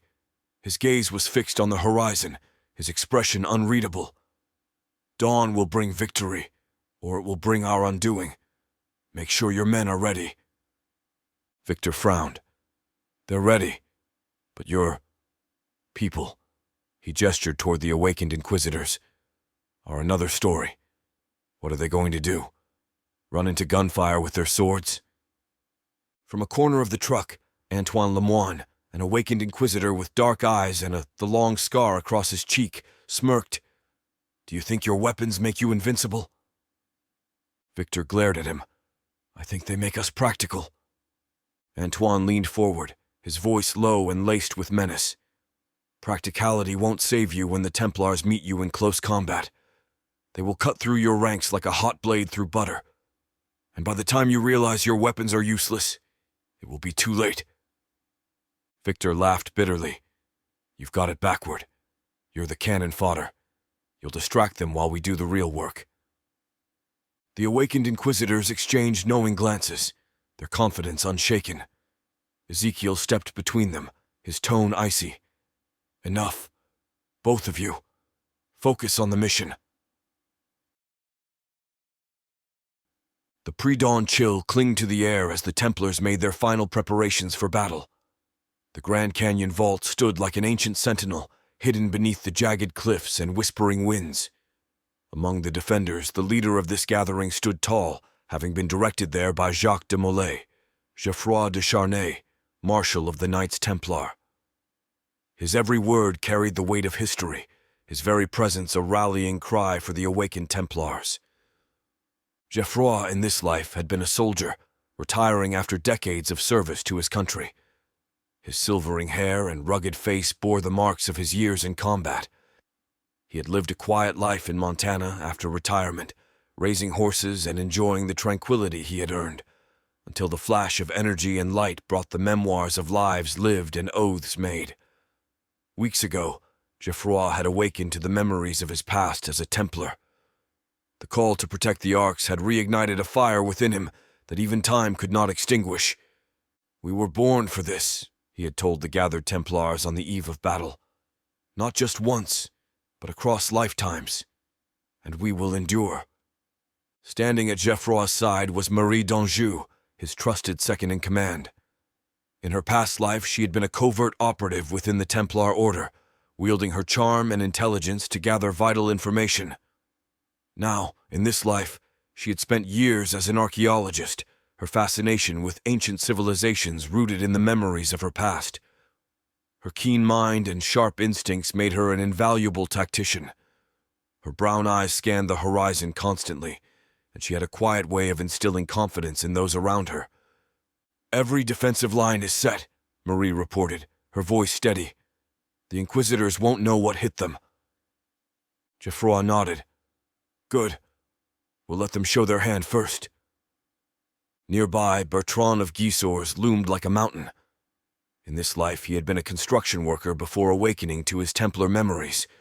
His strength was legendary, his broad shoulders and muscular frame a testament to years of physical labor. Bertrand had traded his modern tools for a massive battle axe, his weapon of choice in his Templar days. Now he stood at the forefront, ready to meet the enemy head-on. "I'll hold the line," Bertrand rumbled, his voice as deep as the canyon itself. "They'll have to get through me first." Isolde of Brittany, the healer-turned-warrior, moved quietly among the Templars. She had been a nurse in this life, her compassion evident in every life she lived. Now, she carried twin daggers strapped to her hips and a pouch of medical supplies slung over her shoulder. She was a paradox, deadly in battle yet tireless in her care for the wounded. "Don't do anything reckless," she said to Geoffroy, her green eyes soft but firm. "We'll need you for what comes next." He offered her a rare smile. "I'll try." At the rear of their formation, Adamar the Swift adjusted the string of his bow. In this life, he had been a park ranger, his love for the wilderness echoing his role as a scout for the Templar Order. His sharp eyes and steady hands had saved countless lives in past battles. He positioned himself near a rocky outcrop, ready to pick off the first Inquisitors who dared to show themselves. "They're coming," Adamar called out softly, his tone calm but urgent. "I can feel it." The Templars moved like a well-oiled machine, blending the tactics of their past lives with the realities of modern warfare. Automatic rifles were positioned alongside crossbows and swords. Kevlar vests were layered beneath white surcoats bearing the Crimson Cross. Though bullets were stopped by the Phantom armor at Minnesota, nobody wanted to assume it was still with them. They had adapted to the modern age but had not forgotten the lessons of history. Geoffroy addressed the group one final time, his voice cutting through the cold morning air. They will come at us with everything they have. But we are not just defending this vault. We are defending the truth. The Arks must not fall into their hands. Stand firm, my brothers and sisters. Let them see what it means to face the Order. A cheer rose from the gathered Templars, their weapons raised in a salute to their leader. The energy of the Ark pulsed faintly from deep within the vault, its resonance filling them with a sense of purpose as the first light of dawn painted the canyon in hues of gold and crimson. The distant rumble of engines reached their ears. A convoy of trucks snaked its way through the rugged terrain, their headlights cutting through the early morning haze. From their positions, the Templars watched as the Inquisitors disembarked, clad in sleek black armor that gleamed ominously in the growing light. "They've brought the whole Legion," Bertrand muttered, his grip tightening on his axe. Geoffroy remained calm, his gaze fixed on the advancing enemy. "Let them come. We'll show them the strength of the Order." The Inquisitors spread out in precise formations, their rifles raised and ready. At the head of the force stood Ezekiel Marlowe, his presence as cold and commanding as ever. Flanking him was his second-in-command, Gregor Vance, a blond man with sharp features and a cruel smile. "Take the vault," Ezekiel ordered, his voice carrying over the canyon. "Leave no survivors." Chapter 34. The Gathering at Minnesota. The Minnesota Vault hummed with activity. Where once there had been a modest gathering of Templars, now the grounds outside the hidden stronghold were teeming with life.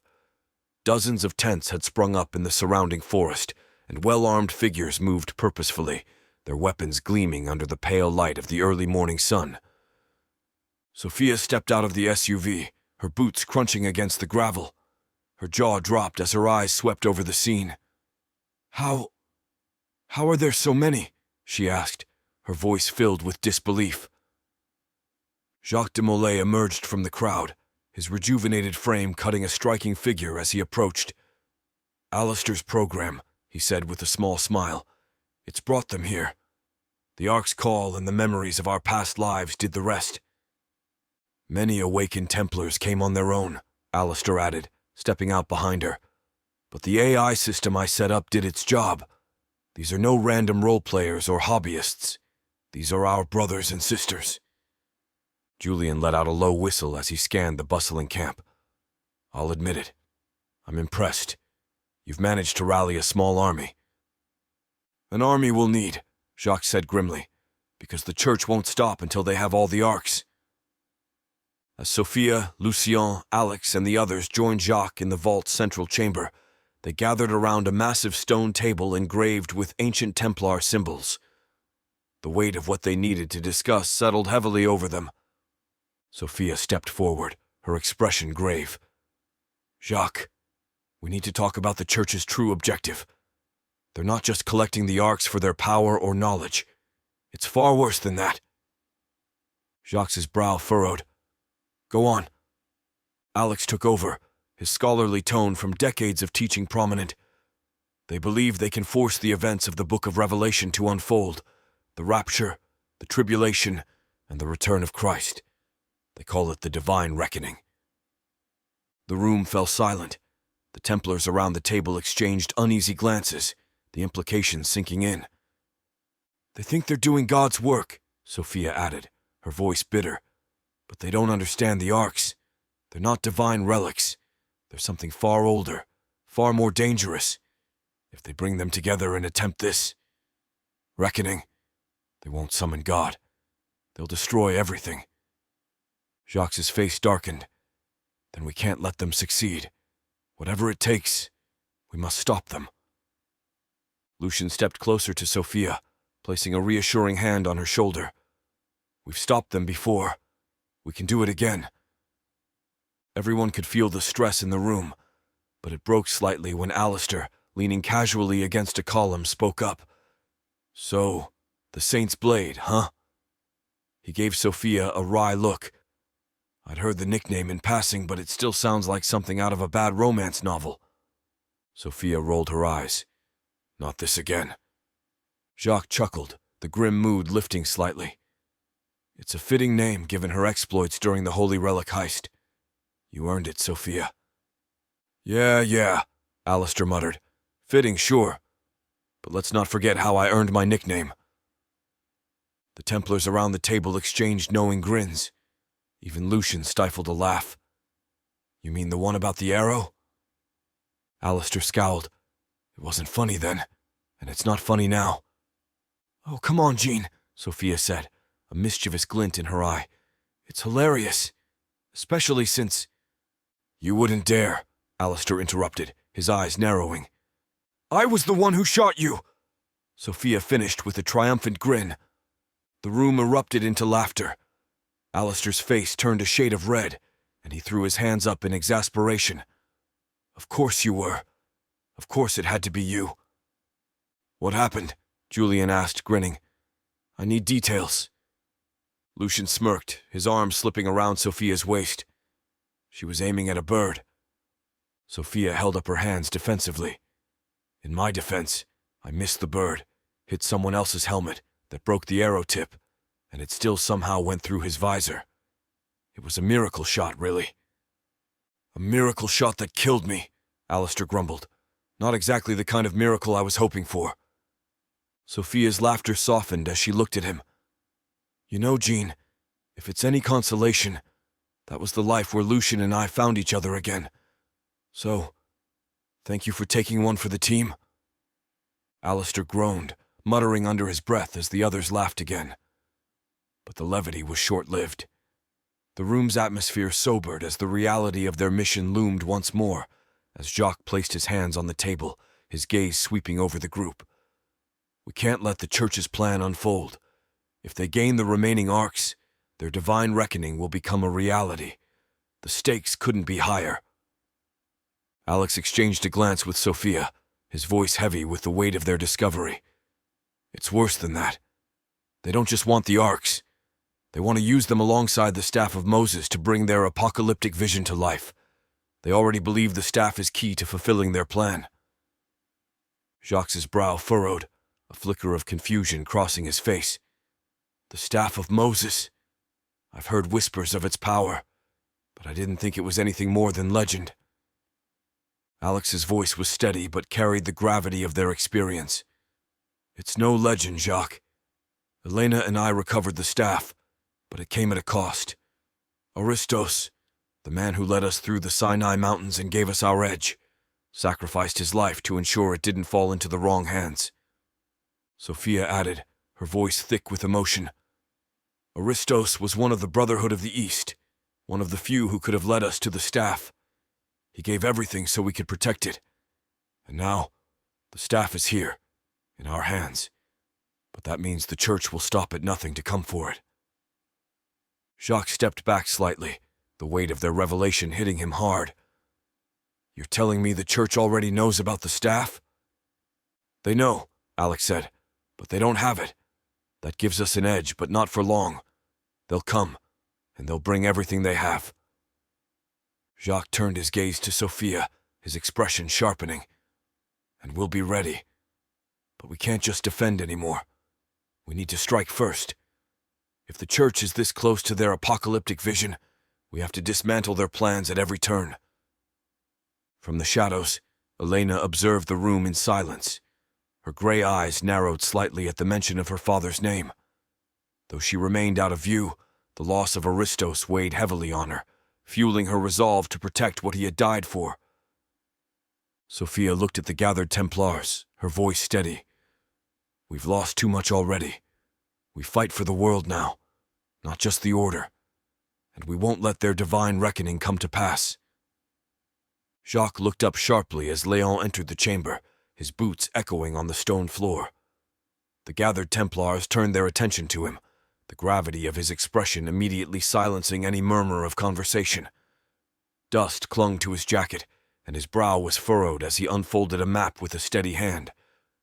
Leon's voice cut through the stillness. I just returned from contacting my network, U.S. Marshals, informants, and some old allies. The news isn't good. Inquisitor and they're heavily armed. Sophia stepped closer, her gaze narrowing. What kind of problem? Leon's tone dropped as he pointed to several marked locations on the map. Inquisitor squads, multiple teams. They're converging from all directions. Trains, unmarked convoys, even private aircraft. Someone's pulling strings and throwing serious money behind this operation. Alex leaned forward, scanning the map. How long do we have? 2 days at most, Leon replied. Maybe less. They're coming in waves. Once they're in position, they'll move fast and hard. Jacques' jaw tightened, his hands bracing on the table. We've been preparing for this. If they want to fight, we'll give them one. They're not just throwing numbers at us, Leon continued. Some of their leaders are awakened. They've been adapting their tactics. My sources say they're coordinating in ways we haven't seen before. A murmur rippled through the room, and Sophia exchanged a glance with Alex. The implications of awakened inquisitors working alongside modern forces weren't lost on anyone. What's their approach? Jacques asked, his tone firm. Leon traced 3 routes on the map. Northwest, south, and east. They're planning to box us in. They know this terrain. Marie d'Anjou, her arm in a makeshift sling from a previous skirmish, studied the map intently. If they succeed in surrounding us, we'll be pinned against the vault. Then we force them to funnel through here, Alex said, tapping a narrow canyon pass on the map. It's a natural bottleneck. We can use it to thin their numbers. Jacques nodded, his eyes steady. Good. We'll fortify the high ground and prepare defenses along this pass. Any fallback options? Sophia crossed her arms, her gaze sweeping the room. If the line breaks, their first priority will be the vault. We need a plan to keep them from breaching it. Leon glanced at Jacques. What about the Staff of Moses? Any chance it can help? Jacques' expression darkened, and he hesitated before answering. The staff is here, but it's not something we can wield lightly. If they get their hands on it... He didn't finish the thought, but the implications were clear. We'll have to make sure they don't, Alex said firmly, no matter what. The room grew quiet as the weight of their situation pressed down on them. The faint hum of the Ark and the Staff of Moses seemed to resonate through the chamber, a subtle reminder of the stakes. Leon, Jacques said, his voice cutting through the silence. What else did your contacts say? Anything about their numbers? Leon straightened. They've got the advantage in firepower and manpower, but they don't know exactly what they're walking into. They're underestimating us. Good, Jacques replied, his eyes glinting. We'll make them regret it. Sophia moved closer to Leon, her voice low. You didn't have to come back after what happened in Rome. Why stick around? Leon gave a half-smile, though his eyes remained serious. I've seen a lot in my time, but nothing like this. If I walked away now, I wouldn't be able to look myself in the mirror. Besides, he added with a faint chuckle, you'd probably hunt me down if I didn't. Sophia smirked. Maybe. Just don't give me a reason to. Chapter 35. The Canyon Ablaze. Leave no survivors. Ezekiel's voice echoed across the canyon, cold and unwavering. The Inquisitors moved forward like a black tide, their formations precise and disciplined. Rifles were raised, their sleek, modern armor glinting in the faint light of dawn. They spread out to cover as much ground as possible, sweeping through the rocky terrain toward the hidden vault. Behind cover, Geoffroy de Charny watched their advance with narrowed eyes. His grip on his longsword tightened as he turned to the Templars surrounding him, the hum of the Ark's energy resonating faintly beneath their feet. Hold your positions, Geoffroy commanded, his voice calm but firm. They'll come to us. Make every shot count. The Templars crouched behind boulders and ridges, their weapons trained on the advancing enemy. Unlike the Inquisitors advancing on their positions, they were a mix of old and new, rifles and crossbows paired with swords and axes. Modern Kevlar blended with ancient surcoats bearing the Crimson Cross. They waited, silent and steady, as the first wave of Inquisitors crossed into their range. The crack of gunfire shattering the stillness, the first volley of bullets tearing through the air. The Templars returned fire, their rifles barking in response. The canyon exploded into chaos as bullets ricocheted off stone, sending shards of rock flying. Geoffroy felt a faint shimmer surround him as the first shots aimed at him struck. The phantom armor was there, its ghostly presence absorbing the impacts and leaving him unharmed. He exhaled sharply. "They can't hurt us," he shouted, his voice rising above the din of battle. "But don't take chances. Stay in cover and keep firing." Nearby, Marie d'Anjou knelt behind a jagged rock, her keen eyes scanning the battlefield. She barked orders to the Templars in her section, her voice cutting through the chaos. "Target their leaders! Break their coordination!" Her crossbow twanged, the bolt striking an Inquisitor square in the chest. The man staggered, confusion flashing across his face as the projectile pierced his armor and dropped him to the ground. Further along the line, Bertrand of Gisors stood tall, his massive axe resting on his shoulder. He laughed as he charged into a group of Inquisitors who had tried to flank the Templars' position. Bullets bounced harmlessly off his phantom armor as he swung his weapon in wide arcs, cutting through the enemy with brutal efficiency. "You'll have to try harder than that," Bertrand roared, his voice filled with battle-born joy. The modern Inquisitors began to falter as their assault stalled. Bullets that should have shredded their opponents seemed to vanish against the ghostly protection of the Templars. Panic rippled through their ranks as they realized their weapons were ineffective. "What the hell is going on?" one of them shouted, his voice tinged with fear. "They're not even human!" another cried, firing wildly. Ezekiel, watching from a vantage point, clenched his fists. He had anticipated the phantom armor, but seeing it in action against his forces was infuriating. His second-in-command, Gregor Vance, stepped up beside him. "They're tearing through our Inquisitors," Gregor said grimly. The shadows of dawn stretched long across the battlefield as the first wave of modern Inquisitors fell back in disarray. Gregor Vance barked orders into his radio, his voice carrying over the chaos. "Regroup! Form a perimeter!" Gregor's face was tight with frustration as he surveyed the battlefield. The sleek black armor of the modern Inquisitors was splattered with dust and blood, their once coordinated formations crumbling under the Templars' relentless counterattack. Ezekiel stood nearby, his demeanor calm yet calculating. Beside him, the awakened Inquisitors waited, their medieval weapons gleaming in the pale dawn light. They stood apart from the modern forces, their presence unsettling to Gregor, who hadn't yet grasped their true purpose or origins. "Send in the reserves," Gregor said to Ezekiel, his tone curt. "We're losing too many." Ezekiel gave him a faint smile, the kind that didn't reach his eyes. "We've already sent them in." Gregor frowned, glancing toward the line of awakened Inquisitors now moving forward. They didn't march with the rigid discipline of the modern forces. Instead, they moved with a fluid grace, their weapons raised with an almost reverent purpose. "Who are these people?" Gregor muttered, more to himself than to Ezekiel.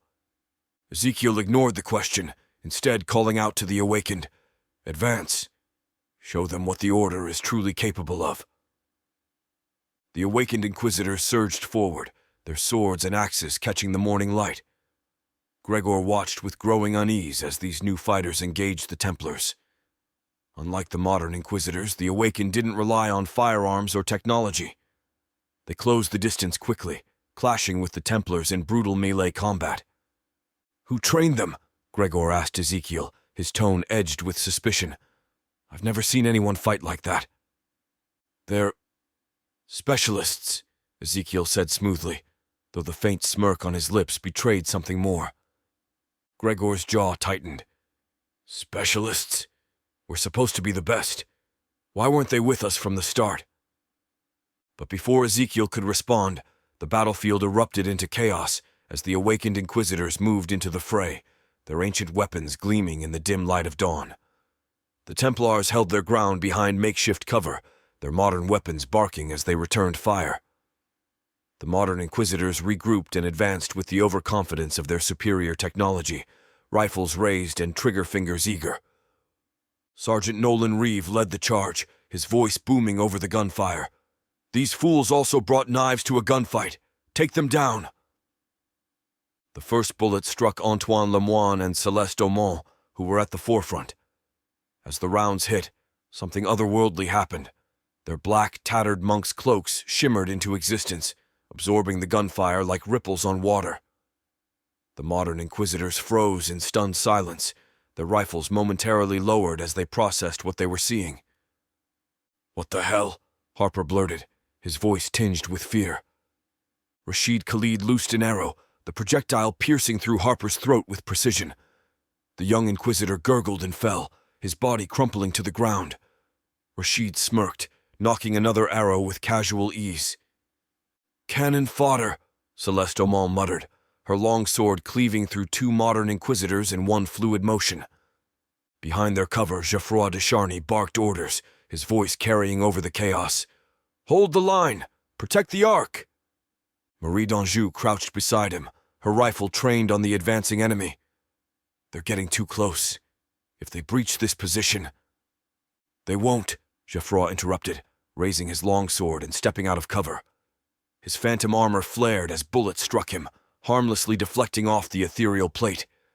With a roar, he charged into the fray, his blade cutting through the modern Inquisitors like a scythe through wheat. Marie followed, her archaeologist's instincts giving way to a warrior's focus. She fired at the flanks, her shots finding their marks with deadly precision. Bertrand of Gisors joined the charge, his massive battle axe swinging in wide arcs, cleaving through both armor and flesh. Isolde of Brittany moved swiftly among the Templars, her dual daggers flashing as she struck down anyone who got too close. Her hands worked quickly to staunch wounds and revive fallen allies when possible, her balance of compassion and lethality unmatched. The tide of battle shifted as the modern Inquisitors realized their weapons were useless against the Templars' phantom armor. Panic set in as more of their number fell, confusion and fear spreading like wildfire. "They're not dying!" Martinez screamed, his rifle clattering to the ground as he turned to run. A long sword pierced his back, Antoine Lemoine stepping over his lifeless body with an expression of grim satisfaction. Sergeant Reeve, bloodied but defiant, grabbed an abandoned blade from a fallen awakened Inquisitor. "If they want medieval, I'll give them medieval."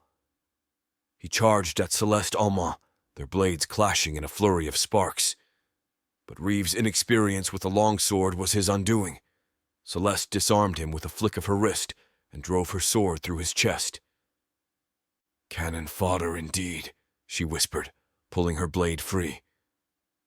As the last of the modern Inquisitors fell, Ezekiel Marlowe stepped onto the battlefield. His presence was commanding, his longsword drawn as he locked eyes with Geoffroy de Charny. "Geoffroy," Ezekiel called, his voice laced with mockery. "It's been centuries, hasn't it? Tell me, how does it feel to lose everything again?" Geoffroy's jaw tightened and he stepped forward, his sword raised. "You've betrayed us once, Ezekiel. You won't do it again." Their blades met in a thunderous clash, sparks flying as they traded blow after blow.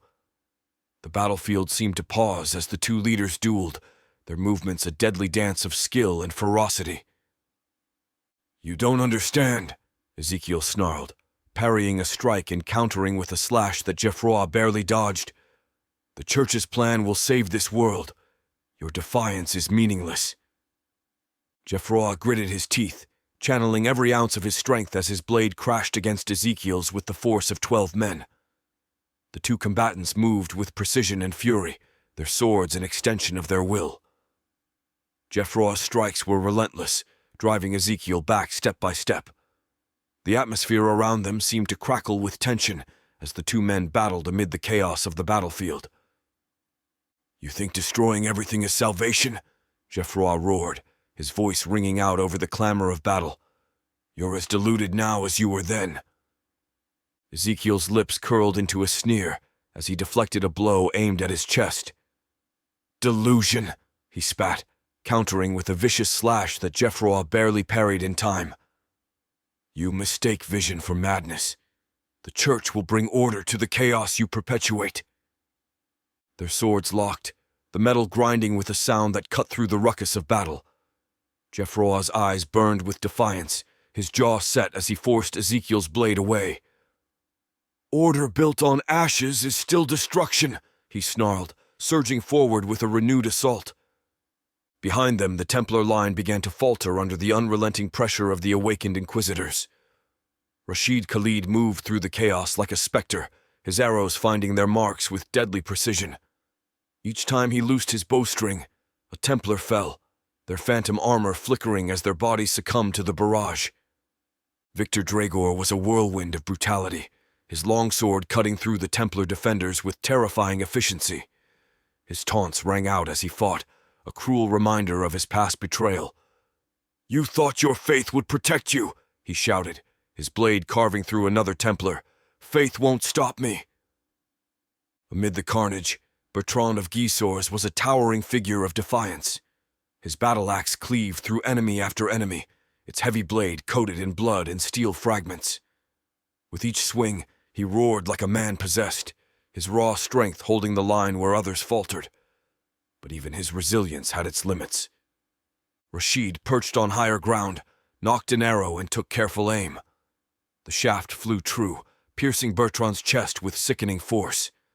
The massive Templar staggered, his axe slipping from his hands as he fell to his knees. His breath came in ragged gasps as his eyes found Isolde. For a moment, the chaos around them seemed to still. Bertrand's gaze, filled with pain and resignation, locked onto Isolde's. He gave her a faint nod as if to say, "Go on. Finish this." "No!" Isolde screamed, the sound raw and primal. She surged forward, her daggers flashing as she carved a path through the enemy to reach him. Her phantom armor flared as bullets ricocheted harmlessly off her, but it was too late. Bertrand's eyes closed and his body went limp. Rage and grief ignited within Isolde like an inferno. Her movements became a blur of precision and fury as she struck down the Inquisitors nearest to her. Her daggers moved like extensions of her will, each slash and thrust fueled by a burning need to avenge Bertrand. She reached Geoffroy's side just as Ezekiel launched a brutal downward strike. Geoffroy deflected it with a grunt of effort, but the force sent him stumbling back. Isolde positioned herself beside him, her daggers raised defensively. "We have to retreat," she shouted, her voice cracking with emotion. "This fight is lost." Geoffroy spared her a glance, his expression grim. "Take the others and go," he commanded. "Protect the Ark." "No!" Isolde shouted, her face streaked with tears. "Not again! I won't leave you!" Geoffroy's phantom armor flared brightly as if fueled by his unyielding passion. He placed a hand on Isolde's shoulder, his voice soft but firm. "You must. This isn't about us. It's about the Order. Go." Before Isolde could argue further, Geoffroy turned and charged Ezekiel, his longsword raised. Everything around him hummed with energy as he pushed his phantom armor to its limits. The two men collided in a final clash, their blades meeting with an impact that reverberated across the battlefield. Ezekiel snarled as he fought back, his strikes wild but powerful. "You're a relic, Geoffroy," he spat. "This is a new era, and you don't belong in it." Geoffroy's eyes burned with defiance as he parried another blow. "A relic, perhaps," he said, his voice steady even as his strength waned. "But relics endure." The battle raged between them, but Geoffroy's movements began to slow. His armor flickered, the phantom energy faltering as his body reached its limits. With a final desperate surge, he drove Ezekiel back a step, his sword slicing a shallow cut across his opponent's shoulder. Ezekiel growled in pain, his own phantom cloak shimmering briefly, before he countered with a brutal strike. His blade found its mark, driving through Geoffroy's chest. The Templar leader staggered, his sword falling from his grasp as he dropped to his knees. Isolde watched in horror as Geoffroy fell, his phantom armor fading like the last embers of a dying fire. Her heart shattered, but her survival instincts took over. She grabbed Bertrand's body and turned toward the remaining defenders. "Fall back!" she screamed, her voice breaking. "To the vault!" The surviving Templars hesitated, their eyes filled with despair as they watched their leader fall. But Isolde's command snapped them into action. Together, they retreated toward the hidden exit, their phantom armor flaring sporadically as they deflected the Inquisitor's relentless assault. Isolde's chest heaved as she carried Bertrand's body, her grief driving her forward. As they disappeared into the shadows, she cast one final glance back at the battlefield. Geoffroy lay motionless, Ezekiel standing over him with a victorious sneer. Her tears blurred her vision as she stumbled forward, Bertrand's weight across her shoulder. The raw scent of blood and gunpowder clung to everything, mingling with the faint light of dawn breaking over the Grand Canyon. The Templars' line had collapsed, and she knew they had to retreat now, or die here. The haunting image of Geoffroy's phantom armor flickering as Ezekiel's sword pierced his chest burned in her mind. The man who had led them with steadfast courage was gone. She clenched her teeth, forcing her body to keep moving despite the grief tearing at her soul. Her steps faltered for just a moment, her knees nearly buckling under Bertrand's weight. The others were close behind, dragging their injured comrades or helping one another stay upright. She glanced down at Bertrand's face, pale and lifeless against her shoulder. "He's gone," her mind whispered. The grief was suffocating, threatening to break her. But then a thought struck her, a desperate hope she couldn't ignore. She stopped, nearly stumbling under Bertrand's bulk, and shifted him enough to press her trembling fingers to his neck. She held her breath, her heart pounding louder than the distant echoes of the battle behind them. There was nothing, just the icy stillness of a man who had fought valiantly and fallen. But then, there it was, a faint, fragile pulse, so weak it could barely be felt beneath her fingers. "He's alive," she gasped, her voice hoarse. She turned to the nearest Templars, her tears now streaming with desperation. "Help me! Bertrand's alive!" Two of the remaining Templars, young but now battle-hardened, immediately stepped forward. "We'll carry him," one said, slinging Bertrand's massive axe over his shoulder, while the other carefully lifted Bertrand's limp form from Isolde's arms. With Bertrand's faint pulse giving her a flicker of hope, Isolde turned to the battered remains of her team. The Ark, its otherworldly hum faint but persistent, sat heavily upon its gilded platform. Two Templars struggled to lift it, their phantom armor flickering faintly as they adjusted their grip. "We take the Ark with us," Isolde commanded, her voice steely despite the chaos that raged in her chest. "It cannot fall into their hands." The two Templars, Dorian and Alaric, exchanged a grim look, but nodded without hesitation. Together they heaved the Ark onto their shoulders, their bodies visibly straining under its immense weight. "Move quickly!" Isolde barked, signaling for the rest of the group to cover their retreat. The narrow, twisting path concealed beneath the canyon wall was their only chance to escape unnoticed. The surviving Templars formed a protective perimeter around the Ark as they navigated the treacherous terrain. Every step felt like a desperate gamble as echoes of swords and gunfire grew fainter in the distance. The rising sun painted the canyon in hues of crimson and gold, its beauty marred by the blood and death that soaked the battlefield. Isolde's heart ached as she glanced at Bertrand's limp form being carried by two others, his axe slung over one Templar's back. They were so close to the hidden exit when the first arrow struck. It was swift and silent, burying itself into Dorian's neck. He crumpled with a strangled gasp, the Ark slipping from his grasp. "No!" Isolde screamed, spinning to see more arrows cutting through the dawn air. Alaric shifted to keep hold of the Ark, but another arrow sank into his thigh, forcing him to his knees. The remaining Templars scrambled to form a defensive line, but the attackers had the high ground. Through the haze of smoke and dust, Isolde's eyes locked on a figure stepping through the carnage, Ezekiel Marlowe. His sword dripped with the blood of fallen Templars, and a twisted grin spread across his face as he approached the Ark. "Leave it!" Isolde shouted. But the remaining Templars hesitated, torn between their duty to protect the Ark and their own survival. Ezekiel's blade flashed, cutting down one Templar who dared to stand in his way. Another fell to a precise arrow from Rashid Khalid, who loomed like a specter above the battlefield. With an anguished cry, Isolde moved to retrieve the Ark herself, but an arrow whizzed past her face, embedding itself into the stone wall behind her.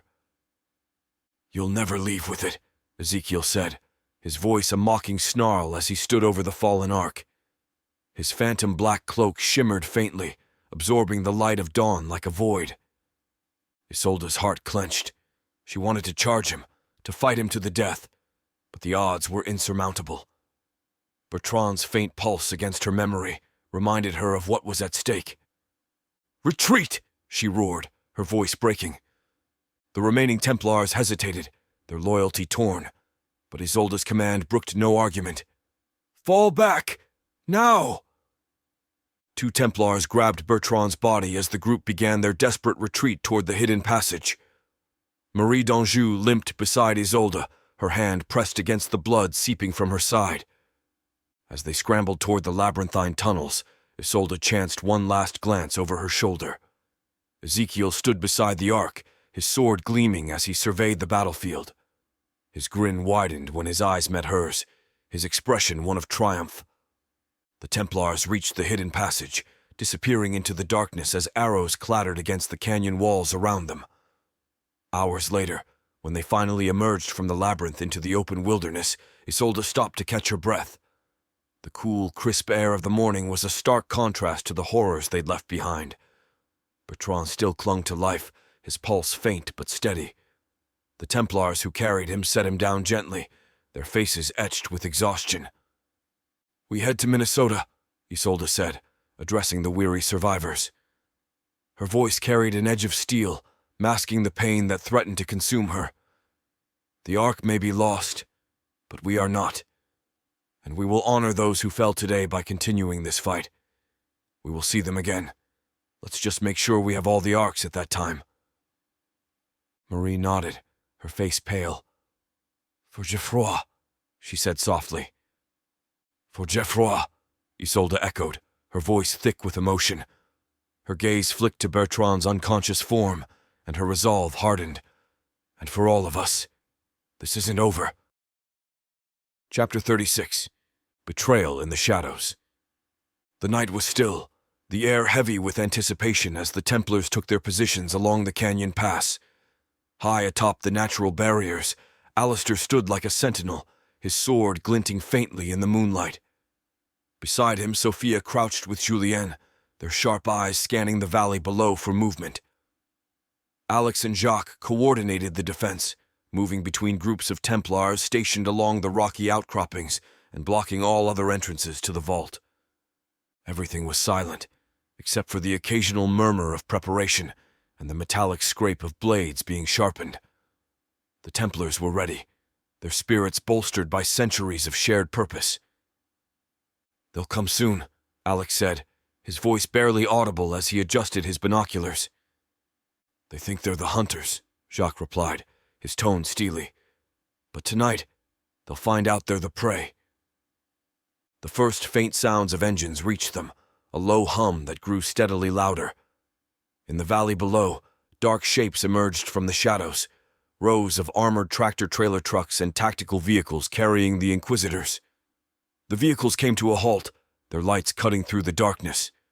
A loud voice barked in order, and the Inquisitors disembarked, fanning out into disciplined formations. Their sleek black armor gleamed, and the red glow of their visors gave them an otherworldly appearance.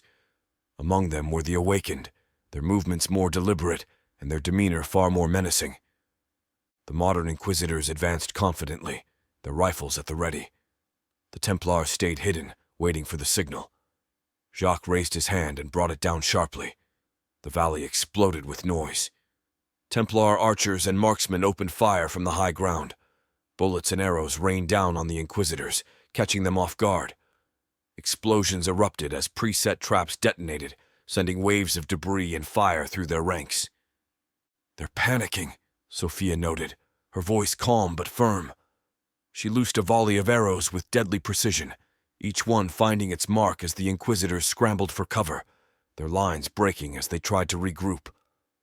A few of the awakened barked orders attempting to restore order, but the chaos was overwhelming. "They didn't expect this," Julien said with a grim smile, reloading his rifle. "Good," Jacques replied. "Keep hitting them hard. Don't let them breathe." Back at the vault, Leon, Elena, and Lucien patrolled the inner sanctum. The vault was dark but alive with the hum of the arcs and the staff of Moses, their energy powerful yet unnerving. Guards were stationed at every entrance, their eyes sharp and their weapons ready. In the valley, the Templars continued to hold their ground, their defensive position proving nearly impenetrable. The modern Inquisitors were faltering, their forces decimated by the relentless onslaught. Alistair led a charge from the high ground, his blade flashing as he cut through the disoriented enemy. "They're breaking!" Alistair shouted, his voice carrying above the chaos. "Hold the line!" But then, something shifted. Among the retreating Inquisitors, a group of awakened stepped forward. Their phantom armor flared to life, black, tattered cloaks flickering like shadows around them as bullets struck. The modern Inquisitors hesitated, their confusion evident. "What are they doing?" Julien muttered, lowering his rifle to observe. The awakened advanced without hesitation, their weapons gleaming in the dim light. One of them, a tall figure with a crimson scarf tied around his arm, raised his hand. A deafening explosion tore through the valley as they triggered hidden charges, collapsing part of the canyon wall and cutting off one of the Templar flanks. Back at the vault, Leon squinted looking around the relics room, his rifle at the ready. The area seemed quiet, too quiet. As he scanned the surroundings, his instincts screamed that something was wrong as he paced the perimeter with Lucien, both of them flanked by a handful of Templars. The arcs radiated a faint hum, their presence a constant reminder of what was at stake. "You feel that?" Leon asked, his hand resting instinctively on his weapon. Lucien glanced at him. "The arcs?" Leon shook his head. "No, something else. It's too quiet here." Before Lucien could respond, Leon's face contorted in pain. He gasped, clutching his side as blood spilled through his fingers. His knees buckled, and his vision blackened as he crumpled silently to the floor. "Leon!" Lucien rushed toward him, his voice sharp with alarm, only to stop short as a figure emerged from the shadows. "Elena," he breathed, his confusion morphing into horror as he saw the blade in her hand, slick with Leon's blood. The woman who had traveled with them, fought beside them, stepped closer, her expression cold and detached. "My name isn't Elena," she said, her voice low and venomous. "I was never one of you." Lucien staggered back, his hand instinctively moving to his weapon, but Elena, if that was her name, moved with deadly precision. She plunged her dagger into his chest, the blade slipping between his ribs with ruthless efficiency. Lucien gasped, his legs giving out as he sank to the floor. Blood bubbled at his lips as he struggled to form words. "Why?" She knelt beside him, her expression as icy as her voice. "Because you're a fool, like all of them." Lucien's breathing grew ragged, his voice barely a whisper. "Then, who?" "I was a spy, a scout, created by the Brotherhood of the East," she said, her tone sharp as the dagger in her hand. "I knew from the moment I was a child that Aristos was my father, and I hated him for abandoning me. Everything I've done, everything I've built my life around, was to destroy the Brotherhood of the East and everyone connected to them." Lucien's eyes widened as the full weight of her betrayal hit him. His hand reached for the nearest weapon, but his strength was fading too fast. "You betrayed." She leaned in close, her gray eyes glinting with malice. "I fed the church information for years. I told them everything about your precious brotherhood, and it was me who turned Alistair's ridiculous ad into the perfect bait. You were so eager to find your brothers that you didn't even see the trap." Lucien's head tilted to the side as his vision began to blur. His voice came out as a strained whisper. "They'll stop you." She rose, her lips curling into a cruel smile. No, they won't. They are experiencing my trap now. From the shadows, 7 figures stepped into the faint light of the arc chamber. For a moment, Lucian thought reinforcements had arrived, but the truth was far more sinister. These were not his brothers. They wore the tunics and armor of Templars, but their movements betrayed them. The way they carried themselves, the predatory gleam in their eyes. These were not men bound by the Templar oath. "Elena, or whatever you are calling yourself," one of them said, his voice dripping with sarcasm. "Should we finish this, or do you want to gloat some more?" She gestured toward Lucian, who lay motionless. "He's done. Help me secure the arcs." Lucien recognized the faces of the Templars, men and women who had openly questioned Jacques' insistence on defending the vault. Frustrated with his leadership and unaware of Elena's true motives, they had been swayed to her side. One of them, a grizzled man named Renard, sneered as he looked at Lucien. "We warned Jacques this was suicide. Now we'll do what needs to be done." "You fools," Lucian managed, his voice weak but filled with fury. "You've handed the arcs to traitors." Renard's expression darkened. "We're saving the order." "Saving it?" Lucian coughed, blood spilling down his chin. "You've damned it." Elena's icy voice echoed through the chamber. "Enough." She gestured to the others. "Secure the chamber." The remaining Templars guarding the arcs turned toward the noise, their confusion evident. One of them stepped forward. "What's going on here?" Before he could finish, an arrow struck him in the throat. He crumpled to the floor, gurgling his last breath. Chaos erupted as Elena's group attacked, cutting down another 2 loyal defenders with ruthless efficiency. Lucian tried to raise his voice, tried to warn them, but his strength was failing. "They're not Templars." He choked out, his words lost in the melee. The arcs, gleaming faintly in the chamber's dim light, seemed to pulse with sorrow as they were surrounded by the very people meant to protect them. Lucian's vision blurred, but his mind raced with memories of lifetimes past. This betrayal cut deeper than any blade. "Elena," he rasped one final time, his voice trembling with both anger and sorrow. She turned, her expression unreadable. "Goodbye, Lucian." With that, the shadows consumed the chamber, and the arcs and staff fell into the hands of those who would see the world burn. "Fall back to the central position," Jacques commanded, his voice thunderous even over the sounds of battle. Sophia's heart pounded as she watched the battle turn. The awakened Inquisitors were pushing forward, their tactics precise and brutal. One of them, Victor Dragor, locked eyes with Alistair and charged, his long sword glinting with lethal intent. Alistair, with confidence of a seasoned warrior, met the charge head-on. Their weapons collided in a spray of sparks, the sound reverberating across the battlefield. "You're out of your depth, Dragor!" Alistair snarled, swinging his sword in a brutal arc. Victor sidestepped with ease, his phantom armor flickering ominously as he countered with a precise strike that Alistair barely deflected. The two danced in a deadly rhythm, the clash of steel blending with the chaotic noise of battle. "You've lost your touch, Jean," Victor taunted, using Alistair's name from centuries past. His strikes came faster, each one forcing Alistair to give ground.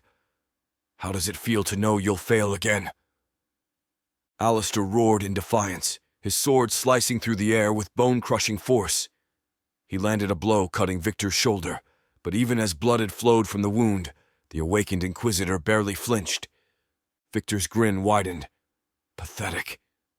In a blur of motion, Victor sidestepped Alistair's next swing and drove his blade into Alistair's abdomen, piercing through to the other side. Alistair gasped, blood bubbling at his lips as he stumbled backward. Victor didn't hesitate, raising his sword high. "For the reckoning," Victor intoned before bringing his blade down, severing Alistair's head with a single brutal strike. Sophia's scream tore through the valley. "Alistair!" The battlefield seemed to freeze for a heartbeat. Templars faltered as they saw Alistair's lifeless body collapse, his head rolling to a stop in the dirt. Victor held the bloodied blade aloft, his eyes blazing with triumph. But then, Without warning, the Inquisitors began to pull back. One by one, their formations dissolved, retreating with precision as though summoned by an unseen hand. The Templars, battered but standing strong, watched in confusion as the tide of black-armored soldiers flowed out of the valley. Jacques stepped forward, his sword still drawn.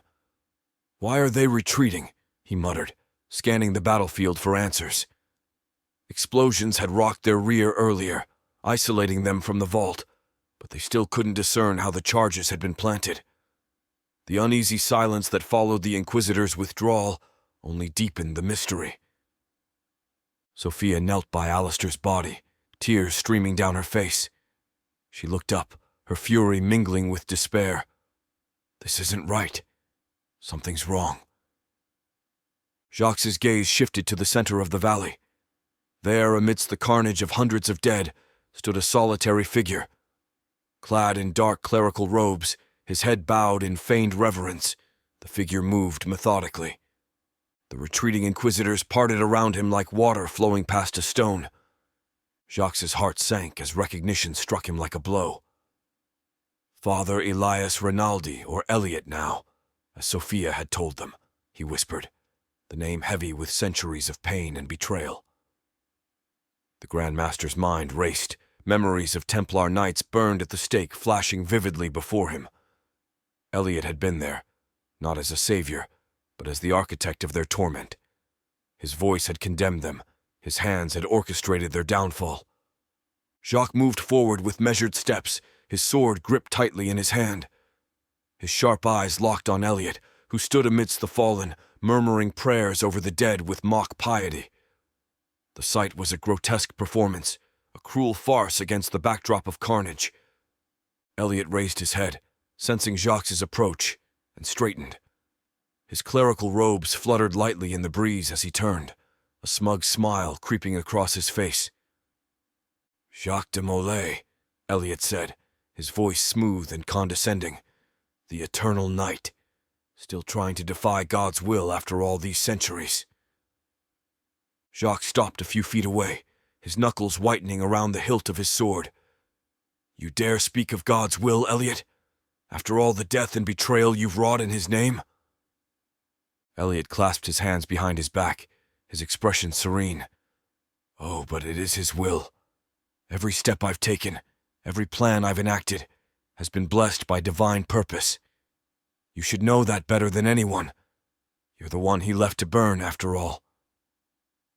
Jacques' jaw tightened, but his voice remained steady.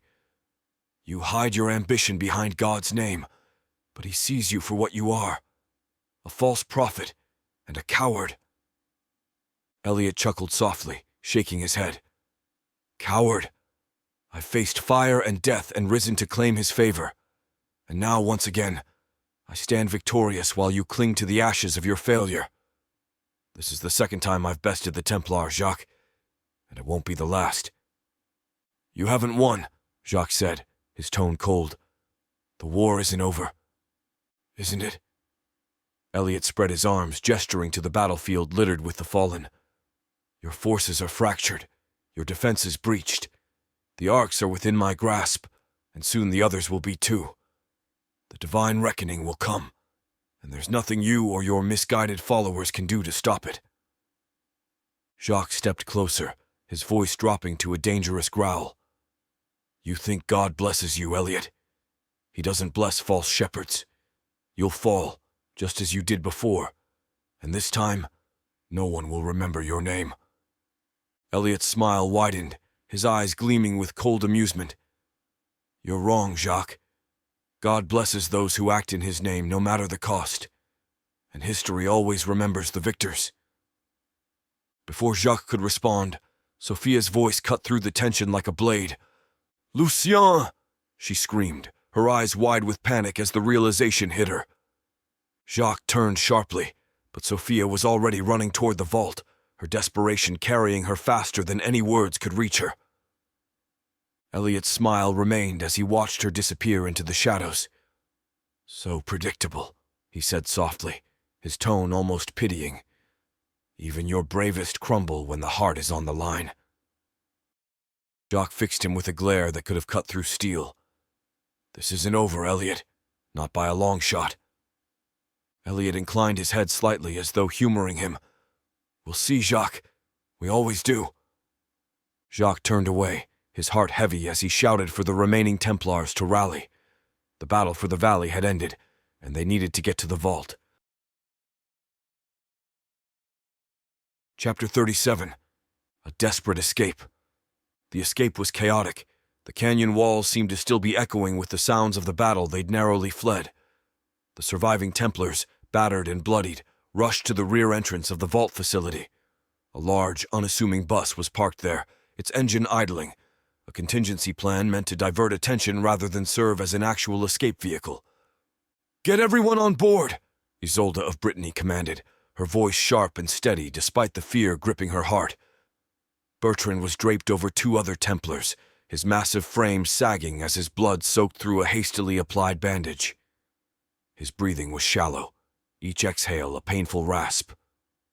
The group surged onto the bus, the wounded carried or dragged by their comrades. Marie d'Anjou, her side heavily bandaged, collapsed into a seat near the front, gripping her pistol in one hand as she kept watch for any sign of pursuit. The bus jolted forward as Adamar the Swift, now pressed into service as their driver, slammed on the gas. Dust billowed behind them as they roared down a narrow dirt road away from the vault. Isolde stood near Bertrand, her hands slick with his blood as she worked to stabilize him. "Stay with me," she whispered, her voice a desperate prayer. "We're not losing you." Not far behind them, Ezekiel Marlowe was relentless. Riding in an armored vehicle, he leaned forward in the passenger seat, his black cloak flowing like a specter of death. Around him, his awakened inquisitors readied themselves for the kill. "Push them harder," Ezekiel ordered his driver, his voice icy. "We cannot let them reach safety." Rashid Khalid, perched in the back with his bow and quiver, let a faint smirk cross his lips. "They're desperate. They'll make mistakes." Ezekiel didn't respond. His mind was fixed on the trail ahead, the faint dust cloud of their quarry visible on the horizon. The Templars pulled into a truck stop miles away, the sun dipping low on the horizon. Adamar killed the engine, and the survivors spilled out of the bus. "Why stop here?" one of the younger Templars asked, his voice edged with panic. Isolde's eyes scanned the lot, landing on a silver Greyhound bus parked at the far end of the lot. "That," she said, pointing. "We switch vehicles. The thick dust from the desert on this one stands out like a calling card. It will lead them straight to us." Several Templars rushed to the Greyhound bus, quickly disconnecting its GPS system and checking the vehicle for anything that might betray their location. Meanwhile, Isolde directed others to transfer the wounded, including Bertrand. "Careful," she barked as Bertrand groaned weakly, his eyelids fluttering. "Keep him stable." Marie limped up to her face pale but determined. "We won't lose him," she said firmly, gripping Isolde's shoulder. Minutes later, the Greyhound bus roared to life, its silver exterior reflecting the dying light of the sun. Isolde took one last glance at the empty truck stop, then boarded, taking a seat beside Bertrand. "Let's move," she said, her voice sharp. Adamar, now at the wheel of the Greyhound, pulled the massive bus onto the highway, the remaining Templars settling into tense silence as they hit the road again. Ezekiel's convoy arrived at the truck stop not long after the Templars had left. He stepped out of the lead vehicle, his piercing gaze sweeping across the lot. Rashid followed, his eyes narrowing as he scanned for signs of their prey. "They switched vehicles," Rashid said, spotting the heavily dust-covered abandoned bus. "Smart." Ezekiel knelt by the bus's wheel, running his gloved hand over the tracks left in the dirt. His dark cloak billowed faintly in the evening breeze, the stark black fabric seeming out of place against the dusty backdrop of the truck stop.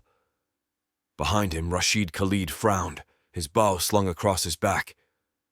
"How the hell are we supposed to find them now?" he asked, his tone edged with frustration. "They're smart, clearly one step ahead of us." Ezekiel rose slowly, brushing the dust from his gloves. His eyes burned with a focused intensity.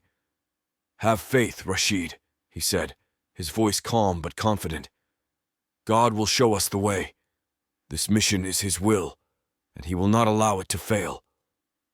Rashid gave him a skeptical look, but before he could respond, Ezekiel's gaze sharpened. Across the parking lot, a man stood near a payphone, gesturing wildly as he spoke. His voice carried over the still air. "I swear, officer, it was a Greyhound bus. Just sitting there 1 minute and gone the next." The man's tone was exasperated, his arm waving toward the empty lot where the stolen vehicle had been parked. Ezekiel's lips curved into a faint smile, and he began to stride toward the man, his boots crunching on the gravel. Rashid followed, his skepticism fading into a predatory focus. As they approached, the man turned, his eyes narrowing at the sight of Ezekiel's black cloak. For a moment he faltered, his gaze flickering with unease. Who wears something like that in the desert?" he muttered under his breath, though it was loud enough for Ezekiel to hear. Ezekiel ignored the comment, stepping into the man's line of sight. "The bus," he said, his tone calm but commanding. "Describe it." The man blinked, caught off guard. Yeah, big silver Greyhound bus. Looked pretty clean." Rashid exchanged a glance with Ezekiel, his doubt replaced by a cold certainty. "Where was it heading?" Rashid asked sharply. The man hesitated, his hand tightening around the payphone receiver. I didn't see." Ezekiel gave the man a cold smile. "You've been most helpful. God's will is clear." Without another word, Ezekiel turned and strode back toward the convoy, his cloak swirling around him. Rashid followed, his steps quick to match the leader's pace. "You see," Ezekiel said, his voice calm but laced with conviction. "God provides. Now we know what to look for." Rashid glanced back at the bewildered man, who was still staring after them, and shook his head. "This is either divine intervention or luck." "Faith doesn't recognize the difference," Ezekiel replied, climbing into the lead vehicle. "Let's move. They can't be far." The Templars pressed on through the night, the highway stretching endlessly before them. Isolde worked tirelessly to keep Bertrand alive, her hands steady as she cleaned his wounds and adjusted his bandages. "You're too stubborn to die," she whispered, her voice a mix of desperation and defiance. "I won't let you." Bertrand's eyes fluttered open for a moment, his lips moving as if to speak, but no sound came. "Save your strength," she said, squeezing his hand. In the driver's seat, Adamar glanced at the rearview mirror, his sharp eyes catching the faint glow of headlights in the distance. "They're coming," he announced grimly, his voice steady despite the looming dread. The Templars barely had time to react. The sharp report of gunfire cracked through the air, bullets striking the rear of the bus. Tires screeched as the driver fought to maintain control, the vehicle swerving wildly across the highway. In the side mirrors, the dark silhouettes of Ezekiel and his men in armored SUVs roared closer, their headlights blazing through the night like predatory eyes. "Hold on!" Marie d'Anjou shouted from the front, clutching the dashboard for balance. "They're trying to take out the tires!" Isolde screamed, ducking as the rear window shattered under a hail of gunfire. Arrows followed the bullets, slicing through the air with deadly precision.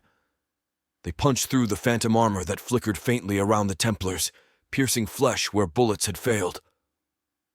One of the defenders cried out, clutching an arrow embedded in his shoulder, blood spilling between his fingers. The bus groaned as a tire finally blew out, the rim scraping against the asphalt with a bone-jarring screech.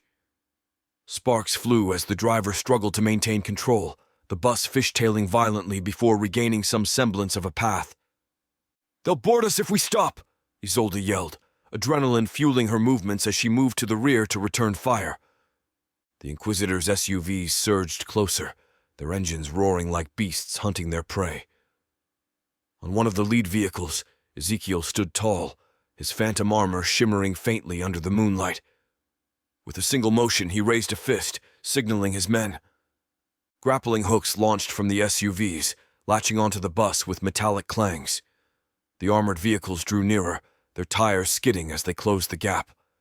Inquisitors, both modern and awakened, climbed onto their hoods and roofs, weapons gleaming in the dim light. "They're boarding!"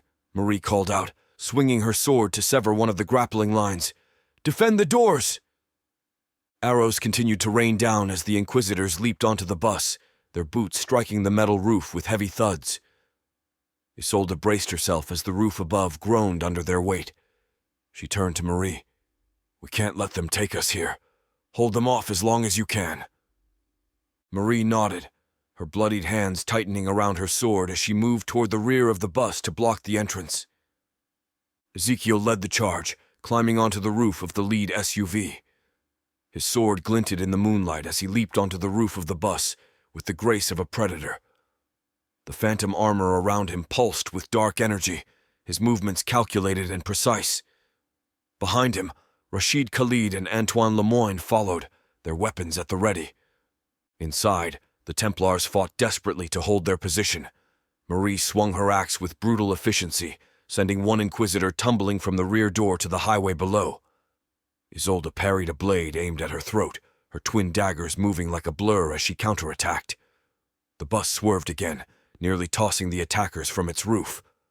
Ezekiel gripped the edges of the roof tightly, his eyes blazing with purpose.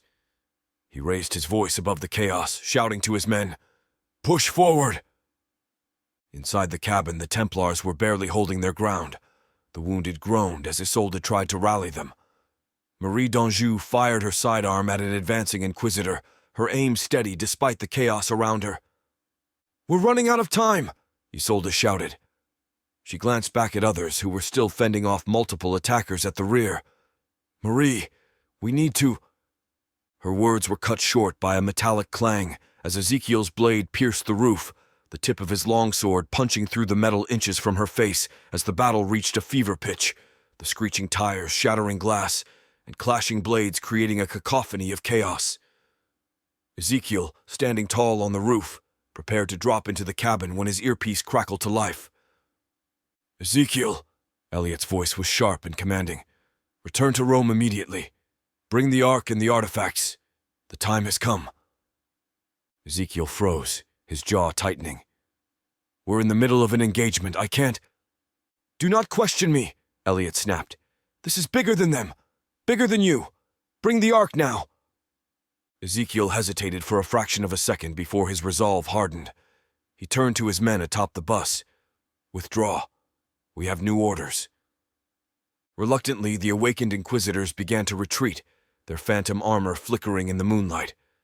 Inside the bus, the Templars exchanged bewildered glances as the pressure from their attackers suddenly eased.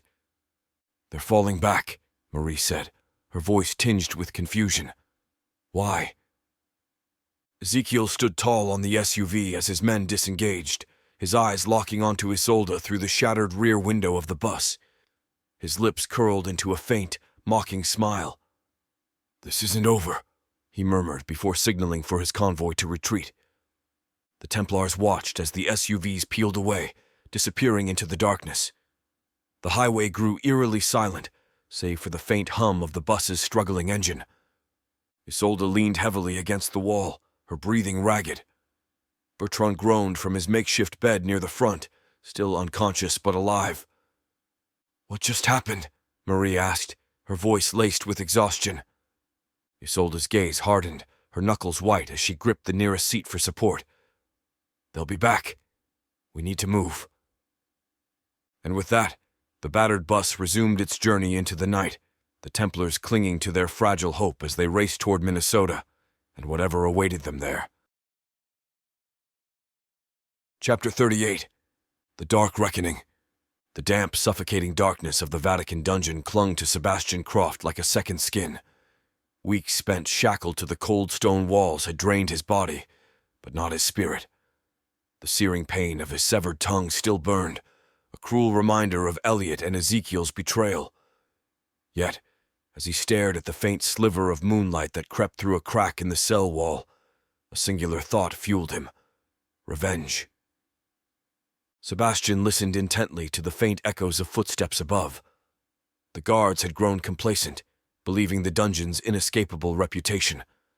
But Sebastian had learned to navigate shadows long before he was cast into them. He had spent his captivity sharpening a fragment of bone against the wall, crafting a crude but deadly shiv. then anticipated his opportunity till when a lone guard entered with a lantern, its dim light casting wavering shadows across the stone. As the guard knelt to place a bowl of gruel near Sebastian, he struck. The shiv drove upward, piercing flesh with a muted squelch. The guard collapsed, his keys jingling in his lifeless grip. Sebastian wasted no time. Unlocking his chains, he retrieved the guard's dagger and lantern. The dungeon's maze of tunnels would have been impossible for anyone else, but Sebastian had memorized every turn and dead end during his time as an inquisitor. He moved silently, his weakened body propelled by sheer willpower.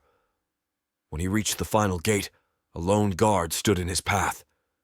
Sebastian didn't hesitate.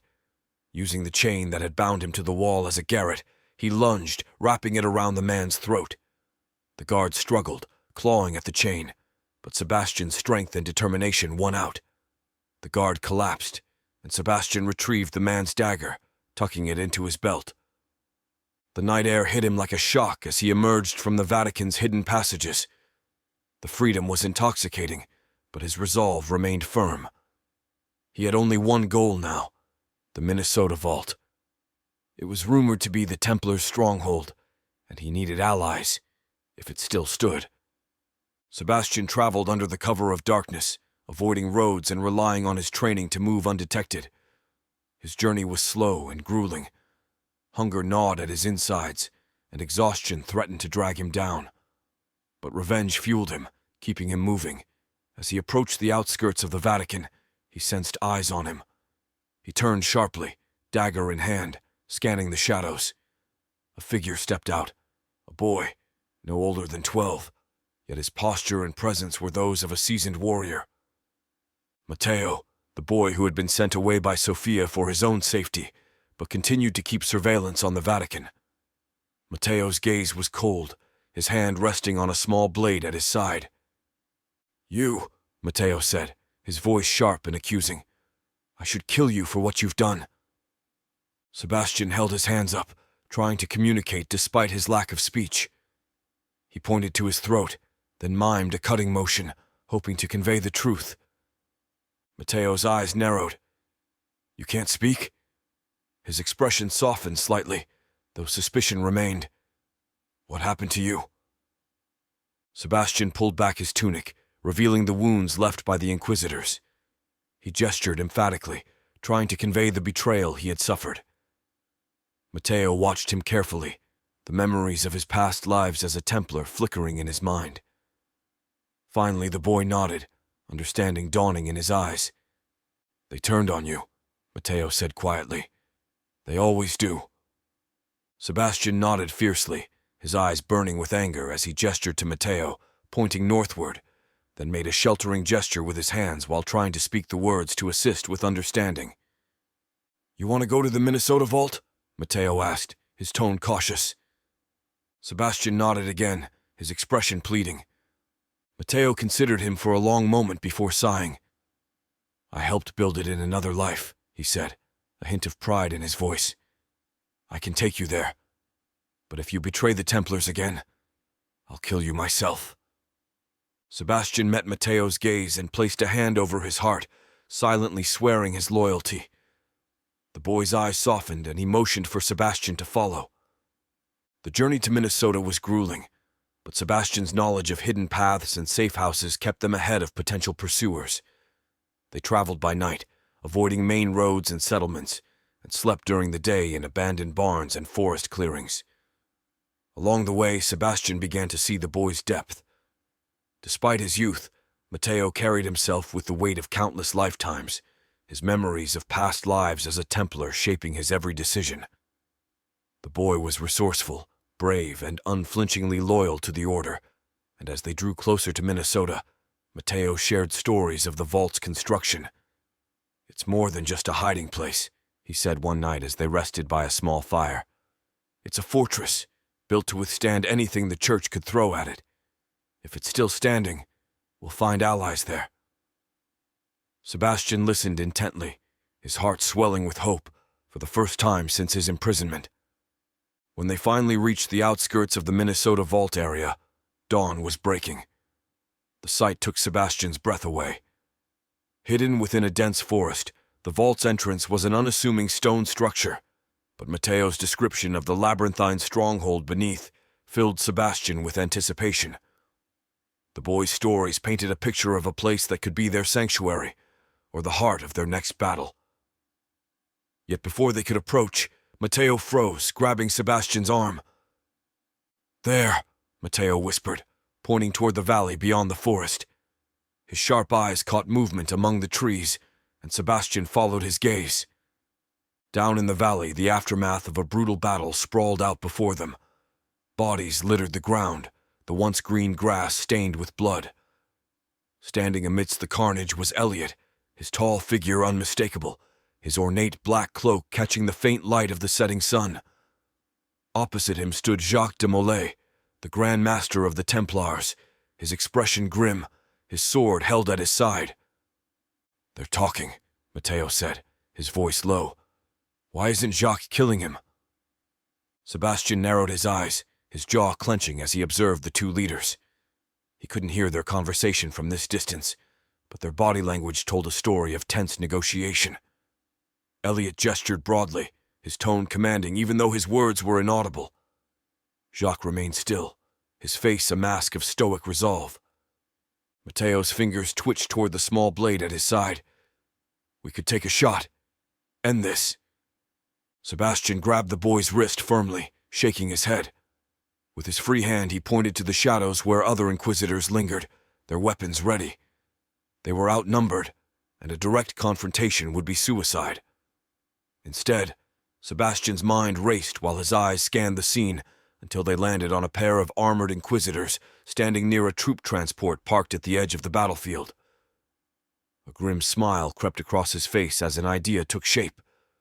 Sebastian led Mateo back into the cover of the forest, keeping low as they circled around to the transport. The two inquisitors they had spotted earlier were talking quietly, their weapons slung over their shoulders. They didn't notice the shadows creeping closer. Sebastian struck first, his stolen dagger driving silently into the neck of the nearest inquisitor. The man crumpled without a sound, his companion turning too late to react as Mateo slashed at his leg, sending him to his knees. Sebastian finished him with a swift thrust to the chest, and the boy wiped his blade on the grass, his expression grim. "Quickly," Sebastian signaled by twirling his hand in circles in the air, motioning to the fallen soldiers. He began stripping the armor off one of them, checking for anything that might identify them as individuals. He glanced at Mateo, who was already pulling pieces from the other body. The boy frowned as he held up the chest plate. "This is going to look ridiculous on me." Sebastian gave a rare smirk and patted Mateo on the shoulder. He adjusted the armor, tightening the straps to fit the boy's slender frame. The helmet wobbled slightly, but with a bit of padding from the Inquisitor's discarded cloths, it fit well enough. "You'll pass," Sebastian signed with his hands, a skill Mateo had quickly picked up on during their journey. Mateo glanced at himself, the bulky armor awkward on his small frame but functional enough. "I look ridiculous," he muttered. But Sebastian gave a sharp shake of his head, his expression serious. There was no room for doubt now. The troop transport was a cargo truck with room for dozens of inquisitors. Sebastian and Mateo joined the line of soldiers filing in, keeping their heads down and their movements stiff to avoid drawing attention. Inside filled with the muffled clinking of armor. The inquisitors sat in rigid rows, their weapons at their sides. Mateo adjusted his helmet, grateful for the shadow it cast over his youthful features. Sebastian sat beside him, his posture perfectly mimicking the stoic demeanor of the soldiers around them. One of the inquisitors sitting across from them, a burly man, glanced at Mateo. "New recruit?" he asked, his tone gruff. Sebastian nudged Mateo subtly before tapping his own throat, a silent gesture to feign silence. Mateo nodded, keeping his head low as if nervous. The man grunted and turned away, uninterested in further conversation. The transport lurched forward, its heavy wheels grinding against the rocky terrain. Through the narrow slits in the vehicle's sides, Sebastian could see the battlefield receding behind them, the bodies of fallen Templars and Inquisitors alike disappearing into the distance. His chest tightened at the sight, but he forced himself to focus. He had gotten this far. Now, he needed to find out where they were going, and what the Inquisitor's next move would be. The transport rumbled on into the night, its destination unknown. Sebastian's mind raced with possibilities, his determination to uncover the Inquisitor's plans burning like a fire within him. Beside him, Matteo sat quietly, his small hands gripping the edges of his seat. Sebastian placed a hand on the boy's shoulder, a silent promise that they would see this through together. For now, they were surrounded by enemies, their disguises their only shield. But Sebastian had spent weeks in darkness, and his revenge was at hand. Chapter 39. Aftermath in the Shadows. Sophia sprinted through the forest, her feet pounding against the damp earth, her breath coming in short, frantic gasps. Twisted branches clawed at her arms and face as she pushed forward, her heart pounding with a dread she couldn't shake. The woods seemed unnaturally quiet, the stillness pressing against her like a heavy weight. Something was wrong, terribly wrong. The battle for the Minnesota vault had ended, but the feeling gnawing at Sophia's chest wouldn't subside. She had to find Lucian. Her soul screamed at her to move faster, the connection she had to him pulling her through the maze of trees. Finally, she broke through the edge of the forest and into the clearing near the vault. The entrance yawned open like the mouth of some monstrous beast, the aftermath of the battle evident in the blood-stained ground, and the bodies scattered across the clearing. Her legs moved before her mind could register the scene, carrying her inside. The faint light from the chamber's cracked walls flickered weakly, illuminating the devastation within. And then she saw him. Leon lay sprawled on the stone floor, his lifeless eyes staring up at nothing. Blood pooled around him, his body twisted unnaturally as if he had fought until his last breath. Sophia gasped, the sight sending a wave of nausea crashing through her, but her attention was drawn past him. "Lucien!" she cried. Lucian was slumped against the base of the now empty arc pedestal, his breathing shallow and ragged. Blood soaked his shirt, pooling beneath him in a crimson tide. His face was pale, his normally vibrant green eyes half-closed and unfocused. "No, no, no!" Sophia dropped to her knees beside him, her hands trembling as she cradled his face. "Lucian, stay with me. Please, stay with me."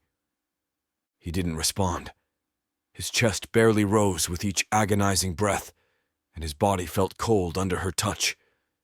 The connection they shared felt faint, as though a part of her was slipping away with him. Her soul ached, the pain cutting deeper than any wound she'd ever endured. Tears blurred her vision as she pressed her forehead against his, her lips trembling. "You can't leave me. Not like this. I can't." Her voice broke, then a memory struck her. The artifact. Sophia scrambled to her feet, her mind racing. She had used Chalice of Etherian to heal Jacques before. It had the power to bring Lucien back. But as her eyes scanned the chaotic scene, her heart sank. The artifact was gone. "No!" she shouted, her voice echoing off the chamber walls. "They took it with the Ark." Her words trailed off as her gaze darted across the wreckage. Amid the broken debris and blood-stained stone, something glinted faintly in the dim light. A shard of hope sparked within her as she raced toward it, digging through the rubble with desperate hands. There it was, the artifact, its surface cracked but still faintly humming with energy as she clutched it to her chest and rushed back to Lucian, falling to her knees beside him. Placing the artifact against his chest, she closed her eyes and whispered a prayer she hadn't spoken in centuries. "Please," she begged, "please let it work." The artifact began to glow, its light spreading across Lucien's body. The hum grew louder, resonating with a rhythm that matched the pounding of her heart.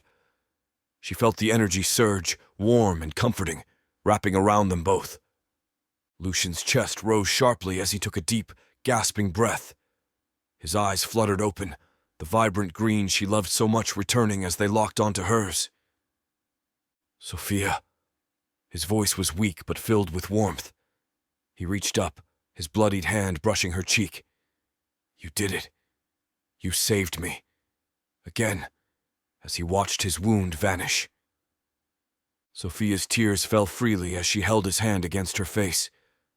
"Don't scare me like that," she said, her voice breaking. "I thought I'd lost you." He smiled faintly, his strength slowly returning. "That makes 3 times you've saved me this life." She shook her head, a watery laugh escaping her. "It's only 2. Once at the Vatican, and now here. Don't forget you saved me too." Lucian's gaze softened, his thumb brushing away a tear from her cheek. "No," he said, his voice steadier now. "The most important one was loving me. You saved me with that first." Sophia couldn't hold back her emotions any longer. She leaned down, pressing her forehead to his, her lips brushing his in a kiss that was both tender and desperate. The world around them faded, the connection between their souls reigniting with a fierce intensity. "I love you," she whispered against his lips. "I always will." "And I you," he replied, his voice barely audible but filled with conviction. "Always." The sound of approaching footsteps broke through their moment. Julianne and Alex burst into the chamber, their weapons drawn, followed closely by Jacques. They froze at the sight of Sophia and Lucienne on the blood-stained floor. "Sophia!" Julianne called out, his eyes wide with concern as he took in the scene. He stepped into the arc chamber, his boots crunching on shattered glass and debris.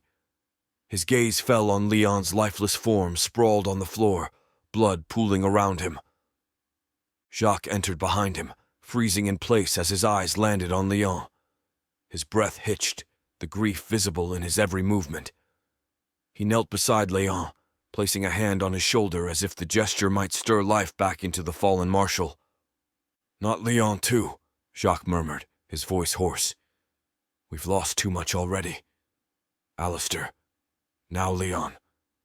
His jaw tightened, and his usually resolute demeanor cracked under the weight of his emotions.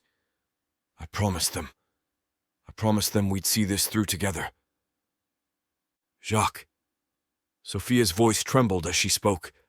She was crouched beside Lucien. His blood soaked the floor, but his breathing was steady now. "Leon didn't die in vain. He fought to protect us, to protect the Ark." Jacques nodded silently but didn't rise. The grief hung heavy on his shoulders. Alex appeared next, surveying the destruction. His keen eyes scanned the room, calculating the battle that had taken place. He turned sharply. "Elena!" he called, his tone sharp and urgent. "Where's Elena?" Lucien groaned softly, propping himself up on an elbow as Sophia tried to steady him. "She's gone," he rasped. Jacques' eyes snapped to Lucien. "What do you mean? Gone? What happened here?" Lucien's gaze darkened, his voice carrying the weight of betrayal. "Elena. She was working for the church all along." The room stilled as the words sank in. Alex's face contorted with disbelief. "That's impossible." "She manipulated those who disagreed with how the Ark was being protected," Lucien continued, each word laced with bitterness. "She convinced them that hiding it here was a mistake. She used them to sow discord, and when the time came, she turned on us. She killed Leon, and they took the Ark and staff." Jacques staggered back, the weight of another betrayal adding to his already broken heart. She used us," he muttered. "All of us." "She played the long game," Lucien said, his voice low. "Pretended to be one of us, gained our trust, and struck when we were weakest. She's gone, and so is the Ark." Alex slammed a fist against the stone wall, the sharp crack echoing through the chamber. "She had Aristos' blood on her hands, now Leon's. How could I have been so blind?" Before the despair could overwhelm them, Sophia stood, her jaw set with a fiery emotion. "We can't let this destroy us. We have people to save, and they need us now." She moved swiftly toward the wounded Templars being carried into the chamber from the battlefield. Her hands trembled slightly as she knelt beside the first of them, pressing the chalice of Etherian to their wounds. A soft glow radiated from the artifact, and the injured Templars' breathing eased as the energy mended their wounds. Jacques watched in awe as Sophia moved from one Templar to another. "The chalice," he began, his voice barely above a whisper. "Why is it only working for you?" "It's the blade," Alex said, his tone contemplative as he gestured toward Sophia. "She's the saint's blade. The chalice resonates with her." Jacques nodded slowly, watching Sophia with reverence. "Then she truly is our hope." The quiet of the forest near the highway was suffocating. Isolde of Brittany, battered but definite, motioned for her group to halt. Bertrand was strapped to a makeshift stretcher carried by Adamar and Marie d'Anjou, their steps slow as they navigated the dense underbrush in dim light of night. The four of them and the few other survivors had fought tooth and nail to escape the Grand Canyon Vault's fall, and the sight before them now was a cruel blow. 7 Templars lay sprawled in the dirt near the forest's edge, their throats slit with brutal precision. Their tunics were stained with blood, the once proud crimson crosses a sickening mockery of their sacrifice. Isolde knelt by one of the bodies, her fingers trembling as she pressed them to the man's cold neck. There was no pulse, no flicker of life. She closed his lifeless eyes and whispered a quiet prayer. "They're Templars," she said, her voice grim. "And they weren't killed in the fight. This was an ambush." Adamar crouched nearby, his sharp eyes scanning the ground. "Tracks. Multiple sets. Someone led them here, caught them off guard." Marie shifted uneasily, her face pale. "What if the vault has fallen? What if we're walking into another slaughter?" Isolde stood, her expression hardening. "Then we'll face it. We have no choice." Bertrand groaned faintly from the stretcher, his voice a low rasp. "We don't. No, we don't," Isolde agreed, her voice softening as she leaned down to brush a strand of hair from Bertrand's blood-matted brow. "But we'll find out. For all of them." Adamar straightened, his bowl ready in his hand. "If the vault has fallen, we'll need to move fast. If it hasn't—" He trailed off, glancing at the slain Templars. "We'll need answers." Marie exchanged a look with Isolde, her hand gripping the hilt of her blade. "We should move." They pressed forward, their path winding through the forest toward the Minnesota vault. Every sound, every rustle of leaves set their nerves on edge. As they neared the vault, Isolde called for them to halt once more. She stepped forward cautiously, her sharp gaze scanning the surroundings, horrified by the sight she saw in the valley. The early morning light filtered through the dense Minnesota forest, painting the blood-stained ground with an eerie glow. Sophia moved cautiously among the trees, her heart heavy from the aftermath of the battle. The light of dawn revealing the true aftermath of battle, blood-streaked earth, the acrid scent of gunpowder hanging in the still air. Templars moved through the battlefield, tending to the wounded and gathering their fallen. Yet amidst the somber scene, a movement at the tree line drew Sophia's attention. Shadows moved between the trees, and her heart leaped at the sight of figures emerging from the wilderness. The survivors of the Grand Canyon Vault stepped into view, ragged, bloodied, but alive. Leading them was Isolde of Brittany, her armor scorched and dented, her face marked with exhaustion. Beside her, Bertrand of Gisors lay on a makeshift stretcher, his powerful frame diminished by wounds, but his spirit still unyielding. Behind them were Adamar the Swift and Marie d'Anjou, their expressions grim as they carried Bertrand toward the vault. Sophia's breath caught as she took in the sight of Bertrand, a flood of memories washing over her. In a past life, he had been a pillar of strength in the Order, a brother in arms she had fought beside in countless battles. The connection was instant, the bond undiminished by centuries. "Bertrand!" she cried, rushing forward. Her hands hovered over his battered form as the stretcher was lowered to the ground.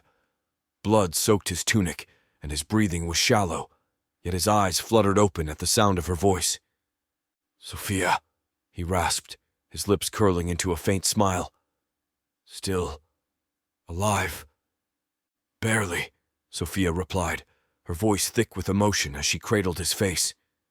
She glanced at the chalice of Etherian on her belt, quickly pulling it free. The artifact glowed softly as she pressed it to his chest, its healing energy flowing into him. Bertrand's breathing steadied, and color returned to his pallid face. "Thank you, Saint," Bertrand murmured, awe tinging his voice. "Don't call me that," Sophia said firmly, her hands steady as she worked. "It's Sophia, just Sophia." Bertrand chuckled weakly. "As you wish, Saint Sophia." Jacques approached, his steps heavy as he surveyed the battered survivors. His gaze settled on Isolde, and the grief in his eyes deepened. "What happened?" Isolde lowered her head, her voice low and grave. "We couldn't hold it. The church has the Ark." The words hit like a blow from a warhammer. Around them, the Templars paused, the weight of the revelation settling over the room. Jacques closed his eyes, his hands curling into fists. "Elliot called off the assault because he doesn't need it anymore. He has everything. The arcs, the staff. He's won." Jacques' voice was barely above a whisper. "Where did they take them?" Isolde shook her head, pain flashing in her eyes. "I don't know. We were overrun before we could gather any information." Sophia, her hand still on Bertrand, looked up sharply. "Then we need to find out. We can't let them move forward with their plan." "What plan?" Adamar asked, stepping forward, his bow still slung over his shoulder. Jacques met his gaze, his voice cold and steady.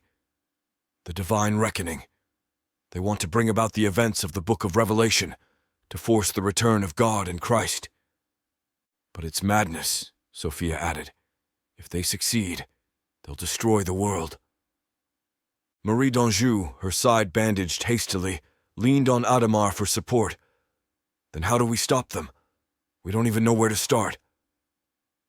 The room fell silent, the weight of their predicament settling over them. The Templars were weary, battered, and outnumbered. Their enemy had all the pieces they needed to enact their apocalyptic plan, and the Templars had no leads, no clear path forward. Suddenly, Sophia's phone vibrated against her armor as it came to life. She fumbled to answer it, hope flickering in her chest. "Matteo?" she said, her voice trembling. Chapter 40. Shadows in the Vatican. The Vatican's ancient halls were cloaked in shadows, interrupted only by the occasional echo of footsteps or the soft hum of far-off prayers. Matteo and Sebastian Croft moved with precision, cloaked in stolen robes that granted them a fragile anonymity. Their breaths were measured, along with each step as they navigated the labyrinth of corridors. Sebastian's face was a mask of fury, his mutilation and betrayal fueling an unrelenting anger at being back here.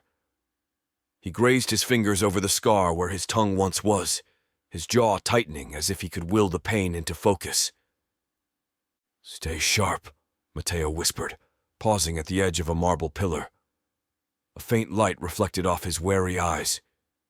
"If they catch us—" Sebastian's glare silenced him. Matteo exhaled through his nose and gestured for them to continue. Whatever the church was planning with the artifacts, uncovering their next move was the only option. In a vaulted chamber deep beneath the Vatican, Elliot stood with Ezekiel. Before them the arcs glimmered faintly, their power almost tangible in the dim light. They rested on heavy pedestals, and the staff of Moses lay on a smaller dais nearby, its presence adding an undeniable charged feeling to the room. "The proximity of these artifacts is becoming unstable," Ezekiel said, his words clipped. "We can't keep them here much longer." Elliot's gaze swept over the scene. The room seemed to hum faintly, the arc's combined energies creating subtle vibrations. "The Emerald Tablet was clear," he said. "Mount Roraima. That is where they must go." Ezekiel frowned. "The flat-topped mountain in South America. Transporting them halfway across the world, 6 arcs and the staff, isn't exactly subtle. It's a risk." "It is destiny," Elliot replied, his tone leaving no room for debate. He gestured to the artifacts. "This is the nexus where heaven and earth meet. The divine reckoning will not wait." Ezekiel studied him, doubt flickering in his eyes, but said nothing. The glow of the staff intensified slightly, as if responding to their conversation, and Elliot's lips curled into a thin smile. Everything is unfolding as it should. From a concealed alcove above the chamber, Matteo listened intently, his pulse quickening with every word. Mount Roraima. The church's endgame was becoming clearer. He carefully jotted notes in a small, tattered notebook, his hands steady despite the weight of what he had just learned. A faint flicker of movement from the corner of his eye drew his focus. Sebastian stood further back in the shadows, his mutilated face twisted in barely contained rage. Matteo reached out to him, gripping his arm in a silent plea for caution. Sebastian's lips curled in a silent snarl, but he didn't pull away. Matteo gave a subtle nod, then turned his attention back to the conversation below. Elliot and Ezekiel were speaking of safeguards, ways to transport the artifacts without risking further instability. The emerald tablet, placed reverently near one of the arcs, seemed to serve as their guide. "We have to go," Matteo mouthed to Sebastian, his expression resolute. Sebastian hesitated but finally nodded. They retreated quietly, slipping through the Vatican's labyrinth with the information they needed. As Matteo and Sebastian navigated the winding corridors, their luck ran out. A guard spotted them as they crossed a narrow gallery, shouting an alarm that echoed through the stone halls. "Run!" Matteo hissed, shoving Sebastian ahead of him. The chase began, footsteps thundering behind them as guards gave pursuit. They wove through passageways and vaulted chambers, their stolen robes catching on rough edges as they ran. Bursting into an open courtyard, the pair skidded to a halt. Ezekiel and a cadre of heavily armed guards stood waiting, their weapons glinting in the moonlight. Elliot emerged from the shadows, his expression cool and unyielding. "Croft," Elliot said softly, his voice laced with mockery. "It seems you just can't stay away." Sebastian stepped forward, his body taut with fury. Matteo reached out, trying to pull him back, but Sebastian shrugged him off, his eyes locked on Elliot. He raised his hands in defiance, as if daring them to make the first move. Ezekiel's blade was in his hand in an instant, the edge gleaming with a deadly promise. "You should have stayed away after your escape," he growled. Matteo's fingers closed around a small device in his pocket. He threw it to the ground, and the courtyard erupted in a burst of smoke and light, followed by Sebastian and Matteo melting into the shadows as the chaos within the Vatican courtyard dissolved into a smothering silence. The faint glow of distant lanterns barely penetrated the winding alleys they sprinted through, and the shouts of pursuing guards faded into the cold night. Sebastian's face was a mask of fury. His mutilation burned in his soul, the memory of Ezekiel's cruel smirk etched into his mind like a brand. The thirst for vengeance coursed through him like fire. "We can't stop now!" Matteo hissed, pulling Sebastian by the arm. "We have to get out before—" Sebastian shook him off, his lips curled in a snarl. Without a word, he veered off into the shadows, vanishing before Matteo could react. "Sebastian," Matteo whispered harshly, his voice tight with desperation. But there was no reply. He stood there for a heartbeat, torn between pursuing his ally or escaping with the critical information he carried. Finally, he clenched his fists and darted off into the night, his path set. Ezekiel stalked the inner sanctum of the Vatican, his blade still sheathed and his expression unreadable. The smoke flash grenade had been a feeble attempt at escape, he thought. The fugitive would be found and dragged before Elliot, just as all dissenters were. As he stepped into a dim corridor, he sensed something was wrong. The flickering torchlight cast jagged shadows along the walls, and the faint scent of copper tinged his senses. His fingers brushed the hilt of his blade, his body tensing instinctively. A movement in the shadows, a whisper of fabric. Ezekiel spun, drawing his sword, but it was too late. A steel cable snapped tight around his throat, pulling him backward with brutal force. He struggled, his fingers clawing at the garrote as he was yanked into a narrow alcove. "Remember me, Marlowe?" a voice growled, a tongueless, threatening question, low and full of venom. Ezekiel choked out a curse as Sebastian stepped into the faint light, his face a twisted mask of hatred. Blood smeared his clothing, and his hand tightened on the cable. Ezekiel thrashed, his boot slamming into Sebastian's shin, forcing the cable to loosen. Gasping, Ezekiel twisted free and lunged forward with his blade. Sebastian sidestepped, the sword grazing his ribs. He ignored the pain and drove his own dagger into Ezekiel's side. The Inquisitor grunted in pain, stumbling back against the wall. Blood seeped from the wound, dark and sticky, but he pushed forward, his strikes precise and furious. The two men fought like animals in the confined space, their blades flashing in the torchlight. Each movement was driven by hatred, each blow landing with vicious intent. Sebastian caught Ezekiel's arm and twisted hard, forcing him to drop his sword. With a savage grin, Sebastian slammed his fist into Ezekiel's face, sending him sprawling to the ground. "You thought you could take everything from me?" Sebastian snarled, struggling to speak while straddling Ezekiel and pressing his blade to the Inquisitor's cheek. "You thought you could mutilate me and walk away?" Ezekiel spat blood, his eyes blazing. "You'll never win, Croft. The Church is eternal." Sebastian's laugh was cold and bitter. "Then I'll make sure you don't live to see it." Sebastian's blade flashed as he carved a brutal path across Ezekiel's face.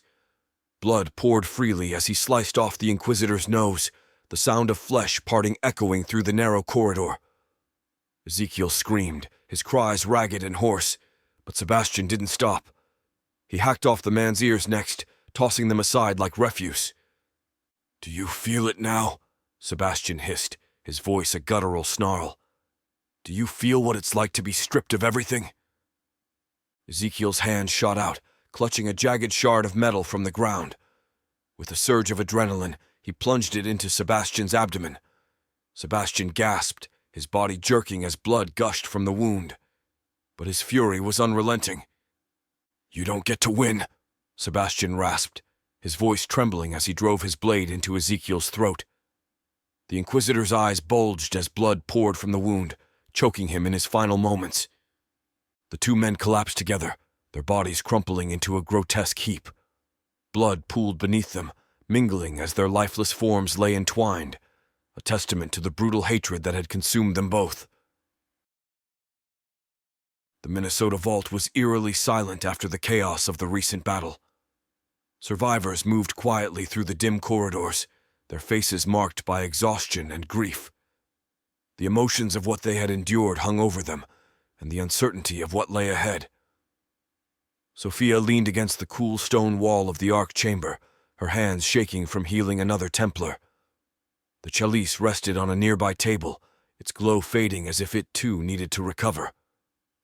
Jacques stood nearby, his gaze locked on the map-covered table where Alex and Julien were analyzing potential leads on the Church's plans. Every possibility seemed just out of reach. "We're running out of time," Jacques said, frustration seeping into his tone. "The Church has the Arks and the Staff of Moses. If we don't figure out where they're heading next, we'll lose any chance of stopping them." Alex let out a slow breath, his fingers tracing a map. "They'll need a specific location to assemble the artifacts. But where? We're guessing in the dark." "They're ahead of us, and we're grasping at shadows," Julien muttered, his fingers drumming nervously on the table. Sophia opened her mouth to offer something, anything, but the sharp buzz of her secure cell cut through the stillness. All heads turned as Julien reached for the receiver. His expression shifted as he looked at Sophia. "Matteo?" Sophia's pulse quickened as she answered. "Matteo," she said, her voice laced with worry. "Are you safe?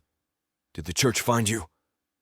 "No, I'm fine," the boy said quickly, though there was an urgency in his tone that made her grip tighten on the phone. "But I've been watching and listening. I've got news." Sophia's brow furrowed. "Matteo, you shouldn't be anywhere near danger. What is it?" "I'm outside the Vatican," he began, his words rushed but clear. "They're moving the Arks and the Staff of Moses to Mount Roraima.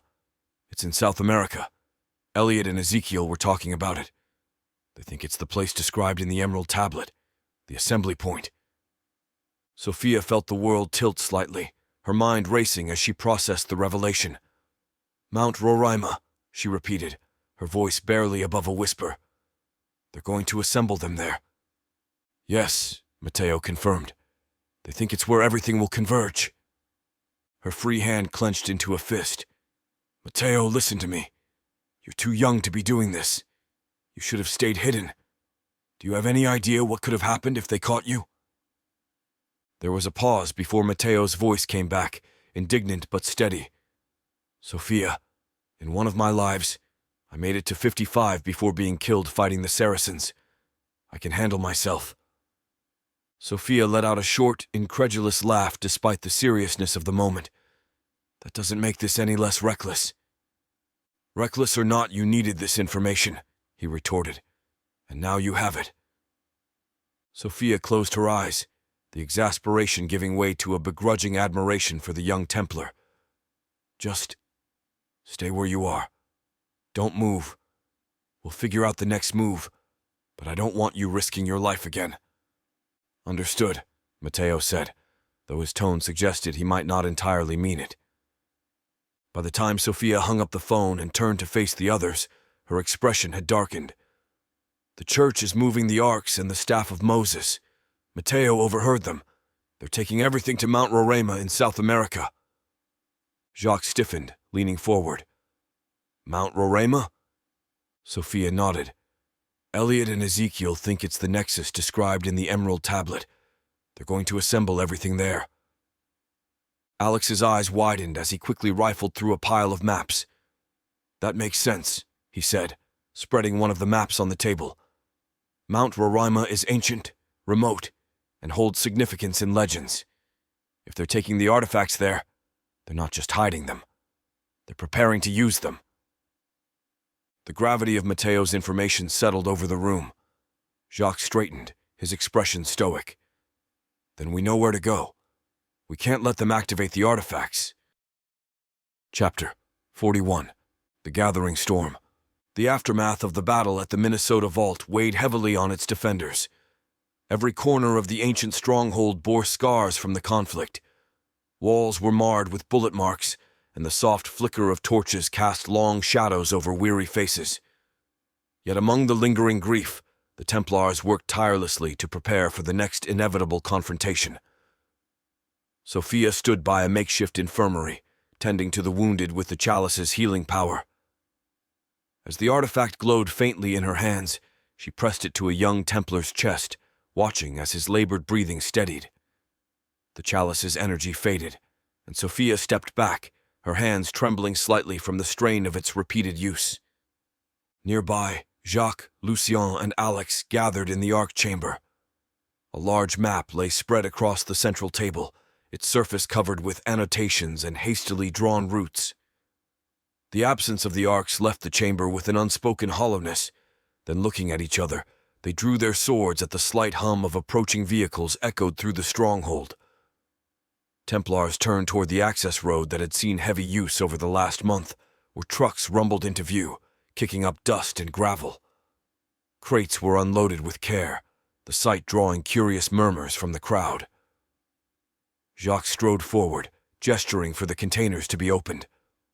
As the lids were pried loose, the contents drew audible gasps, sleek carbon fiber armor, emblazoned with the Crimson Cross of the Templar Order. Unlike the heavy chainmail and plate they had relied on stored in the vaults for hundreds of years, these new pieces were lightweight and meticulously crafted. Jacques picked up one of the breastplates, his hand running over the smooth surface. "Alistair," he said quietly, his voice tinged with a rare hint of admiration. "Even after death, you're still finding ways to help." Lucian lifted a gauntlet, testing its flexibility. "This is incredible work. It's as if he knew exactly what we'd need." Sophia stood silent, running her fingers over the embossed Crimson Cross on her own armor. A faint smile touched her lips, bittersweet as she thought of Alistair. He had become someone extraordinary in the last months of his life, a man of quiet resolve who had sacrificed everything for their cause. Back at Alistair's corporate headquarters, Samantha Drake leaned back in her chair, her fingers moving deftly across the keyboard. She had dedicated herself to the Templar effort with single-minded focus, ensuring the safe transport of resources and personnel. Even after learning of Alistair's death, she refused to stop. When she had received the letter officially naming her as head of the company, she'd sat in stunned silence for nearly an hour. Alistair had left everything to her, trusting her to continue his work without hesitation. "You really were full of surprises," she murmured, glancing at a photograph of the two of them at a company Christmas party from years ago. "I just wish I'd had more time to know the man you'd become." With a sigh, she arranged the final details for flights to South America. The planes would carry the Minnesota Defenders and their supplies to Mount Roraima, a location given to her by Jacques, who she had only known as the homeless man on the sidewalk. Though she wished she knew the full story about what had transpired the day Alistair seemingly changed every aspect about himself, she also knew better than to ask questions. So she worked tirelessly to ensure Alistair's friends had everything they needed, and that Alistair's modern armor would be included for other, a final gift from the man who had left such a profound mark on their fight. In the forest, Templars lined up to receive the new armor. Bertrand of Gisors, his massive frame still recovering from the mortal wounds sustained at the Grand Canyon, moved with care as Sophia helped him fit the breastplate. "You look ready to face an army," she said, her tone light but her smile warm. Bertrand gave a low chuckle. "That's good, because I suspect we'll be seeing one soon enough." Isolde of Brittany approached, her dual daggers sheathed at her sides. She clapped Bertrand on the shoulder, her grin playful. "Try not to get too banged up this time, Giant. You're harder to carry than a boulder." "Noted," Bertrand replied, his tone dry. Adhemar and Marie d'Anjou were already fitted in their new gear. Adhemar tested the range of motion in his arms, while Marie adjusted the straps on her pauldrons. The small team from the Grand Canyon vault was ready, their resolve visible in every movement. Jacques addressed the assembled Templars, his voice carrying swiftly throughout the forest. "We've lost much, but we've gained reinforcements and strength. The Church has taken the Arks, but they've underestimated us. This isn't over." Sophia stepped forward, her gaze sweeping over the crowd.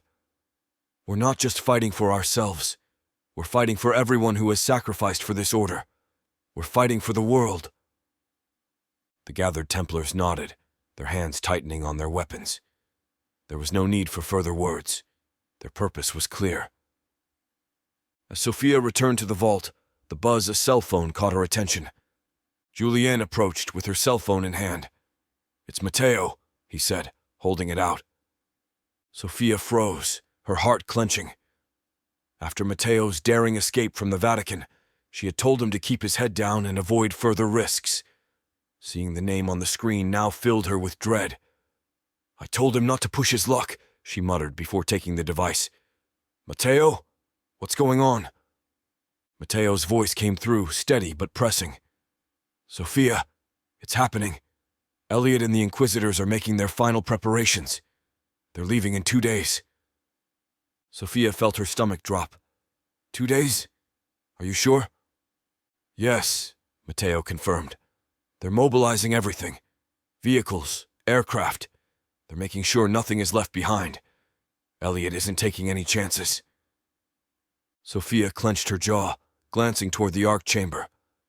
The Templars' time to act was slipping away. How close are they to leaving? "The morning after tomorrow," Matteo replied. "They'll head straight for Mount Roraima. This is your last chance to intercept them." Sophia gripped the communicator tightly. "Matteo, get out of there. You've done more than enough." There was a pause, and then Matteo's voice softened. "You're worried about me, but I'm fine. Don't forget, in one of my lives, I made it to 55 before being killed. I've got time. This life is much easier than that one." Sophia let out a strained laugh despite herself. "That doesn't make this easier, Matteo." "I know," he said lightly, though his tone carried a deeper meaning. "But you've got more important things to worry about right now. I'll stay safe. I promise." The line went silent as the call ended, and Sophia lowered the device. She turned to Jacques and Lucien, who had been watching her closely. "What did he say?" Lucien asked, stepping closer, giving her a light kiss on the lips before she could even respond. "They're leaving tomorrow at sunrise," Sophia replied. Her voice was steady, but the stress in her voice was clear in her expression, though improved with a slight smile from his kiss. "This is it. They're taking the arcs to Mount Roraima." Jacques' expression hardened as he nodded. "Then we leave first thing in the morning." The forest was alive with movement as Sophia, Lucien, and Jacques relayed the news. Word spread quickly among the Templars, their preparations becoming more frantic. Weapons were checked, supplies packed, and Alistair's lightweight armor distributed among the newer recruits. Isolde of Brittany approached, her dual daggers glinting in the fading light. "I'll gather the Grand Canyon team and have them ready by sundown," she said. Bertrand, now fully healed, joined her side, his massive axe resting on his shoulder. "This time, we'll make sure the church regrets ever touching the arcs," Bertrand said, his voice a low rumble. Sophia stood on the edge of the forest, the silhouettes of the Templars moving like shadows around the vault behind her. The weight of their mission felt unbearable tonight, its gravity pulling at her with every breath. She clenched her fists at her sides, staring into the darkness beyond the trees, as the sound of soft footsteps behind her drew her from her thoughts. She didn't have to turn to know it was Lucien. His presence was as familiar as her own heartbeat. He stepped beside her, his gaze following hers into the forest. "You're not with the others," he said, his voice quiet, yet carrying the warmth she desperately needed. "I needed space," she admitted, her voice barely above a whisper. "It's the waiting, Lucien. It's killing me. I've lost too much already. I can't lose anyone else. I can't lose you." Lucien turned to her, his green eyes gleaming in the faint moonlight. "Sophia, you're not going to lose me," he said, his voice firm but laced with tenderness. "We found each other in every life. This one is no different." She shook her head, her emotions fraying at the edges. "This life feels different.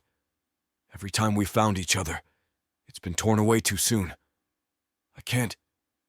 Her voice broke, and she looked away, blinking back tears. Lucien took her hand, his fingers warm and strong around hers. "Sophia," he said, stepping closer, "I'm here now, with you. We've already defied the odds by finding each other again. Nothing, not even this war, will take that away from us." Her tears spilled over, and she turned into him, burying her face against his chest. He wrapped his arms around her, holding her tightly. "I can't lose you," she whispered, her voice trembling. "You won't," he promised, his hand running gently through her hair. "Not this time. Not ever." Sophia pulled back just enough to look up at him, her eyes shimmering with emotion. The fear, the love, the desperation, they all swirled together in her gaze. Without thinking, she reached up and cupped his face, pulling him down to meet her lips. The kiss was fierce, filled with every unspoken word, every fear, and every hope they'd shared through lifetimes.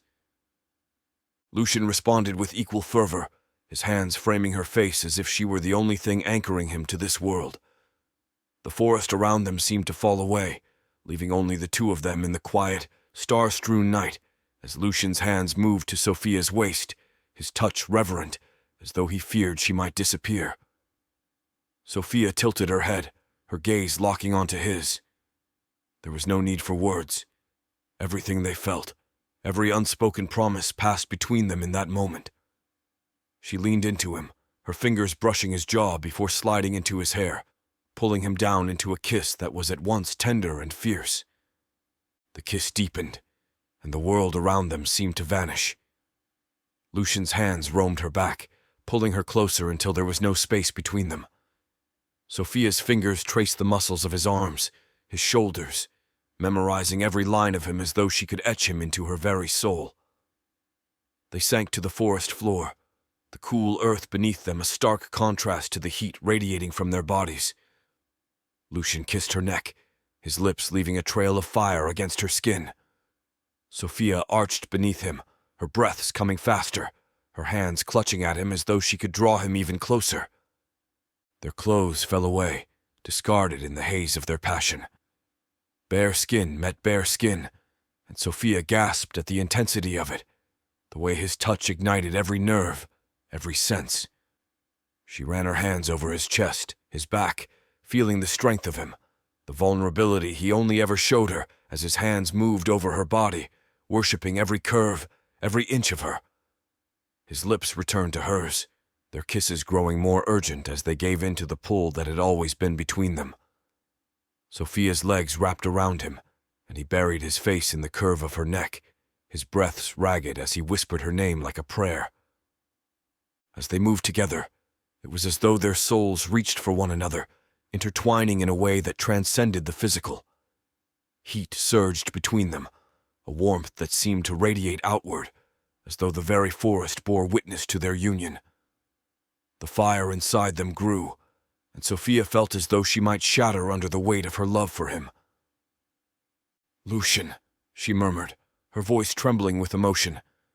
"You're my everything." "And you are mine," he replied, his voice rough with the depth of his feelings. "Always." They came together as one, their movements in perfect harmony. It was more than passion. It was a connection that defied the boundaries of time and space, a joining of not just bodies, but souls. Sophia clung to him, tears slipping from the corners of her eyes as the intensity of their love overwhelmed her.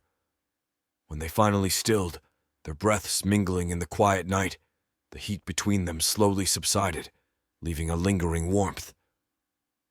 Lucian cradled her against him, his fingers brushing through her hair as he pressed a kiss to her temple. Sophia rested her hand on his chest, feeling the steady beat of his heart beneath her palm. "I'm not afraid anymore," she whispered. "Not when I have you." Lucian tightened his arms around her, his voice soft but filled with conviction. "We'll face whatever comes together. You and me. Always." Chapter 42. The Trap. Matteo ended the call, his hand trembling as he slipped the burner phone into his pocket. He glanced around the darkened alleyway outside the Vatican, his heart pounding as he tried to shake the uneasy feeling creeping over him. His task was complete. Sophia and the others now knew the supposed plan. The church was to move the arks in 2 days, giving the Templars a chance to intercept them in South America. But something gnawed at the edges of his mind, a sensation that something was wrong.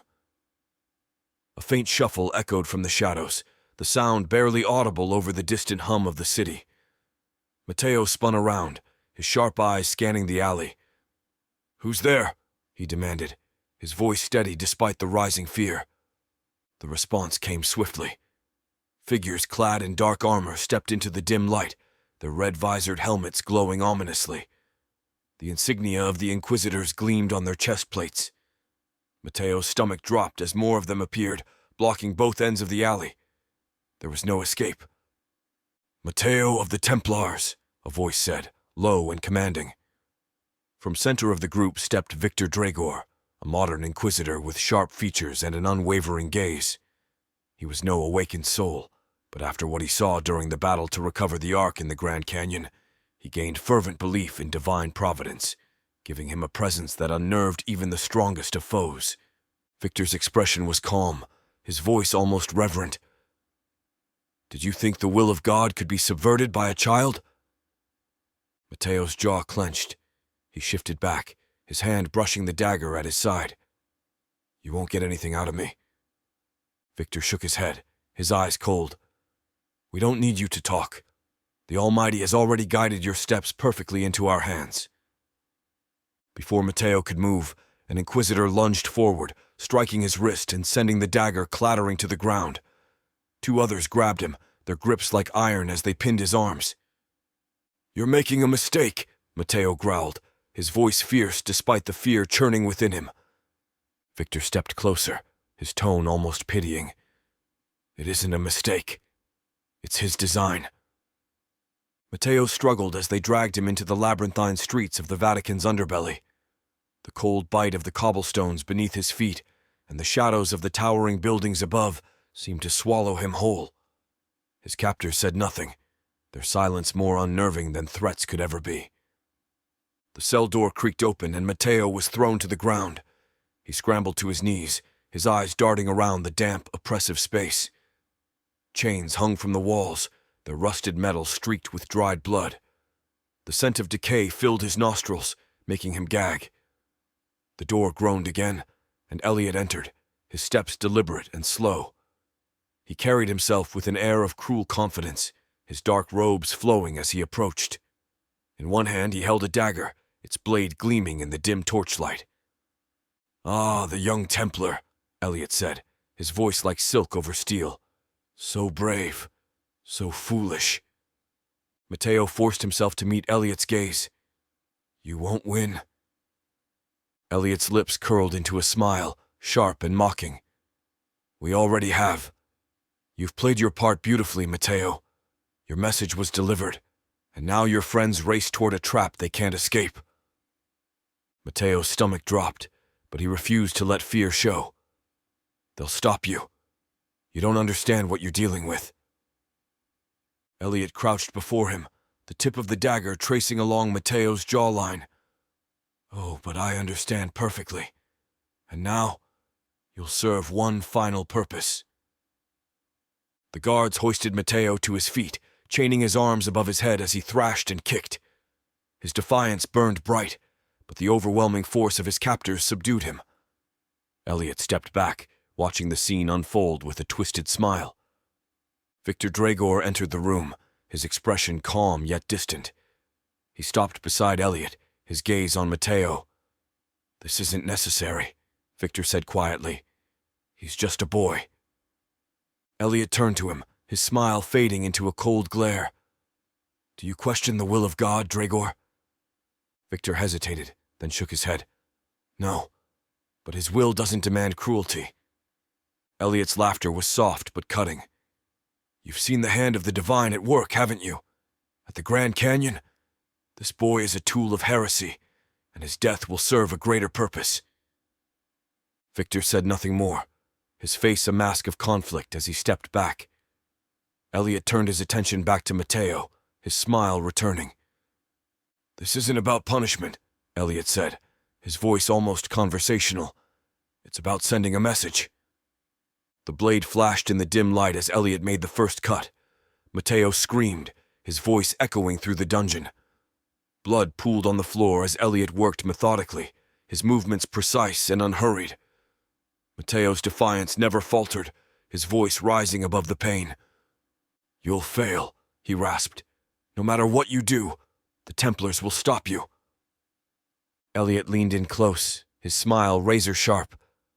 "Perhaps, but you won't live to see it." With a swift motion, Elliot plunged the dagger into Matteo's chest. The boy's body shuddered before falling still, his bright eyes dimming. Elliot stood, wiping the blood from his hands as though finishing a mundane task. "Bring me a bag," Elliot said to one of the guards. The guard hesitated, his voice uncertain. "A bag, sir?" Elliot's smile was cruel. For his head, the Templars deserve a keepsake. A few minutes later, Matteo's lifeless body remained chained, a chilling testament to Elliot's cruelty. Victor Dragor lingered in the shadows, his gaze fixed on the blood-stained floor. The events at the Grand Canyon haunted him, the divine visions he had clung to now tainted by the horror unfolding before him. Doubt gnawed at the edges of his belief, but he dared not speak it aloud. Elliot stood nearby, his expression serene. "The game is in motion," he said softly, "and soon we will bring heaven to earth." Chapter 43. The Divine Reckoning. The planes descended onto a private airstrip in South America, their hum breaking the early morning stillness. Each one bore the mark of Alistair's sprawling empire, the company now under the steady, efficient guidance of his secretary. Though she had been thrust into leadership following his awakening, she had taken to the role with precision and focus, honoring his legacy in ways few could have anticipated. As the Templars disembarked, the enormity of their mission weighed heavily on them. 777 warriors had come from across the world, united by the call of the Arks. They hoped to surprise Elliot and the church, thanks to the information from Matteo. They had a day's advantage. Optimism mingled with purpose as the convoy of armored vehicles made its way to a vast warehouse, their staging ground for the battle to come, before heading out to near the base of Mount Roraima. The warehouse buzzed with energy as crates of weapons and armor were unloaded. The sleek carbon fiber designs Alistair had commissioned gleamed under the fluorescent lights, each piece bearing the crimson cross of the Templar Order. The blend of ancient tradition and cutting-edge innovation felt like a promise, one last gift from Alistair to the order he had served in his final days. Sophia moved among the warriors, her eyes scanning for familiar faces. Jacques de Molay, the unyielding leader, oversaw the preparations with the same focus that had guided the Templars for centuries. Alex Wren, ever reflective, conferred quietly with Julienne, whose calculating mind ensured no detail was overlooked. And then there was Lucien, the man who grounded Sophia in this turbulent world. His presence steadied her, but an ache still lingered in her chest as she thought of Matteo. The boy's absence gnawed at her, and worry crept into her thoughts despite her best efforts to suppress it. Jacques stepped onto a raised platform, his commanding presence drawing every eye. "We move out now," he announced, his voice carrying across the warehouse. "Mount Roraima is ahead. The church may have the arcs and the staff, but we are Templars. We will not falter. We will not fail." A unified cheer rose from the Templars, the sound reverberating through the cavernous space. It was a moment of unity and purpose, their collective strength undeniable. The warriors armed themselves with modern weapons and swords, their movements precise and practiced. Vehicles were loaded with supplies, each one prepared for the grueling journey ahead, as they too climbed in ready to move out. The convoy snaked its way through the dense South American jungle, the terrain rough and unforgiving. The vehicles groaned as they climbed steep paths and crossed narrow bridges, the Templars inside bracing themselves for the unknown. Though they expected to find the church's forces at Mount Roraima, the belief that they had arrived early gave them hope. They clung to the idea that the element of surprise might tip the scales in their favor as the vehicles neared the base of the mountain. Mount Roraima loomed above them, its flat summit shrouded in mist. It was an awe-inspiring sight, its ancient presence lending a sense of gravitas to their mission. Sophia couldn't shake a growing unease, her thoughts drifting to Matteo. His call had been great intelligence that they desperately needed, but even with having lived many lives before this one, she still worried about the young boy. Lucien, sitting beside her, reached over and took her hand. "We'll see this through, Sophia," he said quietly. His voice carried no doubt, only an unwavering promise. She nodded, though her gaze remained fixed on the horizon. "We have to." When the convoy arrived at the base of the mountain, the Templars disembarked and began organizing their forces. Jacques, Alex, and Julienne worked swiftly, ensuring every fighter knew their position and role. Sophia, meanwhile, helped others make final adjustments to the lightweight armor that Alistair's company had provided. Each piece was a marvel, blending protection with mobility, and the Templars donned it with pride. As they prepared to ascend Mount Roraima, they believed they had the upper hand, that they would meet the church's forces head-on and reclaim the arcs. But Sophia's unease remained, a whisper in the back of her mind that she couldn't quite silence. "We should have seen something by now," Alex murmured to Jacques. Jacques' gaze remained sharp. "They're waiting. It's a trap." His words barely settled before an explosion erupted, throwing the lead vehicle into the air. Fire and debris rained down as inquisitors surged from the jungle, hundreds of them, black cloaks billowing like smoke as they descended upon the Templars. Jacques de Molay stood at the head of the Templar ranks, the glow of their phantom armor casting an eerie light across the gathered warriors. He raised his sword, the crimson cross on his surcoat burning bright. "We split into 2 teams," he commanded. "The Minnesota Vanguard will ascend to the summit and secure the arcs. The Grand Canyon Phalanx will hold the base and ensure no reinforcements reach the top. Templars, this is our moment." The Minnesota Vanguard, led by Jacques, Sophia, Lucien, Alex, and Julienne, immediately began their climb up Mount Roraima.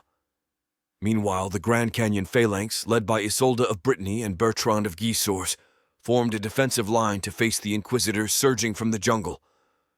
At the base of the mountain, the phalanx braced for the onslaught. Isolde's daggers flashed as she barked commands, directing her team with a precision honed through countless battles. Bertrand, his massive axe gleaming, roared as he cleaved through the first wave of Inquisitors, their black cloaks billowing as they fell.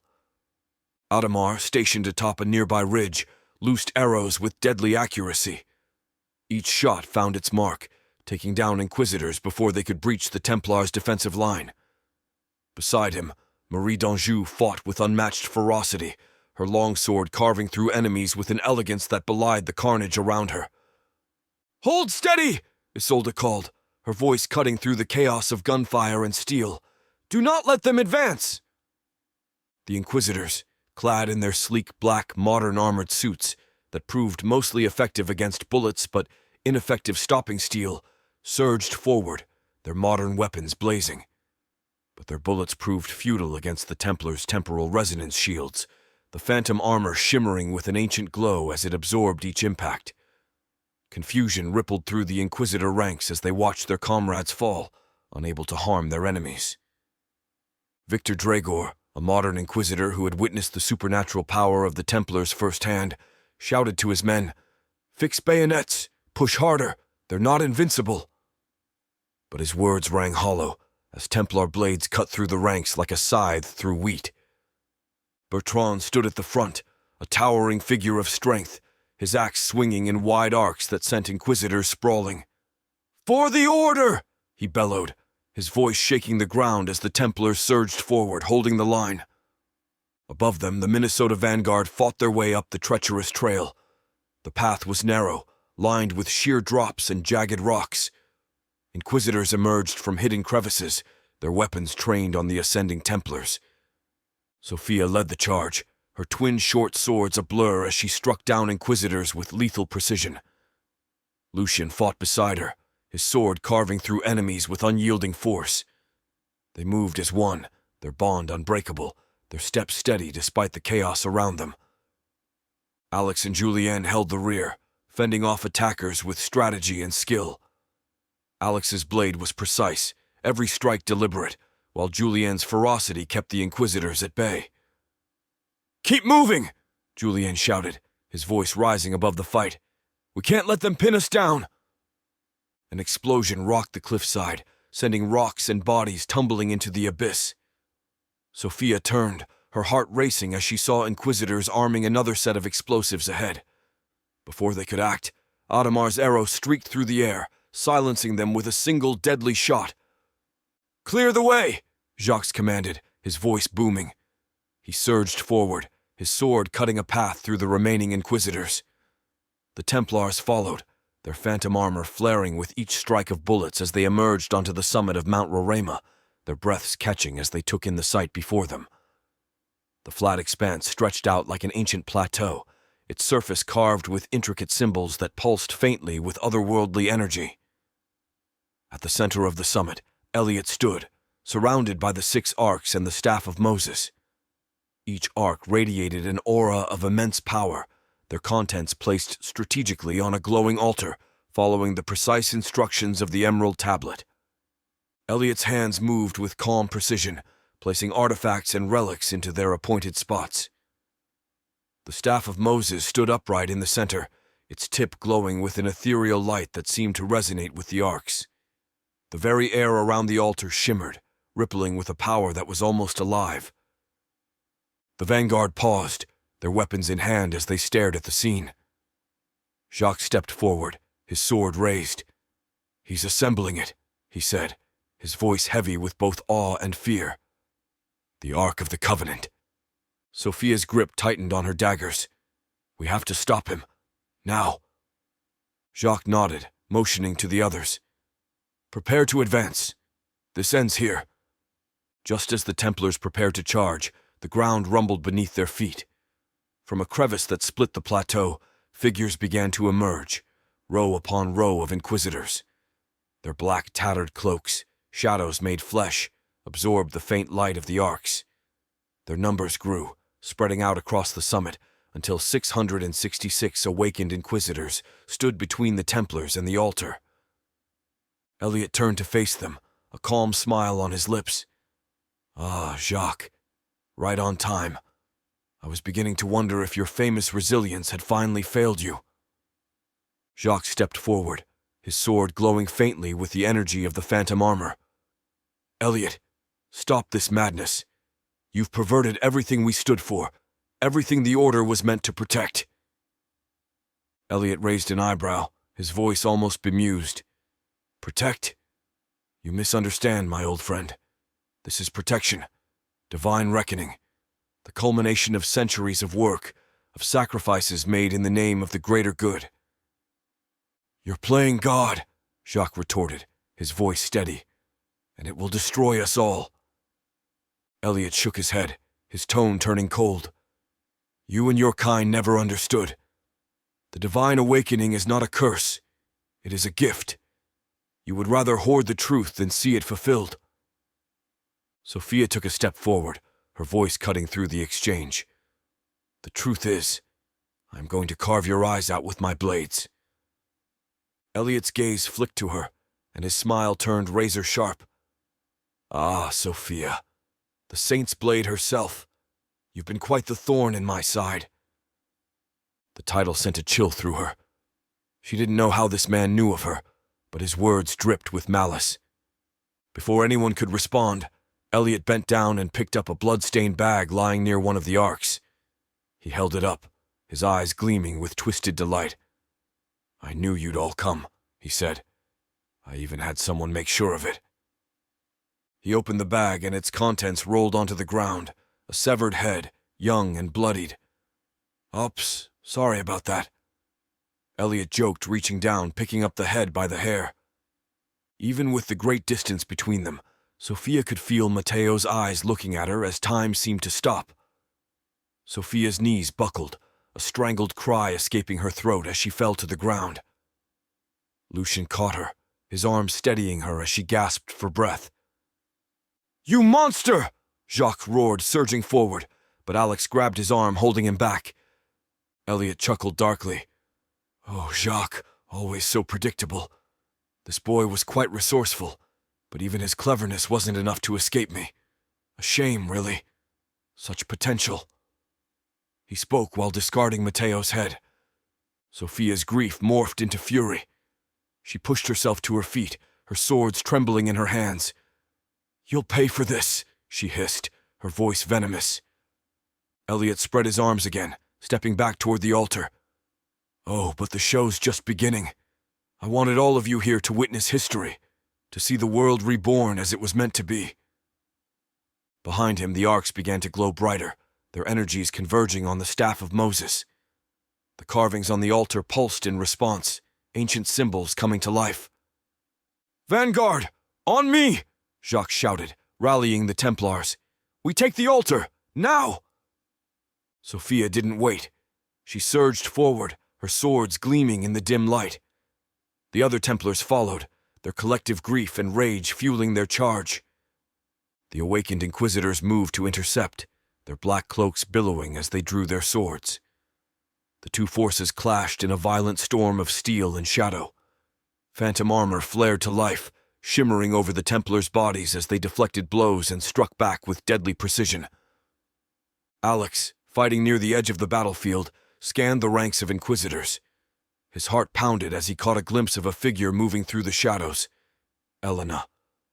Her gray eyes locked with his for a brief moment before she disappeared into the fray. "It's you and me, Elena," Alex muttered, his grip tightening on his blade. "This ends today."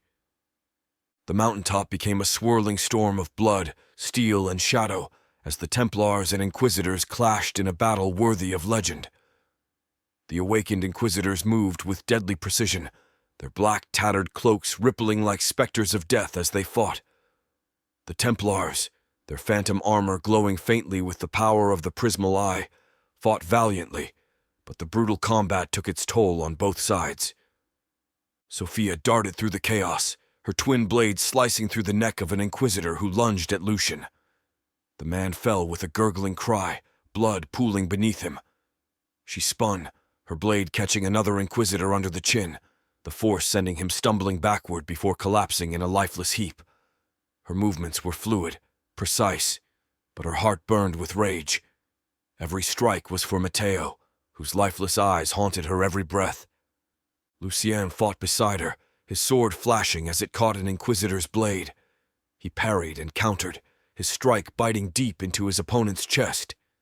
The man gasped, his black hood falling back as he crumpled to the ground. But Lucien didn't pause. He pressed forward, his eyes constantly flicking to Sophia to ensure she remained unharmed. Nearby, Jacques de Molay cut a path toward Elliot, his blade dripping with blood. He drove his sword into the stomach of a charging Inquisitor, twisting it cruelly before yanking it free. Another lunged at him from the side, but Jacques pivoted, slicing through the man's arm with one smooth motion. His eyes blazed with fury as he called out, "Push forward! The Ark must not be assembled!" It wasn't long before the remaining Inquisitor at the base joint, those at the summit through hidden passages, increasing both sides' strength with Phalanx team regrouping at the summit. The Inquisitors were relentless. Antoine Lemoine, one of Elliot's elite, awakened, struck down a Templar with brutal efficiency.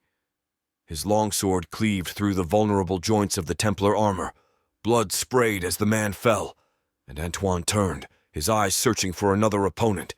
Victor Dragor, an Inquisitor who had risen to prominence after the Grand Canyon, wielded his rifle like a club when it became clear bullets were useless.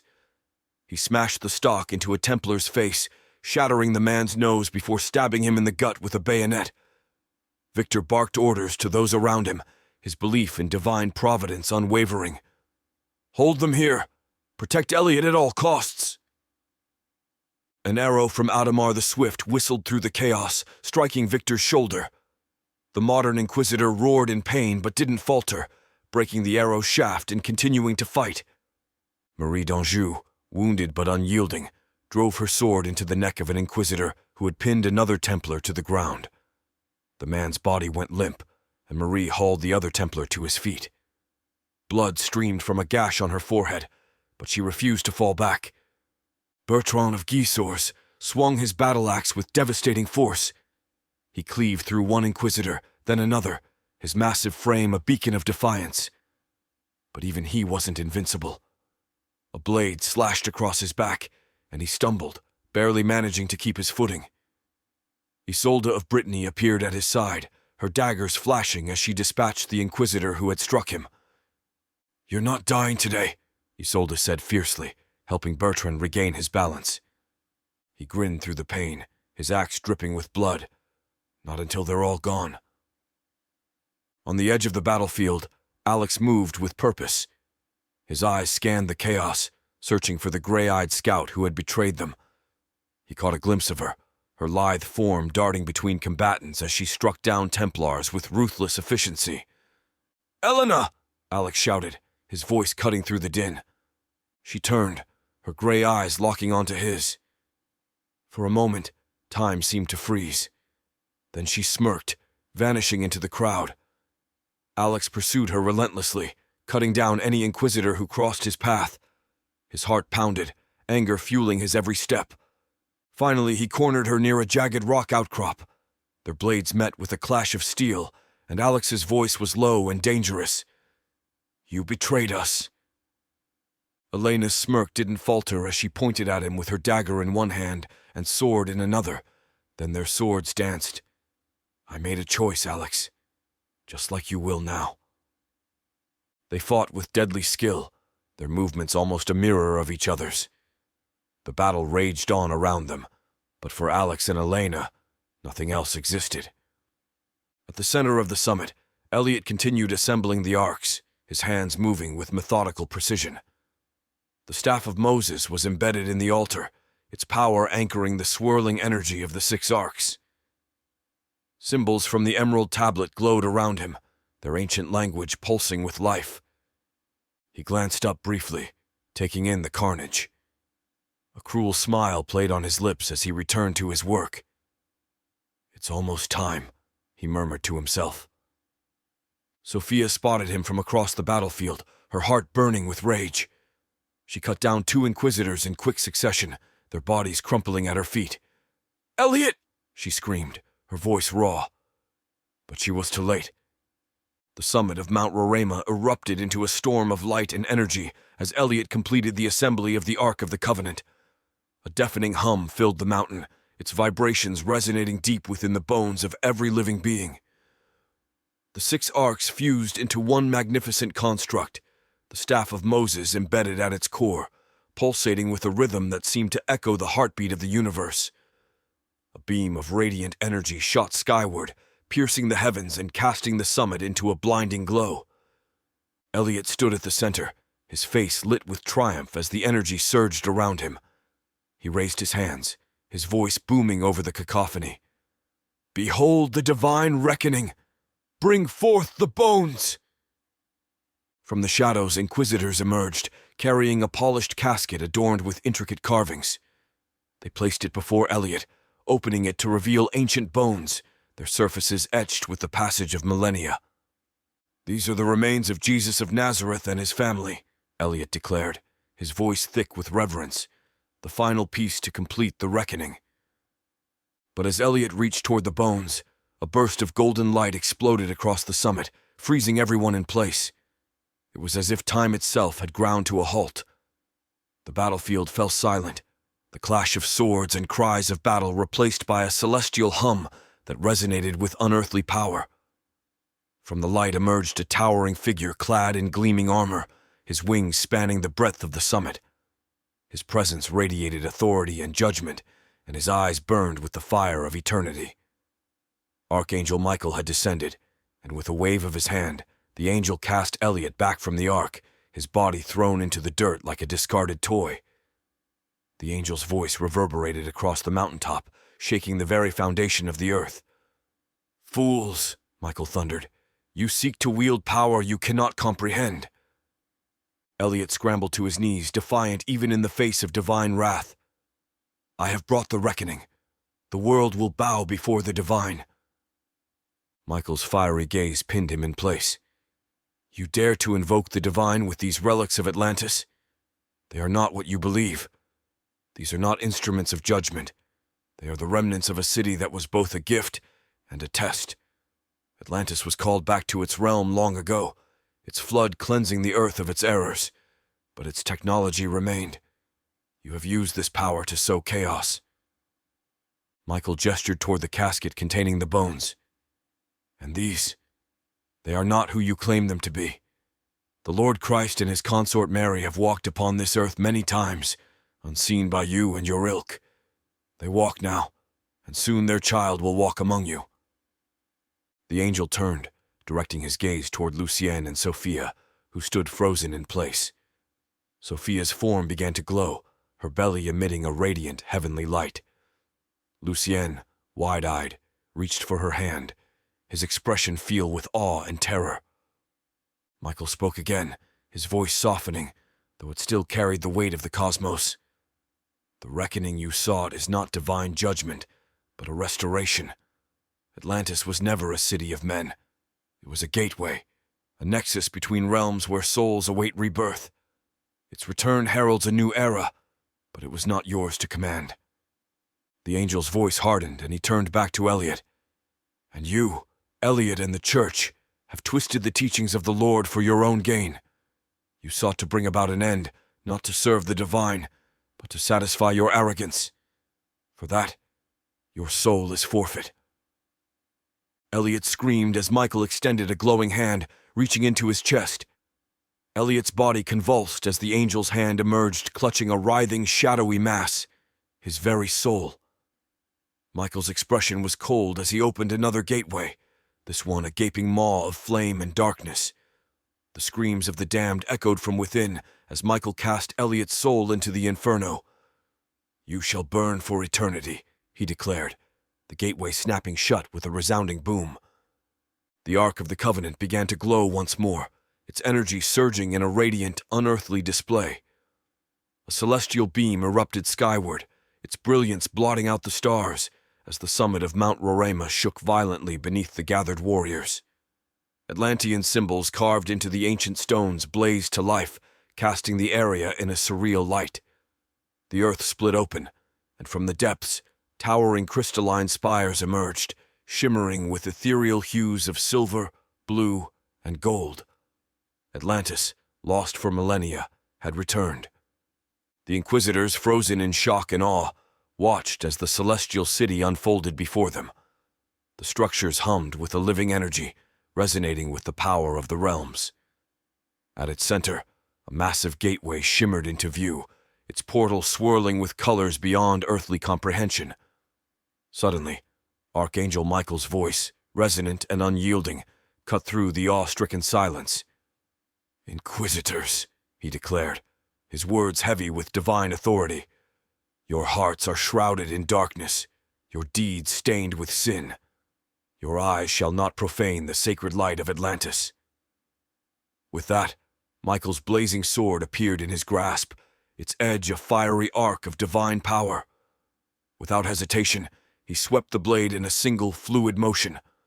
A wave of celestial energy rippled outward, cutting through the gathered Inquisitors with an otherworldly force. Their cries were silenced as their forms were consumed, reduced to nothing but motes of ash that dissipated into the wind. The battlefield grew still. The Templars, untouched by the angel's wrath, stared in stunned silence. The Inquisitors were gone, every last one, and Michael stood tall, his presence a testament to divine judgment. Michael turned to the Templars, his eyes blazing with both fury and compassion.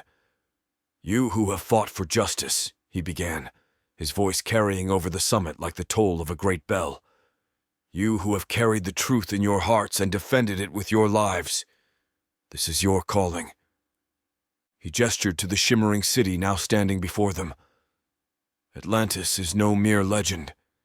It is a bridge between worlds, a sanctuary for souls, a gateway for those awaiting rebirth. You must protect it. The balance between realms is fragile, and its guardianship falls to you." Sophia, still glowing faintly, felt the divine energy within her begin to recede. Lucienne, ever at her side, caught her as her knees buckled. Her voice was soft but steady as she looked up at Michael. "What happens now?" Michael's gaze softened, the fire in his eyes dimming to a warm glow. "Now, you live. You protect. You guide. The path ahead is not written, but know this. Love, sacrifice, and unity will always triumph over darkness." The Templars, though bloodied and weary, stood together, their resolve renewed. Michael's words carried weight far beyond the battle they had just fought. Atlantis was more than a city. It was a symbol of hope, a testament to humanity's potential to transcend its flaws and rise to greatness. As the angel's form began to fade, his final words resonated through the crystalline structures of Atlantis. "This is not the end, but a beginning. The light of Atlantis must not be extinguished." The Templars watched as the celestial figure disappeared, leaving behind the glowing city and the swirling portal. They turned to one another, their losses heavy but their mission clear. Jacques de Molay stepped forward, raising his sword high. "We have fought, we have bled, but we have not fallen. For those we've lost, for the world we protect, we vow to safeguard this city, this gateway, until our final breath." The Templars echoed his words, their voices strong and united. The summit of Mount Roraima stood as a beacon of hope and redemption, its light piercing through the clouds. As Sophia and Lucian embraced, the glow in her belly flickered warmly. She looked toward the radiant city, the weight of the moment settling within her. The battle was over, but the story of Atlantis, and their roles as its protectors, was just beginning. Epilogue. The night was heavy with the remnants of battle, the distant hum of Atlantis's re-emergence a constant reminder of all that had transpired. The Templars, weary but victorious, moved about the summit, tending to the wounded and gazing in awe at the celestial city. Yet for Alex Wren, there was no peace. His eyes darted from shadow to shadow, his heart pounding with the knowledge that Elena was still out there. She had slipped away during the chaos, vanishing like smoke into the darkness. Alex's mind churned with possibilities, none of them good. Elena's betrayal was personal, her actions deliberate and cold. She had deceived them all, but Alex knew her better than anyone. She wouldn't stop now. Not with Sophia and Lucien's child being the key to everything. His boots crunched on the rocky terrain as he left the summit behind, descending into the dense jungle surrounding Mount Roraima. Every shadow seemed to shift, every sound a potential threat. The trees closed in around him, their towering forms casting fragmented moonlight on the forest floor. "Elena!" he called out, his voice low but forceful. "This ends tonight. You can't run forever." The only answer was the rustling of leaves and the distant call of night creatures. Alex's grip tightened on the hilt of his sword, his other hand brushing the dagger at his side. He pushed forward, his mind replaying the glimpses of her he had caught during the battle, her gray eyes cold and calculating, her movements precise and lethal. She was a ghost in the night, and she had always been better at vanishing than anyone he'd ever known. A flash of movement caught his eye, and he turned sharply, his sword raised. The faint glint of steel disappeared into the underbrush, and Alex took off, his pulse racing. Branches whipped against his face and arms as he plunged deeper into the forest, his breath coming in sharp bursts. "Elena, you can't escape this," he shouted. "You've betrayed everything we fought for, everything we believed in." Her voice drifted back to him, haunting and calm. "What we believed in died centuries ago, Alex. You just refused to see it." He spun toward the sound, his blade ready, but there was no one there. Sweat dripped down his brow as he scanned the darkness, his frustration mounting. She was toying with him, just as she had always done. "Elena, the church will use you and discard you. You know that. Don't make me do this." "You think you understand the church?" Her voice came again, closer this time. "You don't even understand yourself. I saw the way you looked at me during the battle, Alex. You didn't want justice. You wanted vengeance." Her words struck a nerve, but Alex pushed the thought aside. "And you wanted power. Is that what this is about? Selling out everything we fought for just to save yourself?" A faint laugh echoed through the trees. "I wanted to survive, Alex. The church offered me that when the Brotherhood and Templars couldn't." Alex lunged toward the sound, but his blade struck nothing but air. The forest seemed to close in around him, the shadows deepening. He gritted his teeth, his breath ragged as he pressed on. Finally, he broke into a small clearing. The moonlight illuminated the space, casting pale light on a figure standing at its center. Elena. Her gray eyes glinted as she regarded him, her stance relaxed but ready. "This is pointless, Alex," she said softly. "You can't stop me." He raised his sword, his voice low and firm. "I have to try." For a moment they stood frozen, two warriors caught between the past and the present. Then, with a flicker of movement, Elena threw a dagger. Alex deflected it with a sharp clang, but when he looked up, she was gone. "Damn it!" he shouted, his frustration boiling over. He scanned the edges of the clearing, but there was no sign of her. She had vanished once again, leaving him alone with the weight of her betrayal. Alex stood there for a long time, the silence of the forest pressing in around him. Finally, he sheathed his sword and turned back toward the summit, his heart heavy. He had failed to stop her, and the consequences of her escape loomed large in his mind. As he walked, her words echoed in his ears. "You didn't want justice. You wanted vengeance." He shook his head, trying to push them away, but they lingered, a constant reminder of the complexity of their shared history.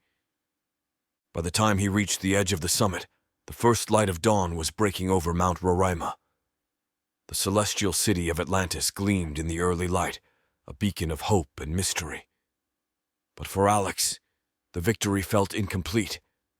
Elena was still out there, a shadow in the night, and he knew she would strike again. For now he would return to his brothers and sisters, to Sophia and Lucien, to the cause they all shared. But in the depths of his heart, he knew the fight with Elena was far from over, and when the time came, he would be ready.